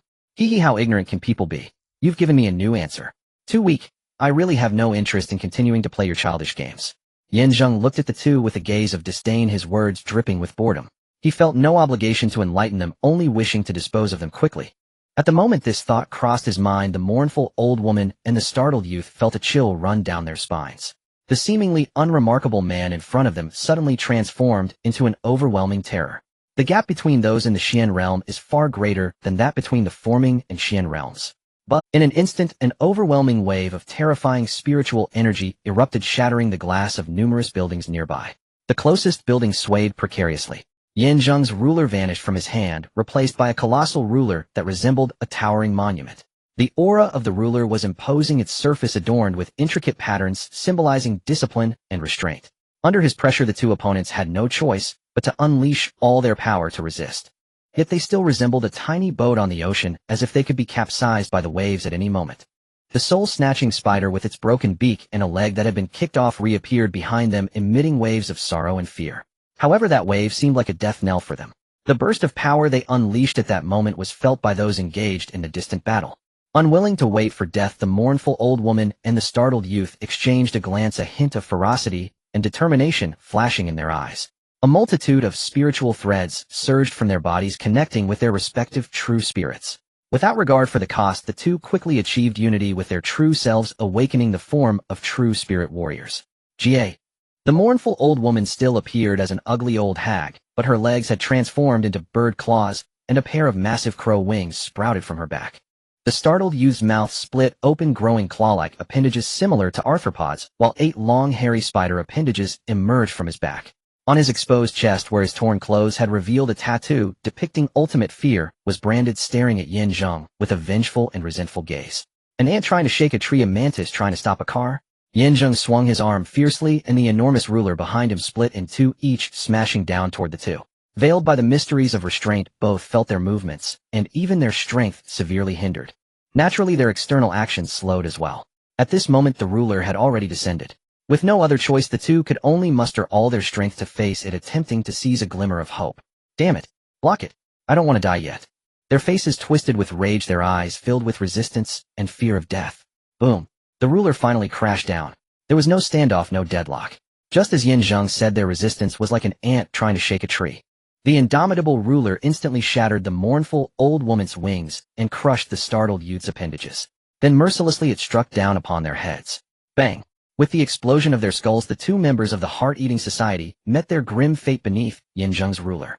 At the same moment, the mournful old woman and the startled youth died. The explosive monk at some distance seemed to sense their demise. In his shock, a huge opening appeared in his attack against Lin Xiu. Hey, how dare you divide your attention while fighting me? Just how much do you look down on me? Or are you just overconfident in yourself? The malice in Lin Xiu's eyes flickered, and the burning blood-red flames surged even more.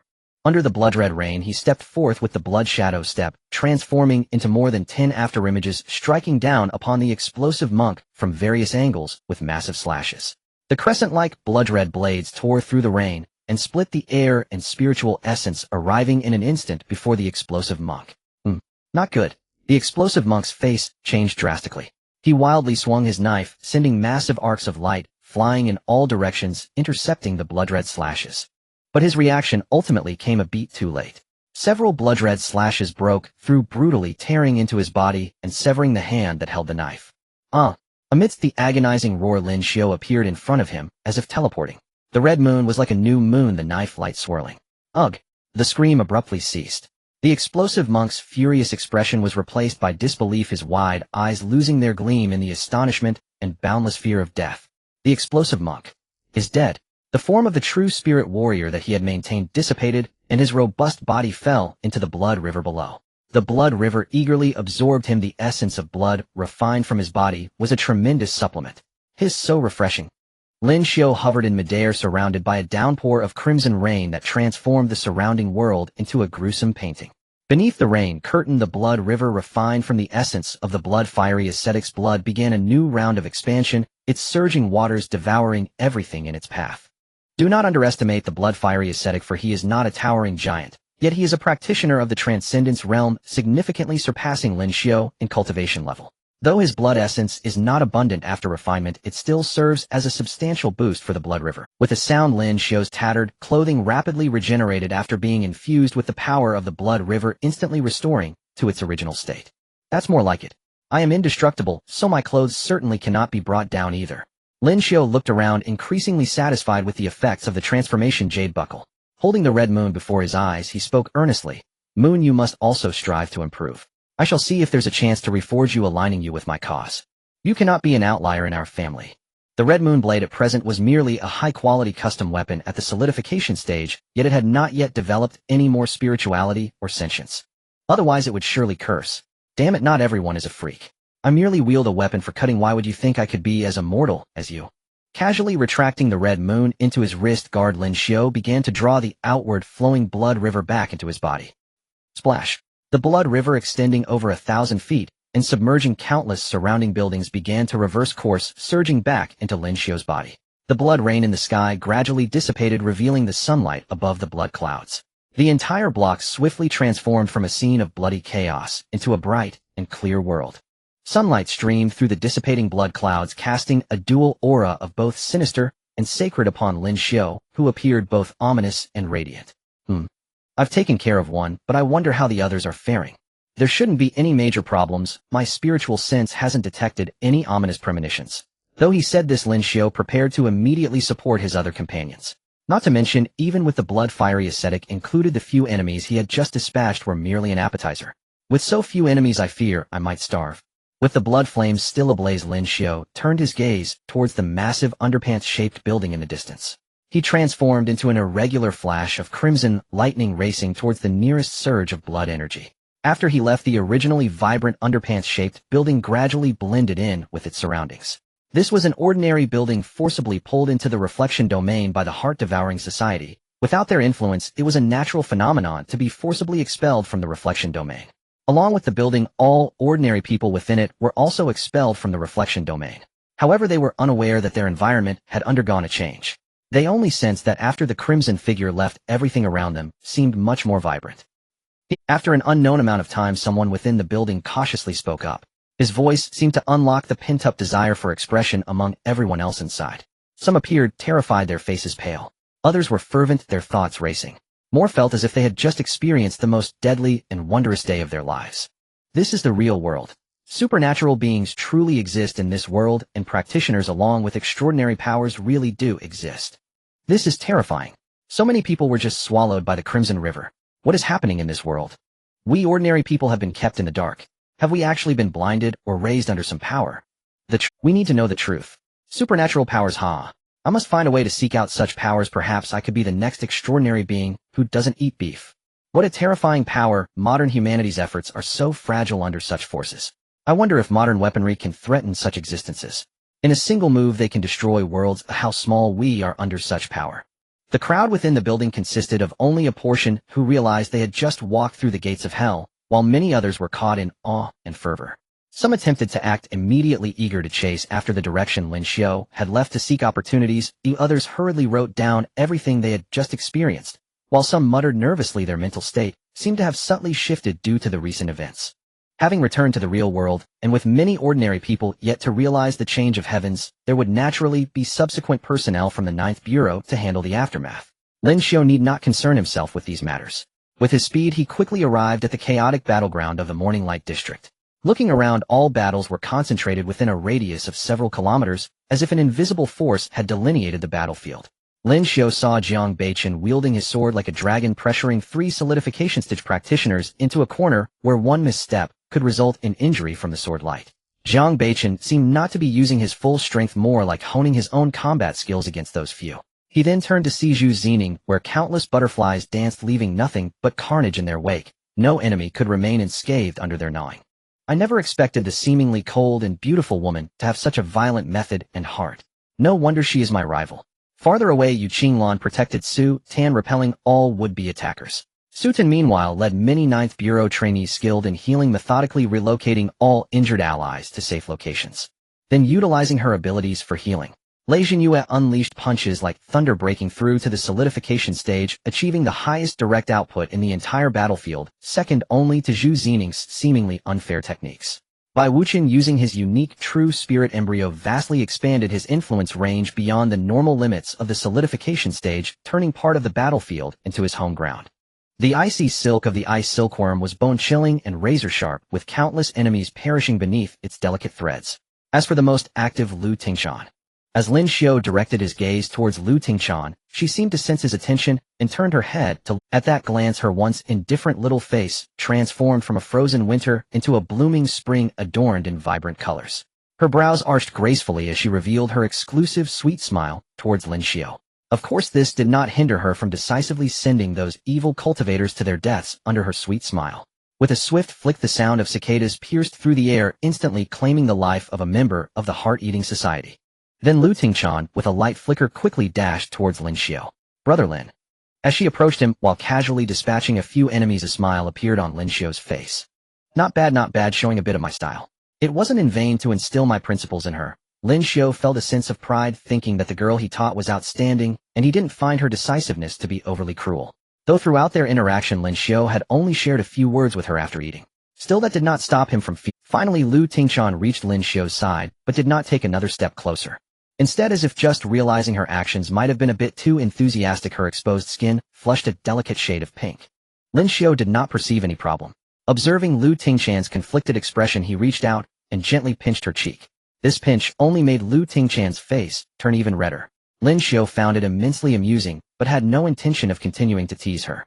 "Since you've come, why not stay here for a while?" Lu Tingshan snapped back to reality, staring at Lin Xiu with a bewildered expression. "I mean, everything here is about to come to an end." As soon as the words left his mouth, a streak of crimson subtly replaced the normal colors of the surrounding world, and the sunlight dimmed in an instant. Everyone subconsciously halted, puzzled by the sudden transformation of the sky. At the same time, they all focused their attention, ready to deal with any crisis that this sudden change in the heavens might bring. Only the team members seemed contemplative, their eyes uniformly gazing at Lin Xiu above in the sky. "No way is it really this exaggerated. Everyone just broke through to the forming stage, you're just too abnormal." Lei Jinyu's tone was quite exaggerated, and he genuinely felt a bit shocked. He looks like I can relax now." Yu Qinglan smiled brightly, her gentle face struggling to hide a hint of surprise. "This kind of power, even those at the profound realm must be no match for it. It seems I still need to work harder." Zhu Xining murmured to herself, the fiery flame in her heart growing more intense. "Truly worthy of being my recognized opponent, a truly chilling sense of oppression. However, I will not give up one day." A glimmer of battle intent flashed in Jiang Beichen's eyes, and the sword intent in his hands and heart seemed even more refined. From this blood-red hue, I seemed to feel an endless amount of pain and madness, along with the overwhelming malice derived from extreme hostility. What has he experienced to evoke such pure negativity? Compared to others who were astonished by the blood's power, Su Tan, with the heart of a healer, was more concerned about Lin Xiu's condition, which had brought forth such power. This was Bai Wuqian. The taciturn Bai Wuqian did not say much, even in the face of the sudden change in the sky. Tick-tock. When the first drop of rain landed on a member of the Heart-Eating Society's face, all members finally realized the dire situation. The hazy blood-red rain curtains swiftly enveloped the visible world, dragging everyone into a bloody and dense illusion. This rain is poisonous. My face. My skin. It's so painful. Kill, kill, kill. Eliminate everyone." The cries of despair echoed, including all enemies on the battlefield. Even the higher-level walkers at the forming stage were no exception. The torrential blood rain was yet another method of utilizing Lin Xiu's blood river, which proved quite useful during his battle against the explosive monk. Although the number of enemies before him was considerable, none were worthy of forcing Lin Xiu to use the full extent of the blood river. This rain was already more than sufficient. Each drop of blood-red rain contained the corrosive properties of the blood river, which would, while corroding the enemies, also plunder and devour their vitality to strengthen the blood river's essence. Every drop of rain also harbored the malice that Lin Xiu could not wash away, infused with endless pain, madness, and hostility. There was no such thing as resentment or hatred, nor any other chaotic impurities. That blood malice was purer than even spiritual crystals. Except for being overly negative, it was indistinguishable from any kind of pure and profound power in the world, perhaps possessing even more terrifying lethality. Such pure and extreme power was naturally beyond the capacity of those at the awakening stage. Even the high-level walkers who had broken through to the forming stage through tricks weren't strong enough. Lin Xiu had yet to truly make a move. Merely the incessantly falling rain had already thrown the Heart-Eating Society's members into chaos. Everyone continuously operated their spiritual energy, gathering layers of protective shields above their heads to withstand the seemingly unending rain.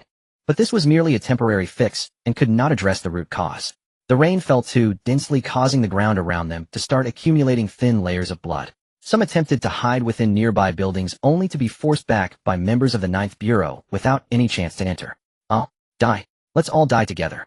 I won't be fine, and neither will anyone else. Kill. Just one kill to break even. Die, die, die. Under the watchful eyes of the increasingly narrowed pupils of the Ninth Bureau members, more and more members of the Heart-Eating Society, as if driven mad, exerted all their strength to mercilessly attack their own companions. A palm smashed through a chest, a blade severed a head, a sword pierced a heart. This was still relatively normal. Some further eroded by the malice directly clawed with their hands and bit with their teeth, resembling mindless frenzied beasts. One glance revealed scenes like this everywhere. Yet no matter how violently the Heart-Eating Society turned on itself, no one targeted the members of the Ninth Bureau, as if they had completely ceased to exist in their eyes. Moreover, the torrential blood rain had no effect on their bodies or wills. Now, even those unaware of the situation realized. This blood-red rain curtain was helping them. This kid.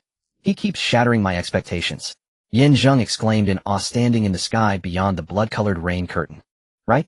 I told you this Brad is the most monstrous little anomaly I've ever met. He's bound to become a great leader in the future. Beside, Yin Zheng, Elder Jiang had appeared outside the battlefield at some point, his tone dripping with pride when mentioning Lin Xiu. Why aren't you stationed at the node? Those 4 big rats are insignificant, but we must guard against the forces backing them. Yin Zheng reverted to his rigid formal demeanor before Elder Jiang. Haha, don't worry. Old Zhong is keeping watch for me. No matter how those rats stir, they can't turn the world up. But honestly, the blood flesh mill those 4 big rats brought out did give me a little surprise. It seems the outsiders really spared no expense to make us suffer this time. Elder Jiang rambled on, but his kind gaze remained fixed on Lin Xiu. But they'll never get what they want. The 4 big rats' long-cherished wish is doomed to fail. If they weren't heretical cultivators, they'd have broken through the final barrier and reached the transformation domain. But they'll never get what they want. The 4 big rats' long-cherished wish is doomed to fail. If they weren't heretical cultivators, they'd have broken through the final barrier and reached the transformation domain by now. Especially the Lord of the White Bone Temple. If he hadn't strayed from the path, even becoming a transformation domain true person or surpassing, it wouldn't have been impossible. Yin Zheng's tone carried regret, but that wouldn't stop him from killing the man on sight. After all, they were heretical cultivators. Every heretic deserves death. Beneath the rain curtain, the infighting among the Devourers' Society continued, with more and more people perishing together in their madness. The ground was littered with mangled corpses. Even a decapitated body was considered the most intact. Under the watchful eyes of the Ninth Bureau members, they witnessed the dead bodies slowly wither until they turned to ash under the rain's onslaught. Though they were allies, more than a few felt discomfort. A purely moral unease, not a judgment that Lin Xiu's methods were wrong.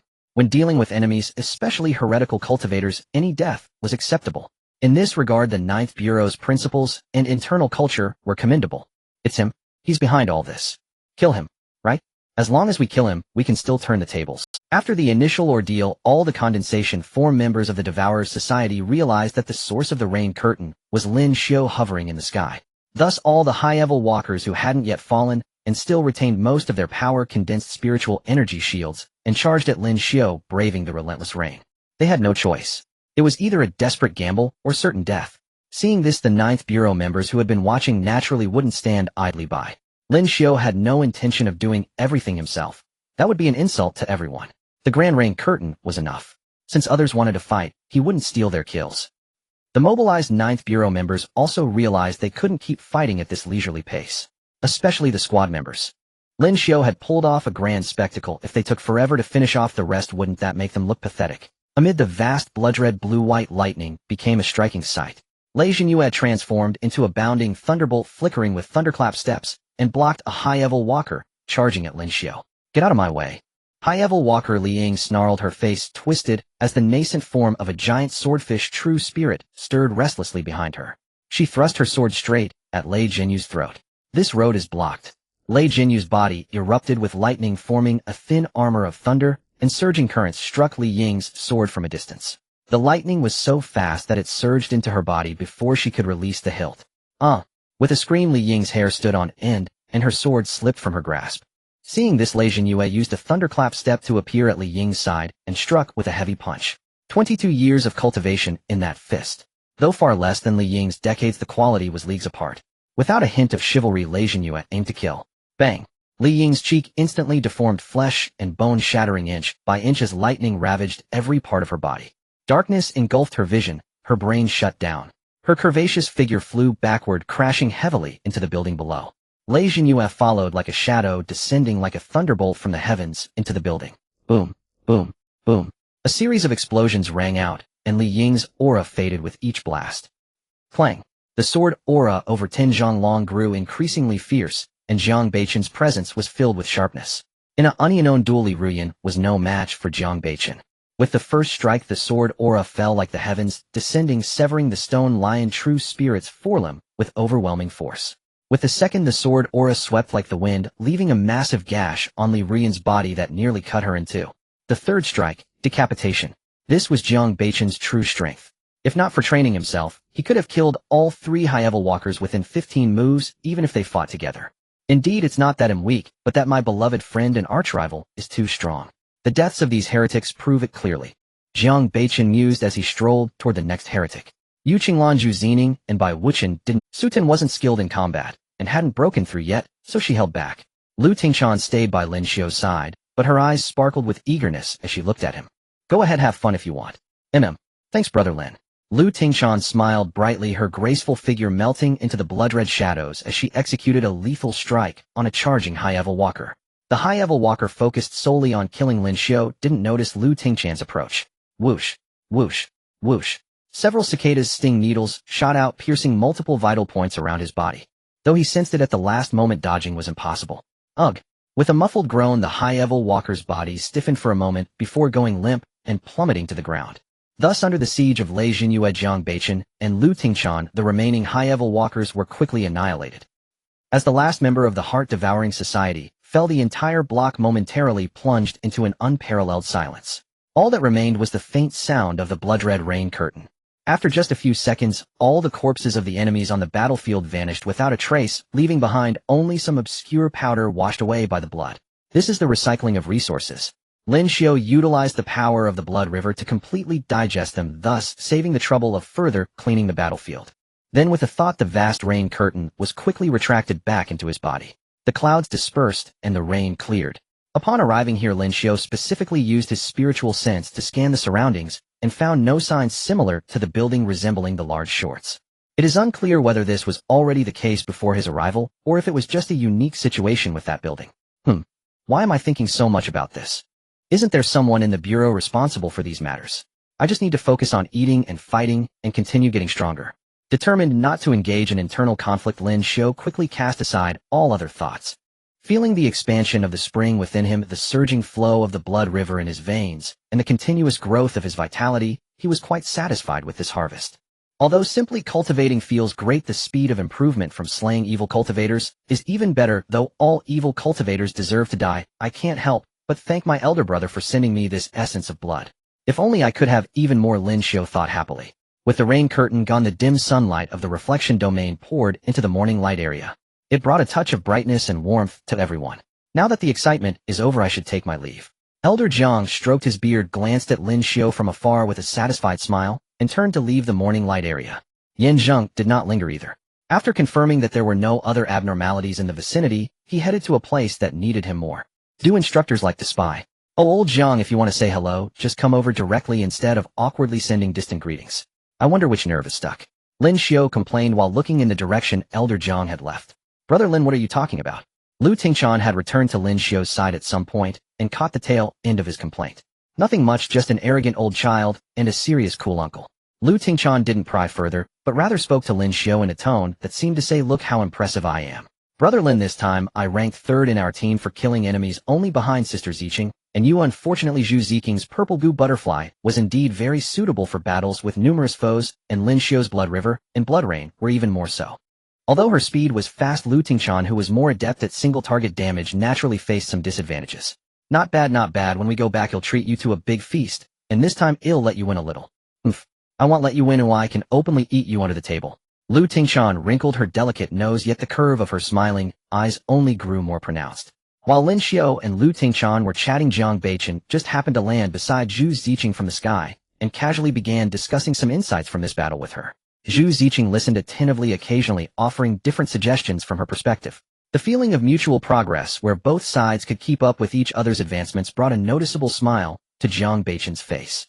As the most adept at interpersonal relations, and the leader of the entire team, Lei Zhenyue was loudly gathering the nearby members of the Ninth Bureau. In just a few words, Lei Zhenyue showcased considerable organizational skills, and many students who had witnessed his combat prowess were willing to follow his commands. Su Tan was even busier. After a battle, it was impossible for only the enemies to suffer casualties. Although the members of the Ninth Bureau were all exceptionally talented, their strength ranked among the top, or even the peak at the same level. However, this did not mean that they would not sustain injuries, or even face death in such battles. Fortunately, amidst the chaos in the Morning Light area, many sustained varying degrees of injuries, yet miraculously, not a single one lost their life. In this, Su Tan played a crucial role. While the situation in other battlefields was unclear for the time being, Su Tan decisively acted at a critical moment, rescuing several students who were very likely to have perished from the hands of the Grim Reapers. Regardless of her strength, if we speak solely of her medical skills, this 22-year-old girl has already reached the level of a semi-expert in the medical field. Coupled with her background from the Medicine Cauldron Valley, her talents in alchemy and pill refinement are also quite remarkable. Given time, she has a great chance of becoming a top-tier support character, excelling in both medicine and pill refinement. Su Tan was busy, not stopping for a moment, with Yu Qinglan following closely beside her. Even though the danger had dissipated, helping Su Tan was still worthwhile. Bai Wuchan collected countless strands of ice silkworm silk and silently appeared beside Su Tan, quietly assisting alongside Yu Qinglan. The post-battle processing work continued. While Lin Xiu chatted with Lu Tingchan, his spiritual sense never rested for even a second. With his innate sensitivity and heightened perception range, after his strength increased, he could easily detect that far beyond the Morning Light area, terrifying spiritual fluctuations were erupting continuously. The intensity of that fluctuation was far greater than when Yin Zheng killed the two heart servants, surpassing it by at least one level. Lin Xiu knew that this was the core of the mission and the battlefield of the captain he had seen in the hall. And having just broken through to the form condensation stage, even though he was capable of battling the fire explosive monk, he was merely one of the many supporting characters in this mission. He didn't see any problem with that. After all, Lin Xiu had only been cultivating for about a month in total. Having just broken through to the form condensation stage, he had managed to defeat the fire explosive monk, solely relying on his unreasonable immortal talent, which was already a jaw-dropping feat. Hey, just wait and see. This time, I may be a supporting character with a little part, but next time I will definitely be the absolute protagonist. Lin Xiu was confident in this. Having just established his great ambition, he soon began to chat with Lu Tingchan again. Compared to the battle, the two were utterly clueless when it came to post-battle work. So they decided not to cause trouble for others. The two of them just wanted to wait for the mission to end, and once everything settled down, they would quickly find a place to feast. It's no wonder they were able to bond so quickly in such a short time. Both being foodies, their thought processes aligned. It truly was a food year. In the domain of shadows, far from the Morning Light district, and even farther from the core city of Tiandu, the battle between the 5th Brigade and 4 evil cultivation organizations had been ongoing for some time. Boom. The scorching flames soared into the sky, illuminating a radius of over 10 kilometers in a vivid crimson hue. Within the inner area of the flames, two figures were clashing at an astonishing speed. Wherever they passed, the land or buildings were either burned by flames melting into magma, or turned to bones under a sinister force. One of the figures was the 5th Brigade leader Li Zhuyan.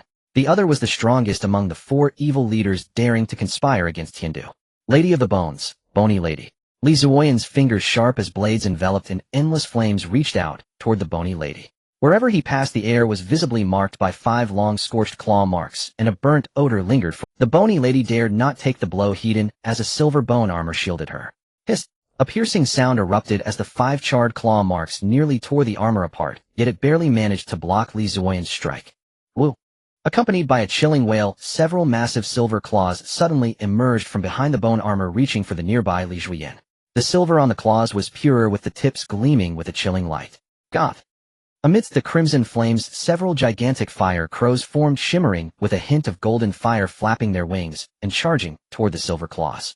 The explosive flames clashed with the cold claws, and the claws retreated after just a few breaths.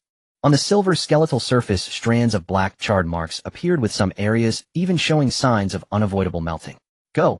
With a thought, Li Xiu summoned more fire crows quickly surrounding the bony lady, creating a situation where neither side could advance. At this moment, both sides finally had a brief breathing space. At this time, Li Xiu had already assumed the appearance of a true spirit warrior resembling a legendary fire deity from myth. His previously lean frame had transformed into a tall and imposing figure with his red hair appearing like flames dancing in the scorching heat. His upper body was bare, adorned with shoulder armor resembling feathers, while intricate patterns symbolizing heat and burning were carved on his arms and chest. On his broad back, a pair of flame wings more than 2 meters wide, when spread, gently trembled, a smaller version of the molten fire crow wings. 2 flowing fire ribbons drifted from his waist. His lower body was clad in long pants made of overlapping feathers, and his feet were encased in half-boots with claw-like patterns. Almost tangible flames surrounded him, distorting the air and the spiritual essence of the world under the intense heat. Opposite him, under the encirclement of the fire crows, the bony lady sat enthroned on an eerie skeletal throne. The skeletal throne was composed of 666 heads of various forms, emitting cold resentment and evil aura from their eye sockets, continuously dissipating the surrounding flames and the heat they brought. On the skeletal throne, the image of the bony lady complemented her moniker. Her entire form resembled a fusion of human and skeleton. The human side was graceful, draped in form-fitting armor refined from the essence of bones, with half of her face bearing an alluring beauty that could enthrall. However, upon viewing the other half of her body, that allure instantly vanished. The other half of her face was devoid of flesh, purely skeletal, even growing many menacing bone spines. Her hollow eye sockets glowed with an eerie light. The other half of her body was also made of bone, with each bone being exceptionally thick and fierce, interspersed with numerous jagged spikes that formed a skeletal armor matching her attire. Bony lady, oh no, it's still uncertain if you're that woman or not. In any case, no matter what schemes you're plotting, whether it's the outside world or how you fooled those 3 fools to come here, your fate has long been sealed. As Li Xiu spoke each word, it felt as if the surrounding temperature rose. He, fierce crow, someone like you who has smoothly walked to today as a favored child of heaven will never understand how much I've sacrificed to get here. With my talent, I should have long since broken the barriers of comprehension and transformation, but I have been firmly trapped in place due to the restrictions of this world. Yet the only legitimate way to break through the barriers is in your 9th Bureau's hands, and everyone must follow your rules. Why should we? Upon reaching this point, the bony lattice emotions clearly became agitated, the resentful light in her skeletal eyes nearly spilling over.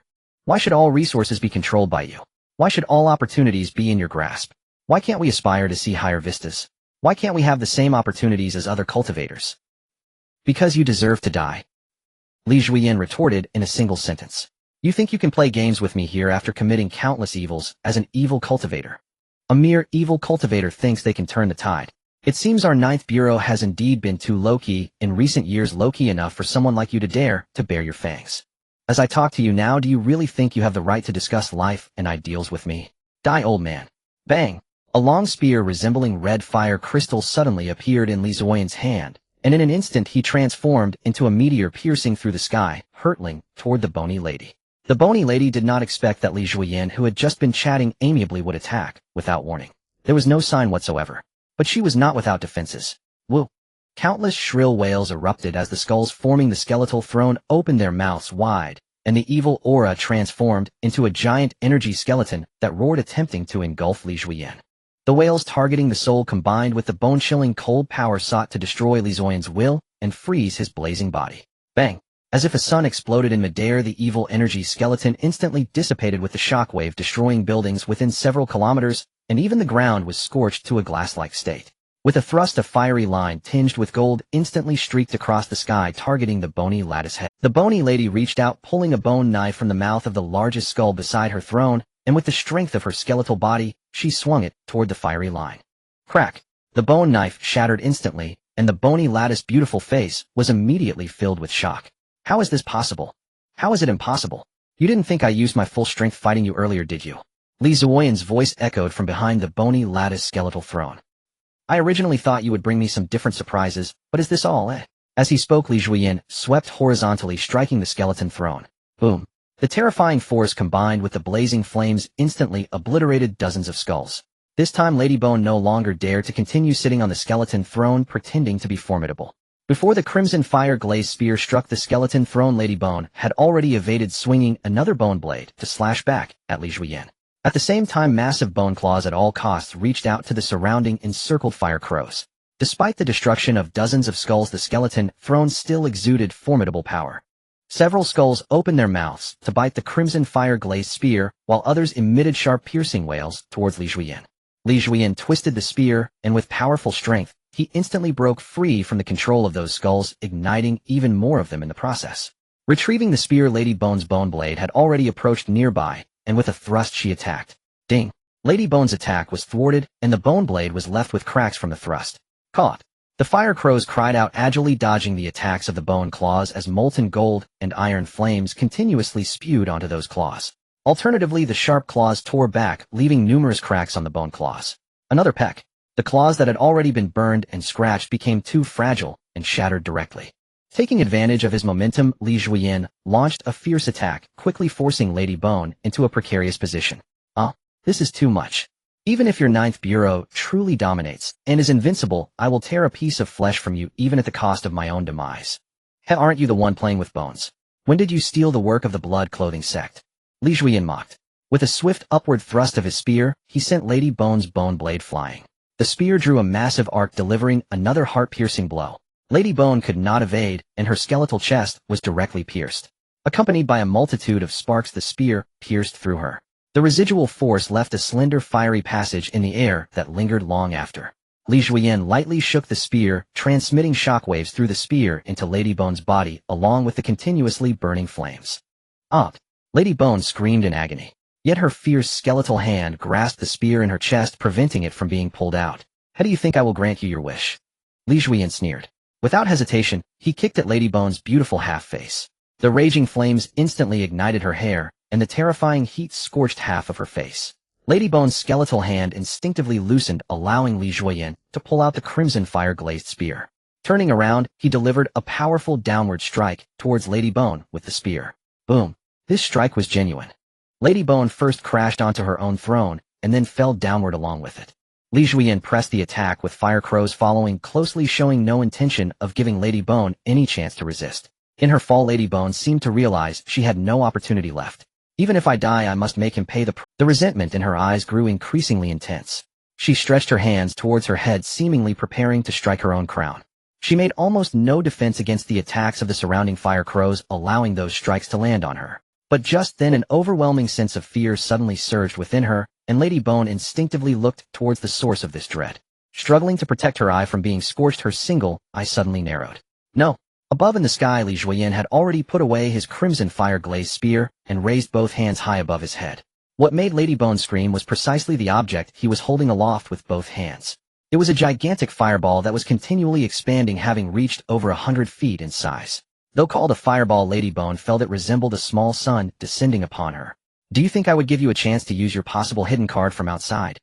Li Xiu wore a grin that was more sinister than a villain's, his lips nearly stretching to his ears. Naive, take your hidden cards and arrogance, and die. With that, Li Xiu, in a standard throwing posture, hurled the sun towards the descending Lady Bone.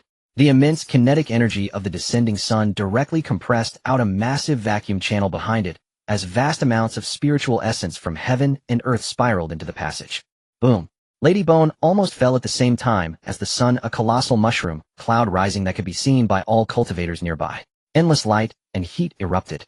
The terrifying shockwaves spread wildly in all directions as the mushroom cloud rose, even generating an extremely fierce storm. Immediately after, the ground shook violently. The intense tremor could be distinctly felt even from dozens of kilometers away. Regardless of which battlefield they were on, everyone was drawn to the vibration, unconsciously gazing at the mushroom cloud that caused it. Is this the strength of the captain? Lin Xiu blinked, his eyes filled with awe, but more so with a kind of eager anticipation that would make anyone think he was insane. I wonder if my talent can withstand such a mushroom cloud strike at this stage. It should be a little short, but not by much, just a bit more improvement, perhaps just a little, and such an attack would be useless against me. Despite having no reference, Lin Xiu still reached this conclusion. Once I reach that stage, Blood Rebirth is indeed a fitting name. Compared to Lin Xiu's eagerness and relaxed demeanor, while pondering other matters, those around him looked upon the mushroom cloud with overwhelming reverence. Yet amidst their reverence, many members of the Ninth Bureau believed they too could reach this level. Who among those who made it into the Ninth Bureau, especially to the combat section, was not a genius? The higher realms were still unclear. Yet the captain's evident mastery would definitely not become a stepping stone. In contrast to the members of the Ninth Bureau, those remaining alive among the sinister cultivators could only feel fear upon witnessing the rising mushroom cloud. The massive mushroom cloud lingered for a long time. Even though the surge of spiritual energy had ceased and the earth-shaking tremors had stopped the existence of the mushroom, cloud still struck fear into the hearts of all evil cultivators. Among them, only the Morning Light district where Lin Xiu resided could comfortably observe as spectators. Members of the Ninth Bureau in other areas quickly regained their focus from Li Zuoyan's grand display and initiated another suppression against the surrounding evil cultivators who had yet to turn around. In a fleeting moment of distraction, many evil cultivators lost their lives. Without much time to hesitate, the remaining evil cultivators had no choice but to engage in battle again with their opponents. In the Haiyuan district, the evil cultivators of the Bone View were pushed back step by step, clearly resembling a force on the verge of collapse. They were still unaware that their bone goddess was a victim beneath the mushroom cloud. Otherwise, with the selfish and self-serving nature of evil cultivators, they would have already begun a mass escape at this moment. However, it must be said that under the leadership of the bone goddess, the quality of the Bone View's evil cultivators was indeed the highest among the four major evil organizations. In comparison to the Ninth Bureau, they were naturally on a different level. Yet more than a dozen bone craftsmen led several dozen bone slaves controlling hundreds of skeletal soldiers. The formation they created was indeed quite orderly. Up to this point, only a small number of bone craftsmen and bone slaves had been killed, while the rest that were destroyed were merely mechanical puppet-like skeletal soldiers. The crafting of these things is not particularly easy. However, ultimately they are merely used to attract firepower, serving as expendable weapons. There is not just one squad dealing with the Bone View. Among them are familiar faces who graduated at the same time as Lin Xiu and have just recently been promoted. Lu Dingyuan's gun was like a dragon. His two large guns fired in rapid succession, the powerful force directly shattering several skeletal soldiers. In a swift maneuver, he caught a bone craftsman controlling the skeletal soldiers in a defensive blind spot, delivering a fatal blow. One hand wielded a Tang Dao, while the other held a dagger. His movements were agile, yet decisive, the combination of knife and dagger flowing seamlessly, allowing him to behead the skeletal soldiers with the most suitable angles using the least effort. Though the skeletal soldiers could still move without their heads, their threat level was significantly reduced, and they were directly shattered by a subsequent strike from his Tang Dao. Do Rian was a typical heroine of Yoyin. Her lithe and graceful figure stood out greatly on the battlefield. With spiritual energy carrying a certain shattering characteristic, her slender sword, though lacking in overwhelming force, could effortlessly pierce the enemy's cores. The number of skeletal soldiers dismantled under her hand even approached that of Tang Dao and Lu Dingyuan. Besides them, many others also shone brightly in this battle. Zhang Yuan, sturdy and solid as a mountain. The assassin-type expert, Yi Shuihan, who played with ice in a myriad of ways. The young female warrior who changed her name to Hua Mulan out of admiration for Hua Mulan. Such examples abound, not just in the Haiyuan district.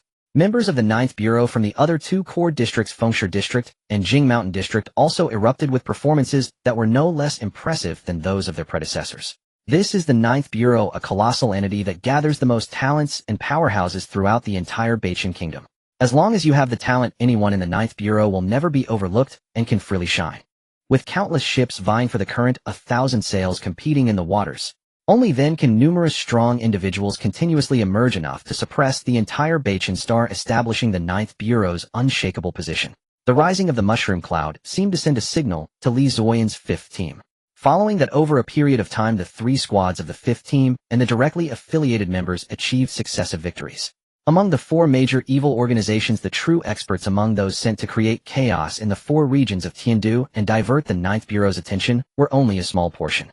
For instance, the three heart servants of the fiery-headed monk. For example, the Torso Master, one of the 5 bone emissaries of the Bone View. The majority of the remaining experts were used to combat the members of the fifth team. Members of the first squad of the fifth team pummeled the remaining 5 ghost messengers of the soul-stripping sect into confusion. Although only 3 members of the squad besides the captain were at the Xianjing realm, the remaining 3 were still at the pinnacle of the Ningxing stage. Nevertheless, this did not hinder their upper hand. The 5 ghost messengers who took advantage of the situation were no match for them. As for the strongest member of the entire fifth team, apart from Li Zhuyan, the opponent of the first squad, Captain Yan Buli, was the sect leader of the soul-stripping sect, Ghost Hand Ancestor. Although not as powerful as the bone goddess, the Ghost Hand Ancestor was still a formidable figure among the Xianjing realm. Yan Buli's strength can be imagined. The overall quality of the fifth team can also be imagined. Not to mention that there were a total of 13 such large teams in the Ninth Bureau. Apart from Tiandu, the Ninth Bureau divided the entire Beichen Kingdom into 12 large districts with the remaining 12 teams corresponding precisely to these districts. It was only with one large team stationed in Tiandu that the Bone Goddess and others dared to entertain thoughts that they shouldn't have attempting to stir up trouble here. If only 2 more large teams were stationed in Tiandu, even with 100 times their courage they would never dare to harbor any thoughts about Tiandu. The directly affiliated members of the team were besieging the remaining 4 bone emissaries of the Bone View, with a numerical advantage. Despite their individual quality ranking at the top, they couldn't withstand the disadvantage in numbers. The situation of the 4 bone emissaries was even worse than that of the 5 ghost messengers. The opponents of the second squad members were none other than Lin Xiu's most familiar old friends, the 6 heart servants of the Heart-Devouring Society. As one of the 2 weakest among the 4 major evil organizations, while the 6 heart servants had a larger number, they were still no match for the second squad. Even the heart-devouring elder whom Lin Xiu had heard of but never seen was similarly suppressed throughout by the second squad captain Bao Lai. The captivating skills of the heart-devouring elder met Bao Lai akin to a scholar encountering a soldier. Bao Lai completely ignored his flashy tricks, relying on sheer brute force to leave the opponent overwhelmed. The only opponent left for the third squad was the Blood Garment cult, the largest, but seemingly the weakest evil. Before they could even initiate chaos, 3 of the 12 Blood Garment Guardians had already fallen under Lin Xiu's hands, and even the Xianjing Realm Leech Elder was taken down by Li Zhuoyan. By the time they began to cause trouble, the remaining 8 Blood Garment Guardians, despite all having broken through to the Xianjing realm, still had an average strength slightly inferior to that of the Heart-Devouring Society. In total, 8 individuals, despite their numerical advantage, were jointly beaten by the members of the third squad until they had no temper left. Throughout the entire battle, the higher-ups of these 4 major evil organizations couldn't help but wonder, why does the boss have to come to Tiandu to find trouble when everything was fine? From the current state of battle, even if the high-ranking members of the 4 major evil cultivation organizations have found ways to break through to the Tongxian realm, they are still far from being the match for the 5th Brigade of the 9th Bureau. If they continue fighting, the likely outcome is that they will all be buried in the heavens. However, knowing that their lives and deaths are entirely in the hands of their superior, they find it impossible to escape. This is quite awkward. As an evil cultivation organization, the strongest will certainly exert various forms of control over their high-ranking subordinates. No one understands the wickedness of human nature better than they do, especially when it comes to their fellow evil cultivators.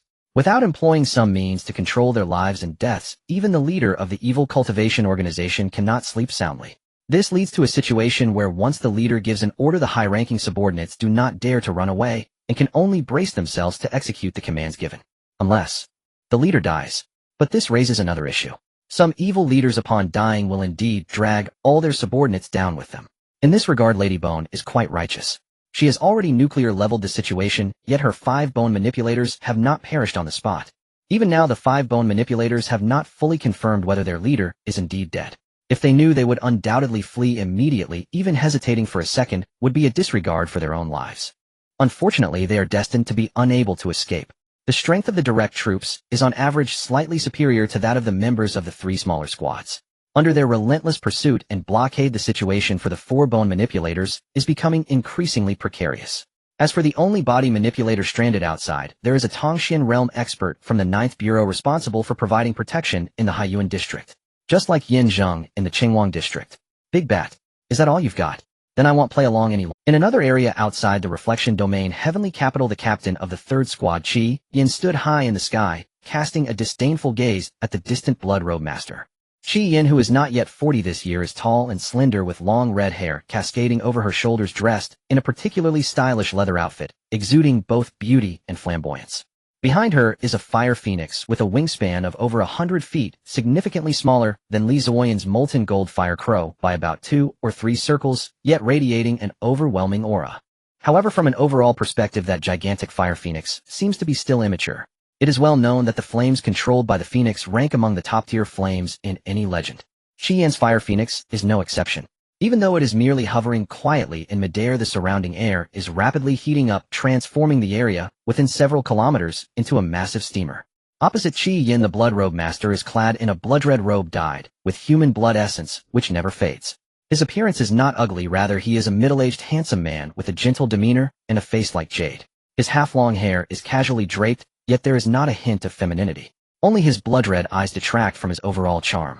Also detracting from his charm is the massive blood-red long banner he holds in his hand.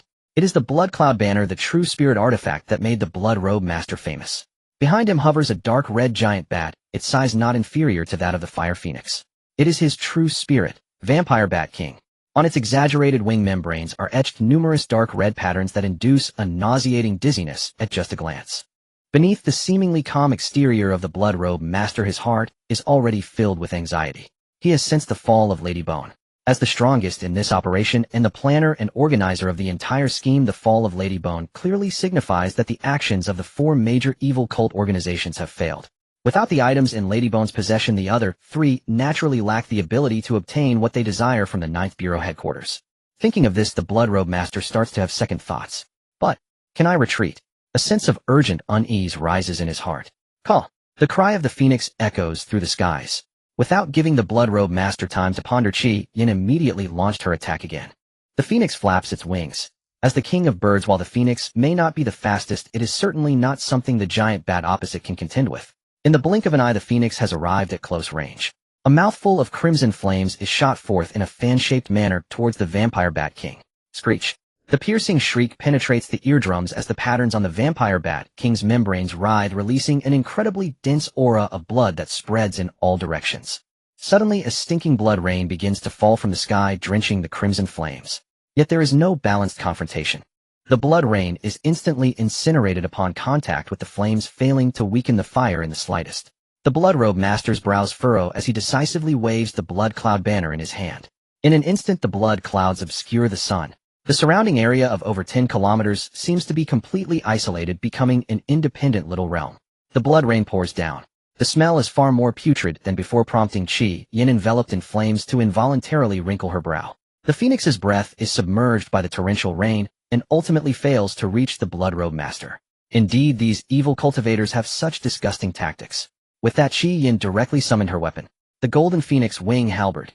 As a typical long-handled heavy weapon, Qi Yin's figure is accentuated as petite by the Golden Phoenix Wing Halberd, yet she wields it with remarkable skill. She raised her hand for a direct thrust, aiming the sharp edge of the Golden Phoenix Wing Halberd at the Blood Robe Master's face. The Blood Robe Master swung the blood cloud banner. A torrent of blood converges, transforming into a ferocious blood beast that lunges at the Golden Phoenix Wing Halberd. Qi Yin retracts her arm, causing the blood beast to miss, and she uses the momentum to spin around. The Golden Phoenix Wing Halberd traces a graceful arc in midair, striking the blood beast with tremendous force. Bang! Under the terrifying power, the blood beast is instantly obliterated. The bursting blood splatters everywhere, accompanied by an almost vomit-inducing stench. Fiery flames surge upwards. The crimson flames incinerate everything, reducing all nearby blood to ashes. The indomitable flames do not stop there, but continue to burn upwards with a towering momentum, quickly reaching the blood clouds that envelop the area of over 10 kilometers. Sizzle! The crimson color rapidly replaces the dark red, vividly displaying a spectacular scene of clouds on fire. Qi Yin does not give the opponent time to continue their performance, swinging the Golden Phoenix Wing Halberd down upon the Blood Robe Master. As a sorcerer, the Blood Robe Master's close combat ability is not absent, but it can only be described as lacking. Qi Yin's speed is too fast, leaving him unable to distance himself in time, and he is overwhelmed by her relentless assault. The Bloodclad Sect Master's initial strategy was flawed. He was unfamiliar with Qi Yin, mistakenly believing that she was akin to him, merely a sorcerer skilled in flames. To his surprise, she was a stunning beauty on the outside, yet a ferocious berserker on the inside, wielding the phoenix-winged gold halberd with remarkable proficiency. Stabbing, thrusting, slapping, sweeping. She executed an array of techniques with effortless grace, fully showcasing the weapon's unique characteristics. The terrifying power combined with skill along with her earth-shattering flames made Qi Yin a virtually unstoppable force. In contrast, the Bloodclad Sect Master could only evade in a panic under Qi Yin's relentless assault, unable to mount any semblance of a counterattack. He soon bore numerous injuries, and even his blood cloud banner suffered damage. Damn it! How can a woman wield such heavy weaponry? It's a disgrace to civilization. The Bloodclad Sect Master cursed angrily as he barely dodged Qi Yin's sweeping strike. Yet it was surprising to note that this fellow spoke quite eloquently before becoming a wicked practitioner. He had to take a direct hit from a powerful downward slash. The Bloodclad Sect Master had no choice but to raise his blood cloud banner to defend. When they clashed, a thunderous sound rang out, sending his figure flying once more. The collision of two distinct energies unleashed concentric ripples across the sky, even delivering considerable force to the ground. The Bloodclad Sect Master crashed into a cluster of buildings, finally coming to a halt after penetrating through more than a dozen structures. Yet Qi Yin was already in pursuit once again, wanting to create distance. Impossible. Absolutely impossible. In fact, if the blood-clad sect master managed to distance himself and cast his most favored blood abyss grand formation, Qi Yin might not even gain the upper hand. Having come this far, the blood-clad sect master was clearly not a superficial figure. However, his preferred tactics had no opportunity to be deployed against Qi Yin. In a battle between enemies, how could one offer the other a chance to exploit their strengths? Wouldn't that invite trouble upon oneself? True combat should utilize one's best methods to swiftly crush the opponent, leaving the opponent no opportunity to retaliate. The phoenix-winged gold halberd pierced forward like a meteor, locking the blood cloud banner's pole with the inner arc of the blade. With an upward thrust, the blood cloud banner slipped from his grasp. Not good. The blood-clad sect master's pupils contracted as he cried out in alarm. He saw the fire phoenix sweep through the sky, seizing the blood cloud banner cast aside by Qi Yin, unleashing the long-prepared phoenix fire with full force. Hiss! The blood cloud banner melted at a visible rate until it was completely reduced to a wisp of blue smoke. It was only at this moment that the pursuing Bloodsucker King finally caught up. But it was all too late. Puff! The true spirit artifact was destroyed, and the immense backlash severely wounded the blood-clad sect master, causing him to spurt blood uncontrollably. Simultaneously, the spiritual fluctuations surrounding him plummeted at an alarming rate. Qi Yin extended the phoenix-winged gold halberd, aiming its sharp edge directly at the blood-clad sect master's face. This time the blood-clad sect master reacted much slower. Although he dodged the strike to his head, the phoenix-winged gold halberd still pierced through his chest. The terrifying brute force instantly shattered his bones, driving him with residual force hard against a metallic landmark. The flames burning on the phoenix-winged gold halberd rapidly turned the metal a fiery red, with signs of melting already apparent. Despite the blood-clad sect master channeling spiritual energy to resist, his body was slowly being charred. His once bloody and ominous robe now appeared more tattered than a beggar's, gradually turning to ash as the flames continued to envelop him. With a grievous wound piercing his chest and the destruction of the blood cloud banner compounding the damage, the blood-clad sect master was clearly at the end of his rope. Cough cough. I only wanted to break through to the transformation realm. What wrong have I done? Why won't you give us a chance in the 9th Bureau? As long as I can break through, I would gladly become a dog under you. How is this your last words? Qi Yin hovered before him, looking at him with disdain. So boring. Cough cough cough. You are simply unreasonable. The blood-clad sect master, provoked by Qi Yin's gaze, coughed up blood several times, which was instantly incinerated by the flames. Cough cough cough. Are you the good people of the 9th Bureau? Huh. You are merely standing on a different righteous perspective. Consuming people. You've fostered all the ordinary people, and every talented newcomer from any faction must register under the 9th Bureau. You control everything, feasting abundantly, while leaving us with not even scraps. Just wait. One day this evil dragon of yours will be slain by someone. Ha ha ha. Hiss. The laughter was abruptly cut short as Qi Yin withdrew the phoenix-winged gold halberd, crushing the blood-clad sect master's skull. So much nonsense. A bunch of frogs at the bottom of a well, thinking they know everything upon seeing something different. Still daring to boast and compare us, the 9th Bureau, to an evil dragon. If you just stayed put in your own little plot of land waiting to be farmed as a boss in the future, wouldn't that be enough? But you had to seek death ahead of time. The world is much larger than what you see. It's just that you don't deserve to. Hiss. As Qi Yin continued her monologue, she completely reduced the blood-clad sect master's corpse to ashes. And what about the Bloodsucker King? Surprisingly, this creature did not follow suit after the blood-clad sect master died. Is this a rare event for me? Qi Yin raised an eyebrow. As mentioned earlier, a true spirit that has been fully condensed may have a chance to exist independently after its master's death. The Bloodsucker King was fortunate enough to be alive for the moment, but not for long. Given the blood-clad sect master's background, his true spirit could never exist permanently and would inevitably weaken over time until it completely dissipated. Even with Qi Yin, she could not allow it to continue existing. The Bloodsucker King was no innocent bunny. It was a carnivorous beast, a blood-sucking demon. The key was that it did not even qualify to be imprisoned in the 9th Bureau's black prison. So, the Bloodsucker King sensed danger and shrieked as it attempted to flee into the distance. Yet it had barely taken flight when it was blocked by the approaching fire phoenix. Little bat, where are you going? Sister will escort you. Qi Yin's voice was incredibly gentle, but to the Bloodsucker King it sounded terrifying. Can we reconcile? If the Bloodbat King could speak, this would likely be its last utterance. Seeing the phoenix blocking the way ahead, and the female warrior Qi Yin blocking the exit behind the Bloodbat King, with its mediocre intelligence, realized it could not escape. Thus the evil cultivator's true spirit, nurtured by a vast sea of resentment and blood, went berserk. To be considered an evil cultivator doesn't necessarily mean one is crazier than Lin Xiu, this peculiar individual, but it certainly implies being more deranged than normal practitioners. As the true spirit of an evil cultivator, it naturally inherited this characteristic. Screech. The piercing shriek transformed into a terrifying sound wave that wildly spread, targeting Qi Yan's physical body. If caught in that sound wave, even Qi Yan's well-forged body would suffer greatly. But she would not give the great bat that opportunity. After all, it's just a beast that crawled out of a dung heap. Even its brain wouldn't be worth using to cook hot pot. With these words, Qi Yan's hand trembled. Clang. The sound of the phoenix winged golden halberd resonated with a melodious chime. Conk. The cry of the phoenix echoed simultaneously across the sky. The two distinct pitches harmonized, effortlessly shattering the Bloodbat King's sound wave into nothingness. Next, the phoenix flapped its massive wings, soaring directly in front of the Bloodbat King, its fiery claw ripping sounds. It left behind ghastly charred claw marks on the body of the Bloodbat King. In pain, it opened its massive mouth ready to counterattack.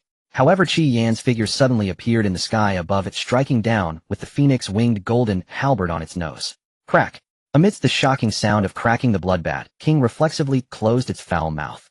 After landing a hit, Qi Yan soared into the air once more. The enormous phoenix appeared behind her, spreading its wings in a cry, its form swiftly merging into the phoenix-winged golden halberd. The crimson flames dyed half the sky red, and the air around Qi Yan had completely warped. Phoenix wings soar. Once again she struck with the leading edge. With Qi Yan and the halberd as one, boundless flames transformed into a purely conceptual phoenix, with the beak of the phoenix representing the sharp point of the phoenix-winged golden halberd. Even with limited intelligence, the Bloodbat King felt an immense fear before the approach of death. It wanted to flee, but that phoenix had firmly locked onto it, rendering all its actions meaningless. The only option was to confront it head-on. Screech. The stench rapidly spread, soon enveloping the other half of the sky in an ominous blood-red hue.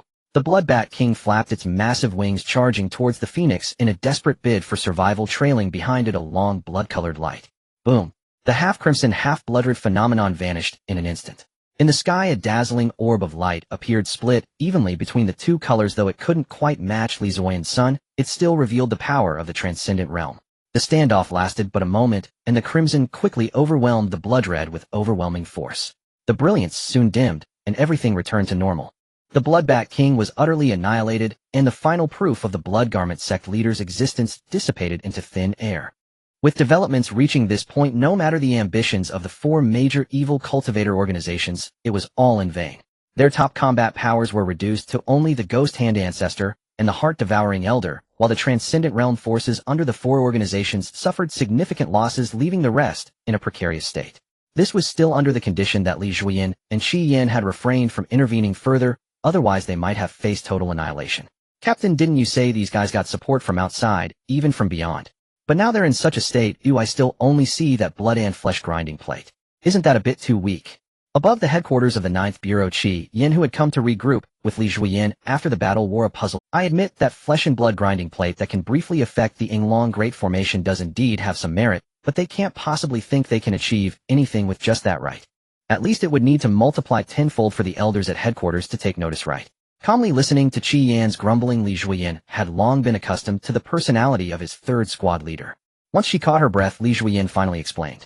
That flesh and blood grinding plate is indeed not the only surprise they have. There are other surprises you haven't seen. However, one thing you're right about is that the gaze of some elders at headquarters has indeed turned towards them. But not for those rotten fish and shrimp. What for? For a thought. Thought. Yes. You heard me right, just a thought. At this point, Li Zuoyan did not continue. Qi Yan also refrained from pressing further, and the two redirected their attention to the struggling Ghost Hand Ancestor and Heart-Devouring Elder. Perhaps we can leave some Easter eggs for that young man to trigger. Li Zuoyan's gaze burned brightly as he contemplated. Forget it, there's no need. Elder Jiang has his own arrangements. Why should I cause a stir? On the surface, the operation planned by the four major evil cultivator organizations seemed to have reached its conclusion. In reality, this was indeed the case. While the crisis lurking in the shadows had not stirred up any waves, the dangers within far surpassed the trivial matters visible on the surface. Only the strength and foundation of the 9th Bureau were unfathomable, and this crisis could not genuinely inflict any significant damage upon them. At the pinnacle of the sky above the reality realm, two figures were silently confronting each other. Ordinary people could not see them, and the detection methods developed by modern technology could not perceive their existence. Yet they truly existed there. One of these two figures appeared to be an elderly woman around 60. She was short and plump, her silver hair styled into a round bun, and her round face wore a benevolent smile. She wore a flowery apron around her waist, black cloth shoes on her feet, and held a large ladle in her hand. No matter how you looked at her, she was a typical grandmother responsible for serving food in a school cafeteria, albeit a bit older. But seeing her hovering in midair, no one would think she was an ordinary old lady. At that moment, not far in front of her floated a small blood and flesh grinding plate, which though small was filled with a dizzying malevolence. If it weren't for the figure opposing her at the other end of the blood and flesh grinding plate, the old lady would have long used the ladle in her hand to stew it all together. Really, can't you just stay in your own little patch of land? The old lady said leisurely, her voice surprisingly youthful compared to her appearance. You've never given up your treacherous intentions, all these years, always coveting what doesn't belong to you. It truly gives this old woman a headache. The old lady's tone was exceedingly gentle, yet her slightly narrowed eyes remained perpetually vigilant. How dreadfully noisy. Saying that, seventh lady, truly wounds my heart. After all, we once shared some rather pleasant memories. The figure opposite spoke with a tone brimming with reminiscence, yet his words carried an arrogance that furrowed one's. The figure stood 9 feet tall, clad in a faded crimson war robe torn in many places, yet of a distinctly classic style. A mane of disheveled red-brown hair stirred without wind, stubble prominent, and his tiger-like eyes bulged with a soul-shaking pressure. His left ear bore an earring of Yasukani no Magatama, a gourd of wine hung at his waist, and a long object wrapped in white cloth was strapped to his back. How only fools in the Raksha Ghost Domain and the Evil Spirit Tower would believe such nonsense. The Nine Dragons Prefecture and the Brahma Pure Domain aren't much brighter, or they wouldn't have come here with you. Meng Qinyang's tone dropped several degrees as she cast a glance down at the 4 nodes of the Yinglong Grand Array, her look that of one seeing fools. The 4 figures Meng Qinyang had named stationed at the nodes visibly darkened. Ha ha ha. Somewhat reason. I do agree with you somewhat. But calling them fools is an overstatement. Oh, at least we got part of what we wanted. Confirmation that you old demers of Beichin are still alive. That's enough. As for the Beichin Heavenly Gate, I only attempted it on a whim. If it fails, so be it. The ones who die are just the heretics within Beichin anyway. How what shameless bluster. If not for you colluding together, the Sunrise Divine Palace alone would have been utterly annihilated by us long ago. Kazami Myojin, aren't you afraid of biting your tongue? With those words, Meng Qinyang stepped forward, appearing before the flesh millstone, and tapped her large ladle toward Kazami Myojin, as if striking. A power named Oblivion spread.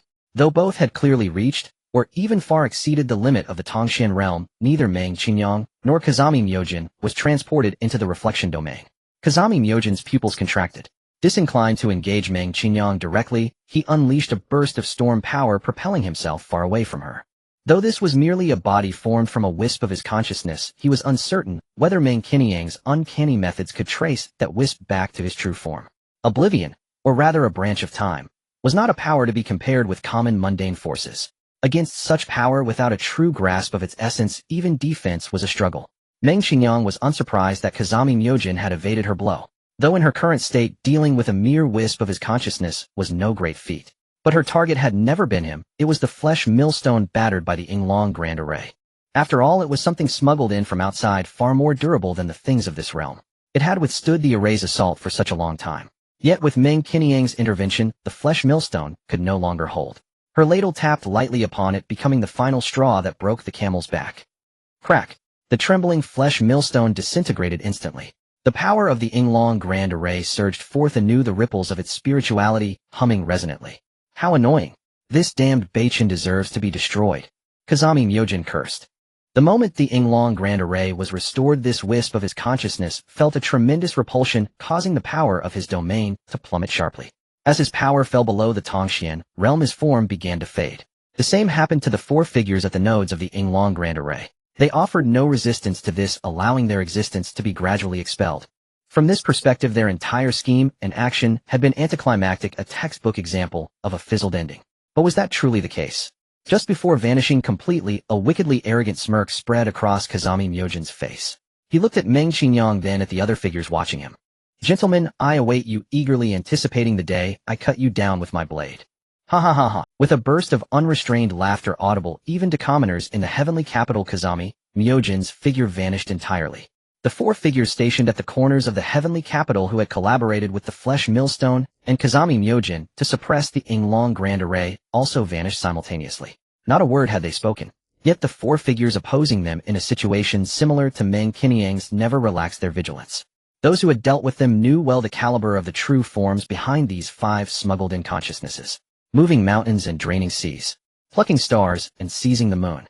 That was merely a wave of the hand. I feel that beneath this surface calm there are undercurrents I haven't yet discovered. Is it an illusion? No, my perception does not deceive me. In the reflection domain dawnlight sector, Lin Xiu gazed thoughtfully at the sky. He wasn't looking at the sky of the reflection domain, but at the sky of the real heavenly capital, the capital of Beichen shrouded by the 9 heavens, Yinglong celestial execution grand array. Why overthink it? Old Jiang said that once I reach the Tongxian realm, he'll tell me everything I need to. It's only a few months away. Consider it an early surprise I've booked for myself. His mind suddenly clear. Lin Xiu turned back to chat with his team members. As for the other areas, Lin Xiu had no intention of stealing others' credit. That would be too dishonorable. So he waited here ready to return to headquarters with his team for debriefing.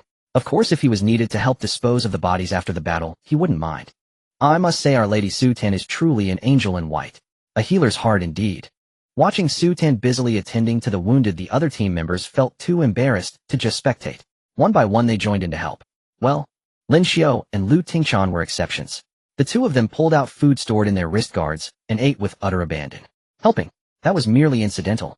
Of course, they couldn't be blamed for tempting the others. They had generously offered to share. It was the others who refused.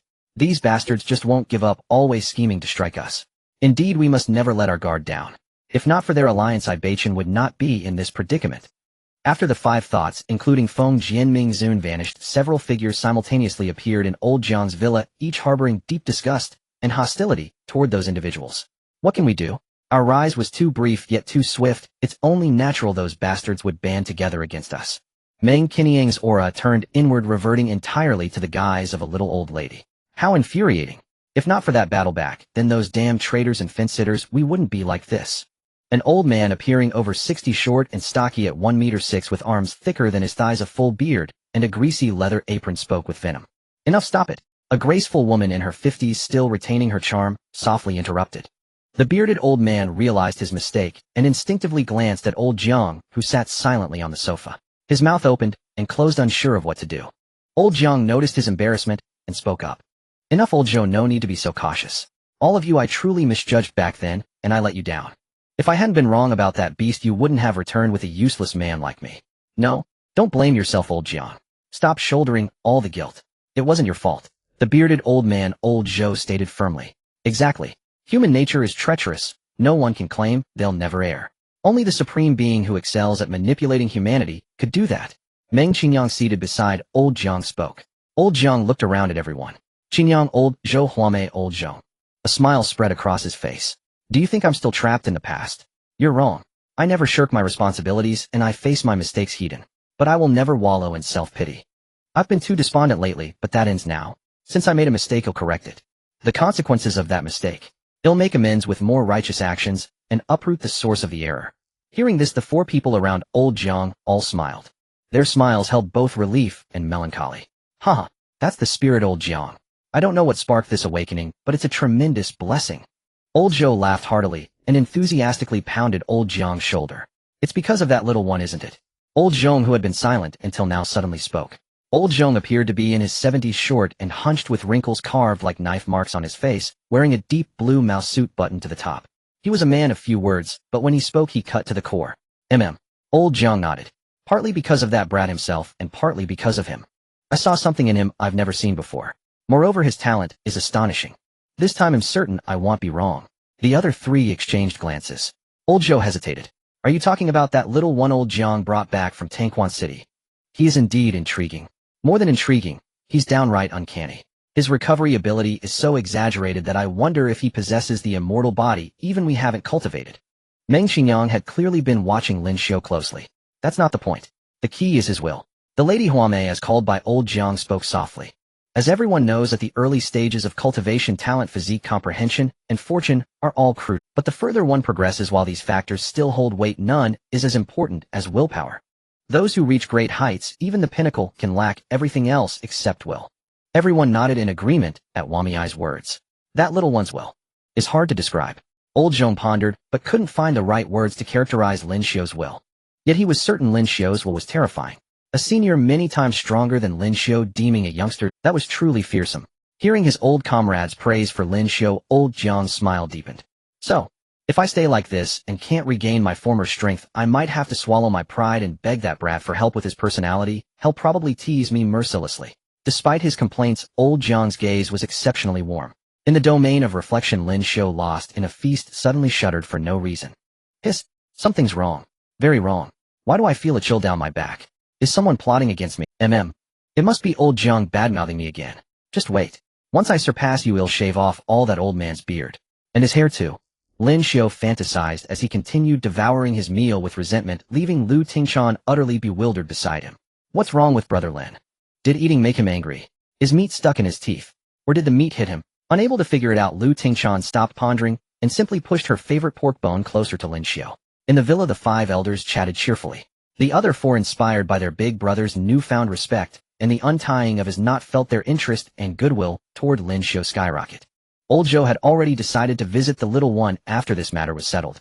He'll see then. I can craft a custom set of gear for him. Just for lifting old Zhang's burden, that gear must be scalable. The other 3 elders each harbored their own thoughts. Regardless, Lin Xiu had certainly gained several more backers in the 9th Bureau. When they chatted with other old comrades, perhaps all the living fossil elders in the 9th Bureau would become Lin Xiu's background in this world. These chapters have begun to unfold a little of the book's background worldview, factions, and characters. Since Feng Jianming and the others have left, it is time to deal with those unruly evil cultivators outside. Then inform Yan and let the others clear the evil cultivators in the other areas. They'll head back first. Hopefully my spirit foundation hasn't been destroyed. Although they do not hold any specific positions of power in the Bureau, the younger generation will definitely execute their words with utmost seriousness. The 5 then parted ways, leaving Elder Zhang alone in the villa. Elder Zhang leisurely brewed himself a pot of tea, savoring it, but his gaze unconsciously drifted towards the direction of Lin Xiu in the realm of reflections.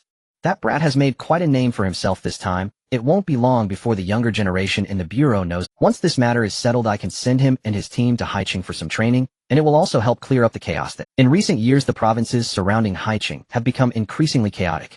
Given that brat's current strength and his outrageous physique, even a group of the strongest may not be able to surpass that explosive monk. In the realm of reflections, headquarters of the 9th Bureau, Li Zhuyin, who had been waiting, suddenly had a glimmer of excitement in his eyes. Captain, what's wrong? Asked Qi Yin, looking a bit puzzled. Exactly, you are responsible for the heart-eating elder, while Bao Lai swiftly deals with the enemy. The remaining ghost hand old ancestor is my responsibility. Li Zhuyin directly issued new action order. Understood. Qi Yin responded excitedly. In the next moment, she transformed into a phoenix-shaped flame and flew away, leaving behind a scarlet tunnel in the sky. Li Zhuyin also took his red fire-glazed spear and flew towards the battlefield of Yan Buli and the ghost hand old ancestor. As the targets, the heart-eating elder and the ghost hand old ancestor naturally sensed the powerful auras approaching them. Damn it. That old hag Bai Gu is unreliable, and that bloodrobe's bookishness is even worse. They agreed to steal the treasures of the 9th Bureau and break through the transformation realm together, and now I shouldn't have believed her nonsense. The heart-eating elder, occupied with dealing with Bao Lai, was already cursing up a storm, having insulted Bai Gu and the bloodrobe's ancestors more than once. He originally thought he had found a way out, a chance to mount an assault on the transformation realm. The result was, he found a way out, but it was a damn dead end. All things considered, the heart-eating elder was still unwilling to accept this fate. Among the 4 leaders of the evil cultivator organizations, he was the oldest, having long surpassed the age when one is most likely to break through the transformation realm. Moreover, being an evil cultivator and having suffered severe injuries, his foundations were in disarray and his lifespan was visibly dwindling. If it weren't for all these reasons combined, he would never have risked coming here with his ability and cautious nature, having escaped the 9th Bureau's clutches before. Now it has turned out that he gained nothing, and the little life he had left was precariously hanging by a thread. The more he thought about it, the angrier the heart-eating elder became. His youthful countenance now contorted into a fierce expression that perfectly suited his evil cultivator persona. At this moment, he sensed a violent aura approaching him that was no less than Bao Lai's, and a flicker of hesitation passed through his blood-red and gray-white eyes. Do I need to use it? Before Bai Gu found him and invited him to conspire in this operation, an unidentified mysterious person had already approached him. The other party said little, but exhibited strength far beyond his own. Although it was fleeting, the heart-eating elder who prioritized his safety chose to make a deal with him. In exchange for a life-saving pill, he obtained the freedom to escape from future life-and-death crises. In other words, if one day he needed to use that pill, after using it, if he did not die, his life would belong to the other. The situation compelled the heart-eating elder to agree. With a thunderous boom, a powerful surge of spiritual energy exploded, granting the heart-eating elder a brief moment to catch his breath. Grinding his teeth, he chose to consume the mysterious pill, unsure if it would be a blessing or a curse. No time to worry about that. Surviving was the only thing that mattered. In a flash, a pill made of unknown materials appeared in his hand, and without hesitation, he swallowed it. He did so quickly, even Bao Lai did not have time to stop him. A pleasant surprise. The sound reverberated like thunder flames surged to the heavens. The clash between three peak experts of the Tongxian realm, one of whom had even touched the boundary of the Huayu realm, unleashed a power that left everyone in awe. An extremely unstable illusory spatial barrier enveloped an area of dozens of kilometers, forming a temporarily existing space. The aftershocks of the clash did not escape. They were all intercepted by the temporary illusory spatial barrier. Truly a characteristic of the domain. This is good, it's just the right opportunity for a good fight. Qi Yan's figure retreated, yet her expression was far more excited than when she battled with the blood robe leader. Once again she charged forward, swinging her phoenix-winged golden halberd in a wide arc toward the heart-devouring elder, the air around her producing a violent sonic boom. The heart-devouring elder pushed forward with one palm, unleashing a torrent of spiritual energy mixed with a hint of spatial rhythm, sending Qi Yan flying far away once more. As she dodged, her other hand forcefully struck down against the explosive hammer wielded by Bao Lai. All the force of the spiritual explosion was intercepted by a layer of spiritual energy shield. Hiss! The heart-devouring elder could no longer speak, only emitting a series of hissing sounds. His appearance had also undergone a tremendous change. Fusing with his own true spirit, the heart-devouring insect, and entering the true spirit warrior state, he looked exactly like a giant insect with human limbs and half a head. But this giant insect was indeed powerful. Hiss! Another hiss escaped. Both Qi Yan and Bao Lai felt their emotions violently fluctuating, as if they were about to betray themselves and inflict harm. Spiritual energy surged forcibly, suppressing all anomalies. Quick battle, quick resolution. We can't give this old guy any chance to deceive us again. The two exchanged glances, their killing intent palpable. Qi Yan, also entering the true spirit warrior state, infused her strength into the phoenix-winged golden halberd, causing a seemingly illusory fire phoenix to once again cover the sky. Bao Lai's explosive hammer was adorned with numerous patterns, its violent and dangerous spiritual fluctuations rising sharply. Phoenix wings soaring to the sky. Infinite detonation. The fire phoenix shrieked as it charged toward the heart-devouring elder. The greatly enlarged explosive hammer also came crashing down from above. The heart-devouring elder, having lost much of his rationality, abandoned his most adept technique, choosing instead to meet the two attacks with his body and dense spiritual energy. His spiritual fluctuations were violent and unstable as a sphere of ominous energy coalesced in his hand. He thrust it forward violently. The sphere expanded rapidly, colliding with Qi Yan and Bao Lai's attacks. The fire phoenix and the sphere clashed, heat in the opposing forces of heat and poison, repelling each other and exploding in an instant. Qi Yan let out a muffled groan, her entire body being forced to fly backward by the immense impact, yet her eyes remained fixed on the heart-devouring elder. Bao Lai's attack was hardly affected. The explosive hammer decisively struck the heart-devouring elder's head. The heavy and violent force smashed him down into the earth. Boom! Another massive mushroom cloud rose from the ground. Though it could not compare to the one created by Li Xiu, it was still a strike capable of shaking the earth. But this was not the end. Boom, boom, boom. From the recently risen mushroom cloud came a continuous series of explosions, pushing the cloud higher into the sky. Is he dead? The two stared intently at the mushroom cloud. Whoosh! To their disappointment, the heart-devouring elder's figure emerged from the thick smoke. His clothes were already in tatters, his body covered in wounds from the explosions, and even the flesh on his cheek was bloodied and distorted. What was most astonishing was that his aura not only showed no signs of decline, but instead became increasingly terrifying. Damn, what the hell? Has this old thing really turned into a ghost? Why is his spiritual fluctuation rising instead of falling? Bao Lai cursed in disbelief, his expression one of confusion. Qi Yan felt similarly. Just when they realized that the situation seemed dire, and were preparing to launch a second wave of fierce attacks, the heart-devouring elder's new transformation once again left them dumbfounded. They saw that while his body was violently expanding, the heart-devouring elder's insect-like form was also growing quickly, turning into a gigantic meatball. At this point, the heart-devouring elder seemed to regain some normalcy in his thoughts, displaying an expression of disbelief mixed with immense pain. Impossible. Why is this happening? This is not right. It shouldn't be like this. You deceived me. In the final roar, the heart-devouring elder's body finally reached its limit, exploding into countless fragments before Qi Yan and Bao Lai's eyes. The once fierce aura instantly faded to nothing. The aftershock of the heart-devouring elder's explosion, along with the turbulent air and spiritual essence of the world, forcibly pushed the two back several dozen kilometers. What the hell is happening? Bao Lai grumbled with annoyance. The wave of aftershock had sent him tumbling several times, nearly causing him to fall to the ground. This is too ridiculous. Did that old guy self-destruct? Could it be that we made him explode with our anger? That's impossible. He doesn't seem like the type to take his own life. Qi Yan was equally puzzled. Regardless, the fall of the heart-devouring elder was now certain. To be safe, the two spread their spiritual senses, carefully scanning the surrounding area. Confirming that there were no tricks, it seemed that the old guy really had self-destructed and ascended. Although they didn't know why it was good that he was dead, self-detonation wouldn't hinder them from going back to write a summary report. Thus the two left the battlefield, preparing to regroup with their captain. But after a while they reappeared at the site of the heart-devouring elder's explosion, running around inside and out several times. He is truly dead. Now we can rest assured, let's go. Qi Yin nodded in satisfaction, and the two once again departed. Half an hour later, the two hot-tempered, yet overly cautious individuals returned. They had gone back and forth several times, even using explosions and flames to scour the area more than once before finally leaving for good. Time quietly passed.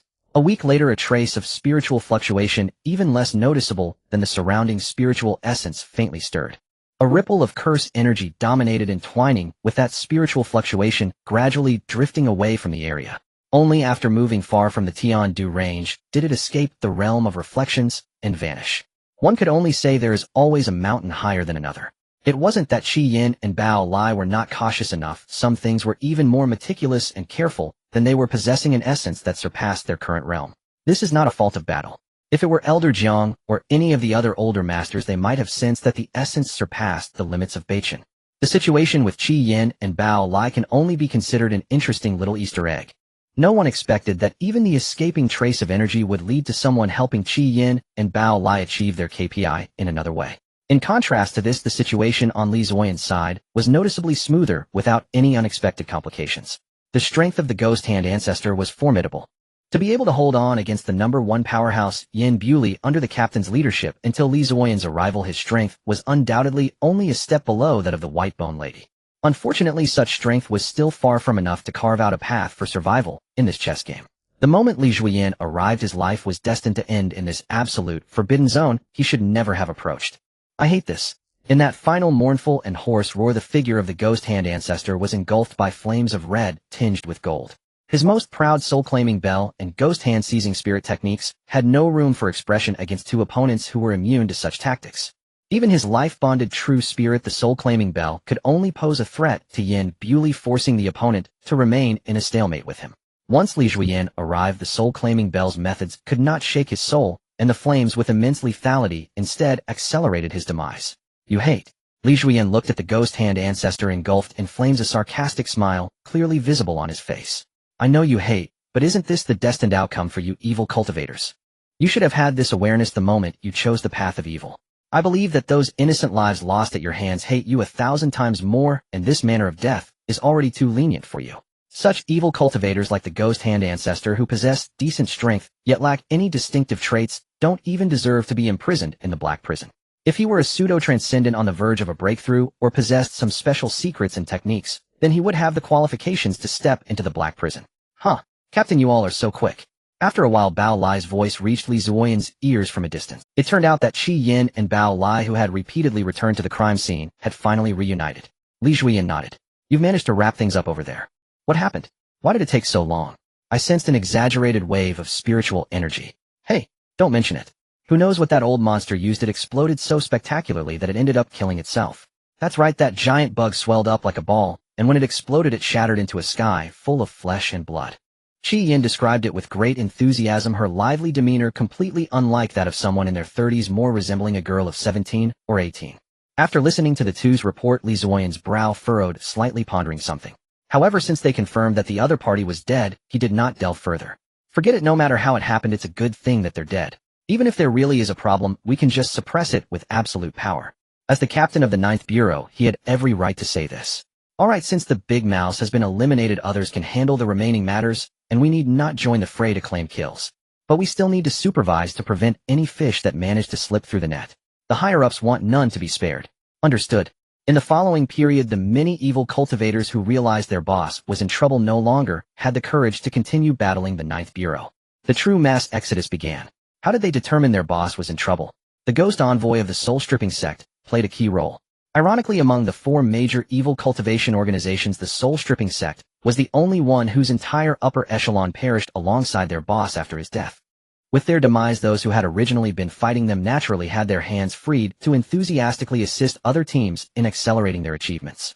As time passed, more and more evil cultivators began to realize something was wrong. Upon a slight analysis, the conclusion they reached made them all lose their composure. With their boss dead, what were they waiting for?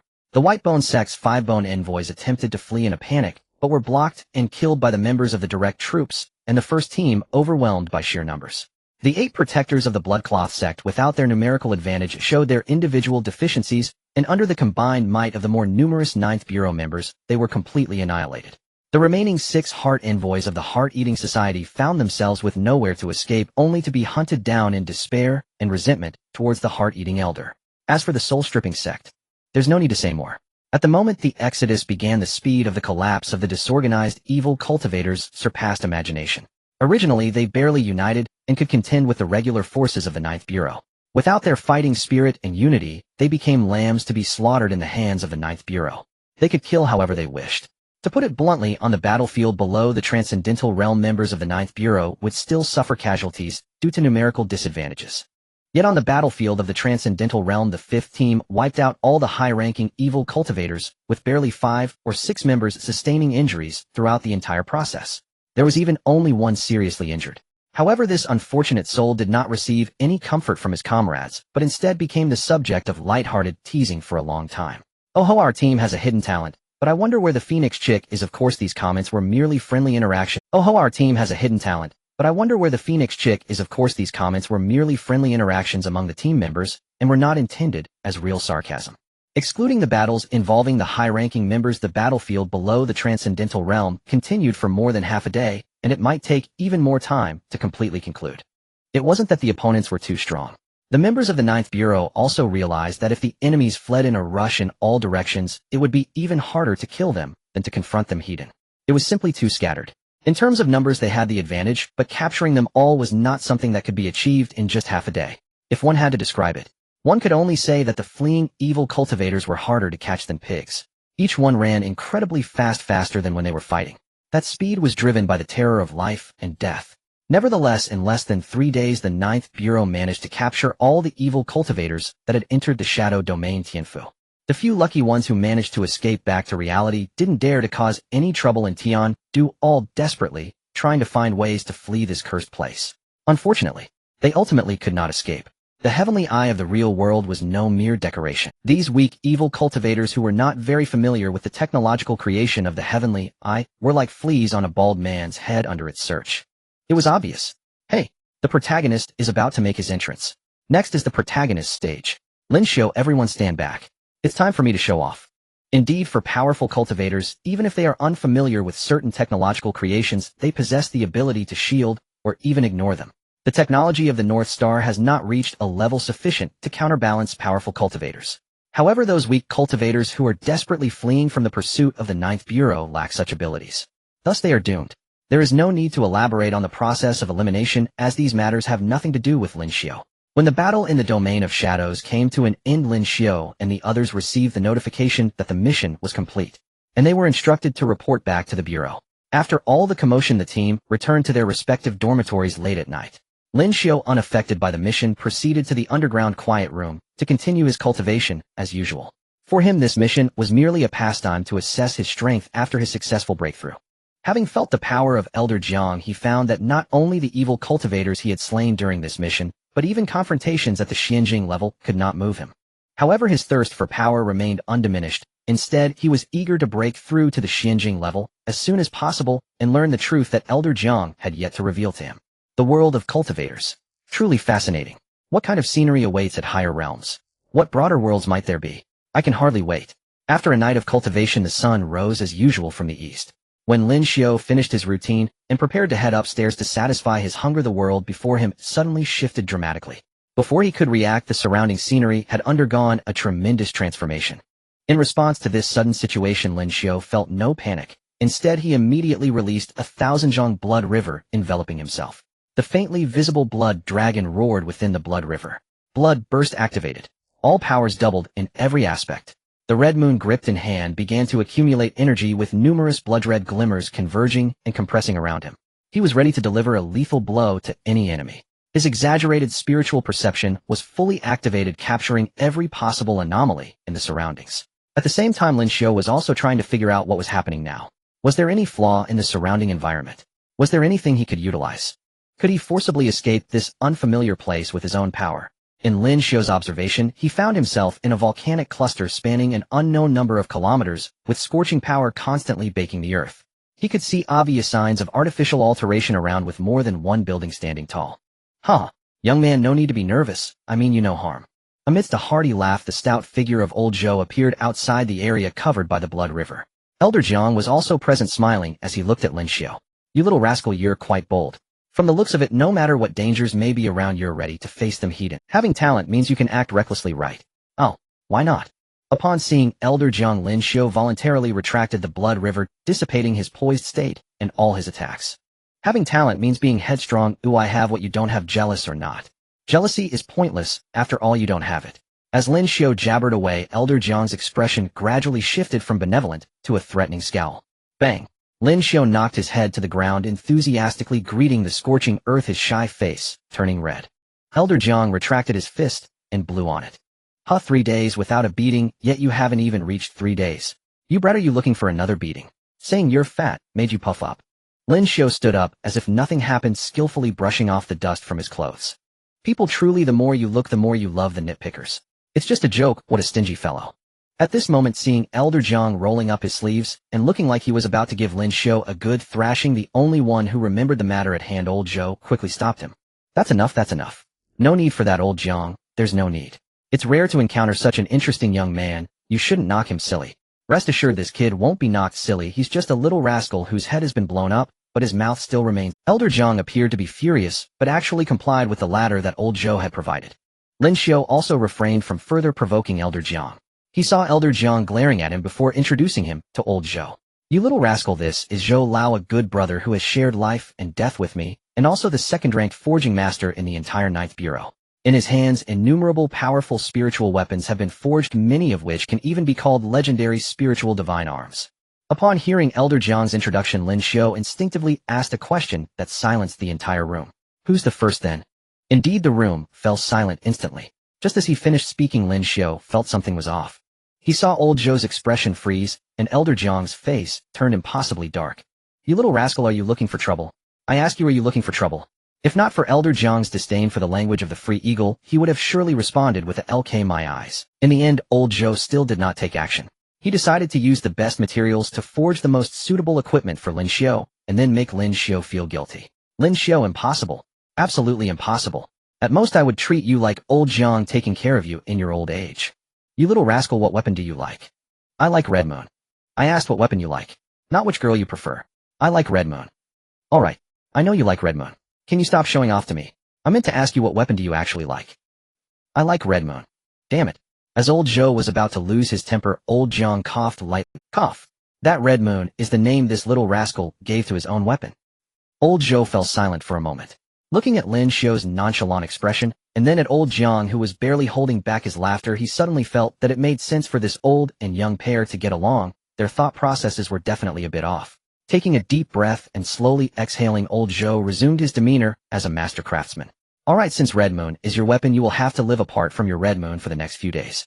I will give your Red Moon a makeover, and also help it get fit all around. Oh, this time Lin Xiu did not act up, and obediently took out Red Moon to hand it over to old Zhou. Old Zhou examined Red Moon closely. An optimized version, a bit better than the rough craft you usually see. He glanced at the rotating spirit jade at Lin Xiu's waist. Old, yes, failed work, but it complements you quite well, kid. He continued to look over Lin Xiu's other equipment, but did not make any further comments. Alright, you little rascal, go about your business for the next few days. I will deliver the equipment to you once it's ready. Huh, is that alright? Should I just come pick it up myself? Don't. I don't want to see you. Your poisonous mouth is infuriating. I'm not complimenting you. Then, you're welcome. Damn it. To avoid being enraged, old Zhou turned and vanished on the spot. Originally, old Zhou brought Lin Xiu here to show him around, as an elder to foster their relationship. Now, let old Jiang take him around. Staying with this little rascal, old Zhou feared he might lose control and smash this little brat's dog head.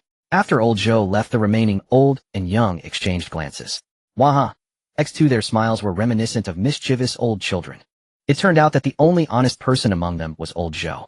Thankfully, he had already left, or else he would definitely have to beat up his older brother too.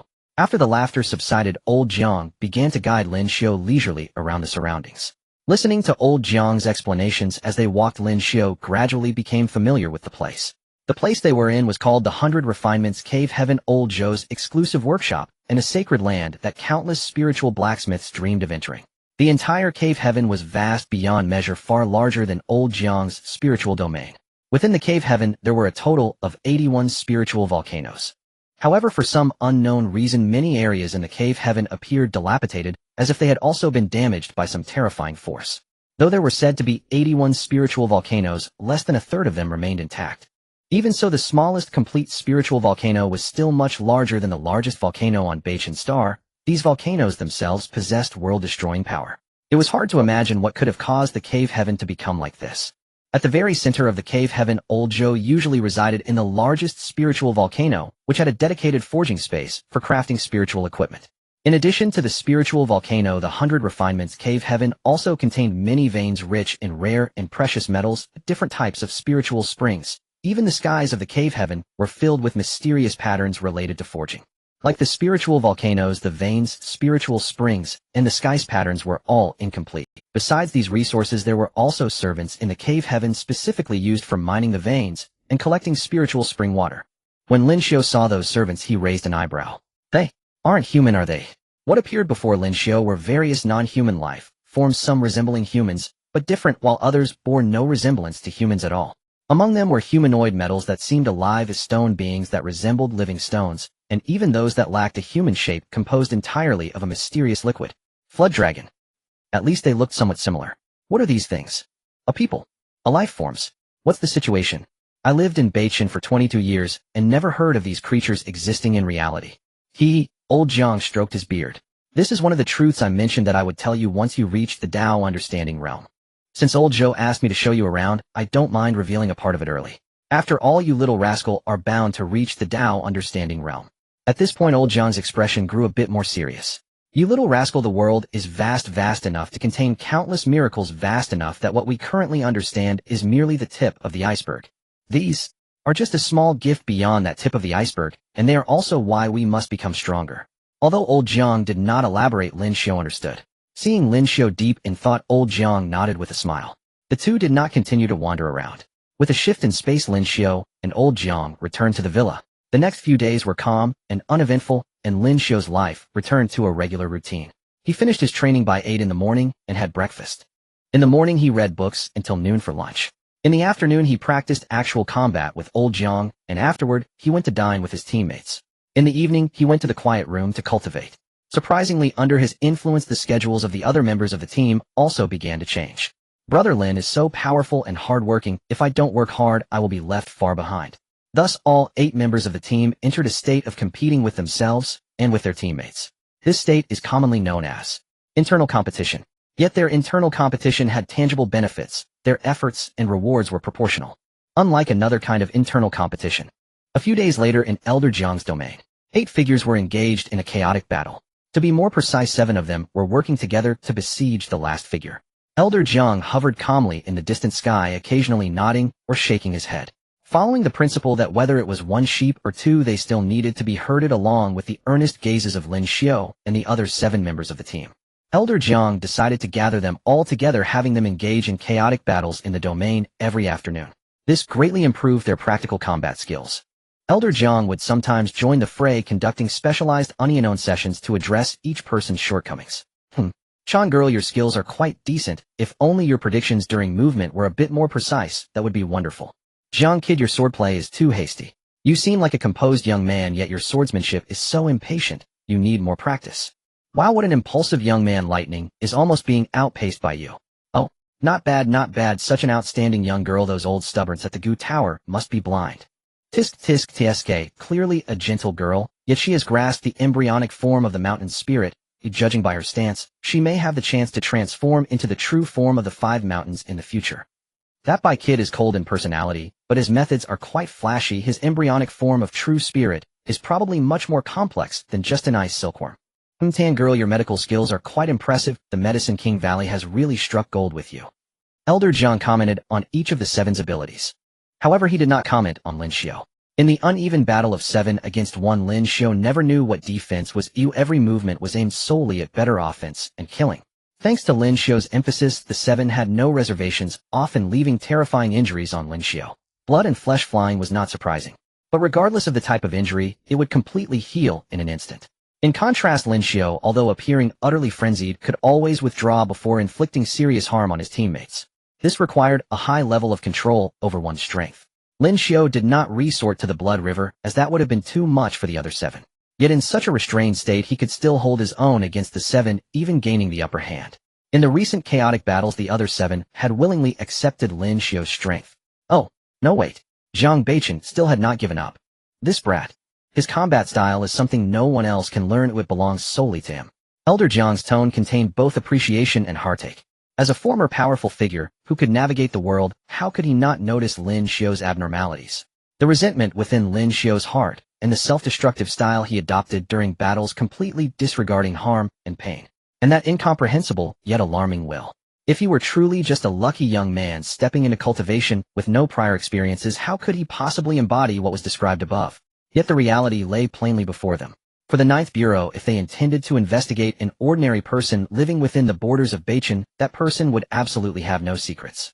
Nevertheless, regardless of how they investigated, Lin Xiu had previously been just an ordinary young man. He entered society right after graduating from high school, having worked various jobs, merely scraping by each day. The only anomaly was that day over a month ago, when he abruptly left his last company. The next day, he became an extraordinary individual. Before that, he had never come into contact with anything related to cultivation or information about it. This was simply outrageous. Outrageous to the core. Elder Zhang and his old comrades had analyzed various angles, from soul possession, awakening of latent wisdom, opening of the mind, to powerful unknown entities secretly imparting knowledge, in an attempt to clarify what exactly was going on with Lin Xiu. But in the end, they ruled out all possibilities. Only one remained. Never doubt the immense power wielded by the Ninth Bureau, and never underestimate the wisdom accumulated by a group of ancient beings over countless experiences. Yet despite their speculations, everyone had no intention of probing further. They only needed to know that Lin Xiu was the disciple brought back by Elder Zhang, a newcomer worthy of their trust, the best candidate to help Elder Zhang correct his mistakes in the future, and potentially another unparalleled genius who could become a leader. But every time Elder Zhang watched Lin Xiu's fighting stance, he felt a pang of heartache. This child must have endured a lot of suffering. He shook his head and chose not to think further. After a while, the chaotic battle concluded. Without a doubt, Lin Xiu had won again. There was no way around it. Even though the combined strength of the seven could temporarily suppress Lin Xiu, Lin Xiu's power was simply too formidable, and when he fought, he was oblivious to fatigue, able to exhaust them to the point of collapse.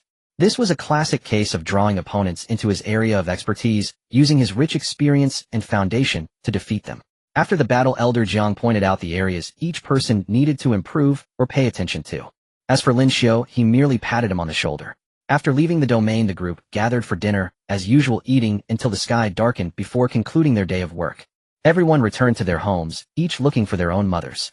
In the afternoon of the 9th day after leaving the 100 Refinement Cave, the group had just finished a new round of practical training and were preparing to feast as usual. Elder Zhang stopped them. He pointed at the coffee table in the living room towards Lin Xiu. The others turned their heads, discovering a long wooden box that had mysteriously appeared on the table. At first glance, everyone confirmed that the wooden box was of exceptional quality. Brother Lin, what is this? Red Moon. Oh, is that the knife you have? I was wondering why you switched to a standard knife during battles these days, said Lei Zhenyue. What are we waiting for? Let's open it and take a look. Despite saying this, he certainly wouldn't be so inappropriate as to take it himself. Lin Xiu sat on the sofa while the others gathered around. Gently stroking the smooth wooden texture, Lin Xiu decisively opened the lid of the box. The transformed Red Moon came into view. The reborn Red Moon resembled a crescent moon, silver with a hint of red. The blade slightly curved the spine, like the arc of the moon. The guard was a half-black, half-white crescent-shaped cutout, inlaid with dark red gemstones. The handle guard and blade were shaped as one wrapped in an unknown material, black cord. Lin Xiu grasped the handle, holding Red Moon in his hand to scrutinize. The blade lightly grazed his fingers. Strands of fresh blood imbued with Lin Xiu's will were absorbed by Red Moon, completing the recognition ceremony. Lin Xiu grasped the handle, holding Red Moon in his hand to scrutinize. The blade lightly grazed his fingers. Strands of fresh blood imbued. Eventually, it slowly solidified into 14 characters. Red Moon arcs across the 9 provinces. Immortal and indestructible, sorrow eternal.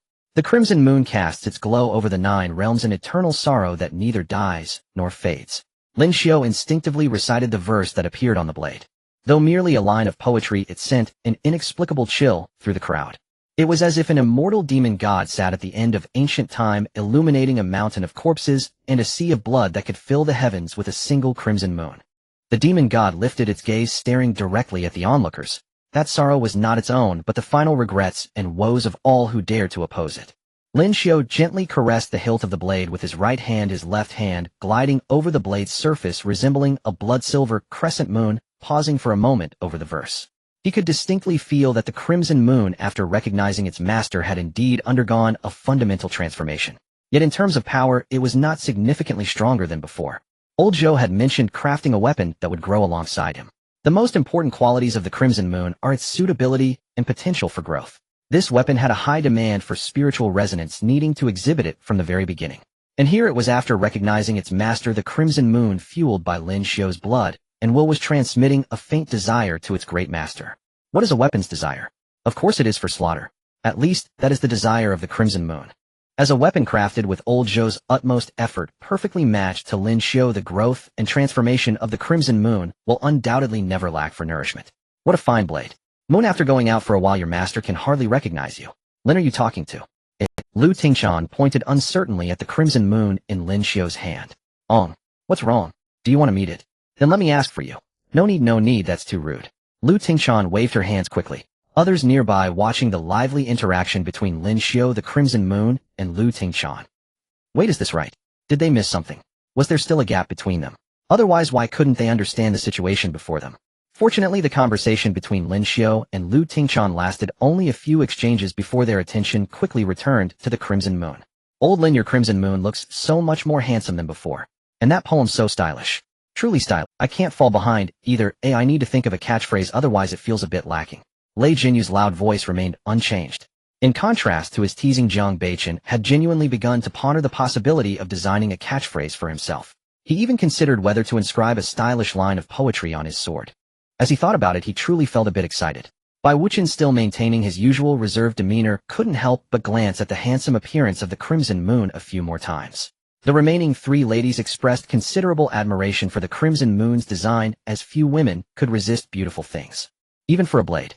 At this moment, Zhang Lao, who was already accustomed to Lin Xiu's antics, walked over and said, "All right, I've given you what you need. Don't linger here any longer. Hurry up and go eat. Enjoy your last vacation in Tiandu, but once the tasks begin it won't be so leisurely." While speaking, Zhang Lao directly started to usher them away. Everyone understood what Zhang Lao was referring to. After the last mission, their small team had fulfilled all the requirements for external assignments in the internal assessment of the 9th Bureau.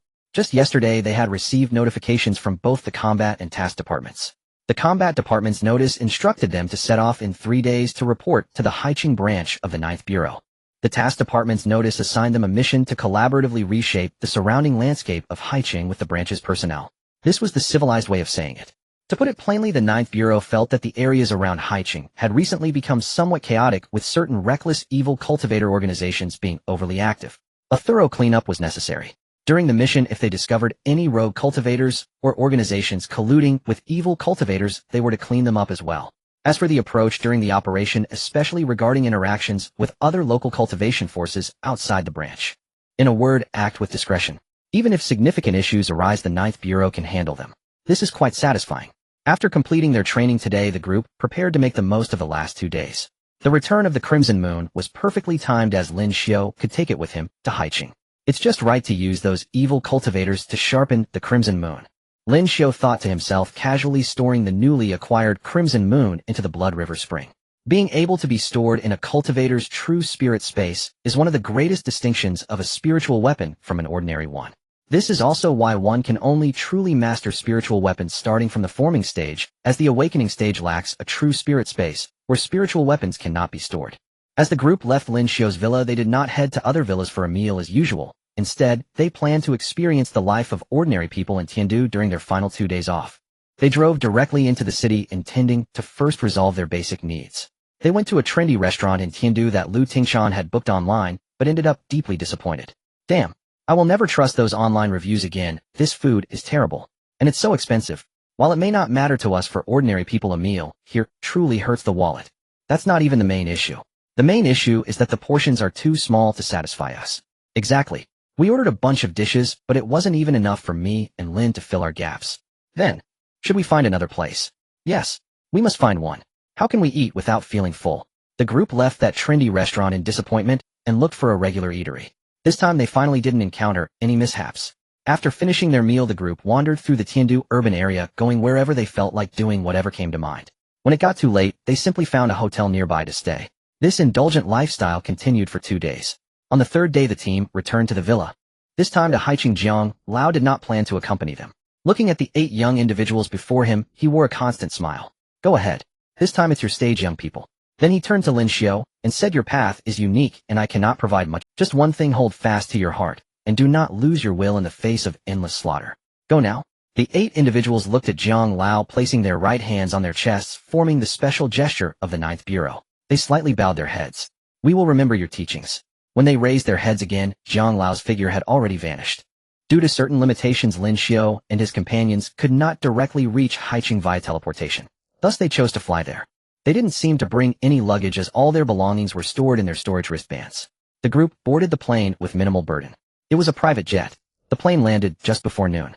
Interestingly, aside from his first experience on a high-speed train, this was also Lin Xiu's first flight. Though he was already a cultivator capable of flight, he still expressed considerable interest in flying on the plane. During the 2-hour flight, Lin Xiu even conducted a taste test of the in-flight meal. He wasn't sure if it was because they were on a private jet, but he found the food quite palatable. As they exited the airport, Lin Xiu immediately spotted the person there to pick them up. There was no need for him to hold up a sign like an ordinary person. The faint aura of spiritual energy he emanated was strikingly obvious. Although it wasn't as conspicuous as Ultraman's human form in the eyes of monsters, it was easily recognizable. The person appeared to be around 30 years old, dressed in slightly retro clothing, cultured, and wearing glasses. As Lin Xiu cast his gaze over, the young man had already sensed their arrival. Upon stepping closer, the young man took the initiative to speak. You must be the members of Team 8. My name is Chongqing, and I am here to pick you up on behalf of the Bureau. The Team 8 Chongqing referred to naturally included the 8 of them, Lin Xiu included. Due to the need for an external designation, they had to come up with a code name for their team. After much discussion, they still couldn't settle on one. In the end, it was Lu Tingchan who said, since none of the names seemed quite right, why not just call ourselves Team 8? After all, we have a total of 8 members. Thus the code name Team 8 was hastily decided. It wasn't very convenient to communicate outside. After briefly exchanging a few words and confirming each other's identities using internal methods of the 9th Bureau, the group left the airport. As one of the top cities in Beijing country, the conditions at the local bureau were naturally quite good. A luxury car produced in Beijing country was parked by the roadside, and they got in. As the car started and merged into the traffic, Lin Xiu remained silent, absorbed in the scenery around him. Sitting beside him, Lu Tingchan also fell into a daze. However, Lei Zhenyue and Chongqing engaged in a pleasant conversation. Through their dialogue, the members of Team 8 gained more understanding of Chongqing. According to him, he was a member of the first squad of the 7th team of the combat division. Unlike the teams stationed in Tiandu, the other teams stationed elsewhere did not usually stay together. Each team had a vast jurisdiction and each member needed to be stationed in different locations. Haiqing was the city Chongqing was assigned to. Though he was just a member in the team, Chongqing held a significant position in the Haiqing Bureau. Very few people ran. In addition to him, the Haiqing Bureau had 3 more experts at the Transcendence level, namely the Bureau Chief and 2 Deputy Chiefs. Together, they formed the 4 great leaders of the Haiqing Bureau. However, despite having 4 Transcendence experts in the Bureau, one should not assume that Team 8 lacked influence here. On the contrary, aside from the 4 great leaders, Team 8 was the most authoritative presence dispatched to Haiqing. This was because the 9th Bureau only recruited geniuses and strong cultivators.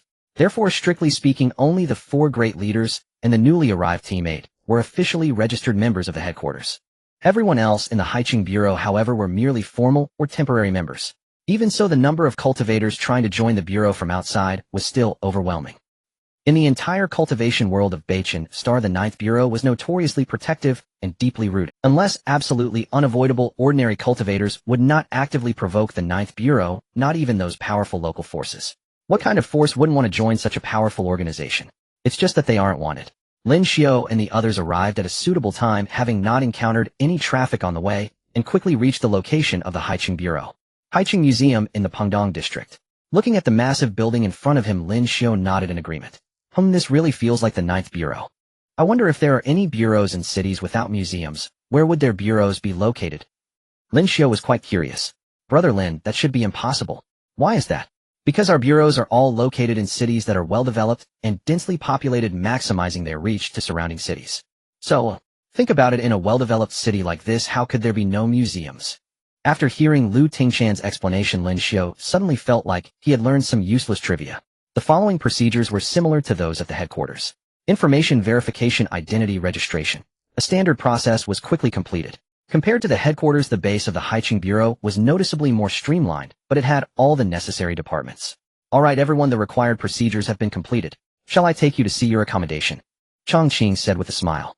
Through the internal channels of the 9th Bureau, he had long been aware of the existence of this squad, especially Lin Xiu.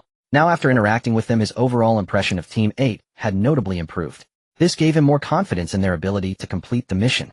He had also resolved to befriend Team 8. It's always good to make more friends in life. Just then, however, his wristband suddenly received a message. Chongqing was unreserved and directly checked the message in front of Lin Xiu and the others. Upon seeing it, his expression darkened instantly. Another unidentified corpse. It seems we really need to teach them a lesson. Changgu. Lei Zhenyue called out softly. Chongqing raised his head to look at everyone present. You all can't go to your accommodation for now. There happens to be a task that requires your attention. Officially, Chongqing was the superior of Team 8, so it was reasonable for him to assign them tasks.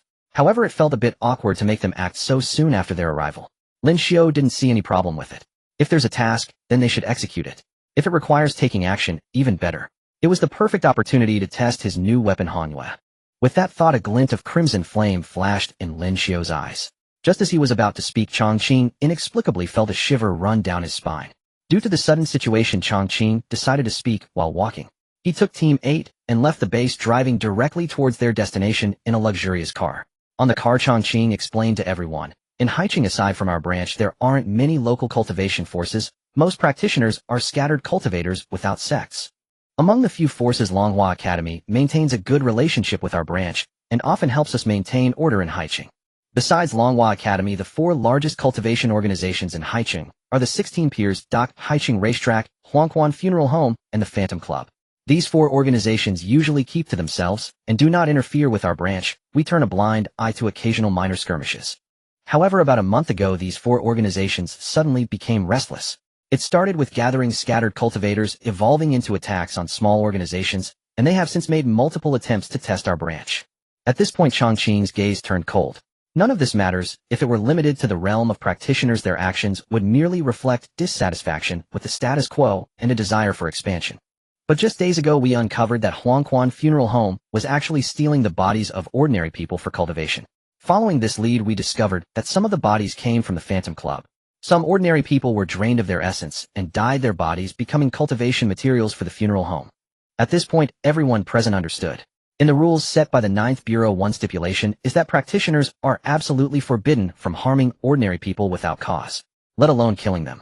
Of course, if an ordinary person provokes practitioners without knowing their identities, practitioners can retaliate. In the most severe situations, practitioners are not entirely forbidden from killing. However, this does not include taking action for certain purposes or for cultivation. Human beings have a high upper limit, but a low lower limit. Once the bottom line is crossed, no one knows what absurd things may happen. The actions of Huangquan Funeral Home and the Phantom Club are typical examples of slapping the 9th Bureau in the face, and they do so resoundingly. They previously handled matters skillfully, leaving no traces behind. This led to the branch having no substantial evidence. As a legitimate entity, every word and action draws significant attention. So many actions must have appropriate reasons or evidence. This made Chongqing so angry that he wanted to draw his sword and kill. But he held back. Today, with Team 8's arrival, he also received instructions from headquarters. Moreover, those guys are causing trouble again. He finally doesn't have to endure any longer. So are we going to exterminate them? Lin Xiu tilted his head, analyzing for a moment before arriving at this conclusion. Chongqing was taken aback. Not necessarily. We still need to assess the specific situation when we arrive before making a decision. Hearing this, the light in Lin Xiu's eyes dimmed. Soon everyone arrived at the crime scene. The so-called nameless corpse was wrapped in a body bag, carelessly placed in a rented room. There were also 2 ordinary people controlled by the branch's combat unit. Upon seeing Chongqing arrive, a young man at the Qi awakening stage hurriedly saluted. Captain Chong, we have confirmed that the body was indeed sent from the Phantom Club. These 2 individuals accepted money and were preparing to trade the body here with their contact. Chongqing glanced at the 2, then walked straight to the body bag and stood still. He opened the bag to reveal a skeletal male corpse that appeared to be emaciated. While the manner of death, I wonder if it could be considered pleasurable or not. Lin Xiu raised an eyebrow, expressing surprise at the corpse's condition. Meanwhile, a wisp of blood river power quietly descended upon the body. After confirming the condition of the corpse, Chongqing decisively left. Let's go. To the Phantom Club. Since it was already established that the body came from the Phantom Club, there was no need to continue investigating. They are not constables among ordinary people. They do not need to collect a complete chain of evidence. The current information is sufficient. The group left the rented room and swiftly headed to the Phantom Club mentioned by Chongqing. To be honest, the location chosen for this place was quite excellent, definitely among the most expensive areas in Haiqing. The entire club is composed of multiple buildings, clearly indicating a significant investment in its construction. However, Lin Xiu and the others paid no attention to these details. They got out of the car and directly pushed open the club's main door. The ordinary security guard at the entrance intended to stop them, but at a glance from Lin Xiu, they all froze in place. The moment they entered the club, it felt as if they had stepped into an entirely different world. The interior of the club was even more lavishly decorated, but not in the tacky style of nouveau riche. Rather, it exuded a sense of nobility and luxury. Oh, isn't this Captain Chong? What brings you to my Phantom Club? Are you perhaps here to relax? I will surely make you satisfied. A sultry voice rang out as soon as they entered. A well-dressed woman exuding an inexplicable allure seemed to have been waiting for their arrival. She was Stop pretending, Lady Phantom. You know very well why I'm here. Aren't you going to give me an explanation? Have you been living too well, or have I the Ninth Bureau been too kind, giving you guys the courage you shouldn't have? Your club might not be able to continue operating. Gradually, Chongqing's spiritual fluctuations began to spread throughout the club, yet they perfectly restrained themselves from crossing into the realm of reflections. Lady Phantom, having anticipated this, chuckled softly. Oh dear Captain Chong, don't be angry, we wouldn't dare to provoke the Ninth Bureau. You came for that corpse, didn't you? But that was an accident. Besides, he wasn't an ordinary person, just a bad guy trying to extort my Phantom Club. We were only acting in self-defense, which is why we had to kill him. Captain Chong, you have to support me. As she spoke, Lady Phantom gestured for a woman nearby to take out a conch-shaped object. Here, this is the evidence. Chongqing frowned deeply, just about to say something, when he suddenly heard Lin Xiu's voice from behind. What are you babbling about? Die. The moment the words were spoken, an overwhelming wave of spiritual energy erupted explosively. The massive blood-red blade that Lin Xiu initiated struck directly at the astonished Lady Phantom. At the same time, the world turned upside down. The sudden attack did not cause much harm to the Mirage Club in reality. At the moment the blood-red strike erupted, everyone within a certain radius centered around Lin Xiu was transported into the realm of shadows. The building was unharmed. However, facing the blood-red strike, Madame Mirage as a practitioner was in trouble. The title Madame Mirage sounds intriguing, and her Mirage Club is indeed one of the top establishments for practitioners in Haiqing. But ultimately, Madame Mirage's true strength was merely at the peak of the forming stage, higher than anyone in team. In a real fight, aside from Su Tan, who was completely unskilled in combat, any member of the team could easily, thus she naturally couldn't evade Lin Xiu's initial plane attack. In an instant, the Mirage Club within the realm of shadows was directly cleaved in half by a blood-red strike extending several dozen meters. Madame Mirage was at the forefront. The blood-red strike didn't merely bisect her, it violently shattered her with a ferocious impact. Under Lin Xiu's control, those minions behind Madame Mirage were also within the range of his attack. With just one strike, over 20 minions from the Mirage Club were left without complete remains. Blood mangled flesh, shattered bones, and internal organs were scattered everywhere. The blood-red strike, having pierced through the building, continued unabated, severing several other structures behind the main building. Accompanied by the spread of the stench of blood and the crashing sounds of collapsing buildings, Chongqing and the other members of Team 8 finally reacted. Before Chongqing could speak, the other members of Team 8 sprang into action. Leaving everything else aside, since they had already decided to engage, they would go all out. Having spent some time together and frequently sparring, a considerable level of tacit understanding had already developed among Team 8. Jiang Beichen stepped lightly, his ethereal ancient sword Shadow merging with his sword, dashing towards the detected evil cultivator of the Mirage Club with the speed of a gale. Indeed, it was an evil cultivator. They harmed ordinary people cultivating through the essence of life, and they had already initiated their attack. The Mirage Club as enemies was nothing but evil cultivators. Perfect. The Ninth Bureau had always been at odds with evil cultivators. The purple goop butterfly landed on Zhu Xining's raised hand, with countless tiny butterflies scattering and flooding towards the other buildings of the Mirage Club. Lei Jinyu's fists collided, brilliant lightning swirling around him, a gigantic and furious thunder beast manifesting behind him, roaring like thunder. In a flash, under the thunderous step, his figure burst out of the ruins, delivering a punch towards an evil cultivator still in a daze. Yu Qinglan spread her arms, the towering figure of an immovable mountain behind her radiating brightly, instantly forming a shield to protect the combat-inept Su Tan within it. At the same time, more spiritual energy surged, turning into a rather solid green mountain, smashing down towards an evil cultivator who had reacted and attempted to charge the shield. Lu Tingshan silently blended into the shadows, her speed enhanced by the shadowless step, as she swiftly approached the enemy, launching a series of cicada piercings with her hands. Bai Wuqian was even more straightforward and brutal. With both palms pushed forward, threads of silvery white transformed the ruins beneath into a stage, while more silvery threads wrapped around the gathering evil cultivators. Everything seemed lengthy in description, yet it all occurred in a mere breath. Watching Team 8 coordinate seamlessly as they launched an all-out assault on the evil cultivators of the Mirage Club, Chongqing could only swallow the words he intended to say. Countless thoughts raced through his mind, but in the next instant they coalesced into a singular resolve. Let's do it. Since we have already taken action, let's eradicate the Mirage Club completely. Having endured for so long, I've nearly forgotten that I am the Qingfeng Sword of the 7th Team, specializing in hunting evil cultivators. When did the 9th Bureau need to engage in a farce of a trial with a bunch of damned evil cultivators? Since it's confirmed that they are evil cultivators, killing them is the only solution. With this realization, Chongqing felt as if his entire being had become transparent. He even felt that his strength had improved a bit. I might not lose to you newbies. Clash. With a long laugh, Chongqing's true spirit, an ancient-looking Qingfeng sword, appeared in his hand. With a casual swing, 100-meter-long azure sword light tore through the earth, cleaving the last intact building of the Mirage Club in half. Along with it, the evil cultivators in its path were also bisected.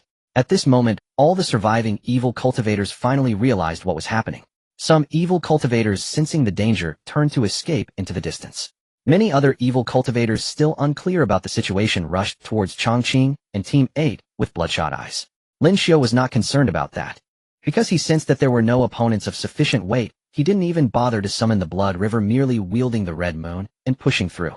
A female evil cultivator of the forming stage with an alluring figure kicked towards Lin Xiu, with high heels flashing with the cold light of spiritual energy. The raised leg was practically a gift.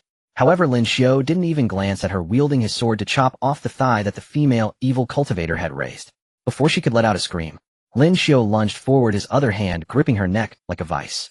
He slammed her down towards the ground. This strike directly shattered the female evil cultivator's vertebrae. With one foot on her chest, he forcefully pulled upwards. The head, now a mask of rage, separated from the body and was thrown out like a lead ball in a completely unorthodox throwing posture. The head, wrapped in the power of the Blood River, directly exploded the head of a fleeing evil cultivator of the awakening stage in the distance. Lin Xiu did not stop, and the Blood Shadow step granted him eerie speed, so anyone targeted by him had no chance of escape. An evil cultivator holding a microphone and preparing to unleash sound waves as an attack was directly severed, along with his hand and microphone, half his head too. An evil cultivator holding a musical instrument was split in half. An evil cultivator screaming in fear had their throat slit. A female evil cultivator of the forming stage, carrying an ornate oil lamp, which had decent strength, seemed to want to say something. The light from her lamp was dazzling, transforming into a shield to protect her from all directions. But facing Lin Xiu, that shield was utterly inadequate. In the end, the words she wanted to say were never spoken. She herself was directly dismembered by Lin Xiu. No one in Team 8, already familiar with Lin Xiu's combat style, found anything odd. Except for Chongqing, who had not attacked since the initial few strikes, and was preparing to observe Team 8's real combat. His expression was rather peculiar. He observed Lin Xiu throughout, drawing some rather interesting conclusions. If I hadn't seen it with my own eyes, who would believe that this guy is actually a member of the 9th Bureau? This is more evil than the evil cultivators themselves. The evil cultivators at the Shadow Club were currently in a state of confusion and fear. They had been enjoying delicious food and beautiful women, relishing in a life of luxury. Who could have imagined that someone would act so unscrupulously and directly open fire on the headquarters of the Shadow Club? The blood-red strike sliced through everything over 3 meters tall on the first floor of the Shadow Club. More than 20 evil cultivators were directly cut down, while the remaining ones were either lounging on sofas or soaking in hot springs with a height below 3 meters. This was how they narrowly escaped disaster. However, immediately after, the building that had been severed by the blood-red strike collapsed, turning most of the Shadow Club structures into ruins at that moment. Subsequently, the last intact building was also split in two by Chongqing's sword. With their lair destroyed, how could these evil cultivators endure it? One by one, they grabbed their weapons, ready to dismember that blind fool, teaching him that not every place could be treated with such impunity. It should be known that the total number of formal cultivators at the Shadow Club exceeded 50, with a number of solid form stage experts also in double digits. In addition, there were over 200 charming cultivators in the club who had mastered some rudimentary cultivation techniques. Together they formed a powerful organization, ranking among the best in Haiqing. However, at this moment, facing the enemies daring to attack the club, they were indeed dismembered. But it was only these evil cultivators. The ones arriving were from the 9th Bureau. Although all the evil cultivators present did not know the members of Team 8, they were all too familiar with Chongqing, one of the 4 giants of the Sub-Bureau. For evil cultivators, one of the most important rules is to have good judgment. They must understand what they can provoke and what people they cannot offend. Although the previous Madame Shadow had relied on rules, regulations, and evidence to prevent Chongqing from finding a reason to take action against the Shadow Club. But all the evil cultivators knew that if it came to a serious confrontation, none of them could provoke Chongqing. Not to mention the identity of the 9th Bureau members, even the strength of someone in the Xian level was not something they could contend with. So they wanted to flee, but they were unable to escape, because Team 8 had already taken action. Even though there were only 9 people on the 9th Bureau side, including Chongqing. Yet, they truly could not fight back. Under the condition that Chongqing did not take action, the 7 people who did Su Tan did not act were incredibly fierce. Those solid form stage evil cultivators could only curse. Clearly we are all solid form stage, how the hell can you be this fierce? But how is this possible? Regardless of how the evil cultivators thought, Lin Xiu and the others would not stop their slaughtering steps. They did not use flashy techniques or the initially powerful strikes. Lin Xiu wielded the Red Moon, engaging in close combat, delivering various unique deaths to the evil cultivators. Limbs and severed arms flew everywhere. Entrails, flesh, and bones piled up. But this was merely a temporary appearance. Under Chongqing's astonished gaze, regardless of whether the bodies were killed by Lin Xiu or not, they all rapidly shriveled up as streams of blood essence gathered into a visible river of blood, disappearing into thin air when approaching a certain distance from Lin Xiu. Chongqing could certainly see that the blood river was being devoured by Lin Xiu. This is sinister. This kid is too sinister. Where on earth did he get this cultivation technique from? Does the Bureau's archives have such a bizarre technique? At this moment, Chongqing appeared somewhat skeptical about life. But although he was surprised by Lin Xiu's sinister nature, Chongqing did not harbor any ill thoughts. It's not like he was just a bit excited about killing evil cultivators. What's the big deal? Just like their 7th team, when they took action against evil cultivators, it was also ruthless, merciless, and brutally inhumane. So, sinister is good, sinister is good. This kid has potential, I like him. A smile appeared on Chang. Compared to Lin Xiu, the methods of the other members of Team 8 appeared much more normal. Jiang Beichen wielded his sword like a dragon, launching continuous thrusts with an unstoppable demeanor, the sword light falling like stars, accurately piercing the brows or throats of each evil cultivator. His clothes fluttered, wine tousling his hair combined with his handsome and calm face, creating a truly aloof swordsman aura. Zhu Zining was surrounded by butterflies. If it weren't for the unsuitable surrounding environment, she could almost be seen as a fairy attracting butterflies, her every move filled with breathtaking charm.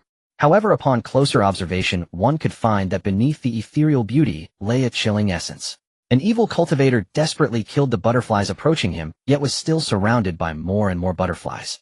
The spiritual energy shield was gnawed away and dissipated, while the flesh and blood of the evil cultivator became nutrients for those butterflies, allowing even more butterflies to split off. Occasionally, some stronger evil cultivators could defend against the attacks of those butterflies, but they could not withstand the deadly poison constantly released when these butterflies perished. In the end, they still had to die. Lei Jinyu's methods were the most violent. He specifically targeted those evil cultivators who seemed tougher. Thunder Fist emphasized a hard-hitting approach. With one punch, the violent thunder light tore through matter, blasting enemies with intense paralysis and high temperature. Whether it was the true spirit incarnation or the spiritual energy shield, they would all be smashed to pieces by that pair of thunderous fists. Even due to the high temperature of the lightning, the enemies blown up by Lei Jinyue appeared to be completely bloodless. Aside from a burnt smell, it was also quite eco-friendly. Lu Tingchan essentially belonged to an assassin. Large-scale group battles were not her strong suit. But this lack of strength was relative. If the opponents were the ragtag bunch of varying levels from Qi awakening to solid form, before her Lu Tingchan felt that she could also annihilate them completely. Her speed was incredibly fast.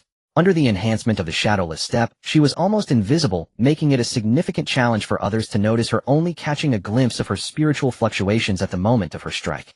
In such a situation, her cicada sound piercing was like the Damocles sword hanging over all the evil cultivators' heads. Whenever that faint cicada sound echoed, it could be perceived by the evil cultivators, yet they couldn't withstand the fact that someone could die in silence amidst that cicada sound. Yu Qinglan and Bai Wuchen were more adept at defensive counterattacks.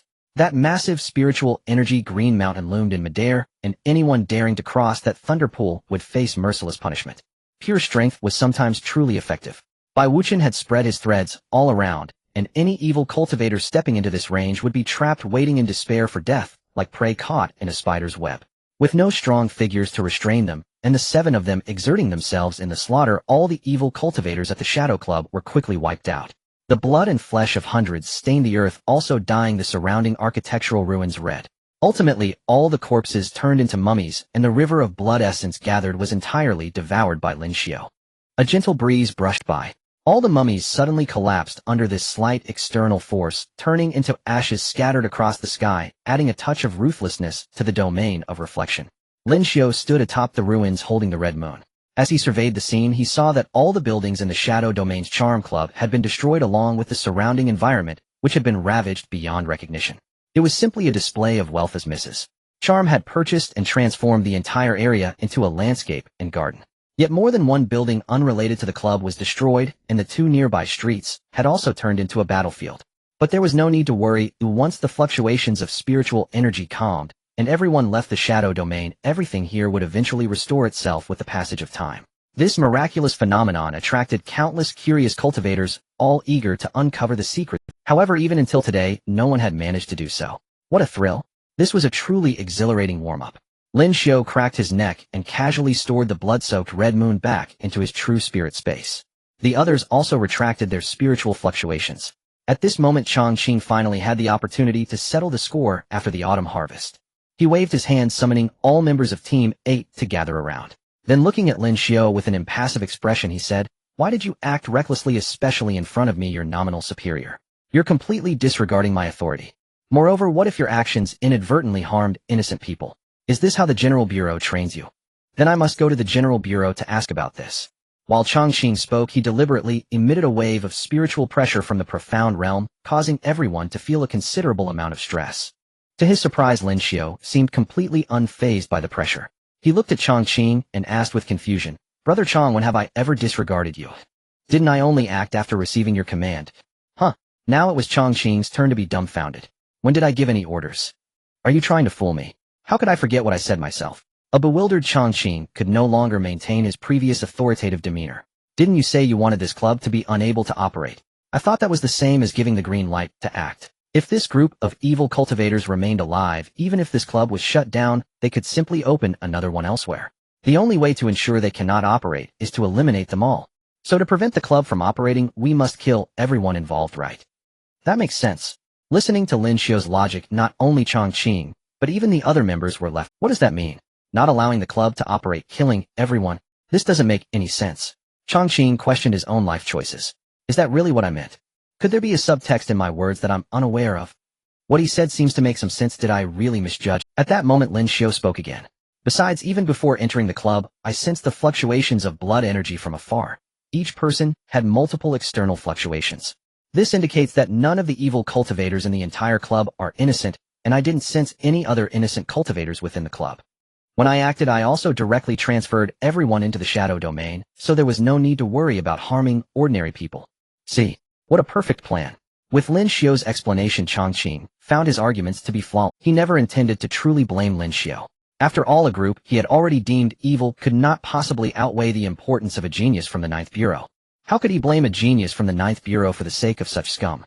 As for the notion of innocent people, anyone who came to the Charm Club to consume, or even had any ties to it, couldn't be considered a good person, let alone innocent. So after careful consideration, Changqing realized that Lin Xiu's actions were, in fact, the best solution. This couldn't help but make him see Lin Xiu in a new light. Observing that everyone else was still immersed in Lin Xiu's self-consistent and flawless reasoning, Changqing laughed out loud. All right, I accept your reasoning. By the way, you truly are a genius. Even dead things can come to life through your words. Saying this, he pulled Lin Xiu into a friendly embrace. But I have to thank you. You have no idea how pent up I felt before you arrived. Dealing with other cultivation organizations is truly not a job for humans, especially organizations that previously operated in gray areas. You are right. For these confirmed evil cultivators, we must strike decisively and eliminate them entirely. Only then can the other restless individuals be kept in check. Having restrained myself for so long, I almost trapped myself. That's why one shouldn't pretend to be a pig to eat a tiger. If you do it too long, you might actually become a pig. Lin Xiu agreed wholeheartedly. He never believed in pretending to be a pig to deceive a tiger. To him, it was about using all his capabilities. If I have all this ability but still have to pretend to be a pig, then what was the point of all my cultivation? Who dares to bluff me? Just wait and see if I don't take you down. Thus the destruction of the Charm Club was established as a typical den of evil cultivators, one that needed to be eradicated. This was a fact. No one could find fault with it. At most one could say the methods were a bit extreme. But everything was reasonable, lawful, though slightly irregular. This was not important. Actions of the Ninth Bureau needed to be lawful enough. In extreme situations, even the notion of reasonableness could be disregarded, let alone a minor irregularity. Dissatisfied? Just swallow it. If you don't want to hold it in, then let's see if your life is tougher or if the blades of the various teams in the Ninth Bureau and those seasoned veterans are sharper. Just see if they'll chop you down. As the world turned once more, Chongqing led Team 8 back to reality. They didn't rush to leave. All cultivators from the Charm Club remained forever trapped in the Shadow Domain and Lin Xiu's Blood River. However, it could not be guaranteed that no one was left outside. Moreover, how much did the ordinary people in the Charm Club know, and were they complicit? These were matters that required further confirmation and handling. Fortunately, these issues were not their concern. They fell under the authority of one of the deputy directors of the branch. All they needed to do was wait here until someone took over, and then they could happily clock out for the day. The operation of the Ninth Bureau was remarkably swift. After Chongqing reported the situation at the Phantom Club, dedicated personnel soon arrived to take over. The subsequent matters were left to them, while Lin Xiu and his group departed from the site. If any useful items were discovered later, the cleanup team would proactively contact them. Prior to this, Team 8 finally had the time to recognize their future residents. Due to the geographical location of Haicheng, the land here was not as extravagant as Tiandu, and all members of Team 8 resided in an upscale community not far from the sub-bureau. The community was named Haiwa Tiandi. Although it was said to be an upscale community, it actually consisted of only 3 buildings. The greenery and decorations within the community occupied a significant area, and the quality was indeed quite high. Most importantly, the skies over Haicheng were not shrouded by a grand formation like those in Tiandu. It was unclear whether it was due to a lack of resources or some other reason. This allowed the Haicheng Sub-Bureau to avoid dispersing its members across different formation nodes, as they only needed to construct a common residential area. However, there were still teleportation nodes similar to those in Tiandu. Hey, this environment is pretty good. Upon arriving at the residence, Lin Xiu felt quite satisfied. The entire community was clearly one of the top residential areas in Haicheng, with every design reflecting extraordinary quality. The moment they entered the building, spiritual patterns representing different functions were visible everywhere. Not only did these patterns not detract from the architectural design, but they also added a sense of mysterious beauty. Each floor of the building corresponded to one person, with only official members of the sub-bureau residing here, while unofficial members had other accommodations. This led to the 3 buildings rarely being fully occupied. Even with Team 8 moving in, many floors in the community remained vacant. They'll choose this floor.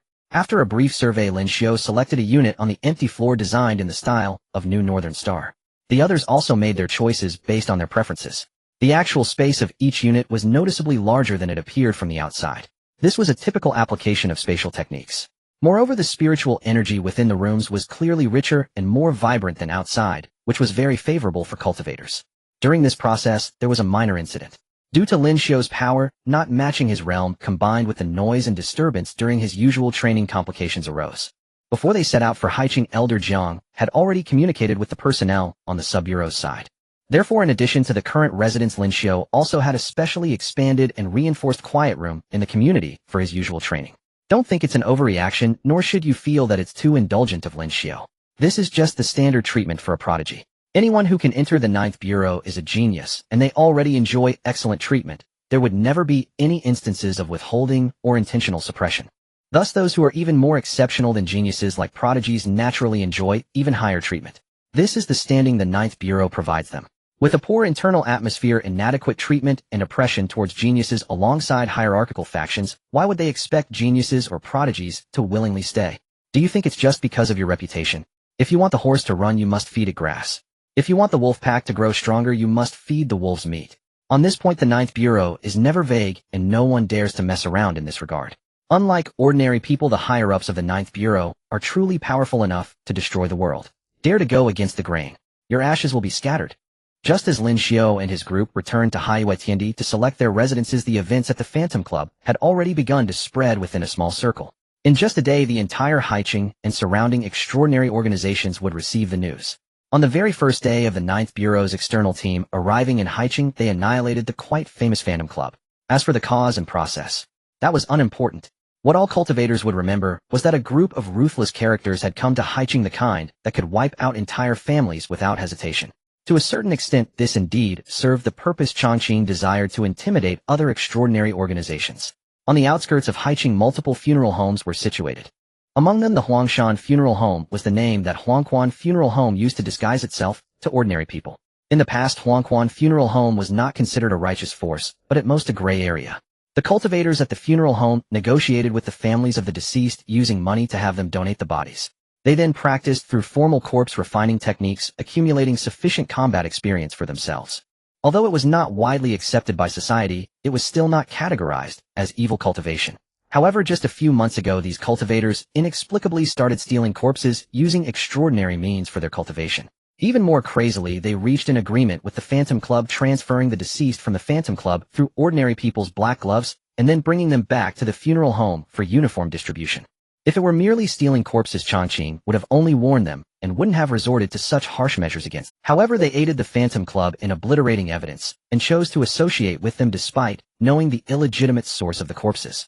That was no longer a matter of warning. According to the Ninth Bureau's criteria, Huangquan Funeral Home had already shown elements of evil cultivation. Taking lives must have principles. Of course, the cultivators at Huangquan Funeral Home were aware of this, but they truly did not want to stop. Compared to their previously frugal lives, they had been living quite lavishly these past few months. As the saying goes, it is easy to go from frugality to extravagance, but difficult to return to frugality. The greed and luck of the human heart led them to continue down a wrong path deeper and deeper. It was only today, upon hearing the news of the Phantom Club's destruction, that they suddenly felt a sense of crisis. Director, what should we do now? Right? With the Phantom Club wiped out, will the Ninth Bureau follow the trail and find us? This is inevitable. Previously, there wasn't sufficient evidence, but now it could be different. With the methods of the Ninth Bureau, we should prepare early. What kind of preparation? Running away? What else? Do you think with our strength we can contend with the Ninth Bureau? Even just the Haiqing Sub-Bureau? In the underground hall of the funeral home, many influential figures were arguing heatedly. Enough. A low voice interrupted the bickering as the master of the funeral home, Sun Shangping, put a stop to the dispute. With a dignified appearance and a commanding presence, he did not resemble a cultivator who had strayed onto the path of evil, but rather a high-ranking official wielding great power. After surveying the room, he fixed his gaze on the mortician sitting below. Spread the news of the destruction of the Shadow Club, and send someone to contact the Gambling King at the racetrack and Boss Du at the Chalupa dock. Saying this, Sun Shangping handed him another item. Understood, the mortician replied, rising and leaving the underground. After the mortician left, Sun Shangping scanned the crowd once more and said solemnly, "Everyone, this is not the time to quarrel. The Huangquan Funeral Home has reached a critical point of survival. The fall of the Shadow Club means that we are likely exposed before the Ninth Bureau. You all need not think about fleeing. If the Ninth Bureau is not planning anything against us, we wouldn't need to escape at all. If the Ninth Bureau intends to take action, given the current situation of the Annihilation, even if you want to run, you won't be able to escape. For now, our only option is to unite and contact more dissatisfied forces against the Ninth Bureau, which may give us a chance to survive in the ensuing situation." The crowd calmed down, contemplating. "Director, is this the reason for contacting the racetrack and Chalupa dock? But even if we contact them, why would they join forces with us against the Ninth Bureau?" "Exactly, they have their own experts to rely on here. As long as they do not truly provoke the Ninth Bureau, it won't take action against them. What about us?" A faint cold smile appeared on Sun Shangping's face. "They have no choice but to join forces. I haven't been idling in Haiqing for so many years. Both of them have done things that violated the Ninth Bureau's bottom line, but they just haven't been caught yet. Perfectly, I happen to have something in hand. If the Ninth Bureau finds it, they will be in trouble." The crowd suddenly understood, yet there were still some concerns. "Director, will threatening them with such methods for cooperation push them toward the Yes, or they might strike first and eliminate us before the Ninth Bureau comes after us." Sun Shangping shook his head. "They wouldn't dare to do that. Although I have not yet achieved the profound realm, I am not far from it. Moreover, with other means I have arranged at the funeral home, they cannot be certain to take me down. As long as they cannot take me down, their leverage will undoubtedly fall into the hands of the Ninth Bureau. They have no— Besides, it's not like we're asking them to join forces to attack the Ninth Bureau, but we just want to gather strength to pressure the Ninth Bureau, so it won't continue to dig deeper. The destruction of the Shadow Club is already a significant achievement against the Ninth Bureau. There is no need to keep pursuing our little matters. If it truly comes to a heating confrontation, it won't be good for the stability of all of Haiqing.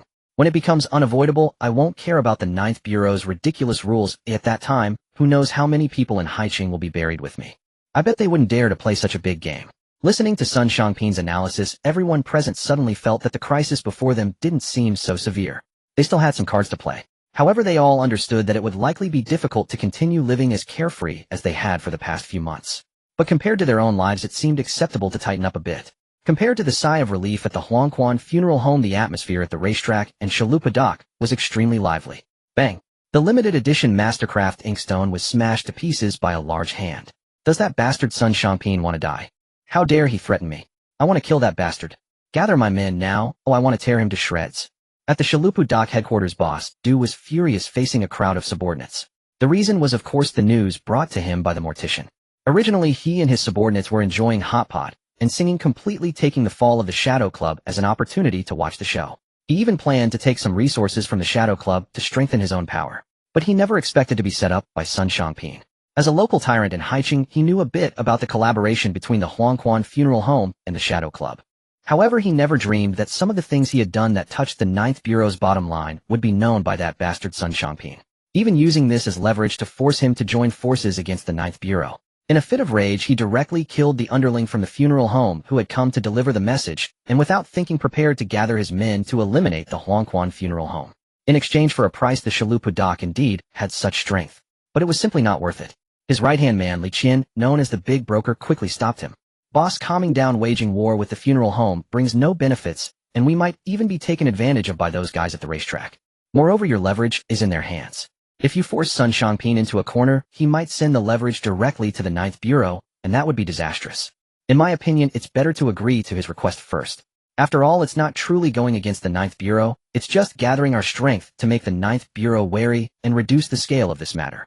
Once this storm passes, we can plan again in detail, we can settle accounts later. Under Li Qian's persuasion, boss Du finally calmed his fury and prepared to settle accounts with Sun Shangping after the matter ended. As a leader of a faction, boss Du is not an impulsive buffoon.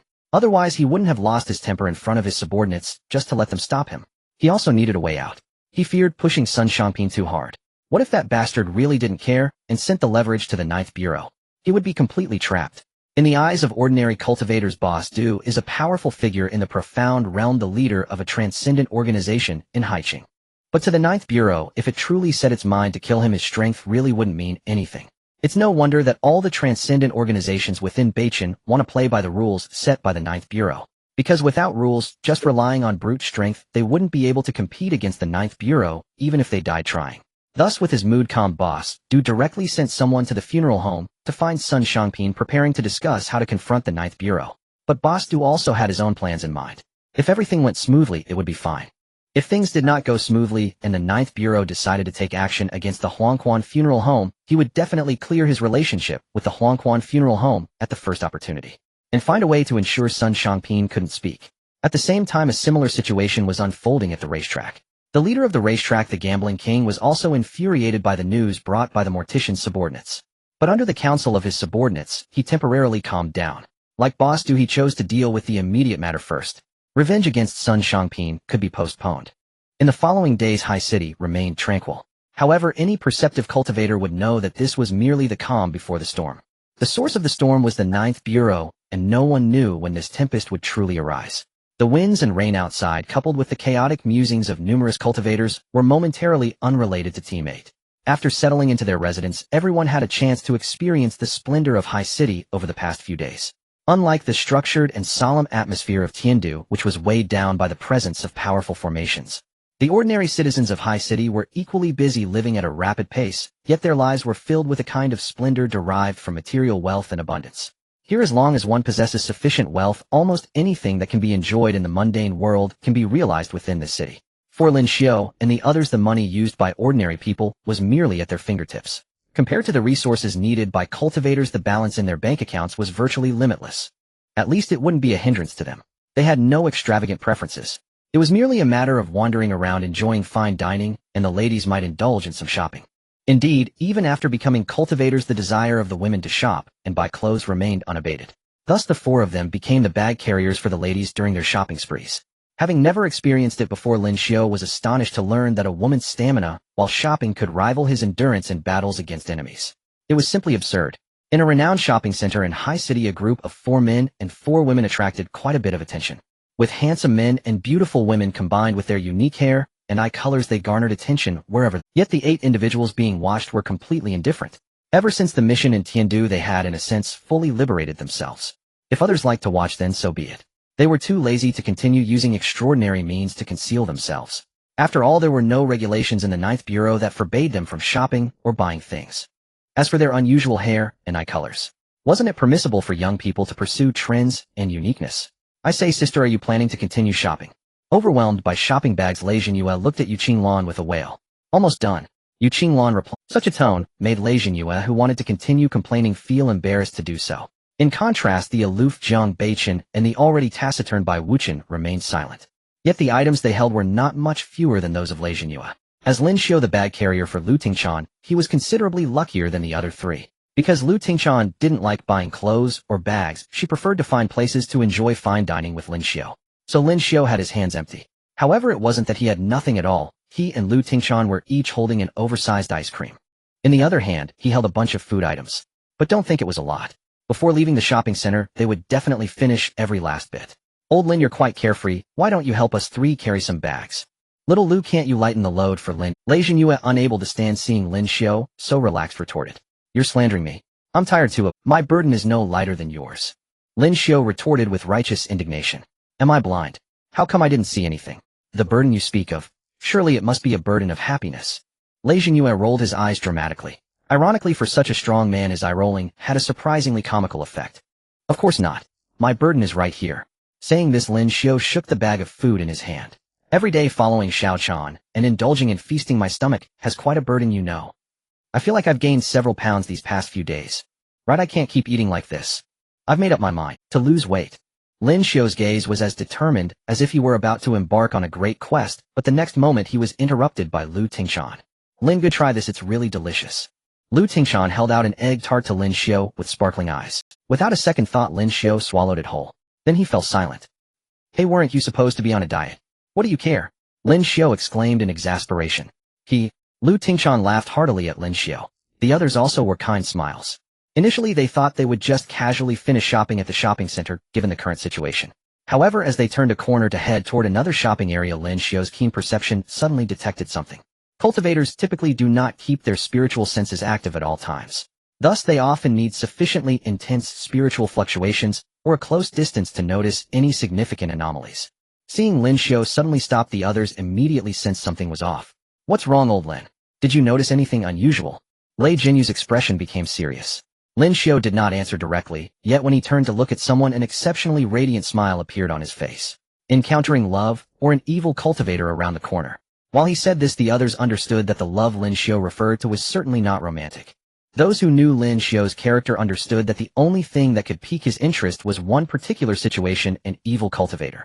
Following Lin Xiu's gaze, they also spotted an individual whose aura was distinctly different from the surrounding ordinary people. However, that person had yet to notice them.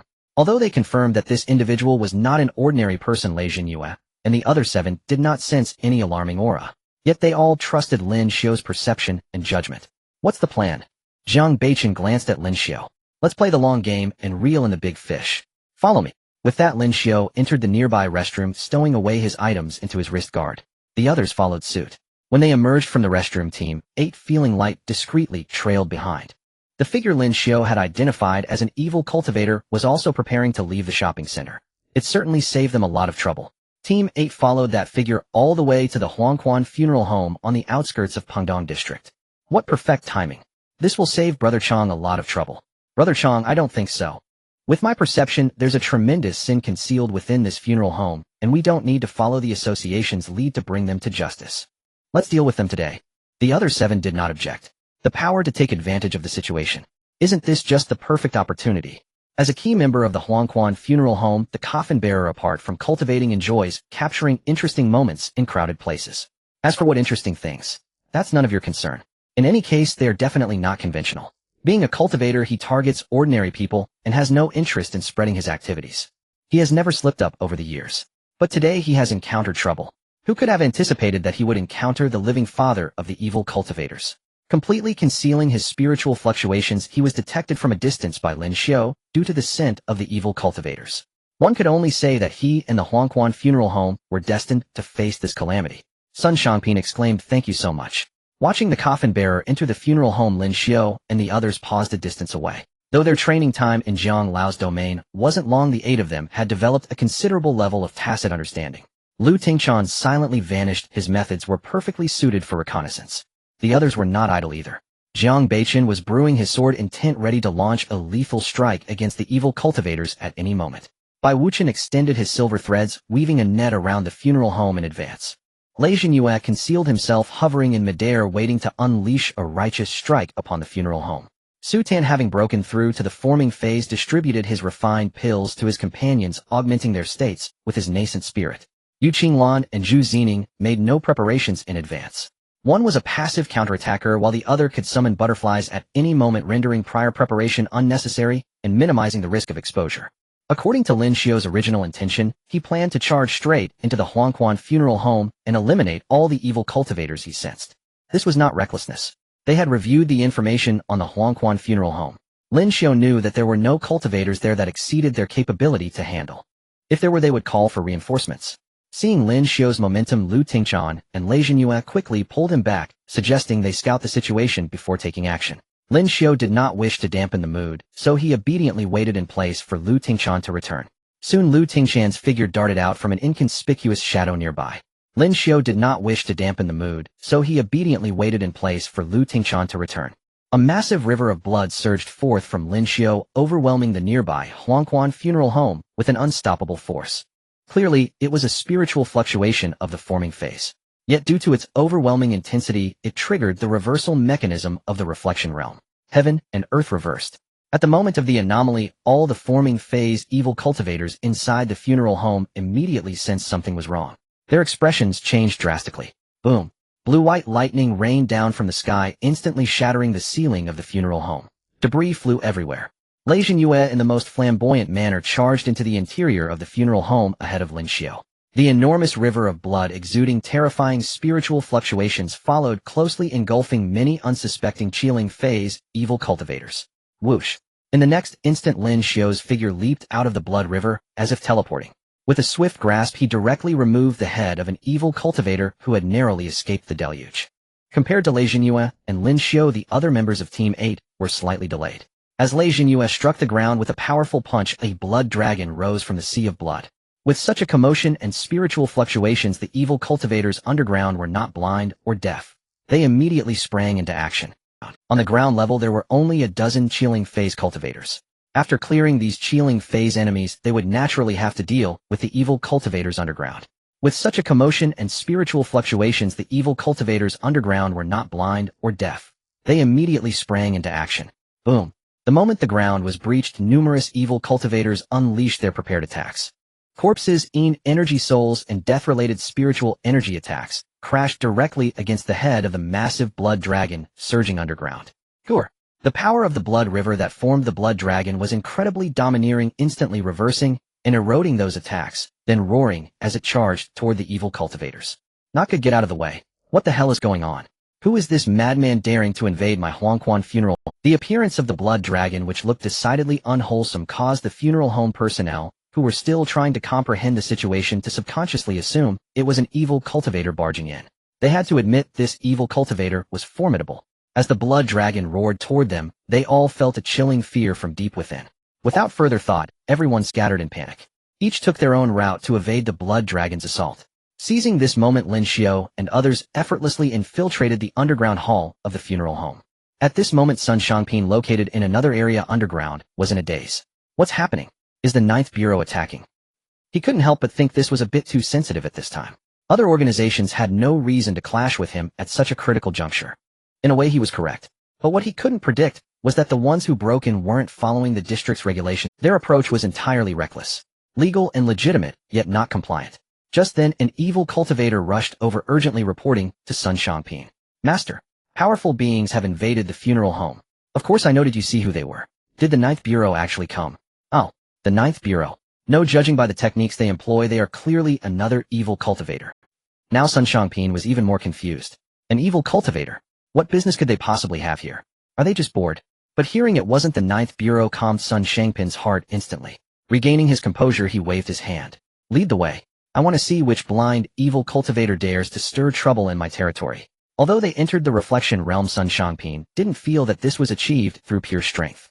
The reversal device was something that any moderately strong cultivator would possess. Its purpose was to enter the reflection realm during battle, preventing damage and collateral harm in reality that could attract the 9th Bureau's sanctions. He assumed that the troublemaking evil cultivator used this method to drag him into the reflection realm. There was another reason for this assumption. That is under the premise that the bosses at the 16 Piers and Racecourse were not yet considered evil cultivators. Sun Shangping was the biggest evil cultivator in Haiqing. There could not possibly be a stronger evil cultivator than him in this region. Compared to the regular forces of the 9th Bureau, the number of evil cultivators in the funeral home is indeed several times greater. However, their strength is woefully inadequate. Compared to the regular forces of the 9th Bureau, the number of evil cultivators in the funeral home is indeed several times greater. However, indeed it hasn't been long since they stormed into the funeral home, yet over half of the evil cultivators have already perished at their hands, including more than one condensation stage. As for the spirit awakening stage, a single strike is already showing them mercy. Jiang Beichen lightly flicked his sword, cleaving an escaping spirit awakening stage evil cultivator in half. Having spent so much time with Lin Xiu, the other members of Team 8 seem to have also developed a taste for brutality. Lin Xiu unleashed a series of powerful punches, turning every evil cultivator that obstructed his path into charred fragments. Get out of the way, all of you. Don't block my path. The fallen evil cultivator 1. The fallen evil cultivator 2. Who stopped you? The fallen evil cultivator 3. Damn it. Bai Wuchen looked at the swirling river of blood around him and silently retracted all of his silver threads. No need for that. Then he controlled a silver thread to shoot out, piercing through the body of an evil cultivator. This is enough. The four ladies showed far more interest in the river of blood than in the slaughter of the surrounding evil cultivators, only retaliating when the evil cultivators actively attacked them. The true spirits of Budongshan Wuyinchan and Ling Gudai surrounded them, enclosing the least combat-capable Su Tan in the center. Compared to the previous battle at the Phantom Club, Lin Xiu was even more thrilled in this one. Although their numbers weren't as great as last time, the overall quality surprisingly surpassed those evil cultivators at the Phantom Club. While no evil cultivator had yet appeared capable of withstanding his strikes, he and the methods of their demise were evidently more creative than those from the Phantom Club. It's no wonder that greater strength equates to greater resilience. For these weak evil cultivators, Lin Xiu saw no need to employ the Red Moon for slaughter. The ever-present river of blood could coalesce into bloody strikes at any moment. At this moment, Lin Xiu resembled a demolition worker more than an actual worker. There was no need to charge up. Those blood-colored strikes spanning several dozen zhang unleashed casually were enough to destroy everything. One must admit that the space carved out underground by the Yellow Spring Funeral Home is indeed vast, with distinct functional areas divided into several sections. The hall they had just entered was large enough to be equivalent to several football fields combined. The underground spaces did not exist parallel to one another, but extended downward in several overlapping layers. At this moment, Lin Xiu had already breached the 4th layer and was preparing to continue his advance to the 5th layer. All of this took less than a minute. It wasn't even enough time for Sun Shangping to reach the level where Lin Xiu currently stood. Stop him. We can't let him continue his rampage. Quickly run. This guy isn't human at all. Where did this powerful evil cultivator come from? We've never offended you. Why are you attacking my Yellow Spring Funeral Home so mercilessly? Even though the battle didn't last long, all the evil cultivators were certain they could not match the killing god before them. In this situation, while some still resisted stubbornly, many more of the surviving evil cultivators were already preparing to flee. Old Lin, wait for me. You're killing too quickly. At least leave me a few evil cultivators. Lin Xiu was recklessly slaughtering ahead, while Lin Xiu struggled to keep pace behind. As the range of the river of blood continually expanded, Lin Xiu's speed of advance far surpassed that of Lin Xiu, leaving him to trail behind Lin Xiu, choking on dust. The other members of the team also realized that the evil cultivators of the Yellow Spring Funeral Home posed little threat to them. Coupled with the relentless slaughter by Lin Xiu and Lin Xiu, they lost interest in competing with the two for kills. They advanced leisurely, their demeanor not at all like being in the stronghold of evil cultivators, but rather as if they were leisurely strolling through a shopping center. Jiang Beichen stood with his sword retracted beside Zhu Zining. Bai Wuchen, as usual, followed closely behind Su Tan. Lu Tingshan linked her arm, with Yu Qinglin's bouncing along as they toured in the direction of the flowing river of blood. When Lin Xiu and Lin Xiu entered the 5th layer, they finally encountered a more noticeable obstacle. Where did this madman come from? A furious voice echoed, accompanied by a bizarre green flame that emitted a distinct stench of decay. That flame carried a strong odor of corpses and a certain toxic aura associated with dead bodies. It was the true spirit of Sun Shangping, burning corpse fire. Normally such a strike would certainly be too much for even the likes of Du Daxian and the Gambling King to withstand Hedon. Though Sun Shangping had not yet broken through to the Dao Understanding Realm, he could still hold his ground against ordinary Dao Understanding Realm opponents. Unfortunately, he encountered Lin Xiu, a monster who disregarded reason. Lin Xiu hardly paid any attention to that ghastly green flame as the surging river of blood whipped up massive waves, even reaching the ceiling of the 5th layer. Splash! The torrential waves of the river of blood cascaded down, extinguishing the ghastly green flame with overwhelming force. A bloody strike spanning several dozen zhong surged forth brutally, severing the entirety of the fifth layer space. Also caught in the crossfire was Sun Shangming. When the bloody strike swept past, Sun Shangming's eyes bulged, as if they would pop out, his gaze filled with disbelief before death. This is impossible. Am I dead? As the world around him faded into darkness, Sun Shangming's bisected body was helplessly engulfed by the surging river of blood. Lin Xiu sensed something was off about Sun Shangming. The latter's spiritual fluctuations were indeed stronger than any evil cultivator they had encountered before. He asked uncertainly, "Was there something obstructing our path just now?" Lin Xiu tilted his head dismissively and waved his hand. "Didn't pay attention, just a speed bump, right?" After saying this, he unleashed another blood-colored strike that spanned several dozen zhong towards the ground beneath him. Instantly, more than half of the fifth layer space's ground was obliterated, and Lin Xiu leaped into the sixth layer along the flowing river of blood. Though Lin Xiu still felt some confusion after contemplating for a moment, he decided to put it aside and jumped down after Lin Xiu. From start to finish, Sun Shangming's appearance and subsequent death did not catch Lin Xiu's attention at all. For Lin Xiu, the Sun Shangming he had inadvertently eliminated was no different from the evil cultivators who had died before. After all, he hadn't exerted much effort. Yet when Lin Xiu and Lin Xiu eagerly jumped into the sixth layer, they were greatly disappointed. The river of blood quickly inundated the sixth layer, but there were no signs of any evil cultivators. Unwilling to believe it, Lin Xiu continued to destroy downward, only to find no trace of anyone even in the final eighth layer. It was then that he confirmed that in that brief moment, it seemed he had wiped out all the evil cultivators here. Is this all there is? Lin Xiu's face was filled with disappointment. He recalled that throughout his journey, he had barely slain fewer than 100 evil cultivators, with most of them not even reaching the Qi awakening stage. Together, the Qi awakening and forming stage cultivators would not exceed 20 in total. Considering the portion taken by Lin Xiu and the other team members who had joined forces to eliminate some, the total number of evil cultivators in the funeral home was around 150. Isn't it? Are all the local evil cultivators like this? Is Brother Chang trying to fool me? With so few people, can they really be considered one of the so-called four extraordinary organizations in Shanghai? I don't even expect to match the likes of the Heart-Devouring Society or the Blood Robe Cult. But at least there should be over 100 in the Qi awakening stage, several dozen in the forming stage, and a leader of the profound realm to barely qualify as a legitimate extraordinary organization, right? At this moment, Lin Xiu was greatly shocked. He wondered if he had misunderstood some common knowledge about the cultivation world while learning from Zhang Lao earlier. Could it be that cults like the Blood Robe Cult are just rare large organizations in Beichin country, while places like the funeral home are the norm for evil cultivators? Lin Xiu felt he had discovered the truth of the world. At this moment, Lin Xiu walked over and patted. "Your current thoughts are correct.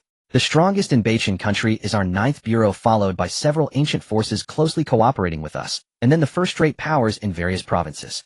Organizations like the Blood Robe Cult overall do not compare to first-rate powers, but their leaders are close to the realm of transformation, along with several high-ranking members in the profound realm, allowing them to maneuver secretly among those first-rate powers. Beichin country is not a place where evil cultivator organizations can grow rampant. The Blood Robe Cult is already the ceiling-level evil cult organization here. Looking at Beichin country, there are hardly any evil cult organizations like the Blood Robe Cult. The recently exterminated Phantom Society and the current Huangquan Funeral Home are the only ones of normal scale. I've seen the information on these two organizations. They should have only recently turned to the dark side. Otherwise, the Bureau wouldn't have allowed them to grow to this extent. In other words, their scale and level are already quite significant. If they had started as evil cultivators, they would have never had the opportunity to develop under the Bureau's nose to this point, let alone reach their current scale." After listening to Lei Jinyu's explanation, Lin Xiu's thoughts began to shift. "Wait, Lao Lei, are you saying that our team was fighting against rare high-end organizations back in Tiandu? So now are we like high-level gaming characters returning to low-level dungeons to catch fish? What else would it be?" Lei Jinyu quipped back. "Do you think we are just anyone? We are recognized geniuses by the Bureau. How can these trash who may not even have complete cultivation methods compare to us?" Lin Xiu, whose methods were equally incomplete, suddenly felt that Lao Lei was quite offensive. He suddenly wanted to spar with him. What should he do? At this moment, the other members of the team finally arrived at the deepest part of the underground and heard the conversation between Lei Jinyu and Lin Xiu. Yu Qinglan smiled gently at Lin Xiu. "You have been told by Jiang Lao more than once to study seriously, but you always let it go in one ear and out the other. Now look, you've caused a mess, haven't you?" Su Tan and Zhu Zining stifled laughs, while Jiang Beichen's lips twitched slightly, and Bai Wuchen maintained his usual indifferent expression.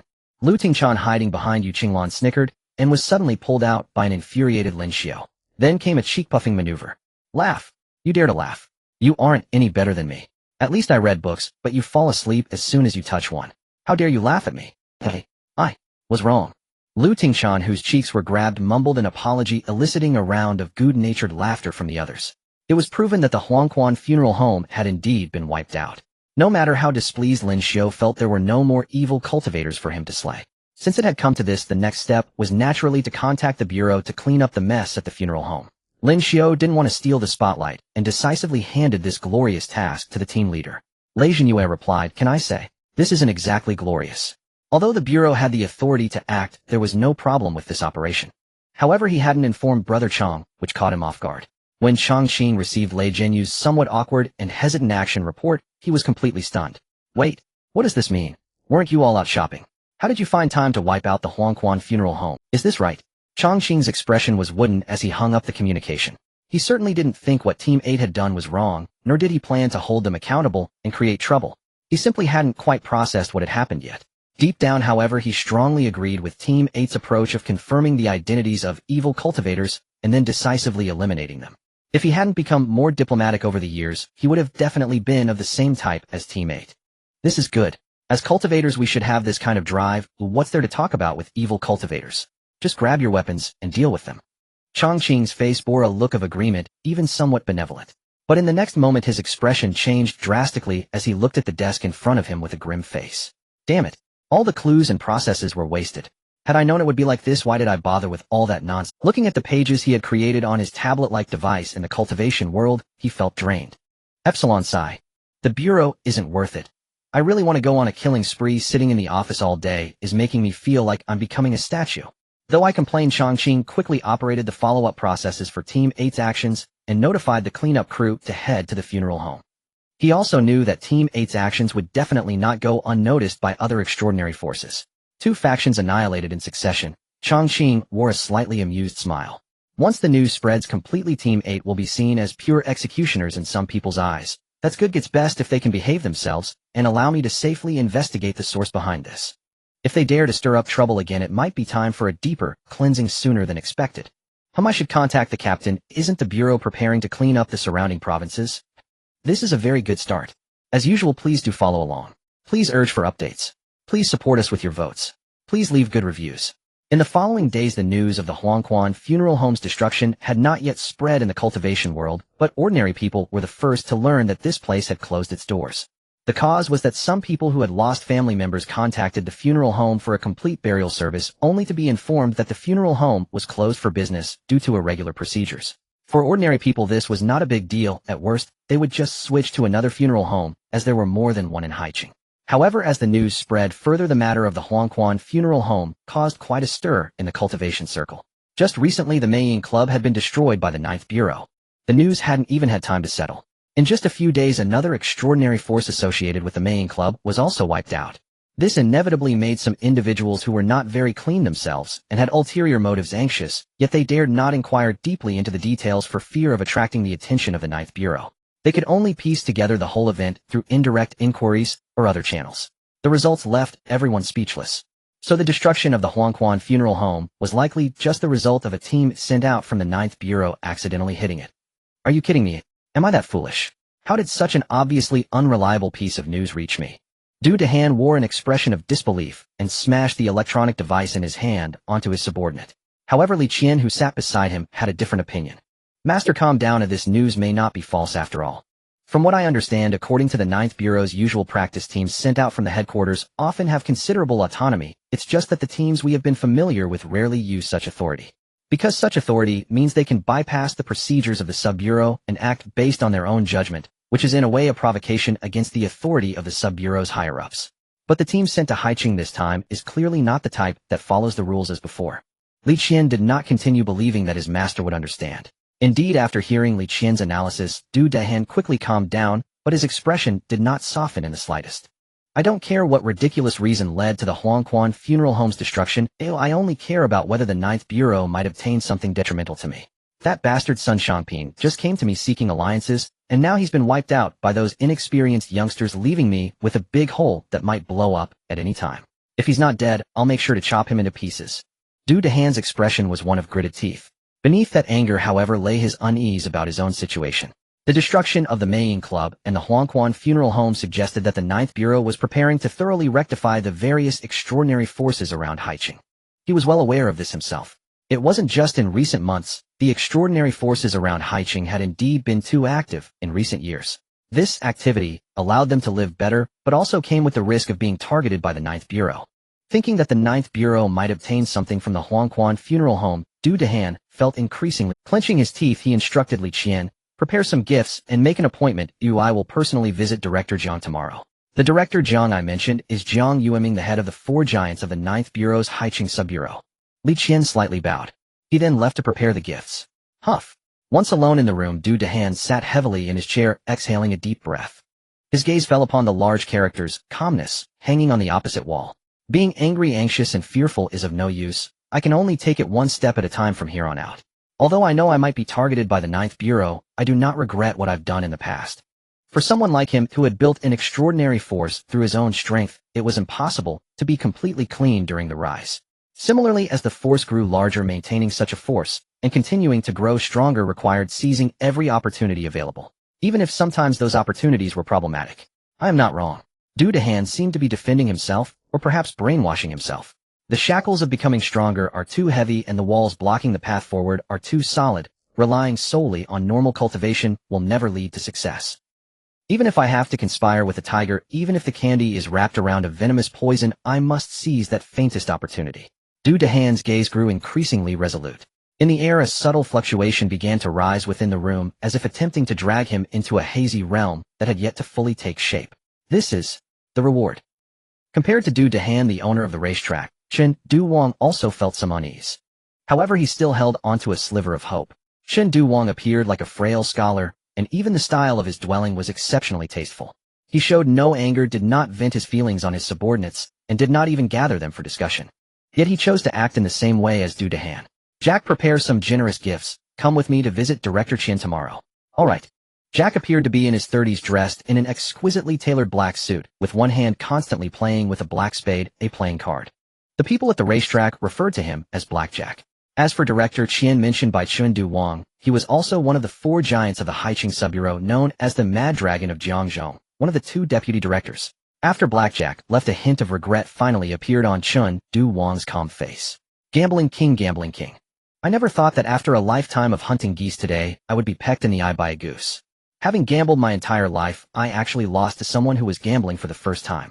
Thinking back to the confident gambling match from a few months ago, along with the mutated True Spirit blood contract signed before the match began, Chen Du-Wang's lips curled into a bitter smile. The events that took place at the racetrack and the 16 peers were of course unknown to the local bureau in Haiqing. At the Huangquan funeral home, Lei Zhenyue happily handed over the responsibility to the arriving personnel. Then the entire squad made their way back to the bureau to complete the post-action paperwork. The operation was very successful, but next time, even if you don't inform others, at least let me know. I don't want to experience such a shock again. After signing his name on the supplementary documents, Chongqing said with a rather helpless tone, definitely. Next time for sure, right? Let's bring Changgu along next time. This suggestion did brighten Chongqing's eyes, but he waved his hand dismissively. All right, now that you've finished signing, you don't need to linger here and be an eyesore.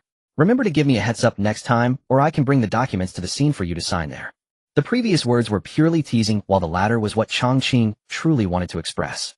Lin Xiu raised his hand and made a gesture indicating all was well, before being pulled away by Lei Zhenyue from the office. After leaving the office, the members of Team 8, who had just gone through a battle, suddenly found themselves unsure of what. How about we continue to stroll around the streets? Lu Tingshan quietly suggested. Forget it, we just had a thrill, though I don't want to go back to being a bag carrier again. Lei Zhenyue waved his hands frantically, his expression one of refusal. Jiang Beichen and Bai Wuchen remained silent, but wholeheartedly agreed with Lei Zhenyue's sentiment. I don't mind. Lin Xiu took out the food he had previously stored in his wrist guard, eating while he spoke. After a process of elimination, ultimately, it was Yu Qinglan who set the final tone. Everyone should go back home and reflect. Having just experienced a battle, though not overly difficult, they should indeed return home to settle down. Thus, after exiting the bureau's base, the group headed straight home. For the next 2 days, all members of Team 8 obediently stayed at their residences. Lin Xiu spent most of his days immersed in the quiet room underground for cultivation, consuming the spiritual crystals provided by the bureau at an astonishing rate. By the way, whether it was the missions participated in during his time in Tiandu, or the recent 2 occasions of eliminating evil cult organizations, the Ninth Bureau had issued corresponding rewards. Spiritual crystals were merely one form of reward. This is the advantage of joining an organization. The acquisition of cultivation resources is much faster and easier compared to solitary cultivators. The more powerful the organization one joins, the greater and more abundant the resources they can obtain. For a genius like Lin Xiu, prior to joining an organization, he could leap into the Qi awakening stage overnight, merely relying on the slight spiritual resonance naturally present in the world. With the support of resources, his cultivation speed had naturally accelerated beyond measure. How long had it been since he broke through to the forming shape stage? Yet the Blood River Spring Eye within Lin Xiu had already expanded nearly twice since his initial breakthrough, and the summoned Blood River was approaching the grand height of 2,000 zhang. If he were to face the explosive-headed Tuo again, now he was confident he could reduce the time taken to defeat him to a third of what it originally was, or even shorter. But this was far from his limit at the forming shape stage.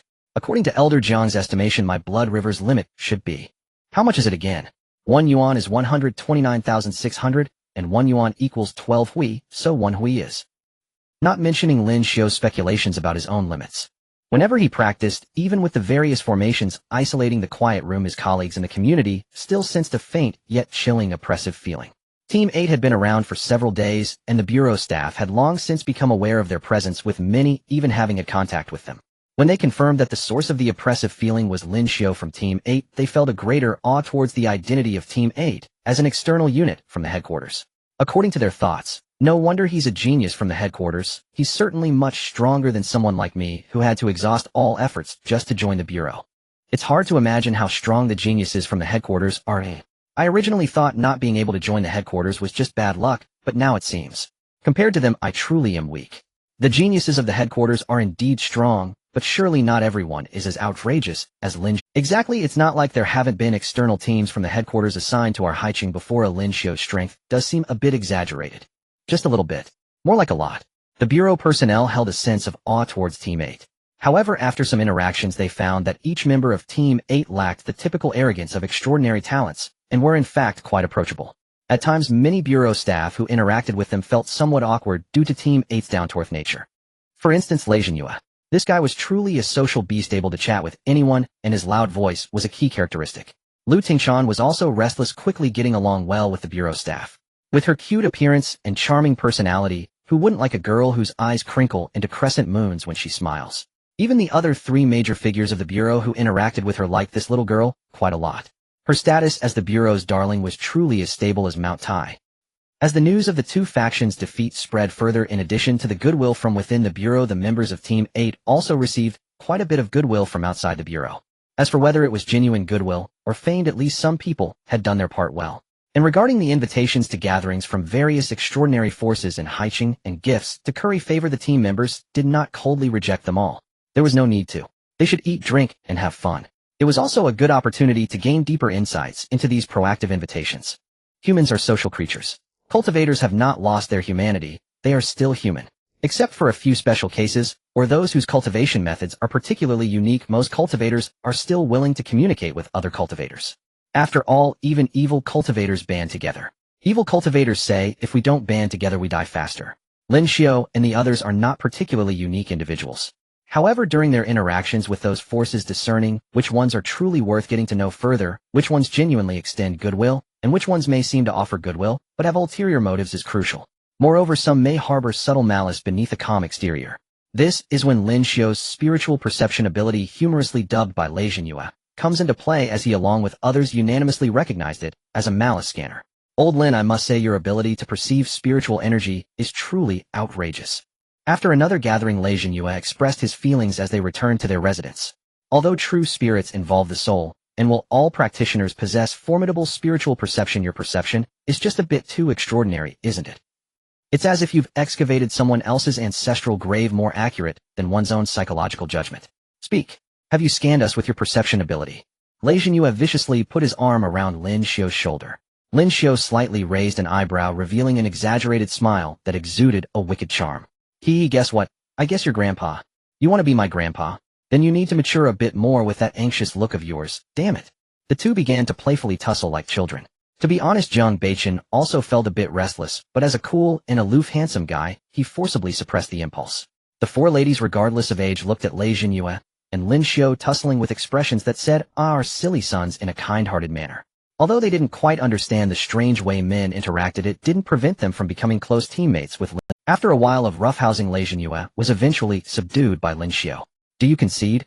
"I do not concede." "Do you concede?" All right, I concede."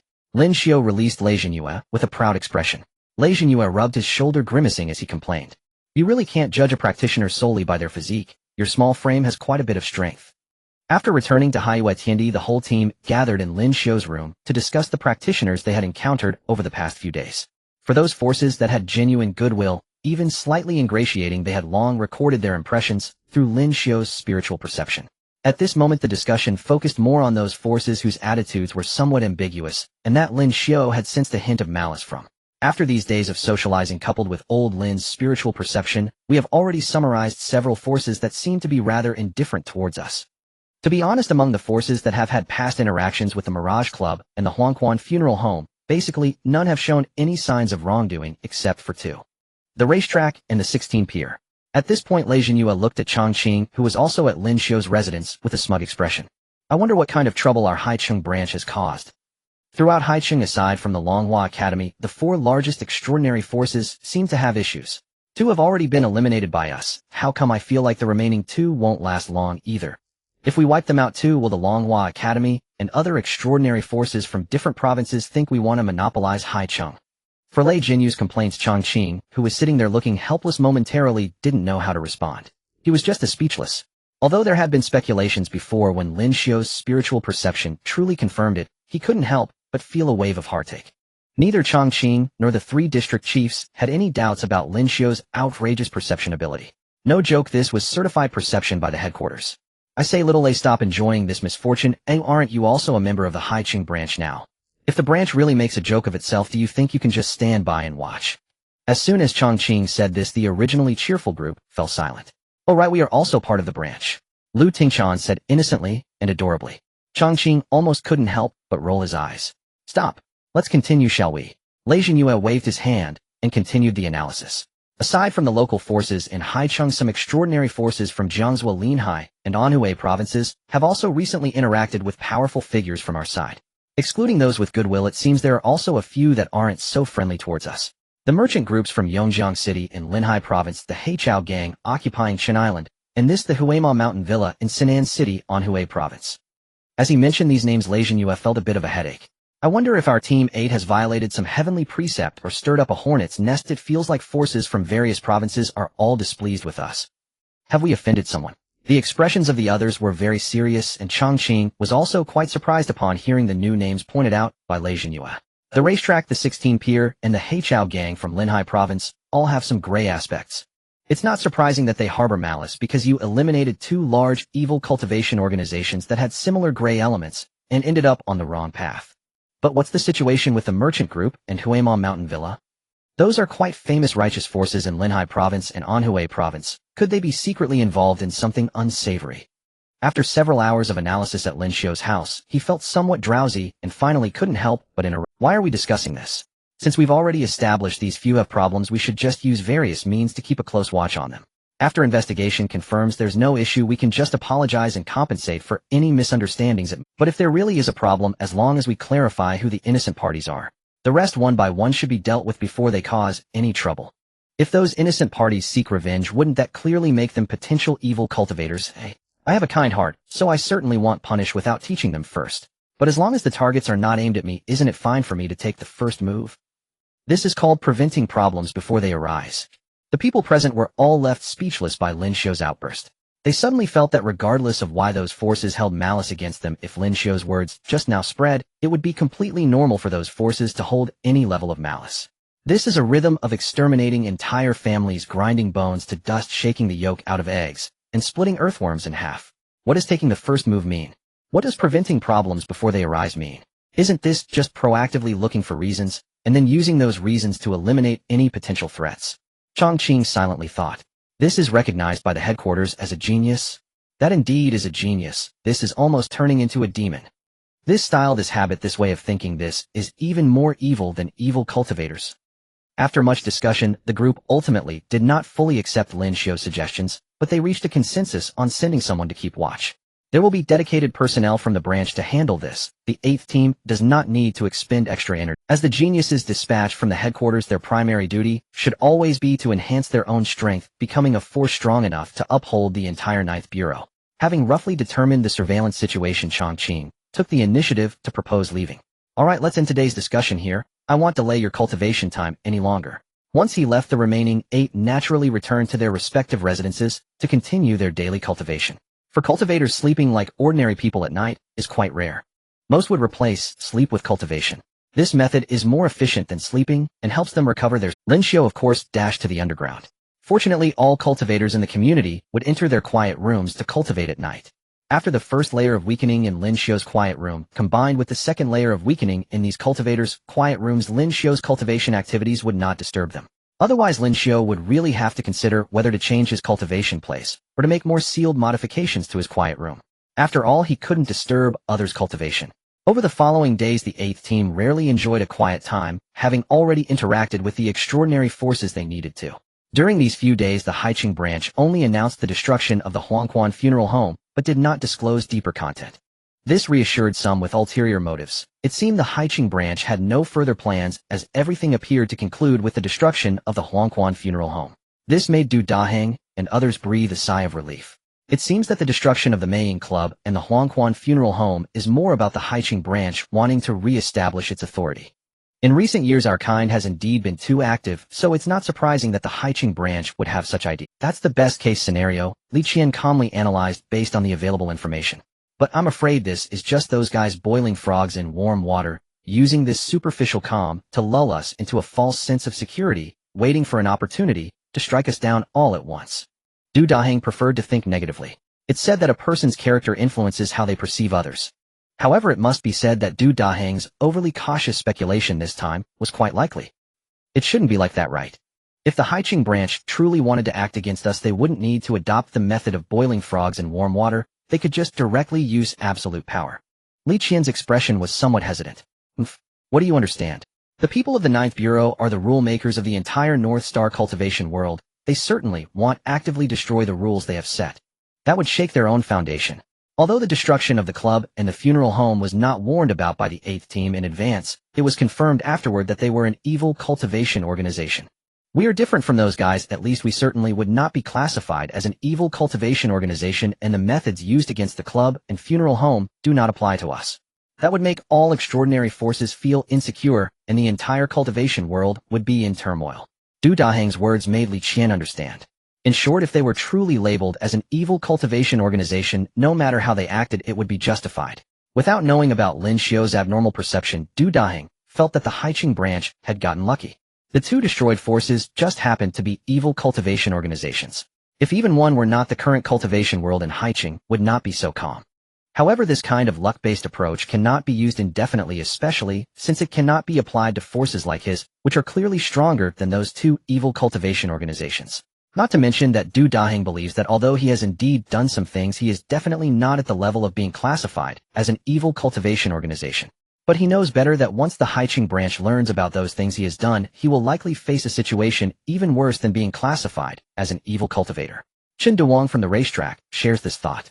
However, if he were to delve into various causal logics, the situation he faces might be slightly better than Du Daheng's. But compared to the other two large forces that have been circled by the 8th team, addressing them is still a lower priority. These two large forces are the Merchant Guild of the Coastal Province and the Huema Mountain Villa of the Anhui Southern Province. Compared to them, the 16th Dock and the racetrack are indeed not considered major forces. After all, the entire force only has one person at the Xianjing level. If it were either the Merchant Guild or the Huema Mountain Villa, they could confront the Haiqing branch head-on, and the outcome would still be uncertain. There are similar forces like this in the Coastal Province and the Anhui Southern Province, and the branch's strength in these two provinces is indeed stronger. Otherwise, it would be uncertain who had the final say in the two provinces. The Merchant Guild and Huema Mountain Villa, of course, have no idea that they have already been targeted by the Haiqing branch, especially by Lin Xiu. At this moment, within the Merchant Guild, Hu Pai, one of the 5 guild leaders, is receiving a special guest. This is something that absolutely cannot be known to others. As one of the highest decision-makers of the Merchant Guild, Hu Pai is of course a powerful figure at the Xianjing level. Despite being such a strong cultivator, Hu Pai usually presents a humble demeanor, kind to everyone. On his round face full of blessings, a pair of eyes always carries a smiling look, making it impossible to guess what he is truly thinking. However, at this moment in the secret room, he personally crafted that smiling face appears disturbingly calm. In his still small, slanted eyes a flicker of sinister light occasionally flashes.